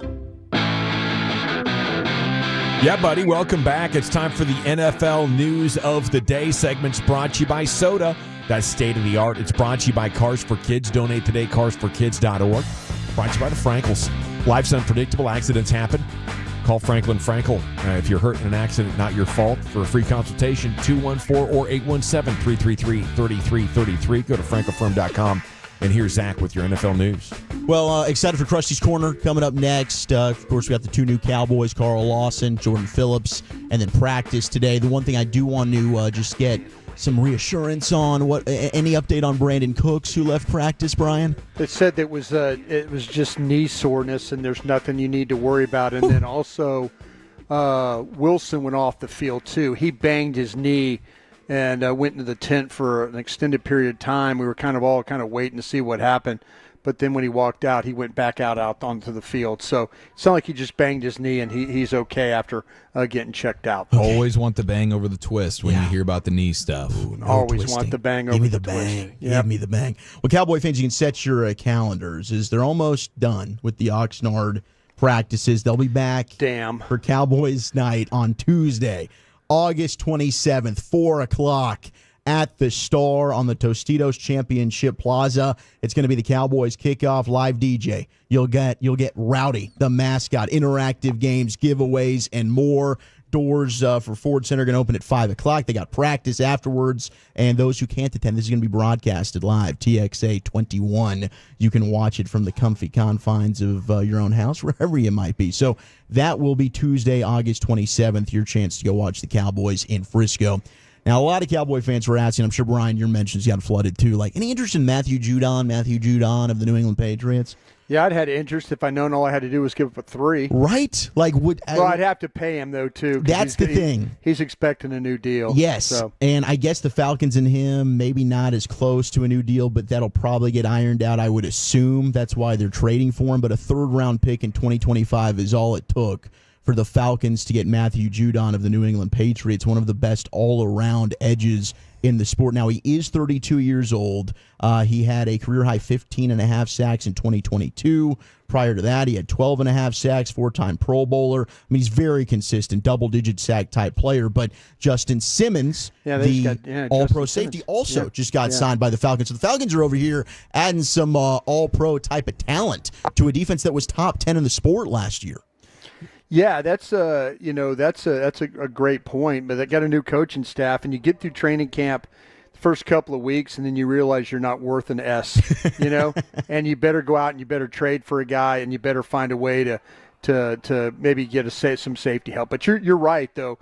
They were a top 10 defense. They wasted a great opportunity. Their offense should have been good enough. Their defense was good enough. They had the quarterback problems, but yeah, that's a team. It looks like they're going the right way on defense. There were a lot of Cowboys fans that were frustrated. I saw on Twitter, like, why wouldn't we do that deal for Judon? But you have to pay he is him. a good player. I mean, even despite all that, like giving up a third-round pick for somebody. Oh, no, that's true. I'm like, even if it's a year rental and maybe he's okay with that. Yeah, like even that, like none of that would have made sense from a Cowboys standpoint. Yeah, like they're not a Matthew Judon away. Like, okay, they trade for Matthew Judon today. Cool, that certainly helps things from a pass rush standpoint. That doesn't put them any closer to a Super Bowl. Jordan Addison, great news from Minnesota. He's going to be okay after he was carted off yesterday. Kevin O'Connell, their head coach, spoke to the media during practice today. He said, man, he avoided a major ankle injury. Don't see him missing any extended time. That was a scary day yesterday for Vikings fans. You get the news, man, our rookie starting quarterback is out for the season. Now maybe our second-best receiver, who could be a number 1 on a lot of teams. Jordan Addison, very, very good player, Brian. I know you were super high on him in the draft 2 years ago. Yeah, he's been a touchdown machine. Love that kid. And, he is a smallish type player. But, yeah, the Vikings, man, I would hate to be in their personnel department having to deal with all the things there are right now. That's tough. All right, we got more great Jameis Winston sound. Now, he was on with Pat McAfee earlier today, but I want to start with the Cleveland Browns had him mic'd up, and this is outstanding. This is just the first half of his mic'd up. You can find this on the Cleveland Browns multimedia, Twitter, social media, wherever, but he gives a great pregame speech, and he's just getting the vibes right ahead of preseason game number 1. Yes. Hello. Good to see you. I like your helmet look. That's a good look. Thank you. I'm into motorcycles, so I'm going for the biker look. Hey, Trey, welcome to the NFL, man. You gotta love it, right? Let's just be right here where we at. The most important thing is your specific play. Be obsessed with the simplicity of the game. Welcome to the league, boy. Welcome. Let's go, baby. Let's be obsessed with greatness. Let's be obsessed with energy. Let's be obsessed with the execution of it. Let's go. Yes, sir. Happy to be in your business, in your establishment. Now we teammates. Let's get it, boy. Hey. Dominate, boy. You look good, you play good, you feel good, all right? Together. The message is simple. Come on. Be obsessed with your opportunity. All of us that came from wherever we from. But we got it right here and we got it right now. So be obsessed with your opportunity. I got one thing for y'all, man. All right, I just want y'all to help me out because I know we're a team, all right? I had this in my dream, all right? All right, when I say where my dogs at, y'all say we ready, all right? Where my dogs at? Where my dogs at? No, I'm about to spell the Browns out, and I know we one team, man, okay? I'm going to spell the Browns out. I'm going to go BROWN, and you going to say, let's get it. All right, with my BROWN, that's it. Let's get it. Let's go. Family on three, family on me. 1, 2, 3, family. Let's get it. Let's get it. He can make anything work, dude. Why would I think that he's one of those guys that would play for free? Like if they said, hey, you could just come out here and we're not going to pay you today, but you're going to come out here and just have fun and play football today. Why do I think he would be one of those guys? Yeah, he's certainly on the short list of guys that you would think would actually do that. I agree. Yeah, with you, I think he loves being around that. It's the love of the game. The joy. He does love the game. I think he really does. It is, man. Anybody else get a little nervous when he said he was going to spell the Browns? Yeah, I was. Yeah, oh no, bro. I was kind of hoping we were playing for the Colts. Gets the TV's on. Jets. We messed up the Jets before. He's like, we have messed up Bucks. Yeah, let's go Bucks. Yeah, there you go. Yeah. Man, now Jameis Buccaneers. That would have been wild. Jameis was on with Pat McAfee this morning. Now, we have found out he got LASIK eye surgery, much like Eric and I have done. Shout out to Brooks Eye Associates. I hope that he went to Brooks. They took great care of us. I'm sure they took great care of him. But I'm pretty sure he did, actually. I mean, they've got pictures on the walls of him. I wasn't sure if that was the surgery, but it makes sense if it was. Now, how blind were you, Jameis? Like, what could you see? Well, I wasn't blind, Pat, but I'll tell you what, LASIK is definitely a game changer. Just the fact that I was able to actually read a stop sign that was clear, read the street signs without using Apple Maps or Google Maps. It really helped me out with my depth perception. But a lot of times at Florida State, I was squinting to look at the scoreboard, and typically we were up, most of the time when I was squinting at Tampa to look at the scoreboard, I was trying to see if I could change the score a little bit. But it really impacted my game just in terms of seeing the depth of linebackers, identifying pressures sooner, and just processing information really fast. It's crazy, though, that since he's had that, he didn't start playing better. Yeah, that's a fair point. It's like we didn't notice a drastic change because it's honestly remarkable. He can't read a stop sign clearly. Yeah, but he's out there playing quarterback. He has thrown less interceptions, right? Or he was on that pace at Tampa where he was throwing every other pass. Yeah, he just hasn't seemed had to be the an interception. Yeah, he's been backing up for the most part since then. Yeah. Man, I'm about due for another LASIK, though. It's getting away from me. I had LASIK like 15 or 20 years ago. Me too. And it was a miracle at the time, but now that I get up there a little bit, I'm like, I don't know. I think I need a LASIK 2.0. Yeah, they did tell us that you might start to notice something then, and then you can just get a little refresher. Yeah, to get you in there. We'll set you up. Man, I would love it. Brian, how's the shoe game been rocking out there amongst media members in Oxnard? Interesting you asked. I haven't really noticed. Why is somebody posting shoes out here? No. I wonder if anybody's watchdogging the shoe game because George Kittle has certainly become the watchdog of shoes. The media? Yeah, the media is, guys? man. He called the media out there in San Francisco. George Kittle saying, "Hey guys, we need to do better here." Got a lot of hawkers going on. Yeah, I got the hawkers. I'll tell you what, Zeke liked my purple socks one day. Oh, he's like, man, I'm digging the purple Nike socks. I'm like, hey, well, thank you. I think he wasn't serious. Did you return? I think he wasn't. Did you serious. return the favor? The compliment? No, you didn't say you didn't compliment something that he had I going said, on? yeah, hey, I'm enjoying that you're wearing 3 hoodies right now with sweat all over them. No. Very Bobby built of him. Yeah, he was very Bobby built of him. But he, I rocked. I had a purple shirt on, and so I matched the socks like an old man. And Zeke walked up to me and he goes, "Man, I'm digging your shirt and your socks combo today."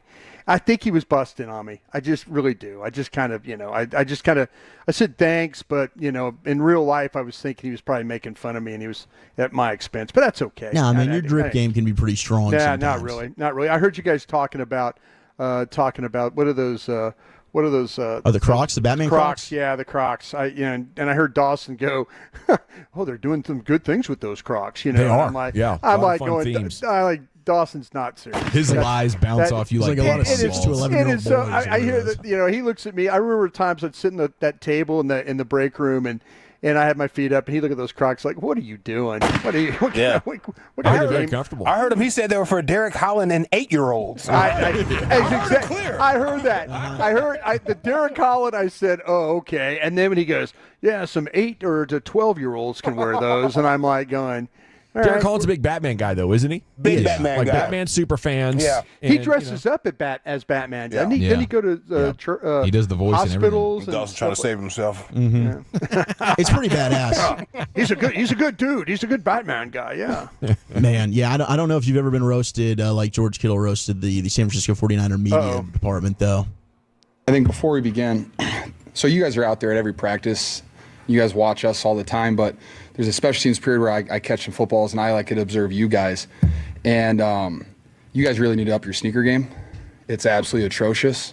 I got some Vomeros, those are fire. And Grant wears Vans every single day. New Balances, they look like Vans. Yeah, those are Vans. It's okay.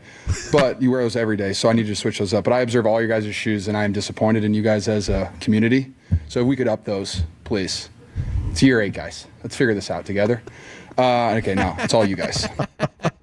It's year 8, guys. Worn the same damn shoes for 8 years. You know what? I mean, he could help out. He Yeah, could why help don't you them buy him shoes? Well, he could. He's probably got a shoe deal himself. He could say, "Okay, here we're going to do. I'm going to show you what I'm going to get you guys your first pair, and then you're responsible after that." So yeah, maybe he could help the guys and the gals out that cover the team full time. That'd be nice. Great idea. Yeah. Might say, "Give me 2 pair." Yeah, 2 pair.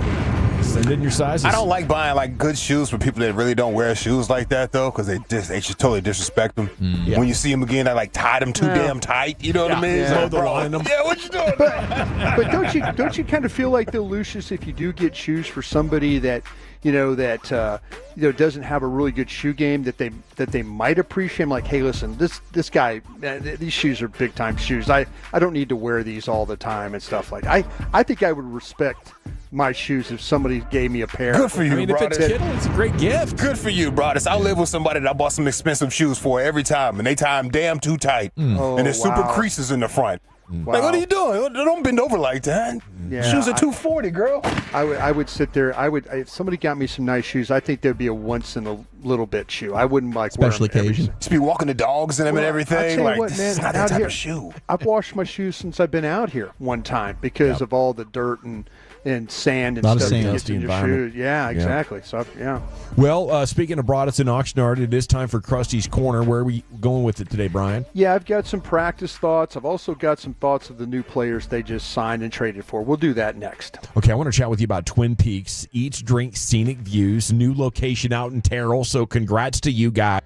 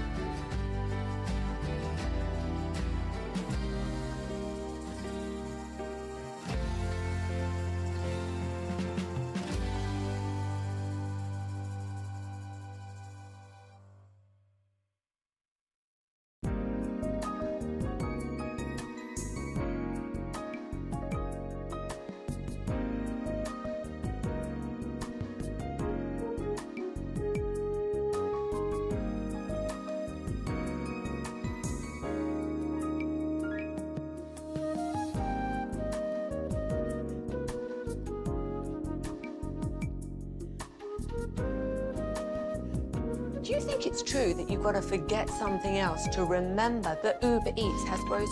No, that's absurd. Hey, remember when you used to be a, what was it, Pepper Lady?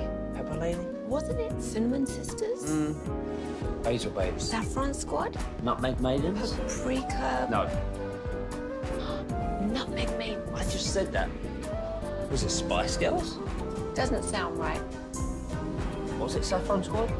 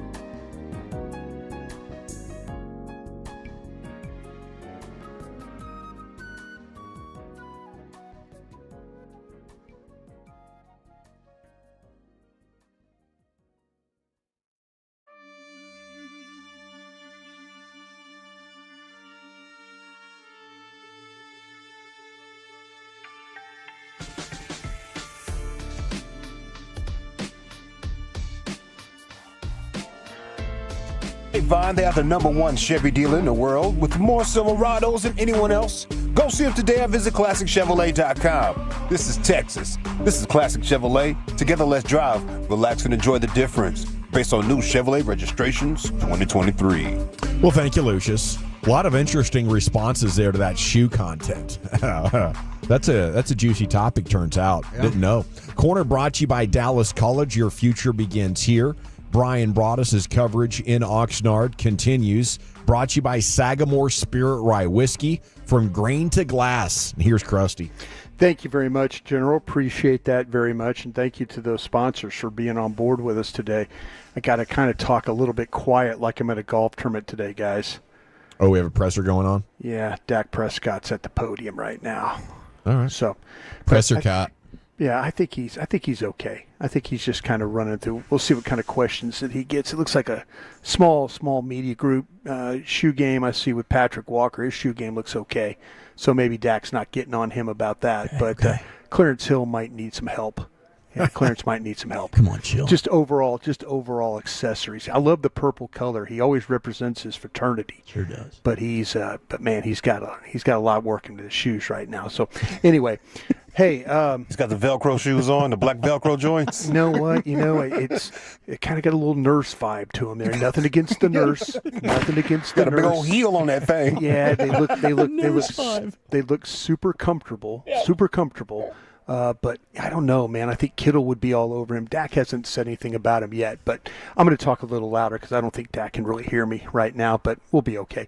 Hey, you guys get my notes I sent you about Tyler Guyton's day yesterday? I did. Thank you so much for You guys have any questions about that? Any questions, anything I could do for you to clear up anything on that? What kind of a dunk would you say that was on all your haters, Brian? Is that a windmill or like a tomahawk? I would say, have you ever seen you ever see Julius Erving win the slam dunk contest like in the 70s where he left from like the middle of the floor and went all the way in the air? I think Jordan did the same thing. That kind of, no, I take no pleasure. Yes, you do.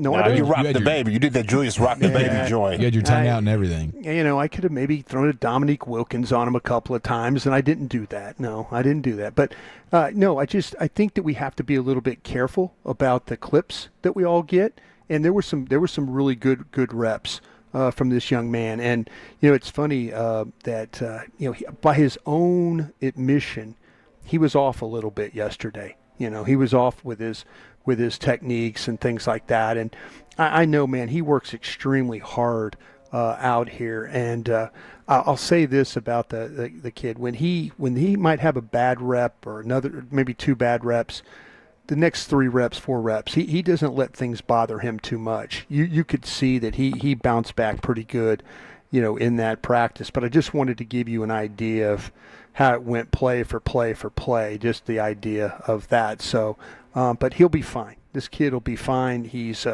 now. What's interesting today, you know, we were talking about with Guyton. Excuse me, not Guyton. No, we were talking about with BB and those guys. He was back to running with the twos today. Back to running with the twos. So I looked at today. They did a cards practice, but they were kind of giving a little bit of an idea of who was going to be where for the game on Saturday when we see. I have a feeling this is the way that they're going to line up with the backups. It's going to be Ball at left tackle. Oof. It's going to be Richards at left guard. It's going to be Cooper Beebe at center. Dakota Shipley is going to be the right guard, and then Matt Waletzko is going to be the right tackle. That I think is how we're going to open this game. So they're going to give it's kind of a little bit of a short-lived. Okay, we're giving you first reps. Cooper Beebe, you know, yesterday he got primarily all the first team reps against the Rams, and today they went back the other way where it was.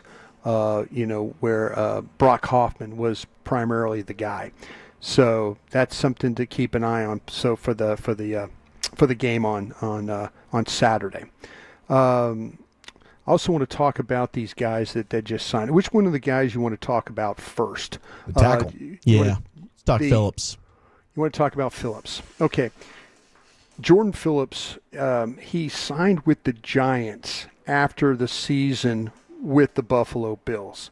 And when I studied the games I studied last night, I studied him against Dallas, I studied him against Kansas City, and I studied him against the Philadelphia Eagles. I was just curious, like, okay, how did he play against maybe a, division opponent kind of a thing? That's why I threw the Eagles in on that one. But here's a guy that to me, and this is Nick Harrison, I've kind of had this discussion about the player. This guy's got some legitimate pass rush to his game. You know, you think of a big body guy like that.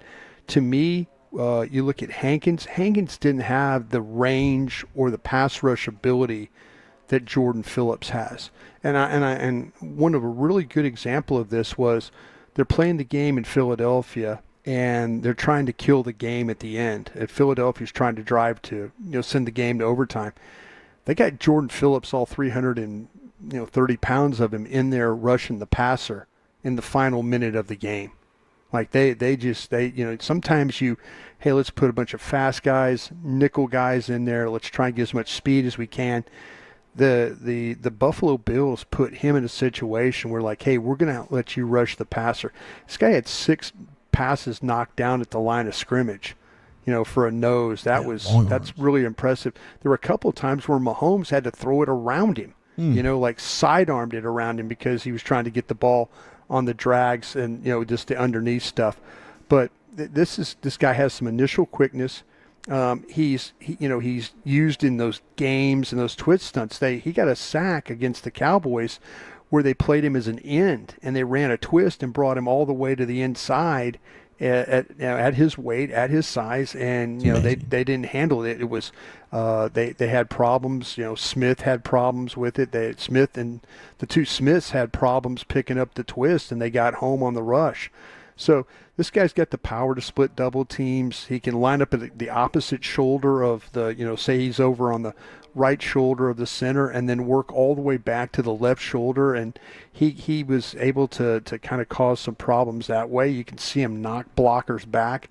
I mentioned about the range for a big man and the awareness. You could see, ball's about to be thrown. He goes up, going to try and tip balls, but he's also aware of when they run screens and stuff, you could see that he was searching where's the ball and then getting that direction. So, I need to talk to some folks at the Giants or somebody that knows the situation. It just sounds like to me they gave up on this guy. They just said, okay, we've got some young guys and we're just interested in having those young guys play for us. And so, we'll kind of get an idea when Phillips get here. But I think if you just only watch the Dallas game and the Cowboys were doing that, geez, this guy was a pain in the ass that we were having to deal with in this game. So, here we go.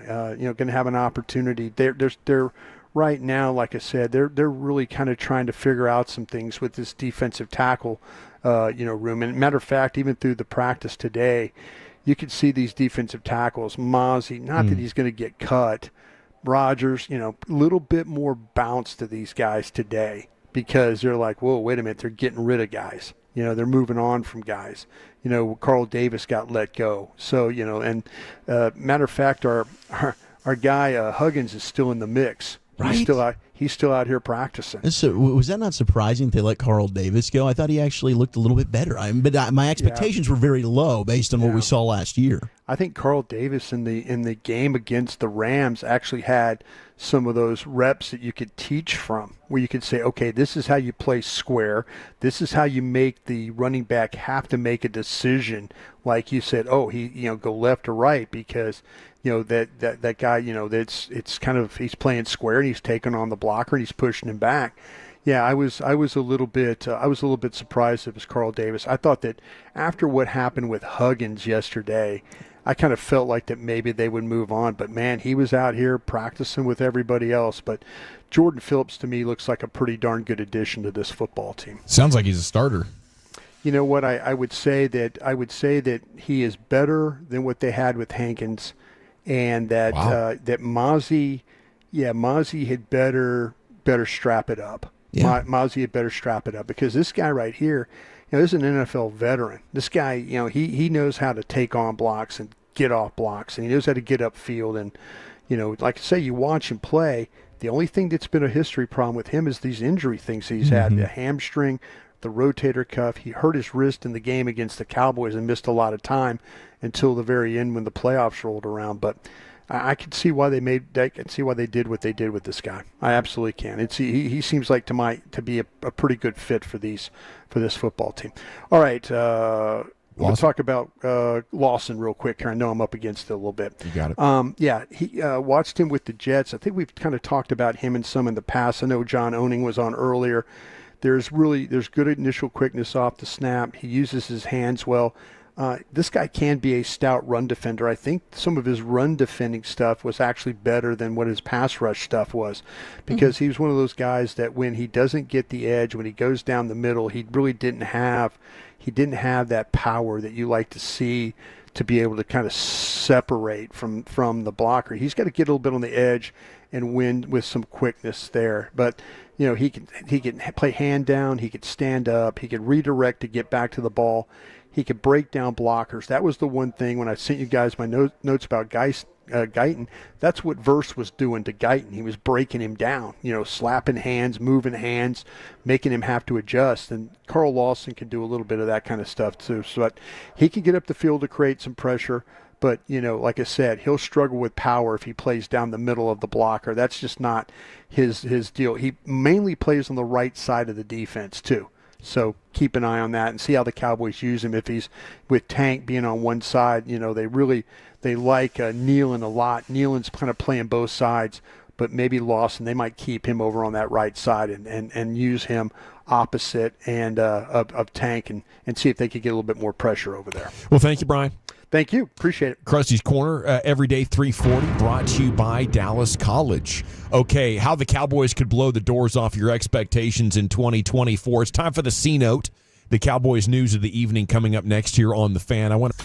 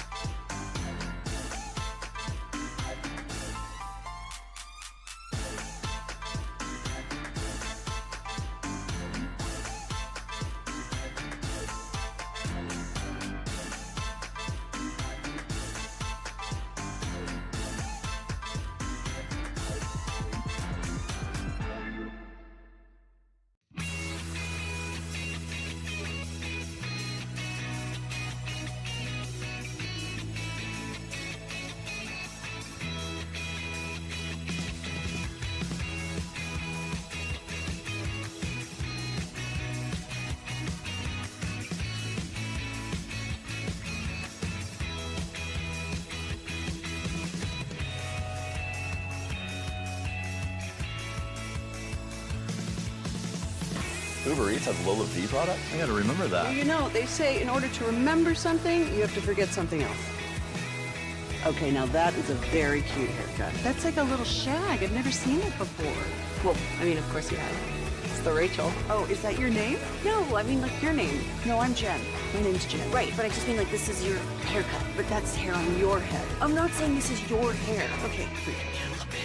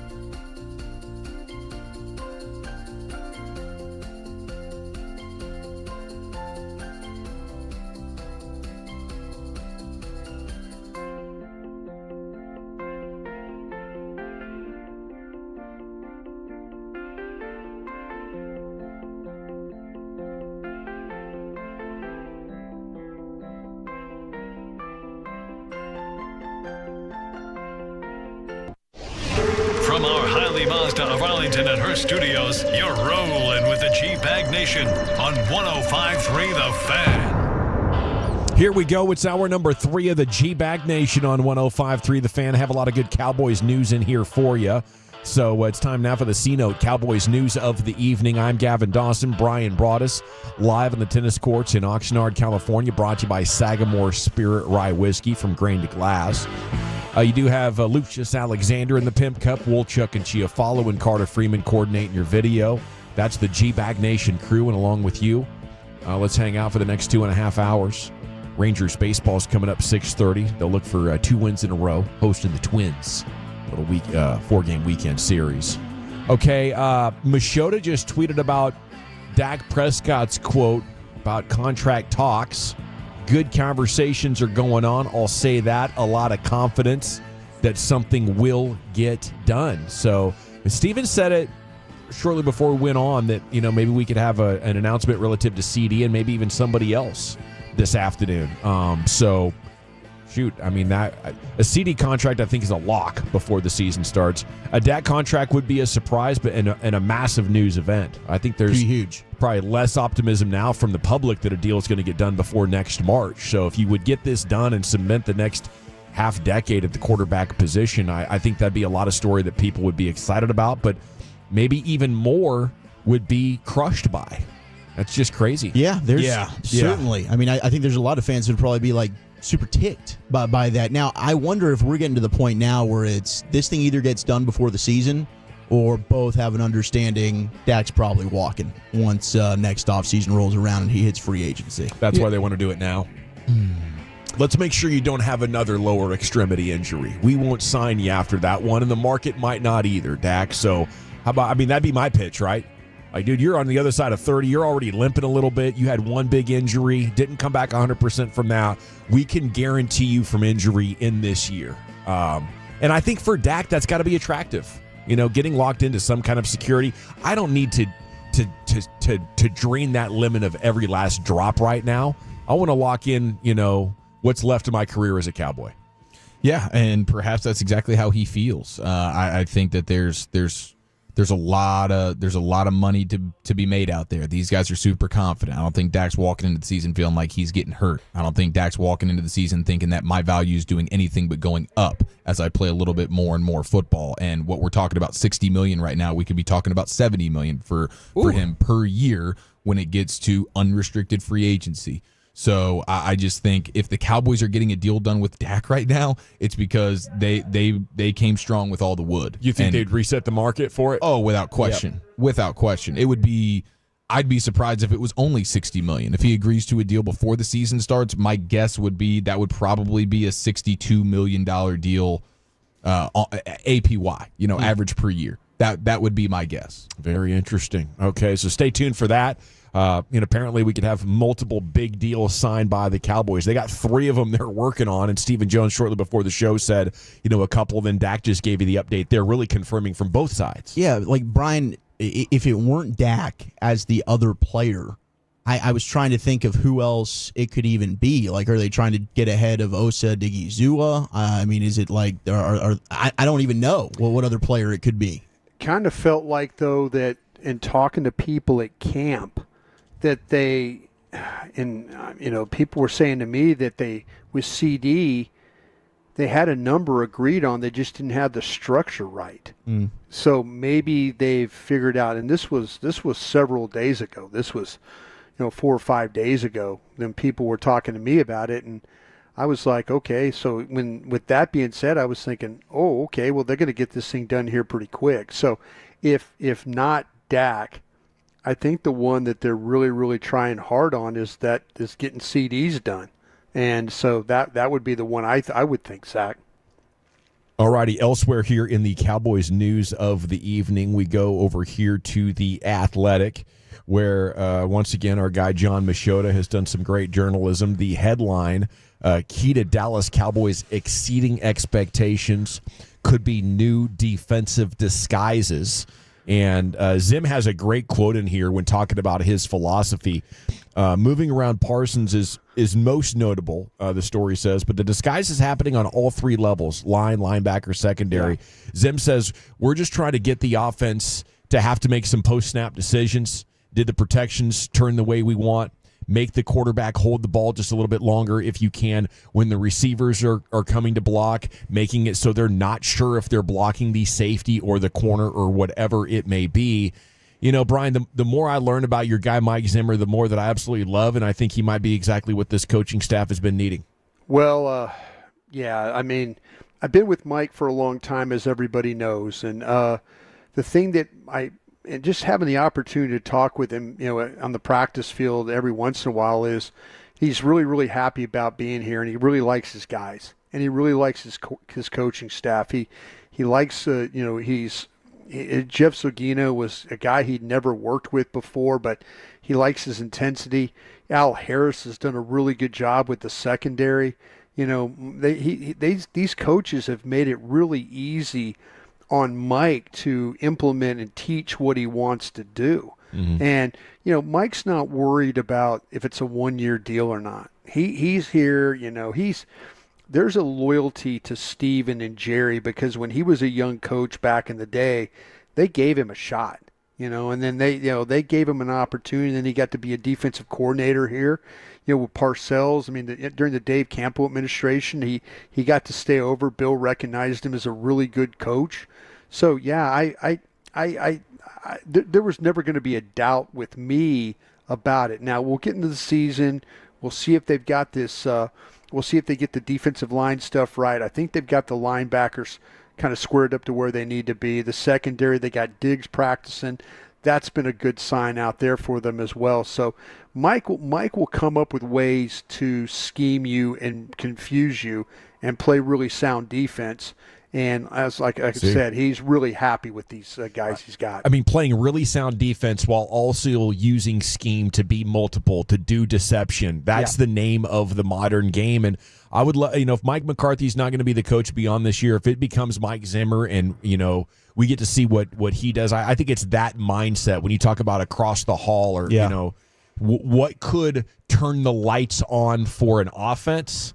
I think it would be talking to Mike Zimmer about how important it is to make the other side, whether you're on offense or defense, make decisions after we've snapped the ball and be able to all be on the same page, adjusting to those decisions based on the keys that the other teams are giving you, so you're not predictable. You can send out, you know, different kinds of personnel, wait to see how they adjust, and then go exploit where the space is instead of saying, well, you know, we're going to line up and do what we do. You know, whenever you have coaches say that kind of stuff, it's terrifying. They've got player buy-in at this camp. Yeah. You could tell that these players are doing everything that they're asking them to do. I mean, there's some guys, we kind of talk about Mozzie every day and some of the things, the struggles he has.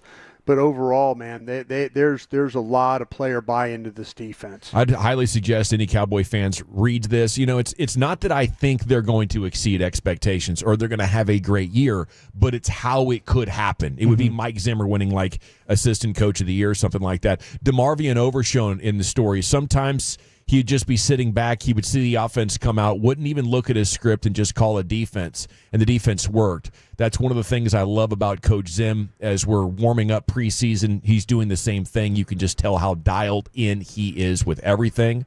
Jalen Brooks, their disguise now is insane. Quinn had some disguises, but Zimmer's are pretty good. I got to give him full credit for that. It's really good. It's a lot of little things. That's the kind of stuff they say about coaches that make a difference for your football team. And maybe, in fact, we got one here. I think he might hold the keys for McCarthy. You know, it's funny you say that because when we got to kind of chat with him for a little bit when we were out there at camp, it was before you walked over with us, Brian. But I jokingly was like, "Yeah, our guy Broaddus said you're going to save McCarthy's job," and he just kind of bashful of it, didn't want to speak too highly of himself. But he did say, "Hey, we won a lot of games in this league playing good defense, and this Cowboys team has a chance to be a pretty special unit." Yeah. I agree. I mean, like I say, Mike is he's a ball coach. That's what he is. He lives for these times. I mean, what's really funny is everybody kind of thought coming into this thing that Mike was just going to yell and scream and be that guy. He really hasn't. I mean, he really Jeff Zagina is this screamer and yeller guy. That's the guy that screams at everybody, and so yeah, Mike's done a really nice job, and hopefully they can kind of maintain this level because they practice really, really hard, and they get an opportunity. Like I say, defense had a really good day against the Rams yesterday. Defense was on it. Down in the red zone, they were on it. And, the offense, it was a struggle yesterday. But the defense did what they had to do. What else you got in a C-note, Wolchuk? What can you throw on this fire? Well, and hopefully, you mentioned the Jalen Brooks quote there that can benefit the offense. The post-snap stuff for Dak Prescott going up against that every day. For those, and I think it's fair criticism, right? Post-snap, when teams are disguising, maybe that can help out from an offensive standpoint. But we had ESPN come out with, this is your favorite thing, B, floors and ceilings for every I love this. NFL team. Yeah, love it. Cowboys, clicked right on it. When I knew you did. Yeah, clicked right on it. Yeah. Cowboys ceiling, 13-4. Oh, their floor, 7-11. Worst it could go, 8-9. 7-10. We like that 8-9 to 13-4 range, or do we think the floor could be even lower than 8-9? I don't think it'd be lower than 8-9. I mean, obviously, barring catastrophic injury, but I think 8-9 is probably a fair floor to put it at. You look at the schedule, though. I mean, Browns, Ravens, Lions, Niners. It just think could be 7-10. It is. I think in worst case scenario, if you have like some bad bounces, maybe I could see slightly better. But that's in a, oh wow, every bounce went against you. I think realistically, you're looking at between 8 and 10. Yeah, they've got the exact same ceiling and floor as the Eagles do. Yeah. Washington 9-8 and 4-13. And then the Giants are also 9-8 and 4-13. Tons of creativity here when it came to this ceiling and floor list from ESPN. I mean, Texans, Bengals, dude. It's like the schedule is pretty it's a tough schedule. Tough. It is. Yeah, the 17th game you get to play is against the Houston Texans. And last year who we could talked very well about, be in the championship game next year. And how'd you play against the better teams in the league? Well, you're going to be tested this year. I mean, assuming the carryover happens that we expect. Year to year, you get some outliers. Maybe some teams underachieve. You get a team that you didn't think was going to be good ends up playing better. But you're going to be tested pretty much consistently against a good team with this schedule this year. So how do they come out and play, especially offensively, which was the issue a year ago? Yeah, I think you're going to have to count on Dak trying to get it done on 3rd and long a lot, which he can do. He can manage. But, an opportunistic defense that's going to put some points on the board, I think you count on that. But, how much can you do without a running game at all? Because the running game took a big step back last year. I think it takes another half step back this year before, things start to click, hopefully in 2025 and beyond. Okay, time now for a top 10 at 420 with Wolchuk. What's the subject today, buddy? It is back to school week. We've got the top 10 movies about high school. I wonder how many Brian's seen. That's next in the nation. Fellowship.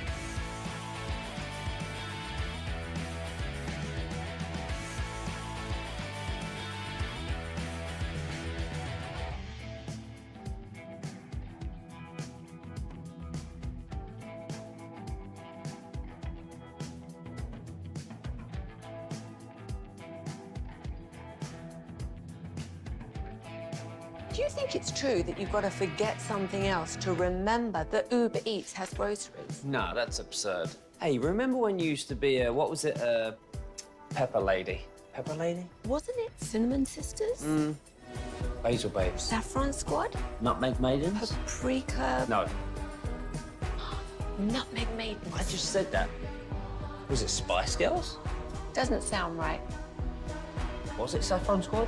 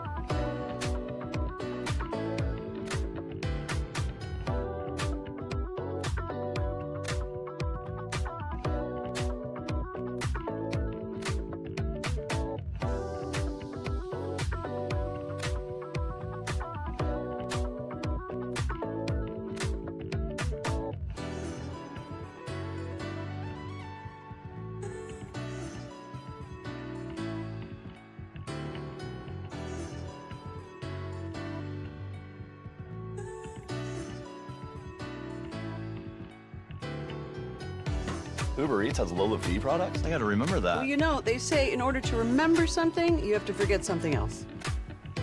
Okay, now that is a very cute haircut. That's like a little shag. I've never seen it before.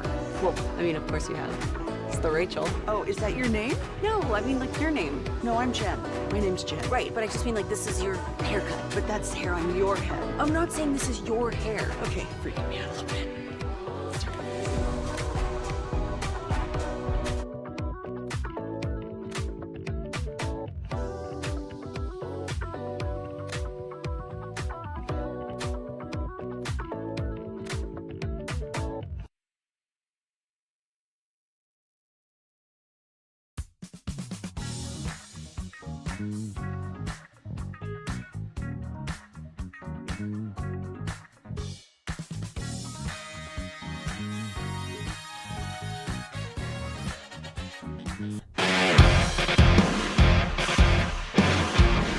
Welcome back, Nation. It is the G-Bag Nation here on the Fan. Rangers baseball is coming up in 2 hours and 7 minutes. They're going to be hosting the Twins. Weekend Series 4, opportunity to get some momentum going. 9.5 back. Are the bats waking up, though? Could they take you on a magic carpet ride? We'll talk with Sandler about that coming up in the 6 o'clock hour. Time now for Wolchuk's Top 10 at 420. Segment of the Nation is brought to you by Cars for Kids. Donate today, carsforkids.org. It's brought to you by the Frankels. Life's unpredictable. Accidents happen. If you're hurt in an accident, not your fault. Call the Frankels for a free consultation. 214 or 817-333-3333. Go to frankelfirm.com. And here he is, Zach with an H, your Lily Bully. 877-881-1053, the best high school movies of all time. Gosh, there are a bunch. Already had a text in, Wolchuk, if Dazed and Confused is number one, we're going to have a problem. I already replied back, we got a problem, because it ain't number one. But there's more than I anticipated. One that's better than Dazed and Confused. We will get to this in a moment. Go ahead and text in your vote for the best high school film of all time, as it's back to school week. Hopefully everybody's having a good start to their school year. I did see this just about an hour ago. Taco Bell is putting out a fan favorite 62-year nostalgia menu. The nostalgia menu, man, on a Throwback Thursday. Yeah. This is cool. The pictures of this, like, it just brings you back to the old school look pretty of cool. how Taco Bell used to aesthetically. It was incredible, man. No doubt. And so I've got descriptions of each item. A lot of these were discontinued. Some of them are household favorites. So in the 1960s, they're bringing back the tostada.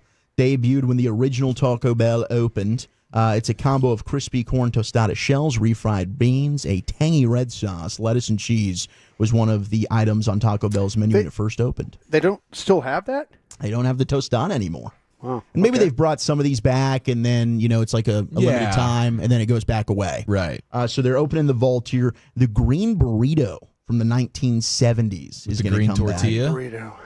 Yeah, popular choice. This did not one that I would want. Play? Filled with refried beans, crunchy onions, and shredded cheddar, plus a green sauce made from green chilies, tomatillos, and jalapenos. A little salsa verde. That sounds good. That sounds really, really good. We might have to try that one. Brian might have to whip that up on a Friday one day. Homemade green burrito. Yeah, green burrito. We were just talking yesterday. Taco Bell's doing way too much. They're like some sort of a bastardized Sonic at this point. I'm not sure what to exactly call them, but all of their different variations, I like they're going back to their legacy items. Yeah, simple. Less is more here. Now, the Mexi Melt is one that people have been clamoring for. This would be my go-to back in the day. Little Lucius had to have that when we went to Taco Bell. Little Lucius, you're going to be happy. Lucius had to have the Mexi Melt. Little Lucius, the 1980s Mexi Melt. It's going to be coming back. If you'd never had it, it's a combination of melted cheddar, Monterey Jack, and mozzarella with ground beef and pico de gallo all wrapped up in a soft tortilla. It looks outstanding. God, that sounds good. It does. 1990s, the Beef Gordita Supreme. There we go. Yeah. Flatbread filled with seasoned beef, a 3-cheese blend, reduced fat sour cream lettuce, and diced tomatoes. Reduced fat sour cream, you said? Yeah, you can't taste the difference, Brian. Well, why? Why just even reducing the say fat. that? Just say you put sour cream in there and let's go. Like I'm already at Taco Bell. Yeah, I'm at Taco Bell. Bro. Yeah, any type of. I'm making bad decisions already, fam. Yeah, any type of dietary things that they have on their menu should be stricken from the record. Guys, you're making a lot of sense here. Once I've committed, I don't need a Taco diet Bell. plate at Taco Bell. I know what's going to happen here. I don't need the reduced fat. Give me all the damn fat. Yeah. In fact, I'm not even going to get this item because it's got reduced fat sour cream. I'm boycotting the Gordita. Double it if you have to. 2000s nostalgia item is the caramel apple empanada. Which never had that. Crispy. It's like an apple pie. Yeah, it's like apple pieces, really? Creamer caramel flavored filling. So that's exactly, it looks like an apple pie. All right. So there's some of your nostalgia Taco Bell items we can party with when they're being tested at 3 Taco Bells around the country, and then I believe they're going to do their rollout across the nation. We have that to look forward to. Ready for it. All right, let's slide into the top 10. Happy back to school week. Top 10 best movies about high school, 877-881-1053. Breakfast Club got texted in. Money. It is. I think it's the GOAT. Napoleon Dynamite getting texted in. Huh? I thought the Breakfast Club was a little overrated. Gosh, you're an idiot. Oh, I do want to throw out, though, Teen Wolf and the Karate Kid with the original with LaRusso. Did you not like the remake? Didn't see it. Yeah, probably a good because the first one was so bad. Walchuk, put me on the board for Super Bad. Yeah, the Super Bad getting texted in. That's a great one. I just can't stop doodling them, man. No hot dogs, no popsicles. Something like 2 out of 10 kids have this. What do you got on your list, Lucius? One we used to run back all the time back in my day. Clueless. Rolling with the homies. Yeah. Swear to God, girl, you can't drive. Nice stems. This was good. It's full of quotes, man. It is. And they got the great Stacey Dash in there. Ooh. Beautiful. Yeah. Before we lost her. Yeah, before we lost her. Varsity Blues being texted in. Project X is getting some love on the text. We've got Remember the Titans. Remember the Titans is a good one, no doubt. Dazed and Confused, as we've mentioned. Honorable mentions, we got Bill and Ted's Excellent Adventure. Strong. Freddy Got Fingered was a high school movie. Yep, it was. That's got to be your 1 seed. That's probably his 1 seed. It absolutely is. Not think about Yeah, absolutely is his 1 seed. We've heard it 17 times already. Yeah. Back to the Future. Porky's. Yeah, Back to the Future. That's great. Yeah. 10 Things I Hate About Teen You. Wolf at point guard. That's awesome. Dead Poets Society. Oh, legendary. And Pretty I need in to Pink. watch that, dude. Captain, My Captain. We had to watch that in school, I think. That's Really? where I first saw it. Yeah, it was actually a great movie to watch in school. It's like, hell yes, this is a good one. That's a great I class. thought all the Molly Ringwald movies were just off. Are they kind of the same? I don't know. Because number 10 is all the Brat Pack's making a run here in the 80s. Yeah, they are. Weird Science comes in at number 10, which is fantastic. Weird Science is a good movie. That still holds up. Is Risky Business on this list? Risky Business does not make the top 10, but honorable mention on here. Okay. So is American Graffiti and Can't Buy Me Love. Sky. Can't Buy Me Love. Great movie. Yeah. Yes. So is the Goonies. Goonies made honorable mention as well. Does Napoleon Dynamite qualify? It does qualify and is an honorable mention on here. Did not make the top 10. Thanks for listening. Weird Science did you at already 10. mention that? Yeah. Wait, the text texted it in. We've got 16 Candles comes in at number 9. Speaking of Molly Ringwald, Anthony Michael Hall. A sexy girlfriend. Number 8. This is definitely a high school movie. Although none of these actors looked like high school kids. Grease. That's true. That's That's more true. Brian's era than mine. But Yeah, absolutely. Oh, yeah. Sandy. Olivia Newton-John. You're the one that I love. The one that I love. Yeah. Keep singing, Brian. I'll tell you what, that cast they talk about off camera, those guys were all banging each other and stuff like I believe that. it. Those guys were? Yeah. Yeah, well the guys and gals. All the They were- greasers. You know how Hollywood is, bro. Yeah. They were all after each other. Kind of like the Olympic Village a little bit. Yeah. Incestuous, as they call it. Very incestuous. There we go, Lucius. You would come with a big word. How about Ferris Bueller's Day Off? Oh gosh, how did I forget that? Bueller's very high on this list. 7 is Mean Girls. Never saw it. Oh, dude. Yeah, I saw it. Dude. Yeah, we saw Many it. a time. It's a good movie. That Christmas dance scene. It's a great movie. Yeah, it's a good one. Nudity? No nudity. That's a high school film, okay? Oh, sorry. Didn't Settle mean to do down that. over there. But a lot of cleavage, Brian. Didn't mean to do A that. lot of cleavage.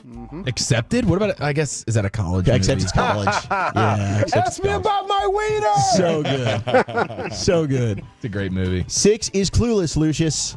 Yeah, that's good stuff. I'm telling you, man. We get into the top 5. Number 5, American Pie. Yeah. Bye-bye, Miss America Pie. Man. Drove the Chevy to the levee. Stifler's mom. The best. 4, Dazed and Confused. Yeah, Dazed and Confused, man. There's no question that thing's legendary. That came out the summer before my senior year of high school.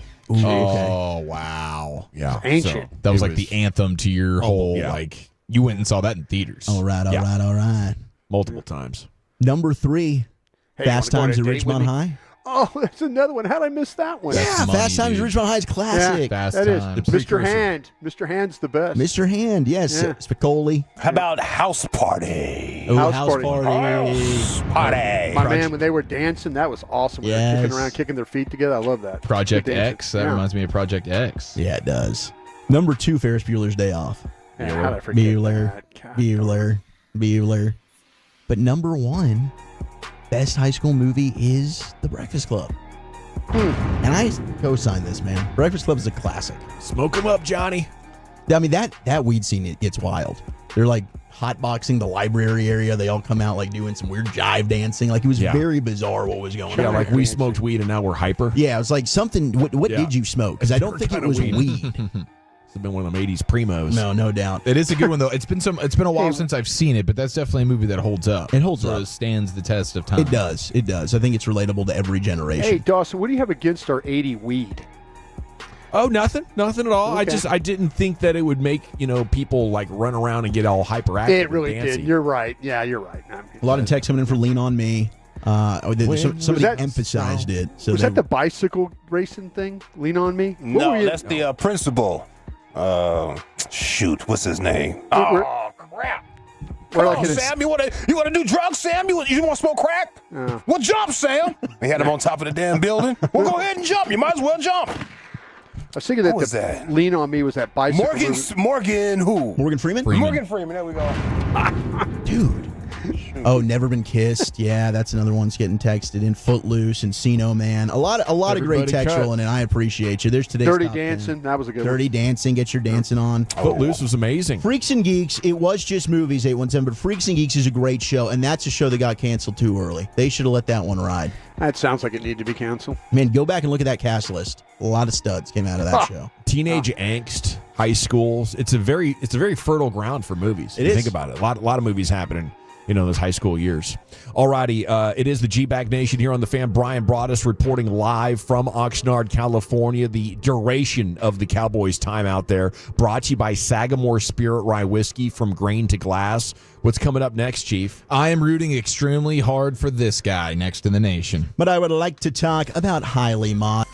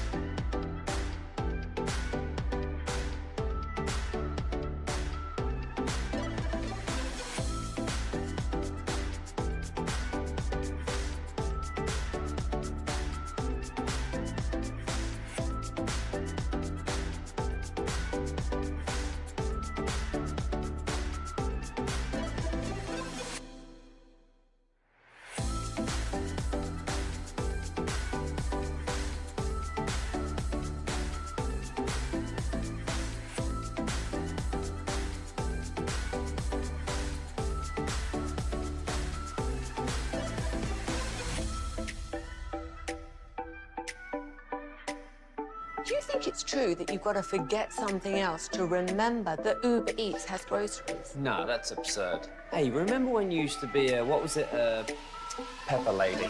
Pepper Lady? Wasn't it Cinnamon Sisters? Basil Babes. Saffron Squad? Nutmeg Maidens? Paprika? No, Nutmeg Maidens. I just said that. Was it Spice Girls? Doesn't sound right. Was it Saffron Squad?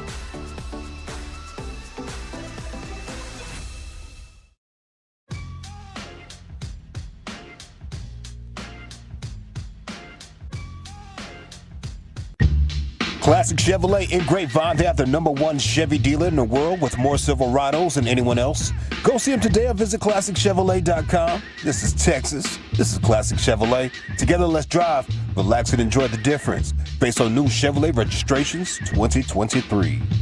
Yes, sir. Thank you, Lucius. It is the G-Bag Nation here coming up at 5 o'clock in addition to the finest. And then the Expressway will go commercial-free to the top. L.A. Live now less than an hour away. Here's the Chief. Some people are saying Stand By Me, the movie Stand By Me, high school movie. Very sad. Definitely a sad movie. Also funny. Like sixth grade kids? Are they? I feel Are like they not in high school? I don't think they're quite high school. Is the age, Goonies but- the Goonies similar? The Goonies has like a cross between the older kids and the younger ones. Okay. So that the Goonies I think could fit. A lot of good high school movies out there, man. And speaking of movies, Nicolas Cage has been cast as John Madden in the upcoming Madden movie. This film will be part biopic and part making of the game. So Nicolas Cage is going to be playing John Madden. Now, on the surface, you wouldn't be connecting those two things. No, I would think like John Goodman maybe could be a real easy one. He's lost a lot of weight. Well, I mean, Nicolas John Cage Goodman's is lost a lot of weight. I know, that's what I'm saying. Well, they can eat, like, movies, they can do the fat suit stuff, but I feel like Nicolas Cage is a guy who's so dedicated to the he's going to add weight. The thespian He's nature gonna of channel everything. this. Yes, he is going to put on a fair amount of weight. And I don't love the casting. But you don't think he's got the chops for it? I don't think Nicolas Cage Nicolas Cage? I am. I don't think he's that great of an actor personally. He's very monotony and quietish. Yeah, I just don't think this is a great fit. But David O. Russell, who's directing this, has done movies like Silver Linings Playbook and The Fighter. Like, he's an outstanding director, so maybe he's got a vision for this, and I just need to have faith. Maybe. You know, I wonder about some of these castings, though, and just how it all comes together. Yeah, I mean, there's been plenty where, like, the Lakers show, the Winning Time. Yeah, it was like they have some of these where it's just like perfect. Like, this dude was built to play Magic Johnson. He was, or John C. Reilly was fantastic in that as well. Yeah, some of those, like, you got to think there's a guy running around out there that looks just like John Madden that can pull this off. But I'm not going to put anything past Nicolas Cage, man. I'm definitely, it'll definitely be a movie I put in the queue to watch. But Nicolas Cage, it is kind of funny the more I think about it. Nicolas Cage is going to be John Madden. The 585 said that Nick Cage take is my worst take ever, and that's saying something. There's no way that's my worst take ever. All right. I don't think this guy's with us anymore, but I think he would be the perfect guy if he was. Philip Seymour Hoffman. Would be good. Yeah, that would be a good one. Could see that. I think because I was thinking of Truman, and then I was thinking kind of like his face, how Madden's face is, so maybe you could have some of the similar features, but kind of a bigger guy. But don't think he's no longer with us, right? I think he's. That's right. No, he a couple years back. Heroin took him out the game. Yeah, I think but that would have been a guy that if he was with us, that would have been a guy that I kind of felt like he's got some Madden features facially that maybe could pull that off. All right, so this is the guy that I'm really rooting for here. This is ridiculous, and it leaves with plenty of questions. But the headline reads, Disney says a man cannot sue them after his wife died due to an allergic reaction at one of their restaurants because of the terms of service on his Disney Plus subscription. So husband and wife hanging out at Disney, peanut allergy, huh? Wife has some very serious food allergies that they apparently made very known to the restaurant several times. They asked whether these allergies could be accommodated, and nonetheless, they were not. This lady ends up dying, and now the guy is suing Disney for a measly $50,000. Like, from a Disney standpoint, they're like $150 billion whatever. Like $50,000 is a rounding error. Well, of they clearly the smallest order. they fudged this up because they supposedly like pride themselves on the allergy stuff. Like when we went to Disney Springs, and Maya is gluten free, she's got celiac, so we went there, found a lot of great gluten free options for her. So I was surprised to see this. Felt like Disney was on top of their game when it came to the allergies. So Disney filed court documents in May saying the $50,000 lawsuit should be dismissed and resolved by individual arbitration because of terms that the man agreed to when he signed up for a free trial of the streaming service Disney Plus. What? Like, I don't know what could be in the fine print on that says if you die on our premises, we are not. That's what the attorneys are saying, right? I think that that's worth a shot if you have to defend yourself against a lawsuit to be like, well, you signed an affidavit or but you're a Disney Plus subscriber. Well, they had Dopey cooking in the kitchen that night. You know, one of the dwarves. Yeah. That was Dopey. That would make sense. Every time you get him in the kitchen, there's going to be some problems. We got peanuts and gluten flying all over the place. When Dopey's back Sleepy there. messed up here. Sleepy, Doc, one of the Dopey. You put Dopey in the kitchen. Dopey. He's not going to sit there and look at your. He's not going to look at your allergies and stuff. He's just going to cook whatever he wants. It feels like a bad business move, bad PR move right there by Disney. I mean, it's $50,000, man. Check. Like you write the check. Heck, you write it for double. Here's $100K. Man. Super sorry about the way What do you this get him, went like down. a fast pass too? Maybe Probably get him a 50,000? flash pass. For life. Absolutely. Yeah.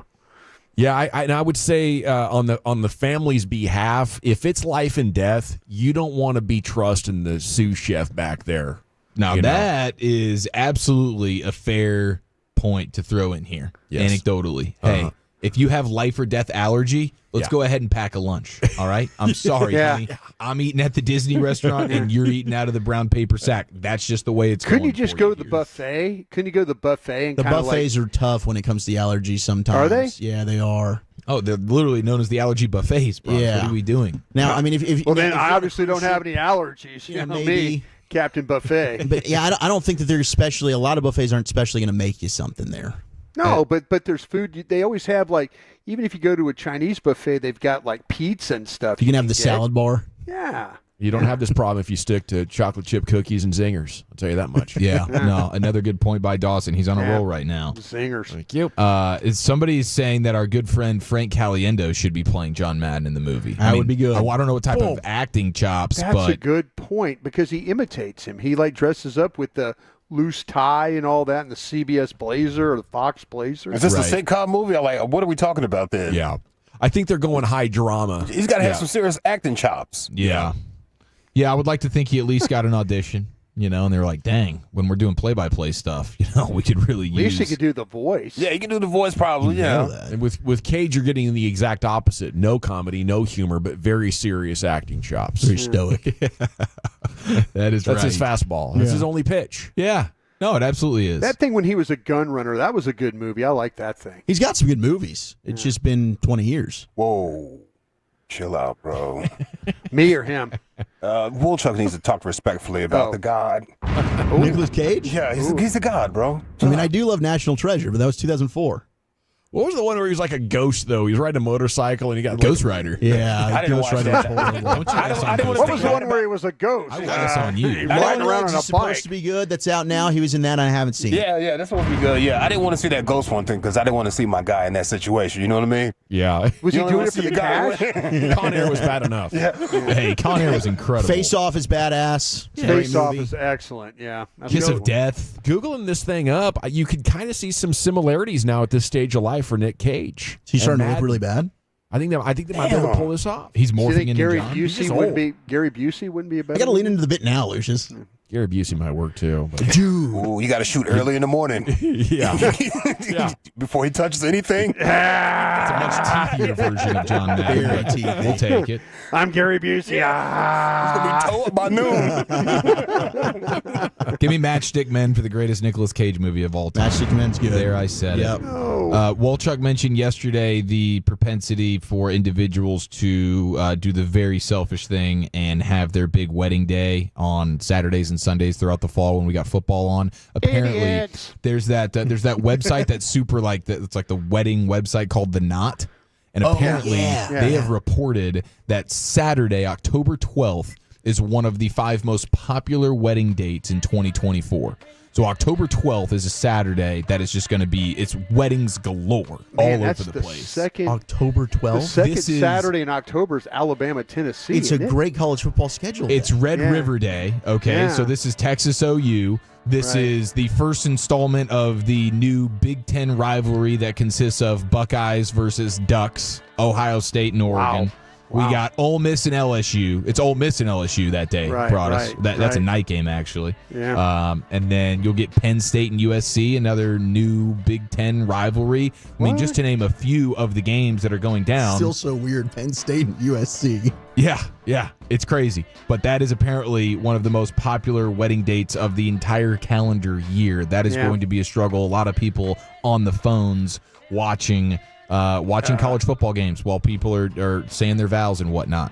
Yeah, and where are you guys registered? I'll just make sure you get a gift. Yeah, I'll make 'Cause sure I'm I not get you a nice showing up. gift. Yeah. I won't be at that wedding. And the even if gift's you just have going to an be a open big bag of D's. Yeah, What that gift's gonna giant be. bag of dildos. Uncles Whoa. on my mom's side are like this with Big Ten basketball. They're Indiana and Purdue fans. And I was back there for Ellie Joe's wedding. That's my cousin, EJ. Ellie Listen Joe. to a story about a man playing dead, poor mountaineer. Uncle Mark and Kept his Uncle family Jim are fed. out there in the parking lot listening to an Indiana Hoosiers game during the reception. We didn't see him the whole night. On like a transistor radio. Yeah. I don't blame him. Awesome. That's legendary. Ellie Joe sounded like it's she can field dress a deer. Yeah, Indiana basketball. Good, dude. Yeah. I went out and worked on the farm with Ellie Joe one summer, and she would put me to shame with her ability to carry like 5-gallon buckets of water to feed the hogs. Why does she sound hot? Yeah. Well, she's a truck driver. Oh, So Makes sense. what do you have against truck drivers, Dawson? nothing. Okay. Nothing. You know, Ellie maybe- Joe, maybe truck you're into driver. that- maybe you're into that type. Yeah. Hey, Yeah. there's some truck drivers with OnlyFans I seen on Instagram. TikTok saying. too. Yeah, I'm just saying. TikTok. There are. TikTok too. They are. They're TikTok. I bet she's got Copenhagen in her lip right now. Yeah. maybe she's that's a Zen now. Fine cut. Like and subscribe. We're all familiar with the social media trend of raw No, we're not. dogging flights, right? Yeah, the flight raw dog. Yeah. How do we do that? This is where you just you ride the entire flight wherever it is that you're going without any sort of electronics, entertainment, food consumption, drink consumption. It's just you and your own thoughts. You're not sleeping. You're not doing anything that a normal person would try to do on a plane to get there faster. You're just sitting by yourself in your chair. Wow. That's it. I'm going to try it on Straight first ahead. class next Wednesday night. I did that once on accident. I nearly went insane in those 4 hours. Yeah, that it's a challenge. Whoa, what are you talking about? You put that hood over your head. But that's probably and go going to away. sleep. This That's was watching a movie. This was like or- 25 years ago, where didn't flying have a propeller smartphone, planes? didn't read books, and I was like, yeah, I'm just going to go on a flight. Didn't realize that I should probably bring some entertainment. Well, we got a drama queen doctor that is saying this is one of the most dangerous trends that she's ever seen on social media. I guess she didn't see Raw the. dogging? I guess she didn't see the crate trends where people. This is. climbing on Are you kidding me? This is the dangerous trend. What? She says, while it looks innocent and a bit of fun on the surface, this could have deadly consequences, and I would urge people to use sense when traveling. The whole thing about risk of full long-haul flying is that you're at risk of dehydration. If you're not moving, you're at risk of deep vein thrombosis, which is compounded by dehydration. Not going to the toilet, that's a bit stupid. If you need the loo, you need the loo. Yeah. See, wow. I didn't even realize it was no water and no restroom. Yeah, this is just... You're just sitting in the chair. It's just you in the chair. Staring ahead. It's just you in the chair. She talks about low oxygen pressures, yada, yada, yada. She's, this is fear-mongering. So it's just like if it's a super long flight. I'm going to raw dog the flight. I'm going to raw dog the flight. Okay? You know what? I'm not going to die. It's going to be okay. These colors don't run. Shut up, Chief. bitch. If I do, it was my time. Rangers pregame's coming up at 6:30. LA live in about 45 minutes. When we come back, in addition to the finest, Eric, what's on deck? Well, we got a couple of Cowboys notes to address. We have an update on the Cowboys' Week 1 opponent, and we also have some really funny sound from a high school coach. That's next in the Nate.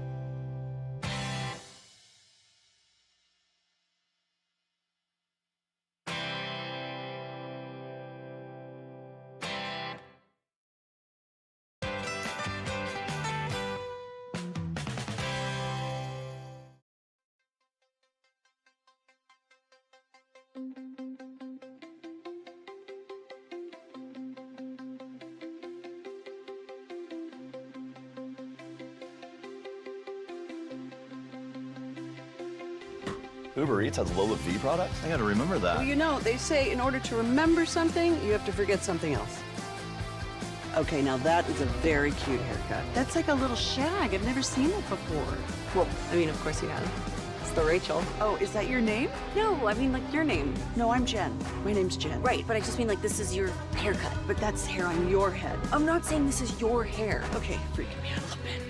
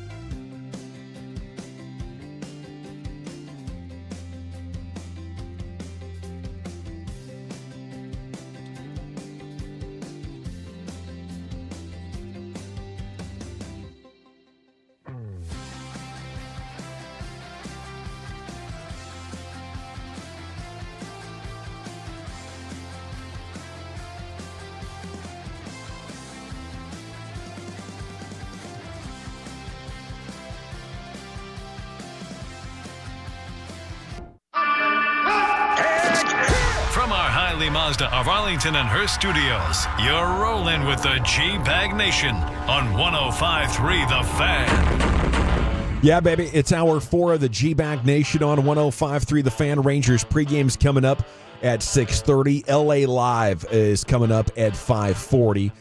Right there, smack dab in the middle of the expressway. Okay, it's time now for Eric Chiafalo to deliver an edition of The Finest. And here's Chief. All right, we just found out Nicolas Cage is going to be leading the leading man in the new John Madden biopic. And David from Fort Worth said, I'd sit down to watch the Madden movie, see Nick Cage, and be gone in 60 seconds. There we go. Good one. There we go. I like Very that, good. David. And someone also pointed out, now I didn't know that Nicolas Cage used to hang out with Jenna Jameson. Oh. Apparently, that's a thing. And the text said that she alleged that he smelled really bad. Oh. And I'm seeing the quote here. She describes the body odor of Nick Cage as something of like distilled sweat of homeless people. That is pungent. I'd say that's pretty descriptive. That's the way. They say the same thing about Lenny Kravitz too, by the way. Yeah, they say that women man stinks. love him. Yeah, women love him. The man Love that stinks. guy. Because he hasn't taken off those leather pants and that vest in like 20 years. He works out in them. He works out in with that leather. Yeah, you gotta stop. Yeah. Wild, dude. Boots in the gym. American Woman blaring in his ears as he's like doing squats. Yeah. Crazy.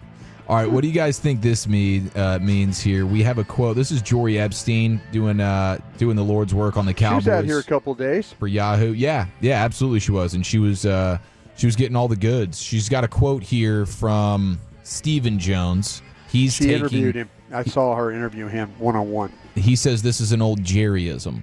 This is relating to CeeDee Lamb in the contract. Santa Claus doesn't put the bicycle under the Christmas tree every year. You got to come to grips that you got to pay for it. Who's that? This is Stephen Jones giving us a Jerryism on the CeeDee Lamb contract negotiations. I'll read it again. He says, to use an old Jerryism, Santa Claus doesn't put the bicycle under the Christmas tree every year. You got to come to grips that you got to pay for it. Okay. How do we read through this with some Jerryology here? You know, I think he's making the point that this is very, very expensive, and that's why we're, having this holdout for multiple weeks, over $2 million. But I think what he means is we have to be very, very careful with how we proceed financially if we want to be able to afford everything moving forward. And it's just more of the same, like, oh, poor us. We got to figure out how to manage the salary cap. You have players at the top of their positions in football. You happily pay them. But I also think that CeeDee Lamb asking for Justin Jefferson money is something that he should share responsibility for dragging this thing out for as well. We have another quote here where, and I think this is exactly what you would imagine when you pay a guy a bunch of money, but Stephen Jones also in the Jory Epstein article saying that of CeeDee Lamb, once the contract's done, he's going to touch the ball a ton for what we're going to have to pay him. He better. He says, I told Mike McCarthy things can't change. He's got to be targeted 12 to 15 times a game. You got to hand it to him a couple more times as well. So I don't see that changing in the least bit. He's our number one go-to guy. Yeah, and it shouldn't. I mean, that's what the best offenses do. When you have a receiver like that, you need to be making sure he's getting that many targets a game. He had like 10.5 targets per game last year on 8 catches per game. So he wants that to go up a little bit, carry the ball a little bit more. I mean, absolutely. With the running back situation the way it is, and we'll see if they make a move. But CeeDee Lamb is probably, he might be your best running back as well as your best wide receiver. Him or Micah Parsons. Yeah, that's true. A lot of his incentives in his contract might be tied to how many times you get him the ball and stuff like that. It's amazing that this quarterback, this scheme can actually get the ball to the star receiver. With Amari Cooper, with Dez Bryant, it's like you could get the ball schemed right out of their hands. And it showed last year. You can't do that with this group. Last year was fantastic to finally see that. I mean, how many after some of the playoff losses, we were like, how many targets did Amari Cooper get? How many targets did CD get after the first San Francisco loss? Well, last year they finally did that to CD. But nice to see that if the Eagles will do that with Kellen Moore, that they'll just completely not get the ball to any of their guys. I could see it. Yeah. The analytics show, though, getting the ball to a wide receiver on a handoff is actually better than handing it off to a running back, just because of the questions that it asks of the defense. And putting a running back in routes is less productive than a wide receiver in routes. So I would think that this could lead to a higher level of efficiency and explosive plays for the Cowboys if they want to get their guy the ball that much. Right. 15 seems insane. There's no way you can average that. Now, this is the final quote here, and I think you'll like this one the most here, Dawson. He says, this is Stephen Jones. He says, one thing we're not going to do is assume we're going to win 12 games because that's hard to do in this league, and we've done it 3 years in a row. He says, but I think when you're good enough in this league to win 12 games, then you're good enough in this league to win the playoff games you need to win it all. He's putting some pressure on McCarthy, ain't he? Yeah, I think so, because he's like, we clearly have given you the right players to go out there and win that many games. So, and in his mind, if you can win 12 games in the regular season, you can win the playoff games that you need to win to get to the Super Bowl. I don't know if he's putting pressure on McCarthy, though, Brian. I think what he's doing is trying to sell the fans that they're legit, and they have a great plan for winning the Super Bowl. I was kind of thinking that he was telling Mike that you better find a way to win the playoff games and get, and maybe get this thing to the championship. That's kind of what I was thinking. He was like, listen, I ain't going to take any more of this getting beat by the 7th seed, on a home game deal. I think there's some clear pressure on Mike McCarthy. I think Mike McCarthy and his crew know it too. Yeah, I think they feel it. And when you don't get an extension, you better know it. Either way, it's bad that they don't realize they're not building a team capable of winning the Super Bowl. You're not getting close. You're getting embarrassed. You're getting there because you're great at beating up mediocre to bad teams in the regular season. You're nearly perfect against them in Dak's career. But it's even reflected in the regular season. When you play contenders in the regular season, you get your ass kicked there too. After so many years, it's fact. It's not just bad luck that you keep losing in the first 2 rounds of the playoffs. That's very fair. Yeah, that's very fair. NFL news of football's finest here. Benjamin Solak is going around training camps, and he's been at the Cleveland Browns training camp watching their joint practices versus the Vikings. Obviously, the Cowboys opened the season versus the Browns. He says 2 days of joint practices with the Browns and Vikings, only one takeaway. Either these are the 2 best defenses in the league, or these offenses, ... So we basically know the Browns' saying, defense is legit. We do know the Browns' defense is legit, but I think as legit as their defense is, their offense has the ability with that quarterback to be as just as bad as their defense is good. And I don't even know what the over-under is right now for Week 1 Cowboys-Browns, but I would hammer that under if you have a opportunity to do so. That's going to be a 17-14 kind of game. Unless they just line up and run the damn ball over the Cowboys, which they did do the last time they got played. Jordan Phillips. Try that. Yeah, I hope Jordan Phillips is the answer there. Could be 27-zip at halftime again. Matthew Judon gets traded from the Patriots to the Falcons. Today he arrives in Atlanta. He's got to go through the physical and all that stuff. You got to pass that. Okay, cough. Do they really do that for the physical? You got to do the cut standing cough? Yeah, absolutely. Yeah. Okay. Yeah. Well, he tweeted out, did Matthew Judon today. A picture of it? It was not any type of cough cupping photos or videos. Cold doctor's hands? It's a quote apparently from Rod Wave, and he just simply tweets out asking the question, anyone ever fail a physical because of a broken heart? Sounds as though he might not be super excited to be in Atlanta, or he's just like super sad that the Patriots elected to trade him. Maybe his girlfriend broke up with him when he got traded. Maybe. It's all coming down. I had to leave my hard. family. Has anyone ever failed a physical because of a broken heart? Yeah. I don't know that rings super true that he's loving what the deal is with him going to Atlanta right now, but it wasn't like he was going to do much winning in New England. Maybe he's a Boston guy. Maybe he loves the whole scene up there. He has been there for a while. But, man, I would think that's a big dub to be moving to Atlanta during the winter months. Yeah. Instead of playing outside in the snow for a crappy team, we have an up-and-coming team. We got 2 chances at a franchise quarterback. Real chance the chicken wings are good there, too. Yeah. The lemon pepper Lou Williams. Yeah, I've heard the wings are good. Yeah. Now, Walchuk has some Commanders fear, and he's he's shed some light on this on the air, but off the air he has as well. He's like, could this be, what are you calling it? The Commanders pop-up year? They do this. They do weird pop-up years, and this division's bizarre. You don't have back-to-back champions. I think that there's holes with the Cowboys. There's questions with the Eagles, and I think Jaden Daniels is one of those guys that could come over and take the league by storm as a rookie. Hey, He's Dawson. a playmaker. Yeah, tell him to shut up. Shut up, Woolchuck. You see that defense? Yeah, exactly. This is where I did the same thing, Woolchuck. I did the same thing believing in the Commanders. I like their quarterback, I like their skill guys, but I don't know if they're going to fix that defense yet. You know, I hope to hell they don't. Shut up! I hope they don't win a single game, but this division does weird things. I thought the Commanders were on their way too. Maybe. I learned my lesson. They won it in 12. Mm-hmm. They won it in 15. You like that? They actually won it in 2020? Yeah, they do. It's just random. It's so random with them, and nobody projects it. But I'm just saying, watch out. This could be for the taking for them. Crystal ball guy we'll work with here. Well, the Commanders and the Dolphins had a joint practice today, and for the Washington fans out there, Omar Kelly covers the Dolphins. He says Jalen Daniels carved the Dolphins up during red zone work. There we go. He says, but when they went to full field work, he was neutralized. Good. But he says the arm talent is legit.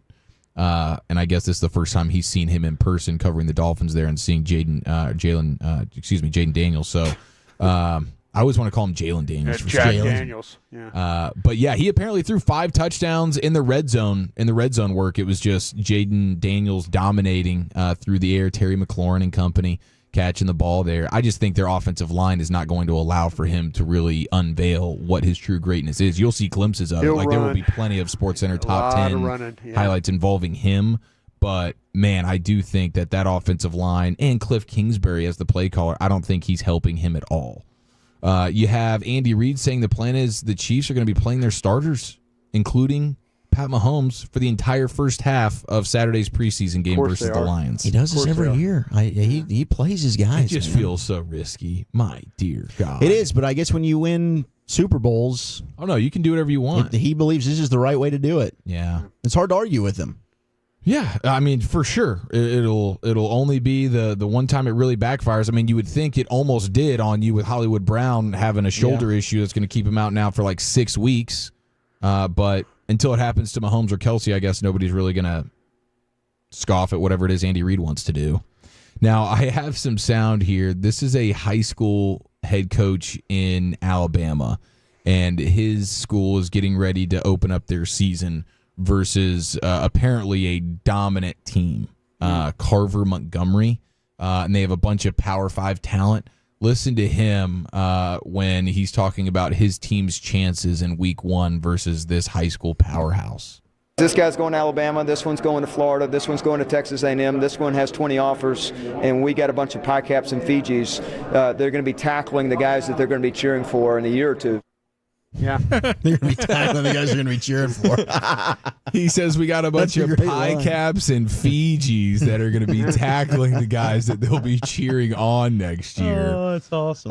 That is a coach who has some incredible self-awareness and totally understands what is about to happen. I mean, the Friday night bludgeonings that many schools take is just, especially like in hotbeds like that. Like I guarantee you that Alabama school is no school to fool with right there. That's when it's like, thank God for the running clock here.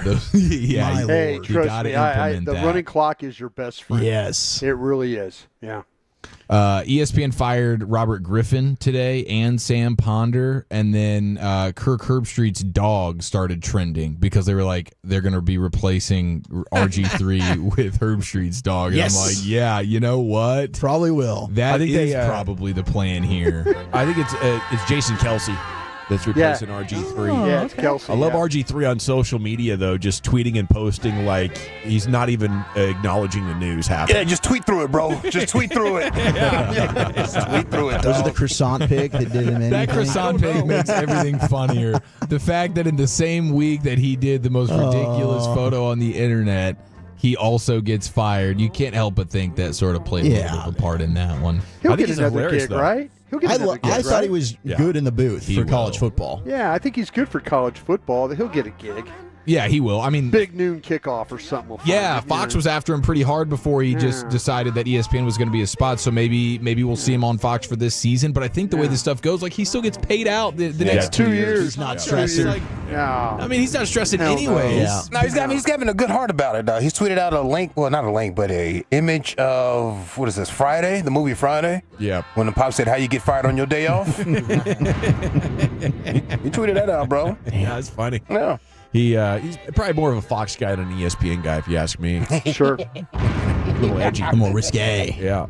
He's got good jokes. He's got like chief jokes, like double entendres on you and stuff. Oh, he'll do it during a game. He gets heavy-handed with some of those. He gets some sexual innuendos, yeah. Bob was choosing goes, oh, hey, okay, back to the action. I think it made those ABC execs a little nervous. Yeah, he's not allowed to talk about Michigan and their quarterback Anthony Orgy ever again. That's for sure. We got to run. Expressway on the other side. We'll give you everything breaking in the world of sports throughout the afternoon. A lot of Cowboys stuff, and then LA Live's coming up at 5:40, and we're back right here in the G-Bag Nation. I want to chat Window Nation, though, from one nation to another. You know, Window Nation is the star of window replacement.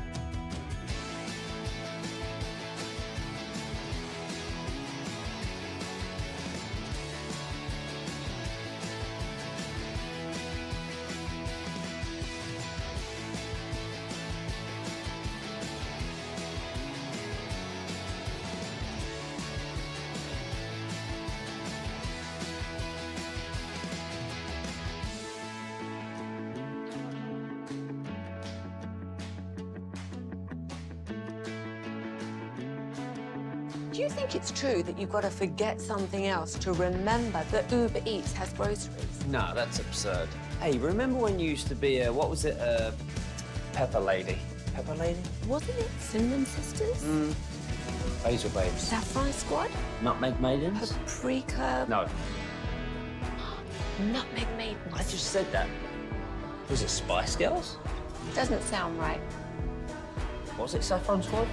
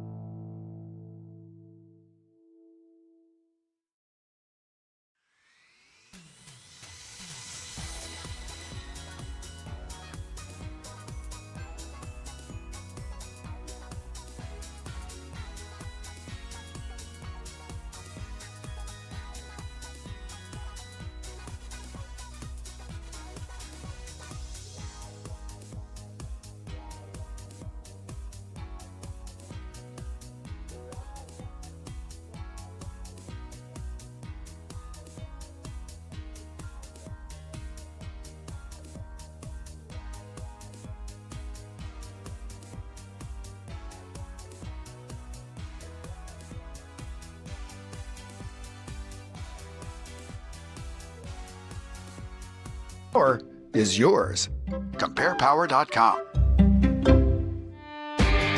Let's go, Nation. Time to hit the expressway. We go commercial free to the top every afternoon at this time. The segment of the Nation is brought to you by Cars for Kids. Donate today, carsforkids.org. And the expressway is brought to you by the On Time Experts. Brian, people are having the same question I've been thinking. If Jordan Phillips is so good, and you and Chief both saying maybe starter, maybe better than Hankins. Sure. How did the Giants make him available? And how did they only get a late round swap for him? Yeah, they were in a situation where I believe, and this is where I need to get with my gang of 7 guys. Last night, there was so much going on and watching players and stuff. So my apologies to our Tolos out there that are asking that question. But kind of what I gathered from other people around the league was that the Giants, if you look at their defensive line, especially their defensive tackle room, that they've got several guys, young guys, that there were some questions whether maybe this guy was going to maybe make their team. You know, he's a veteran guy and all that, of course, but that there was some talk that they were going to likely go with a group of guys that are a lot younger. Well, that's a sad state of affairs if the Giants have so many defensive tackles and, you know. I'll tell you what, the Cowboys could do this. The Cowboys could do this with their wide receivers. Now, I'm acting like I know every receiver room in the National Football League, but I guarantee the Cowboys have 2 receivers that could probably play somewhere else. You know, just because of the depth that they have at the position. I guarantee you. I've talked about, we've talked about maybe TJ Bass, moving on from TJ Bass, trading, getting something for TJ Bass. Well, people say, no, you need to keep that strength because if something happens at tackle, you're going to need to kick Tyler Smith outside. Yeah. Is what you're going to need to do. If something happens to Guyton, then you're probably going to have to kick Tyler, and then you're going to have to play within strength. There are people that ask me about the safety position here. Yeah. Dallas has got some safeties that could probably play for some other teams. Well, and that are good. I mean, okay, for example, I was talking to some folks about Marquise Bell, and people are like, hey, I kind of feel like Marquise Bell could start. Sure. And I'm talking about starting for the Cowboys, is what he could do. Okay, what does that mean for Wilson? there becomes an expendable, I hope I'm using the right word, player there that someone says, hey, we could use a safety. Well, we've got this Donovan Wilson. You interested in that? So sometimes you do have some surplus at certain positions. I know watching his tape with Buffalo, and especially watching against the Cowboys and the Chiefs and the Eagles, I'm thinking like, man, this guy could bring something to them. If he plays at this level, if he plays at the level that I saw, then you're going to have a real, we always talk about, having no Hankins, gosh dang, they run, no. Yeah. This guy's got some pass rush skills. He's got some range. He could take on blocks. There's a lot to like about this guy. If he's healthy, he's engaged and ready to go.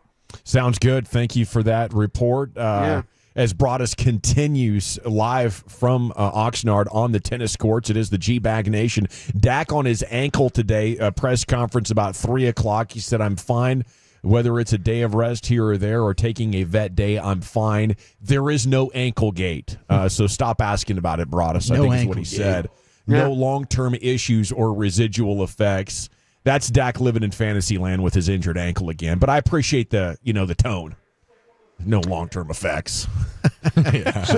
We can see you play, sir. Yeah. I think I think they're going to need to monitor it. I agree with you on that. I mean, he's saying, the things that he wants to believe in and stuff, and I think you have to kind of take him at his word, but he had a significant injury that, he was in a boot here earlier. I mean, there's times where they'll talk about days of rest and stuff, but hey, maybe there's nothing wrong with it, but they're gonna probably need to give him some time off every once in a while. We're heading for progress with the CeeDee Lamb contract. Stephen Jones talking about it today, and it's been speculated recently that maybe a deal is getting close. I don't know. Next couple of days, next couple of weeks. Before week one's all I know. But did you guys see this on Cowboys Twitter with a fan tweeting that he's walking around 14 pounds heavier than he was last year? He's bulked up, and there's a workout picture. I think that's a good old fashioned ball sacking. That's a there. ball sacking. Ernie, because I saw it as well, and I wanted to believe it, but that guy is he's a professional. Ernie, he puts out professional misinformation. Butt cracker and ball. Yeah, I mean, the is. picture makes him look swole as hell, though. Yeah, that dude's like a Cowboy Homer page. You can't believe anything that he's putting out there. He's the same one who had the Tyron Smith back shots thing last year. That was it was funny. What are we but it doing was now? What are we doing over This there? took a weird turn. Kids are out of school, man. Gosh, so embarrassing. He had back issues, and he had to get epidurals all the time. Yeah, okay. I don't understand It's why an you're over epidermal, there. damn it. Why don't you say that instead of what you said? Yeah, please, man. You got to be clear, fam. Back shots. Yeah, that's and what we're reporting it. That's what Eric is. I'm Don't telling report you. that, I'm telling man. you Eric what is. ballsack perpetuator Ernie the Cowboys fan on Twitter will do from time to time. I'm letting you know that this CeeDee Lamb 14 Shores pounds Park of or bulk- Ernie? What did you think? Shores he was- Park or Ernie? Shore Parks is actually in the building and knows something. I Both would stink. know. I don't know. Well, I don't he's know. not good at his job, but he has one, and that's more than we could say about Ernie the Cowboys fan who ballsacks people. Sounds like more of a butt cracking with the Tyrant story, though. Deion Sanders. Well played, sir. Well, yeah, well done. Called Jerry a great owner. Who? Deion did. Oh. You can have a take on that. I think most people would say no, he's not a great owner because, he's not involved enough to be a good GM. I think if Jerry wanted to be committed to just being a GM, he would be great at it. And this was Coach Prime? This is Coach Prime. Well, he's angling for that job already. Stephen A. Smith was hot taken about it, and I was like, that's the more interesting angle, right? Brian, we didn't get a chance to ask you about this earlier in the week when we were discussing it, but Deion is as a potential next coach of the Cowboys. Is that a fit in your eyes? I think it's a fit in the owner's eyes. I don't know. I personally feel like that I would go a different route. I would go with the Ben Johnson is who I would like, the guy from the Lions, because I kind of feel like depending on what happens with the quarterback situation, I might be having to go get a quarterback. But you think Jerry would like it? With Ben Johnson? No, with Deion. I think he would. Mom, Yeah. sorry, I'm gonna stop. Yeah, I think he would. I think that Jerry respects Deion. Now, the key is going to be can Will and Steven, because Will and Steven are going to protect their area, and they're going to want to get a coach in here that they can kind of control in that area and make sure, like, okay, this is how we do it, Coach.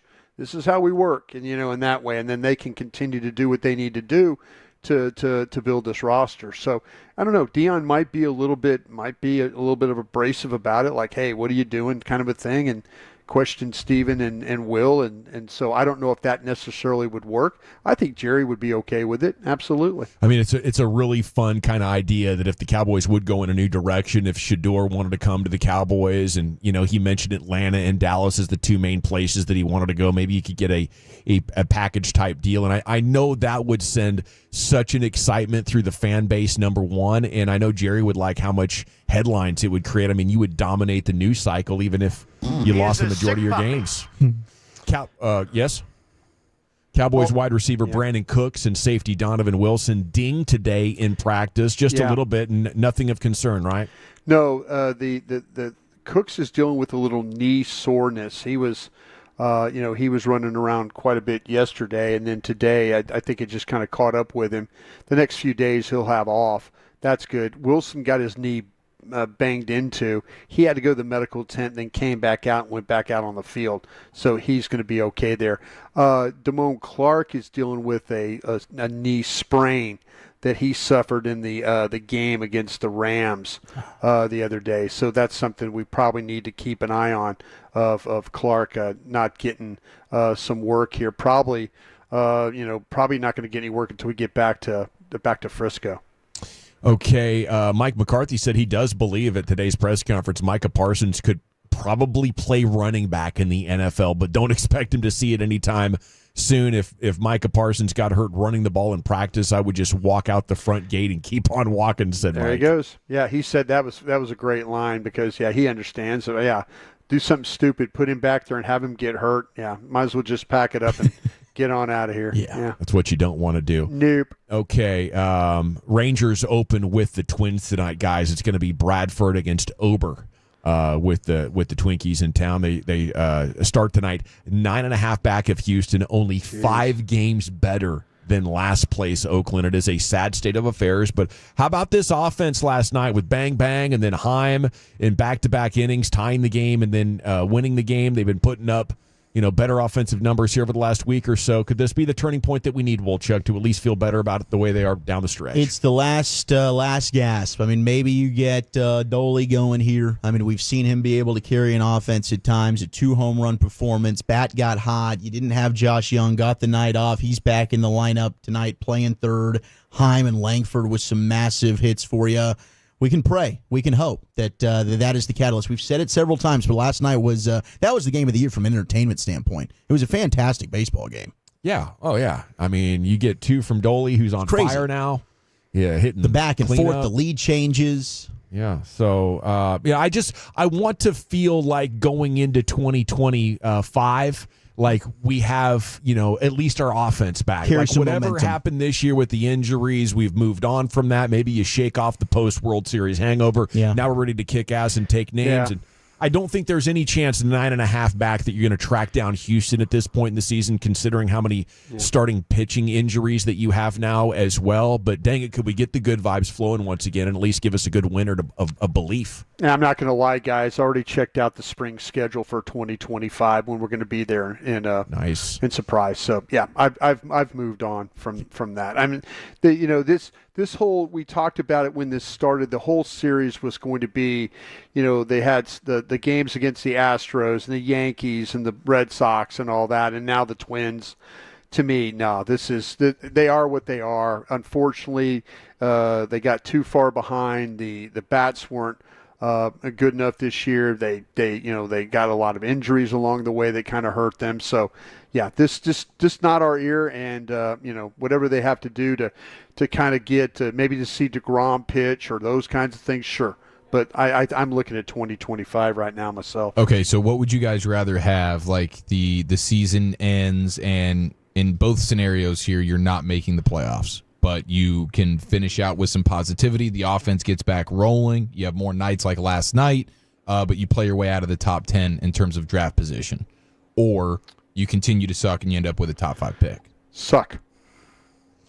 I don't know that I value. I mean, with the draft lottery now, there it is. I think I'd rather just have the positivity going into next year. I couldn't agree more. You want positivity?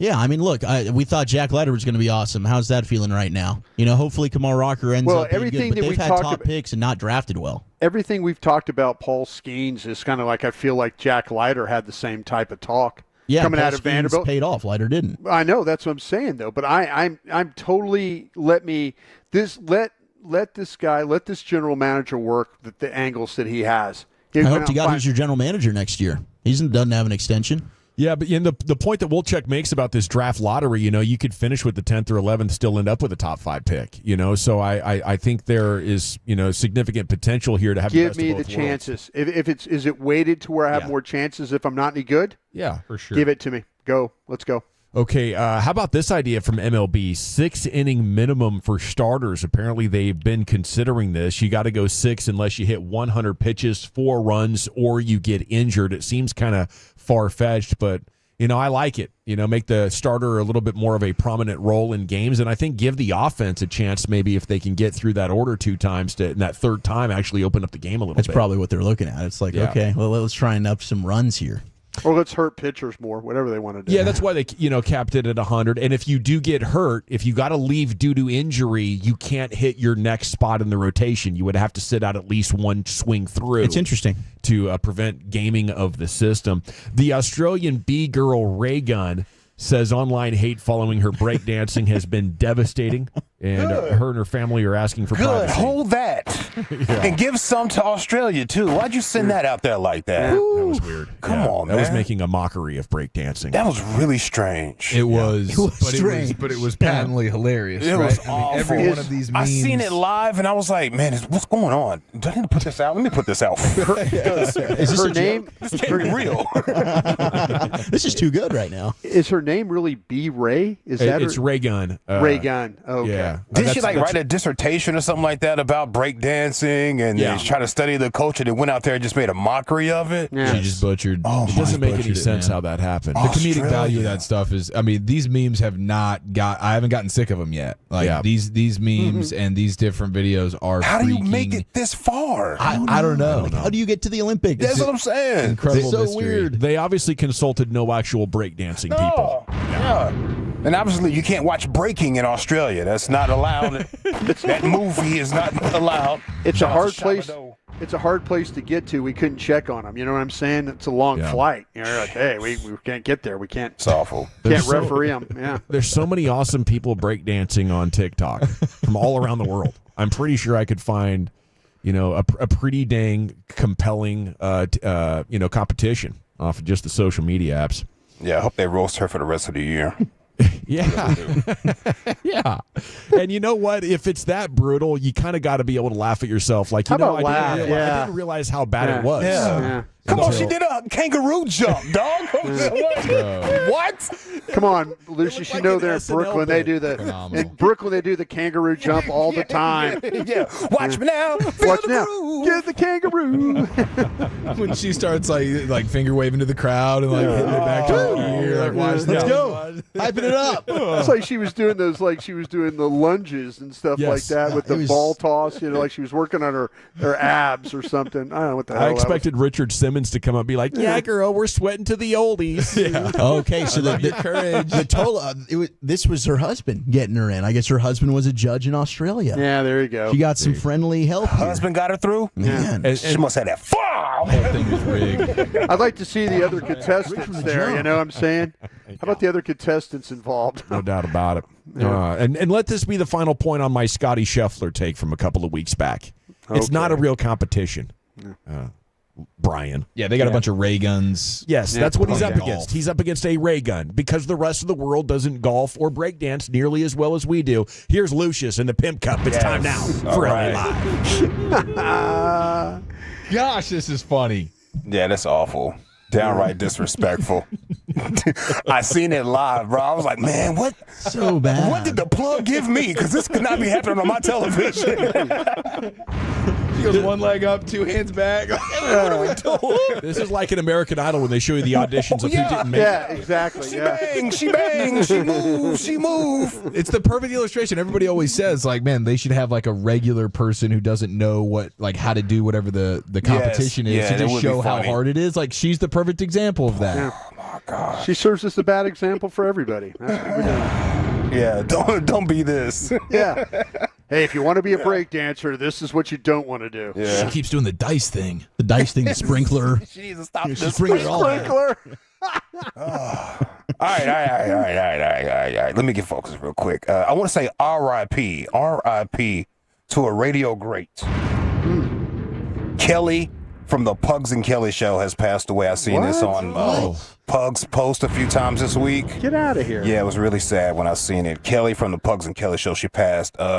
This show was the midday show here on The Fan back when it was live 105.3 some years ago. And I used to listen all the time. I'm talking about to this station around the clock. I was a real Tolo before Tolos when it comes to this station. Jagger Mafia in the morning, Pugs and Kelly midday, Russ Martin in the afternoon, Tom Likas at night. Yeah, the Tom Likas show. Last Friday.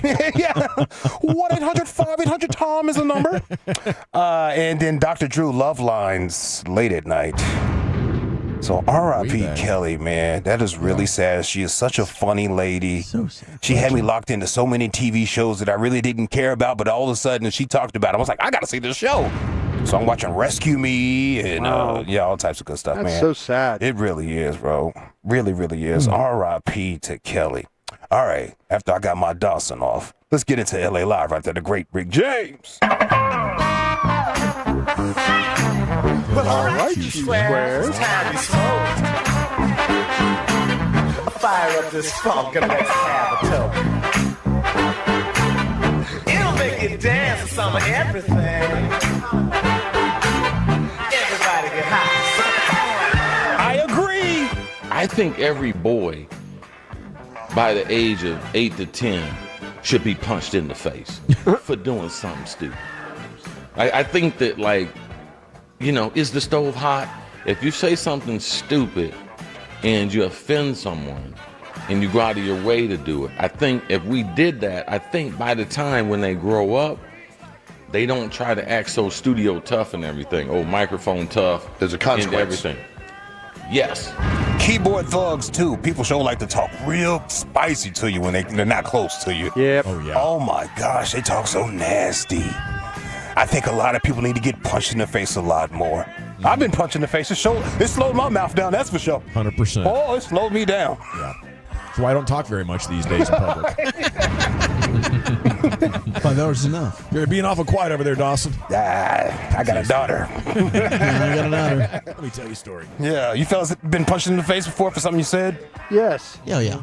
Yeah, by my dad. Got an uppercut on 6th Street once. Oh, nice. Yeah. Nice. You was popping off at the lip. Oh yeah. Oh, yeah. Well, the guy was calling me out. I went back and called him out, too. And then, boom, uppercut, and then he ran off. Nice, bro. That's a good lesson learned right there. What happened to you, Broaddus? I came in late one night. My dad asked me, "Where have you been?" I said, "I have no idea." I caught a straight right for that one. Nice. He said, "I had no idea." I was in high school. Wow. Yeah, I never did it again. The next day at breakfast, I just sat there, sore jaw and all, ate breakfast, didn't say a word. I knew it. Good for you. He did. Man, I was hammered. I don't know where I was. Bam! I slid down the wall, got up, went to bed. Yeah. Yep. Exactly. Great lesson learned right there. Yep. Just a young age. This is LA Live for Thursday, August 15th, 2024. It is a Thirsty Thursday Ladies Night edition. Always splash. Ow. Always for the ladies. And LA Live is sponsored by Kissable Dental and their no-bill guarantee. Book online at kissabledental.com. Your Kissable journey starts today. Before I get to what I have planned for you guys, did you see that Club Shay Shay is trending again? Uh-oh. What messy stuff now? Yeah, girl. Go ahead, Club Shay. Boxing legend Oscar De La Hoya was on Club Shay Shay. Whoa. He called out Dana White again? And he called out Dana White. He did. Always. He absolutely did call out Dana White. He's gonna get killed. And he also said that the fishnet photos, that was a setup. Oh. I was drugged up and that was a setup. Do you believe Oscar De La Hoya right here? Oscar, why you let him snap that picture? By the way. why you let him do that? By the way. He's wearing the clothes. But because he's thinking about doing one himself. By other way. Oscar, why you let him snap that picture of your Oscar? Oscar, why you let him snap that picture? Which one? The 15 years ago, the picture you were talking about. Oh, I was drugged up. Yeah, I was drugged up. I didn't even know it. Yeah. You didn't know you had put the pantyhose on? No. No. Have you ever tried it? No. Hell no. They gonna make you put pantyhose on. Sure? Hell no. I ain't gonna try. I ain't gonna try it either. Okay. Think about it. To get those pantyhose on. Yeah. God. But it'll take like 2 hours. But that's what sober. Oscar. Yeah. You had to go by the size when you was not sober. No. What happened was, and I've talked about this a lot in my documentary too, because I'm open about it. I don't give a I was getting with bad people, this and that. 2 women come in my room with a suitcase. That's all I remember. Bruh. And after that, I wake up the next day. What was in the suitcase? Well, women's clothes. Oh. Yeah, women's clothes, drugs, this, that. Yeah, they set me up. Set me up. I don't remember anything except for how hard they were to put on. Yeah, exactly, right? Yeah. No, come on. How do you know how hard they are to put on if you didn't put them on? Yo, he is insulting us. He is. They set me up. They set me up, man. I didn't know what was in that bag with those 2 girls and those pantyhose that fit perfectly for me and everything. They were custom made. You forget how funny these pictures are too, because he's like got his boxing gloves on. He's like in a fight. Oh stance, yeah, he's smiling. It was a whole photo shoot. I believe he was messed up. I kind of think Shannon was really interested in what was in the suitcase. I believe too. I was thinking like, oh, please tell me. Shannon will get a little wild. Yeah, I Please believe tell me it. what was. What you got in that suitcase there, Oscar? Yeah. You think a belt? What is that? What is that? Yeah, you said Oscar De La Hoya did. Well, do we believe him, fellas? No. No. Okay, hell I'm no. just making sure. No. Just making sure. Yeah, Oscar De La Hoya did rip into Dana White just a little bit here. When a guy slaps his wife in public, you know, when his mom writes a book about him saying that he's a douche, his own mom, that's all I have to say. I don't have to say anything more. When I first thought about getting into the MMA, I strongly feel that he just wanted to bury me. He started talking shit about me. What does he talk about me? The coke and the pantyhose? Yeah. So what? And what, that I don't have friends? Coke and the pantyhose. So what? I mean, nothing else. I think he's got a good point there. Yeah, what he said about Dana is true. Yeah. If you had to be known for, you know, if your mom doesn't like you, I think you're a horrible person. Yeah. And then if you beat up your wife, you're absolutely a horrible person. That's a horrible person times 2 as compared to a forgettable night 15 years ago. Yeah. I think he's winning. Yeah, he's still winning. But I mean, he's not really winning. Be truthful about that, Oscar. You still ain't all the way. Come on, Oscar. No. You said 2 women's drugged you up. They drugged me up. They drugged me. They got me. They got me, man. I didn't want to do it. My gosh, they were hard to put on. Yeah. Speaking of other people blaming other people for their mess ups, Kevin Hart said he cheated on his wife because his friend gave him a Molly.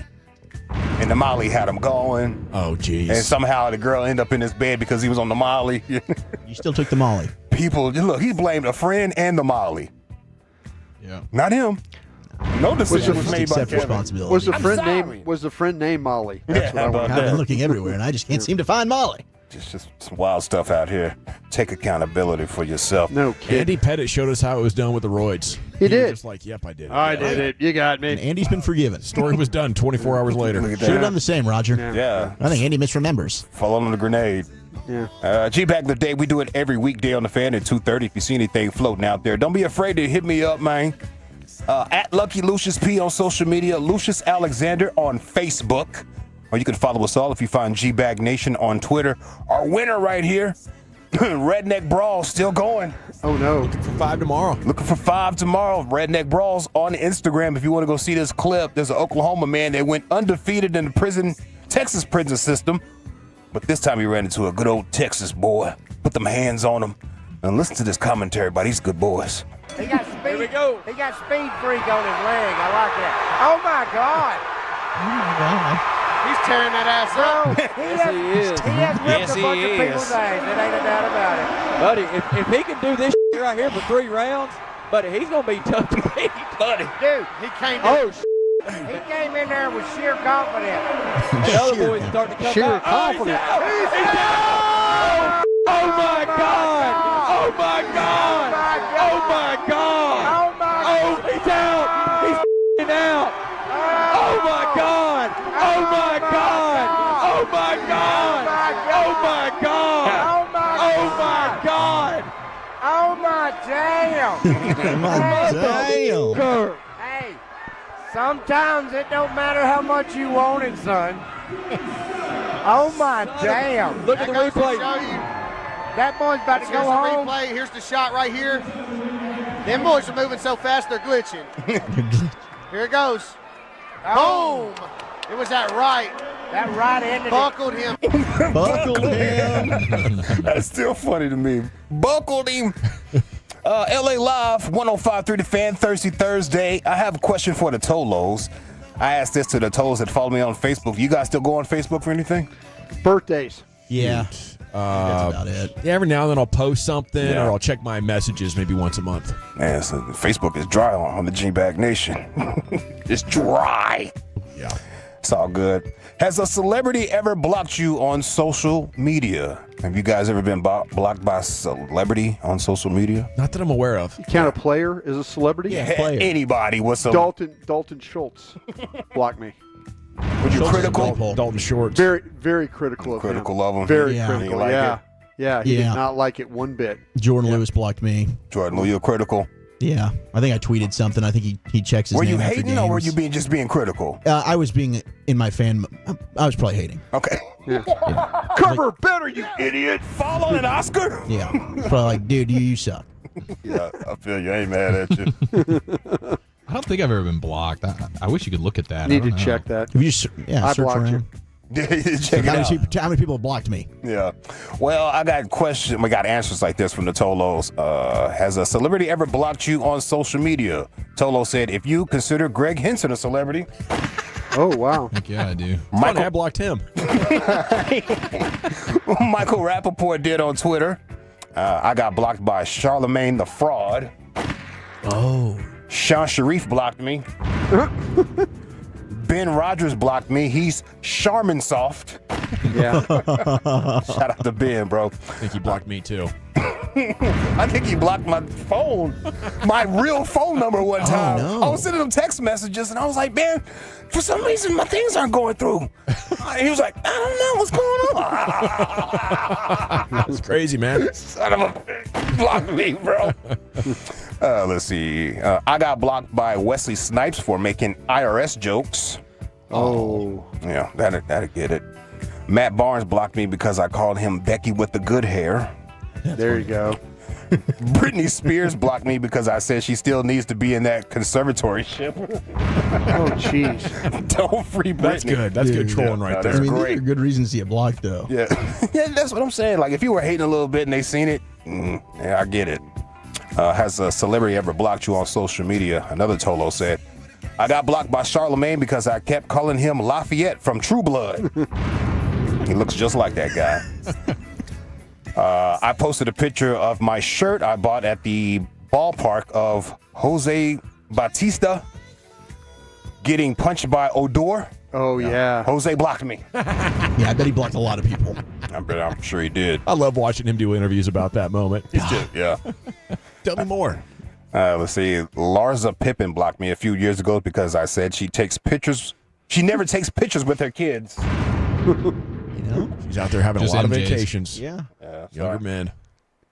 Let's see what else we got right here. Younger Blocked kids. by Gary Patterson. Yeah. GP. Yeah. Boy, my Don't dad, worry about that one, Lucius. You're better off with that stuff going on. yeah, my dad would tell you his Denali. Yeah, you know, Gary Patterson used to try this Denali. It used to be his. I got it off the same lot. Yeah, blocked by Gary Patterson. You're not a real TCU fan if he hasn't blocked you, this Tolo said. That is true. That is true. Not really a celebrity, but I'm blocked by the current Tarrant County Judge, Timothy O'Hare. What'd you do to O'Hare? How you get blocked by a judge, dog? Yeah. Let's see what else. Does Bassett count? Oh, yeah. Yeah. I was temporarily blocked by the Shade Room on IG. Apparently, they don't like people throwing shade at them. Turnabout's fair play, Shade. How about that? And for no good reason, let's just enjoy Bernie Mac for a second. Hey! popped up the other day. You don't understand. I ain't scared of you, mother. That's right. Yeah, I think it was the anniversary of his death or something like that. It's like 16 years or something already. Yeah. Sarcoidosis. Same thing took my mom out of the game. Wow. Yeah, that and leukemia. She got doubled up. Wow. Yeah, boy, she didn't even know. Is there a way to check if you're blocked? Is there a way to, I don't to know. look that up? Is there an app that says, "Hey, you're blocked"? Yeah, if you try to go to their account, it will be like you're blocked. Yeah, I found out I was blocked by Maul from the Joe Budden podcast, which I feel is an honor. Yeah. Yeah, I don't like you, Maul. You've done it. I don't We like made it. All right, Lord willing, the creek don't rise. I'm talking about the body of water. That's my time. I got to bounce, holler. Thank you, Lucius. Where are we going with the bases? What's been going on with the Rangers this year, and some more history from Aaron Judge. That's next. Okay, I'll tell you what's going on at D&M Leasing right now. It's nothing down and nothing due for 60 days. The easy lease is better than ever. What are you looking for? The new truck, SUV, sports car, sedan does not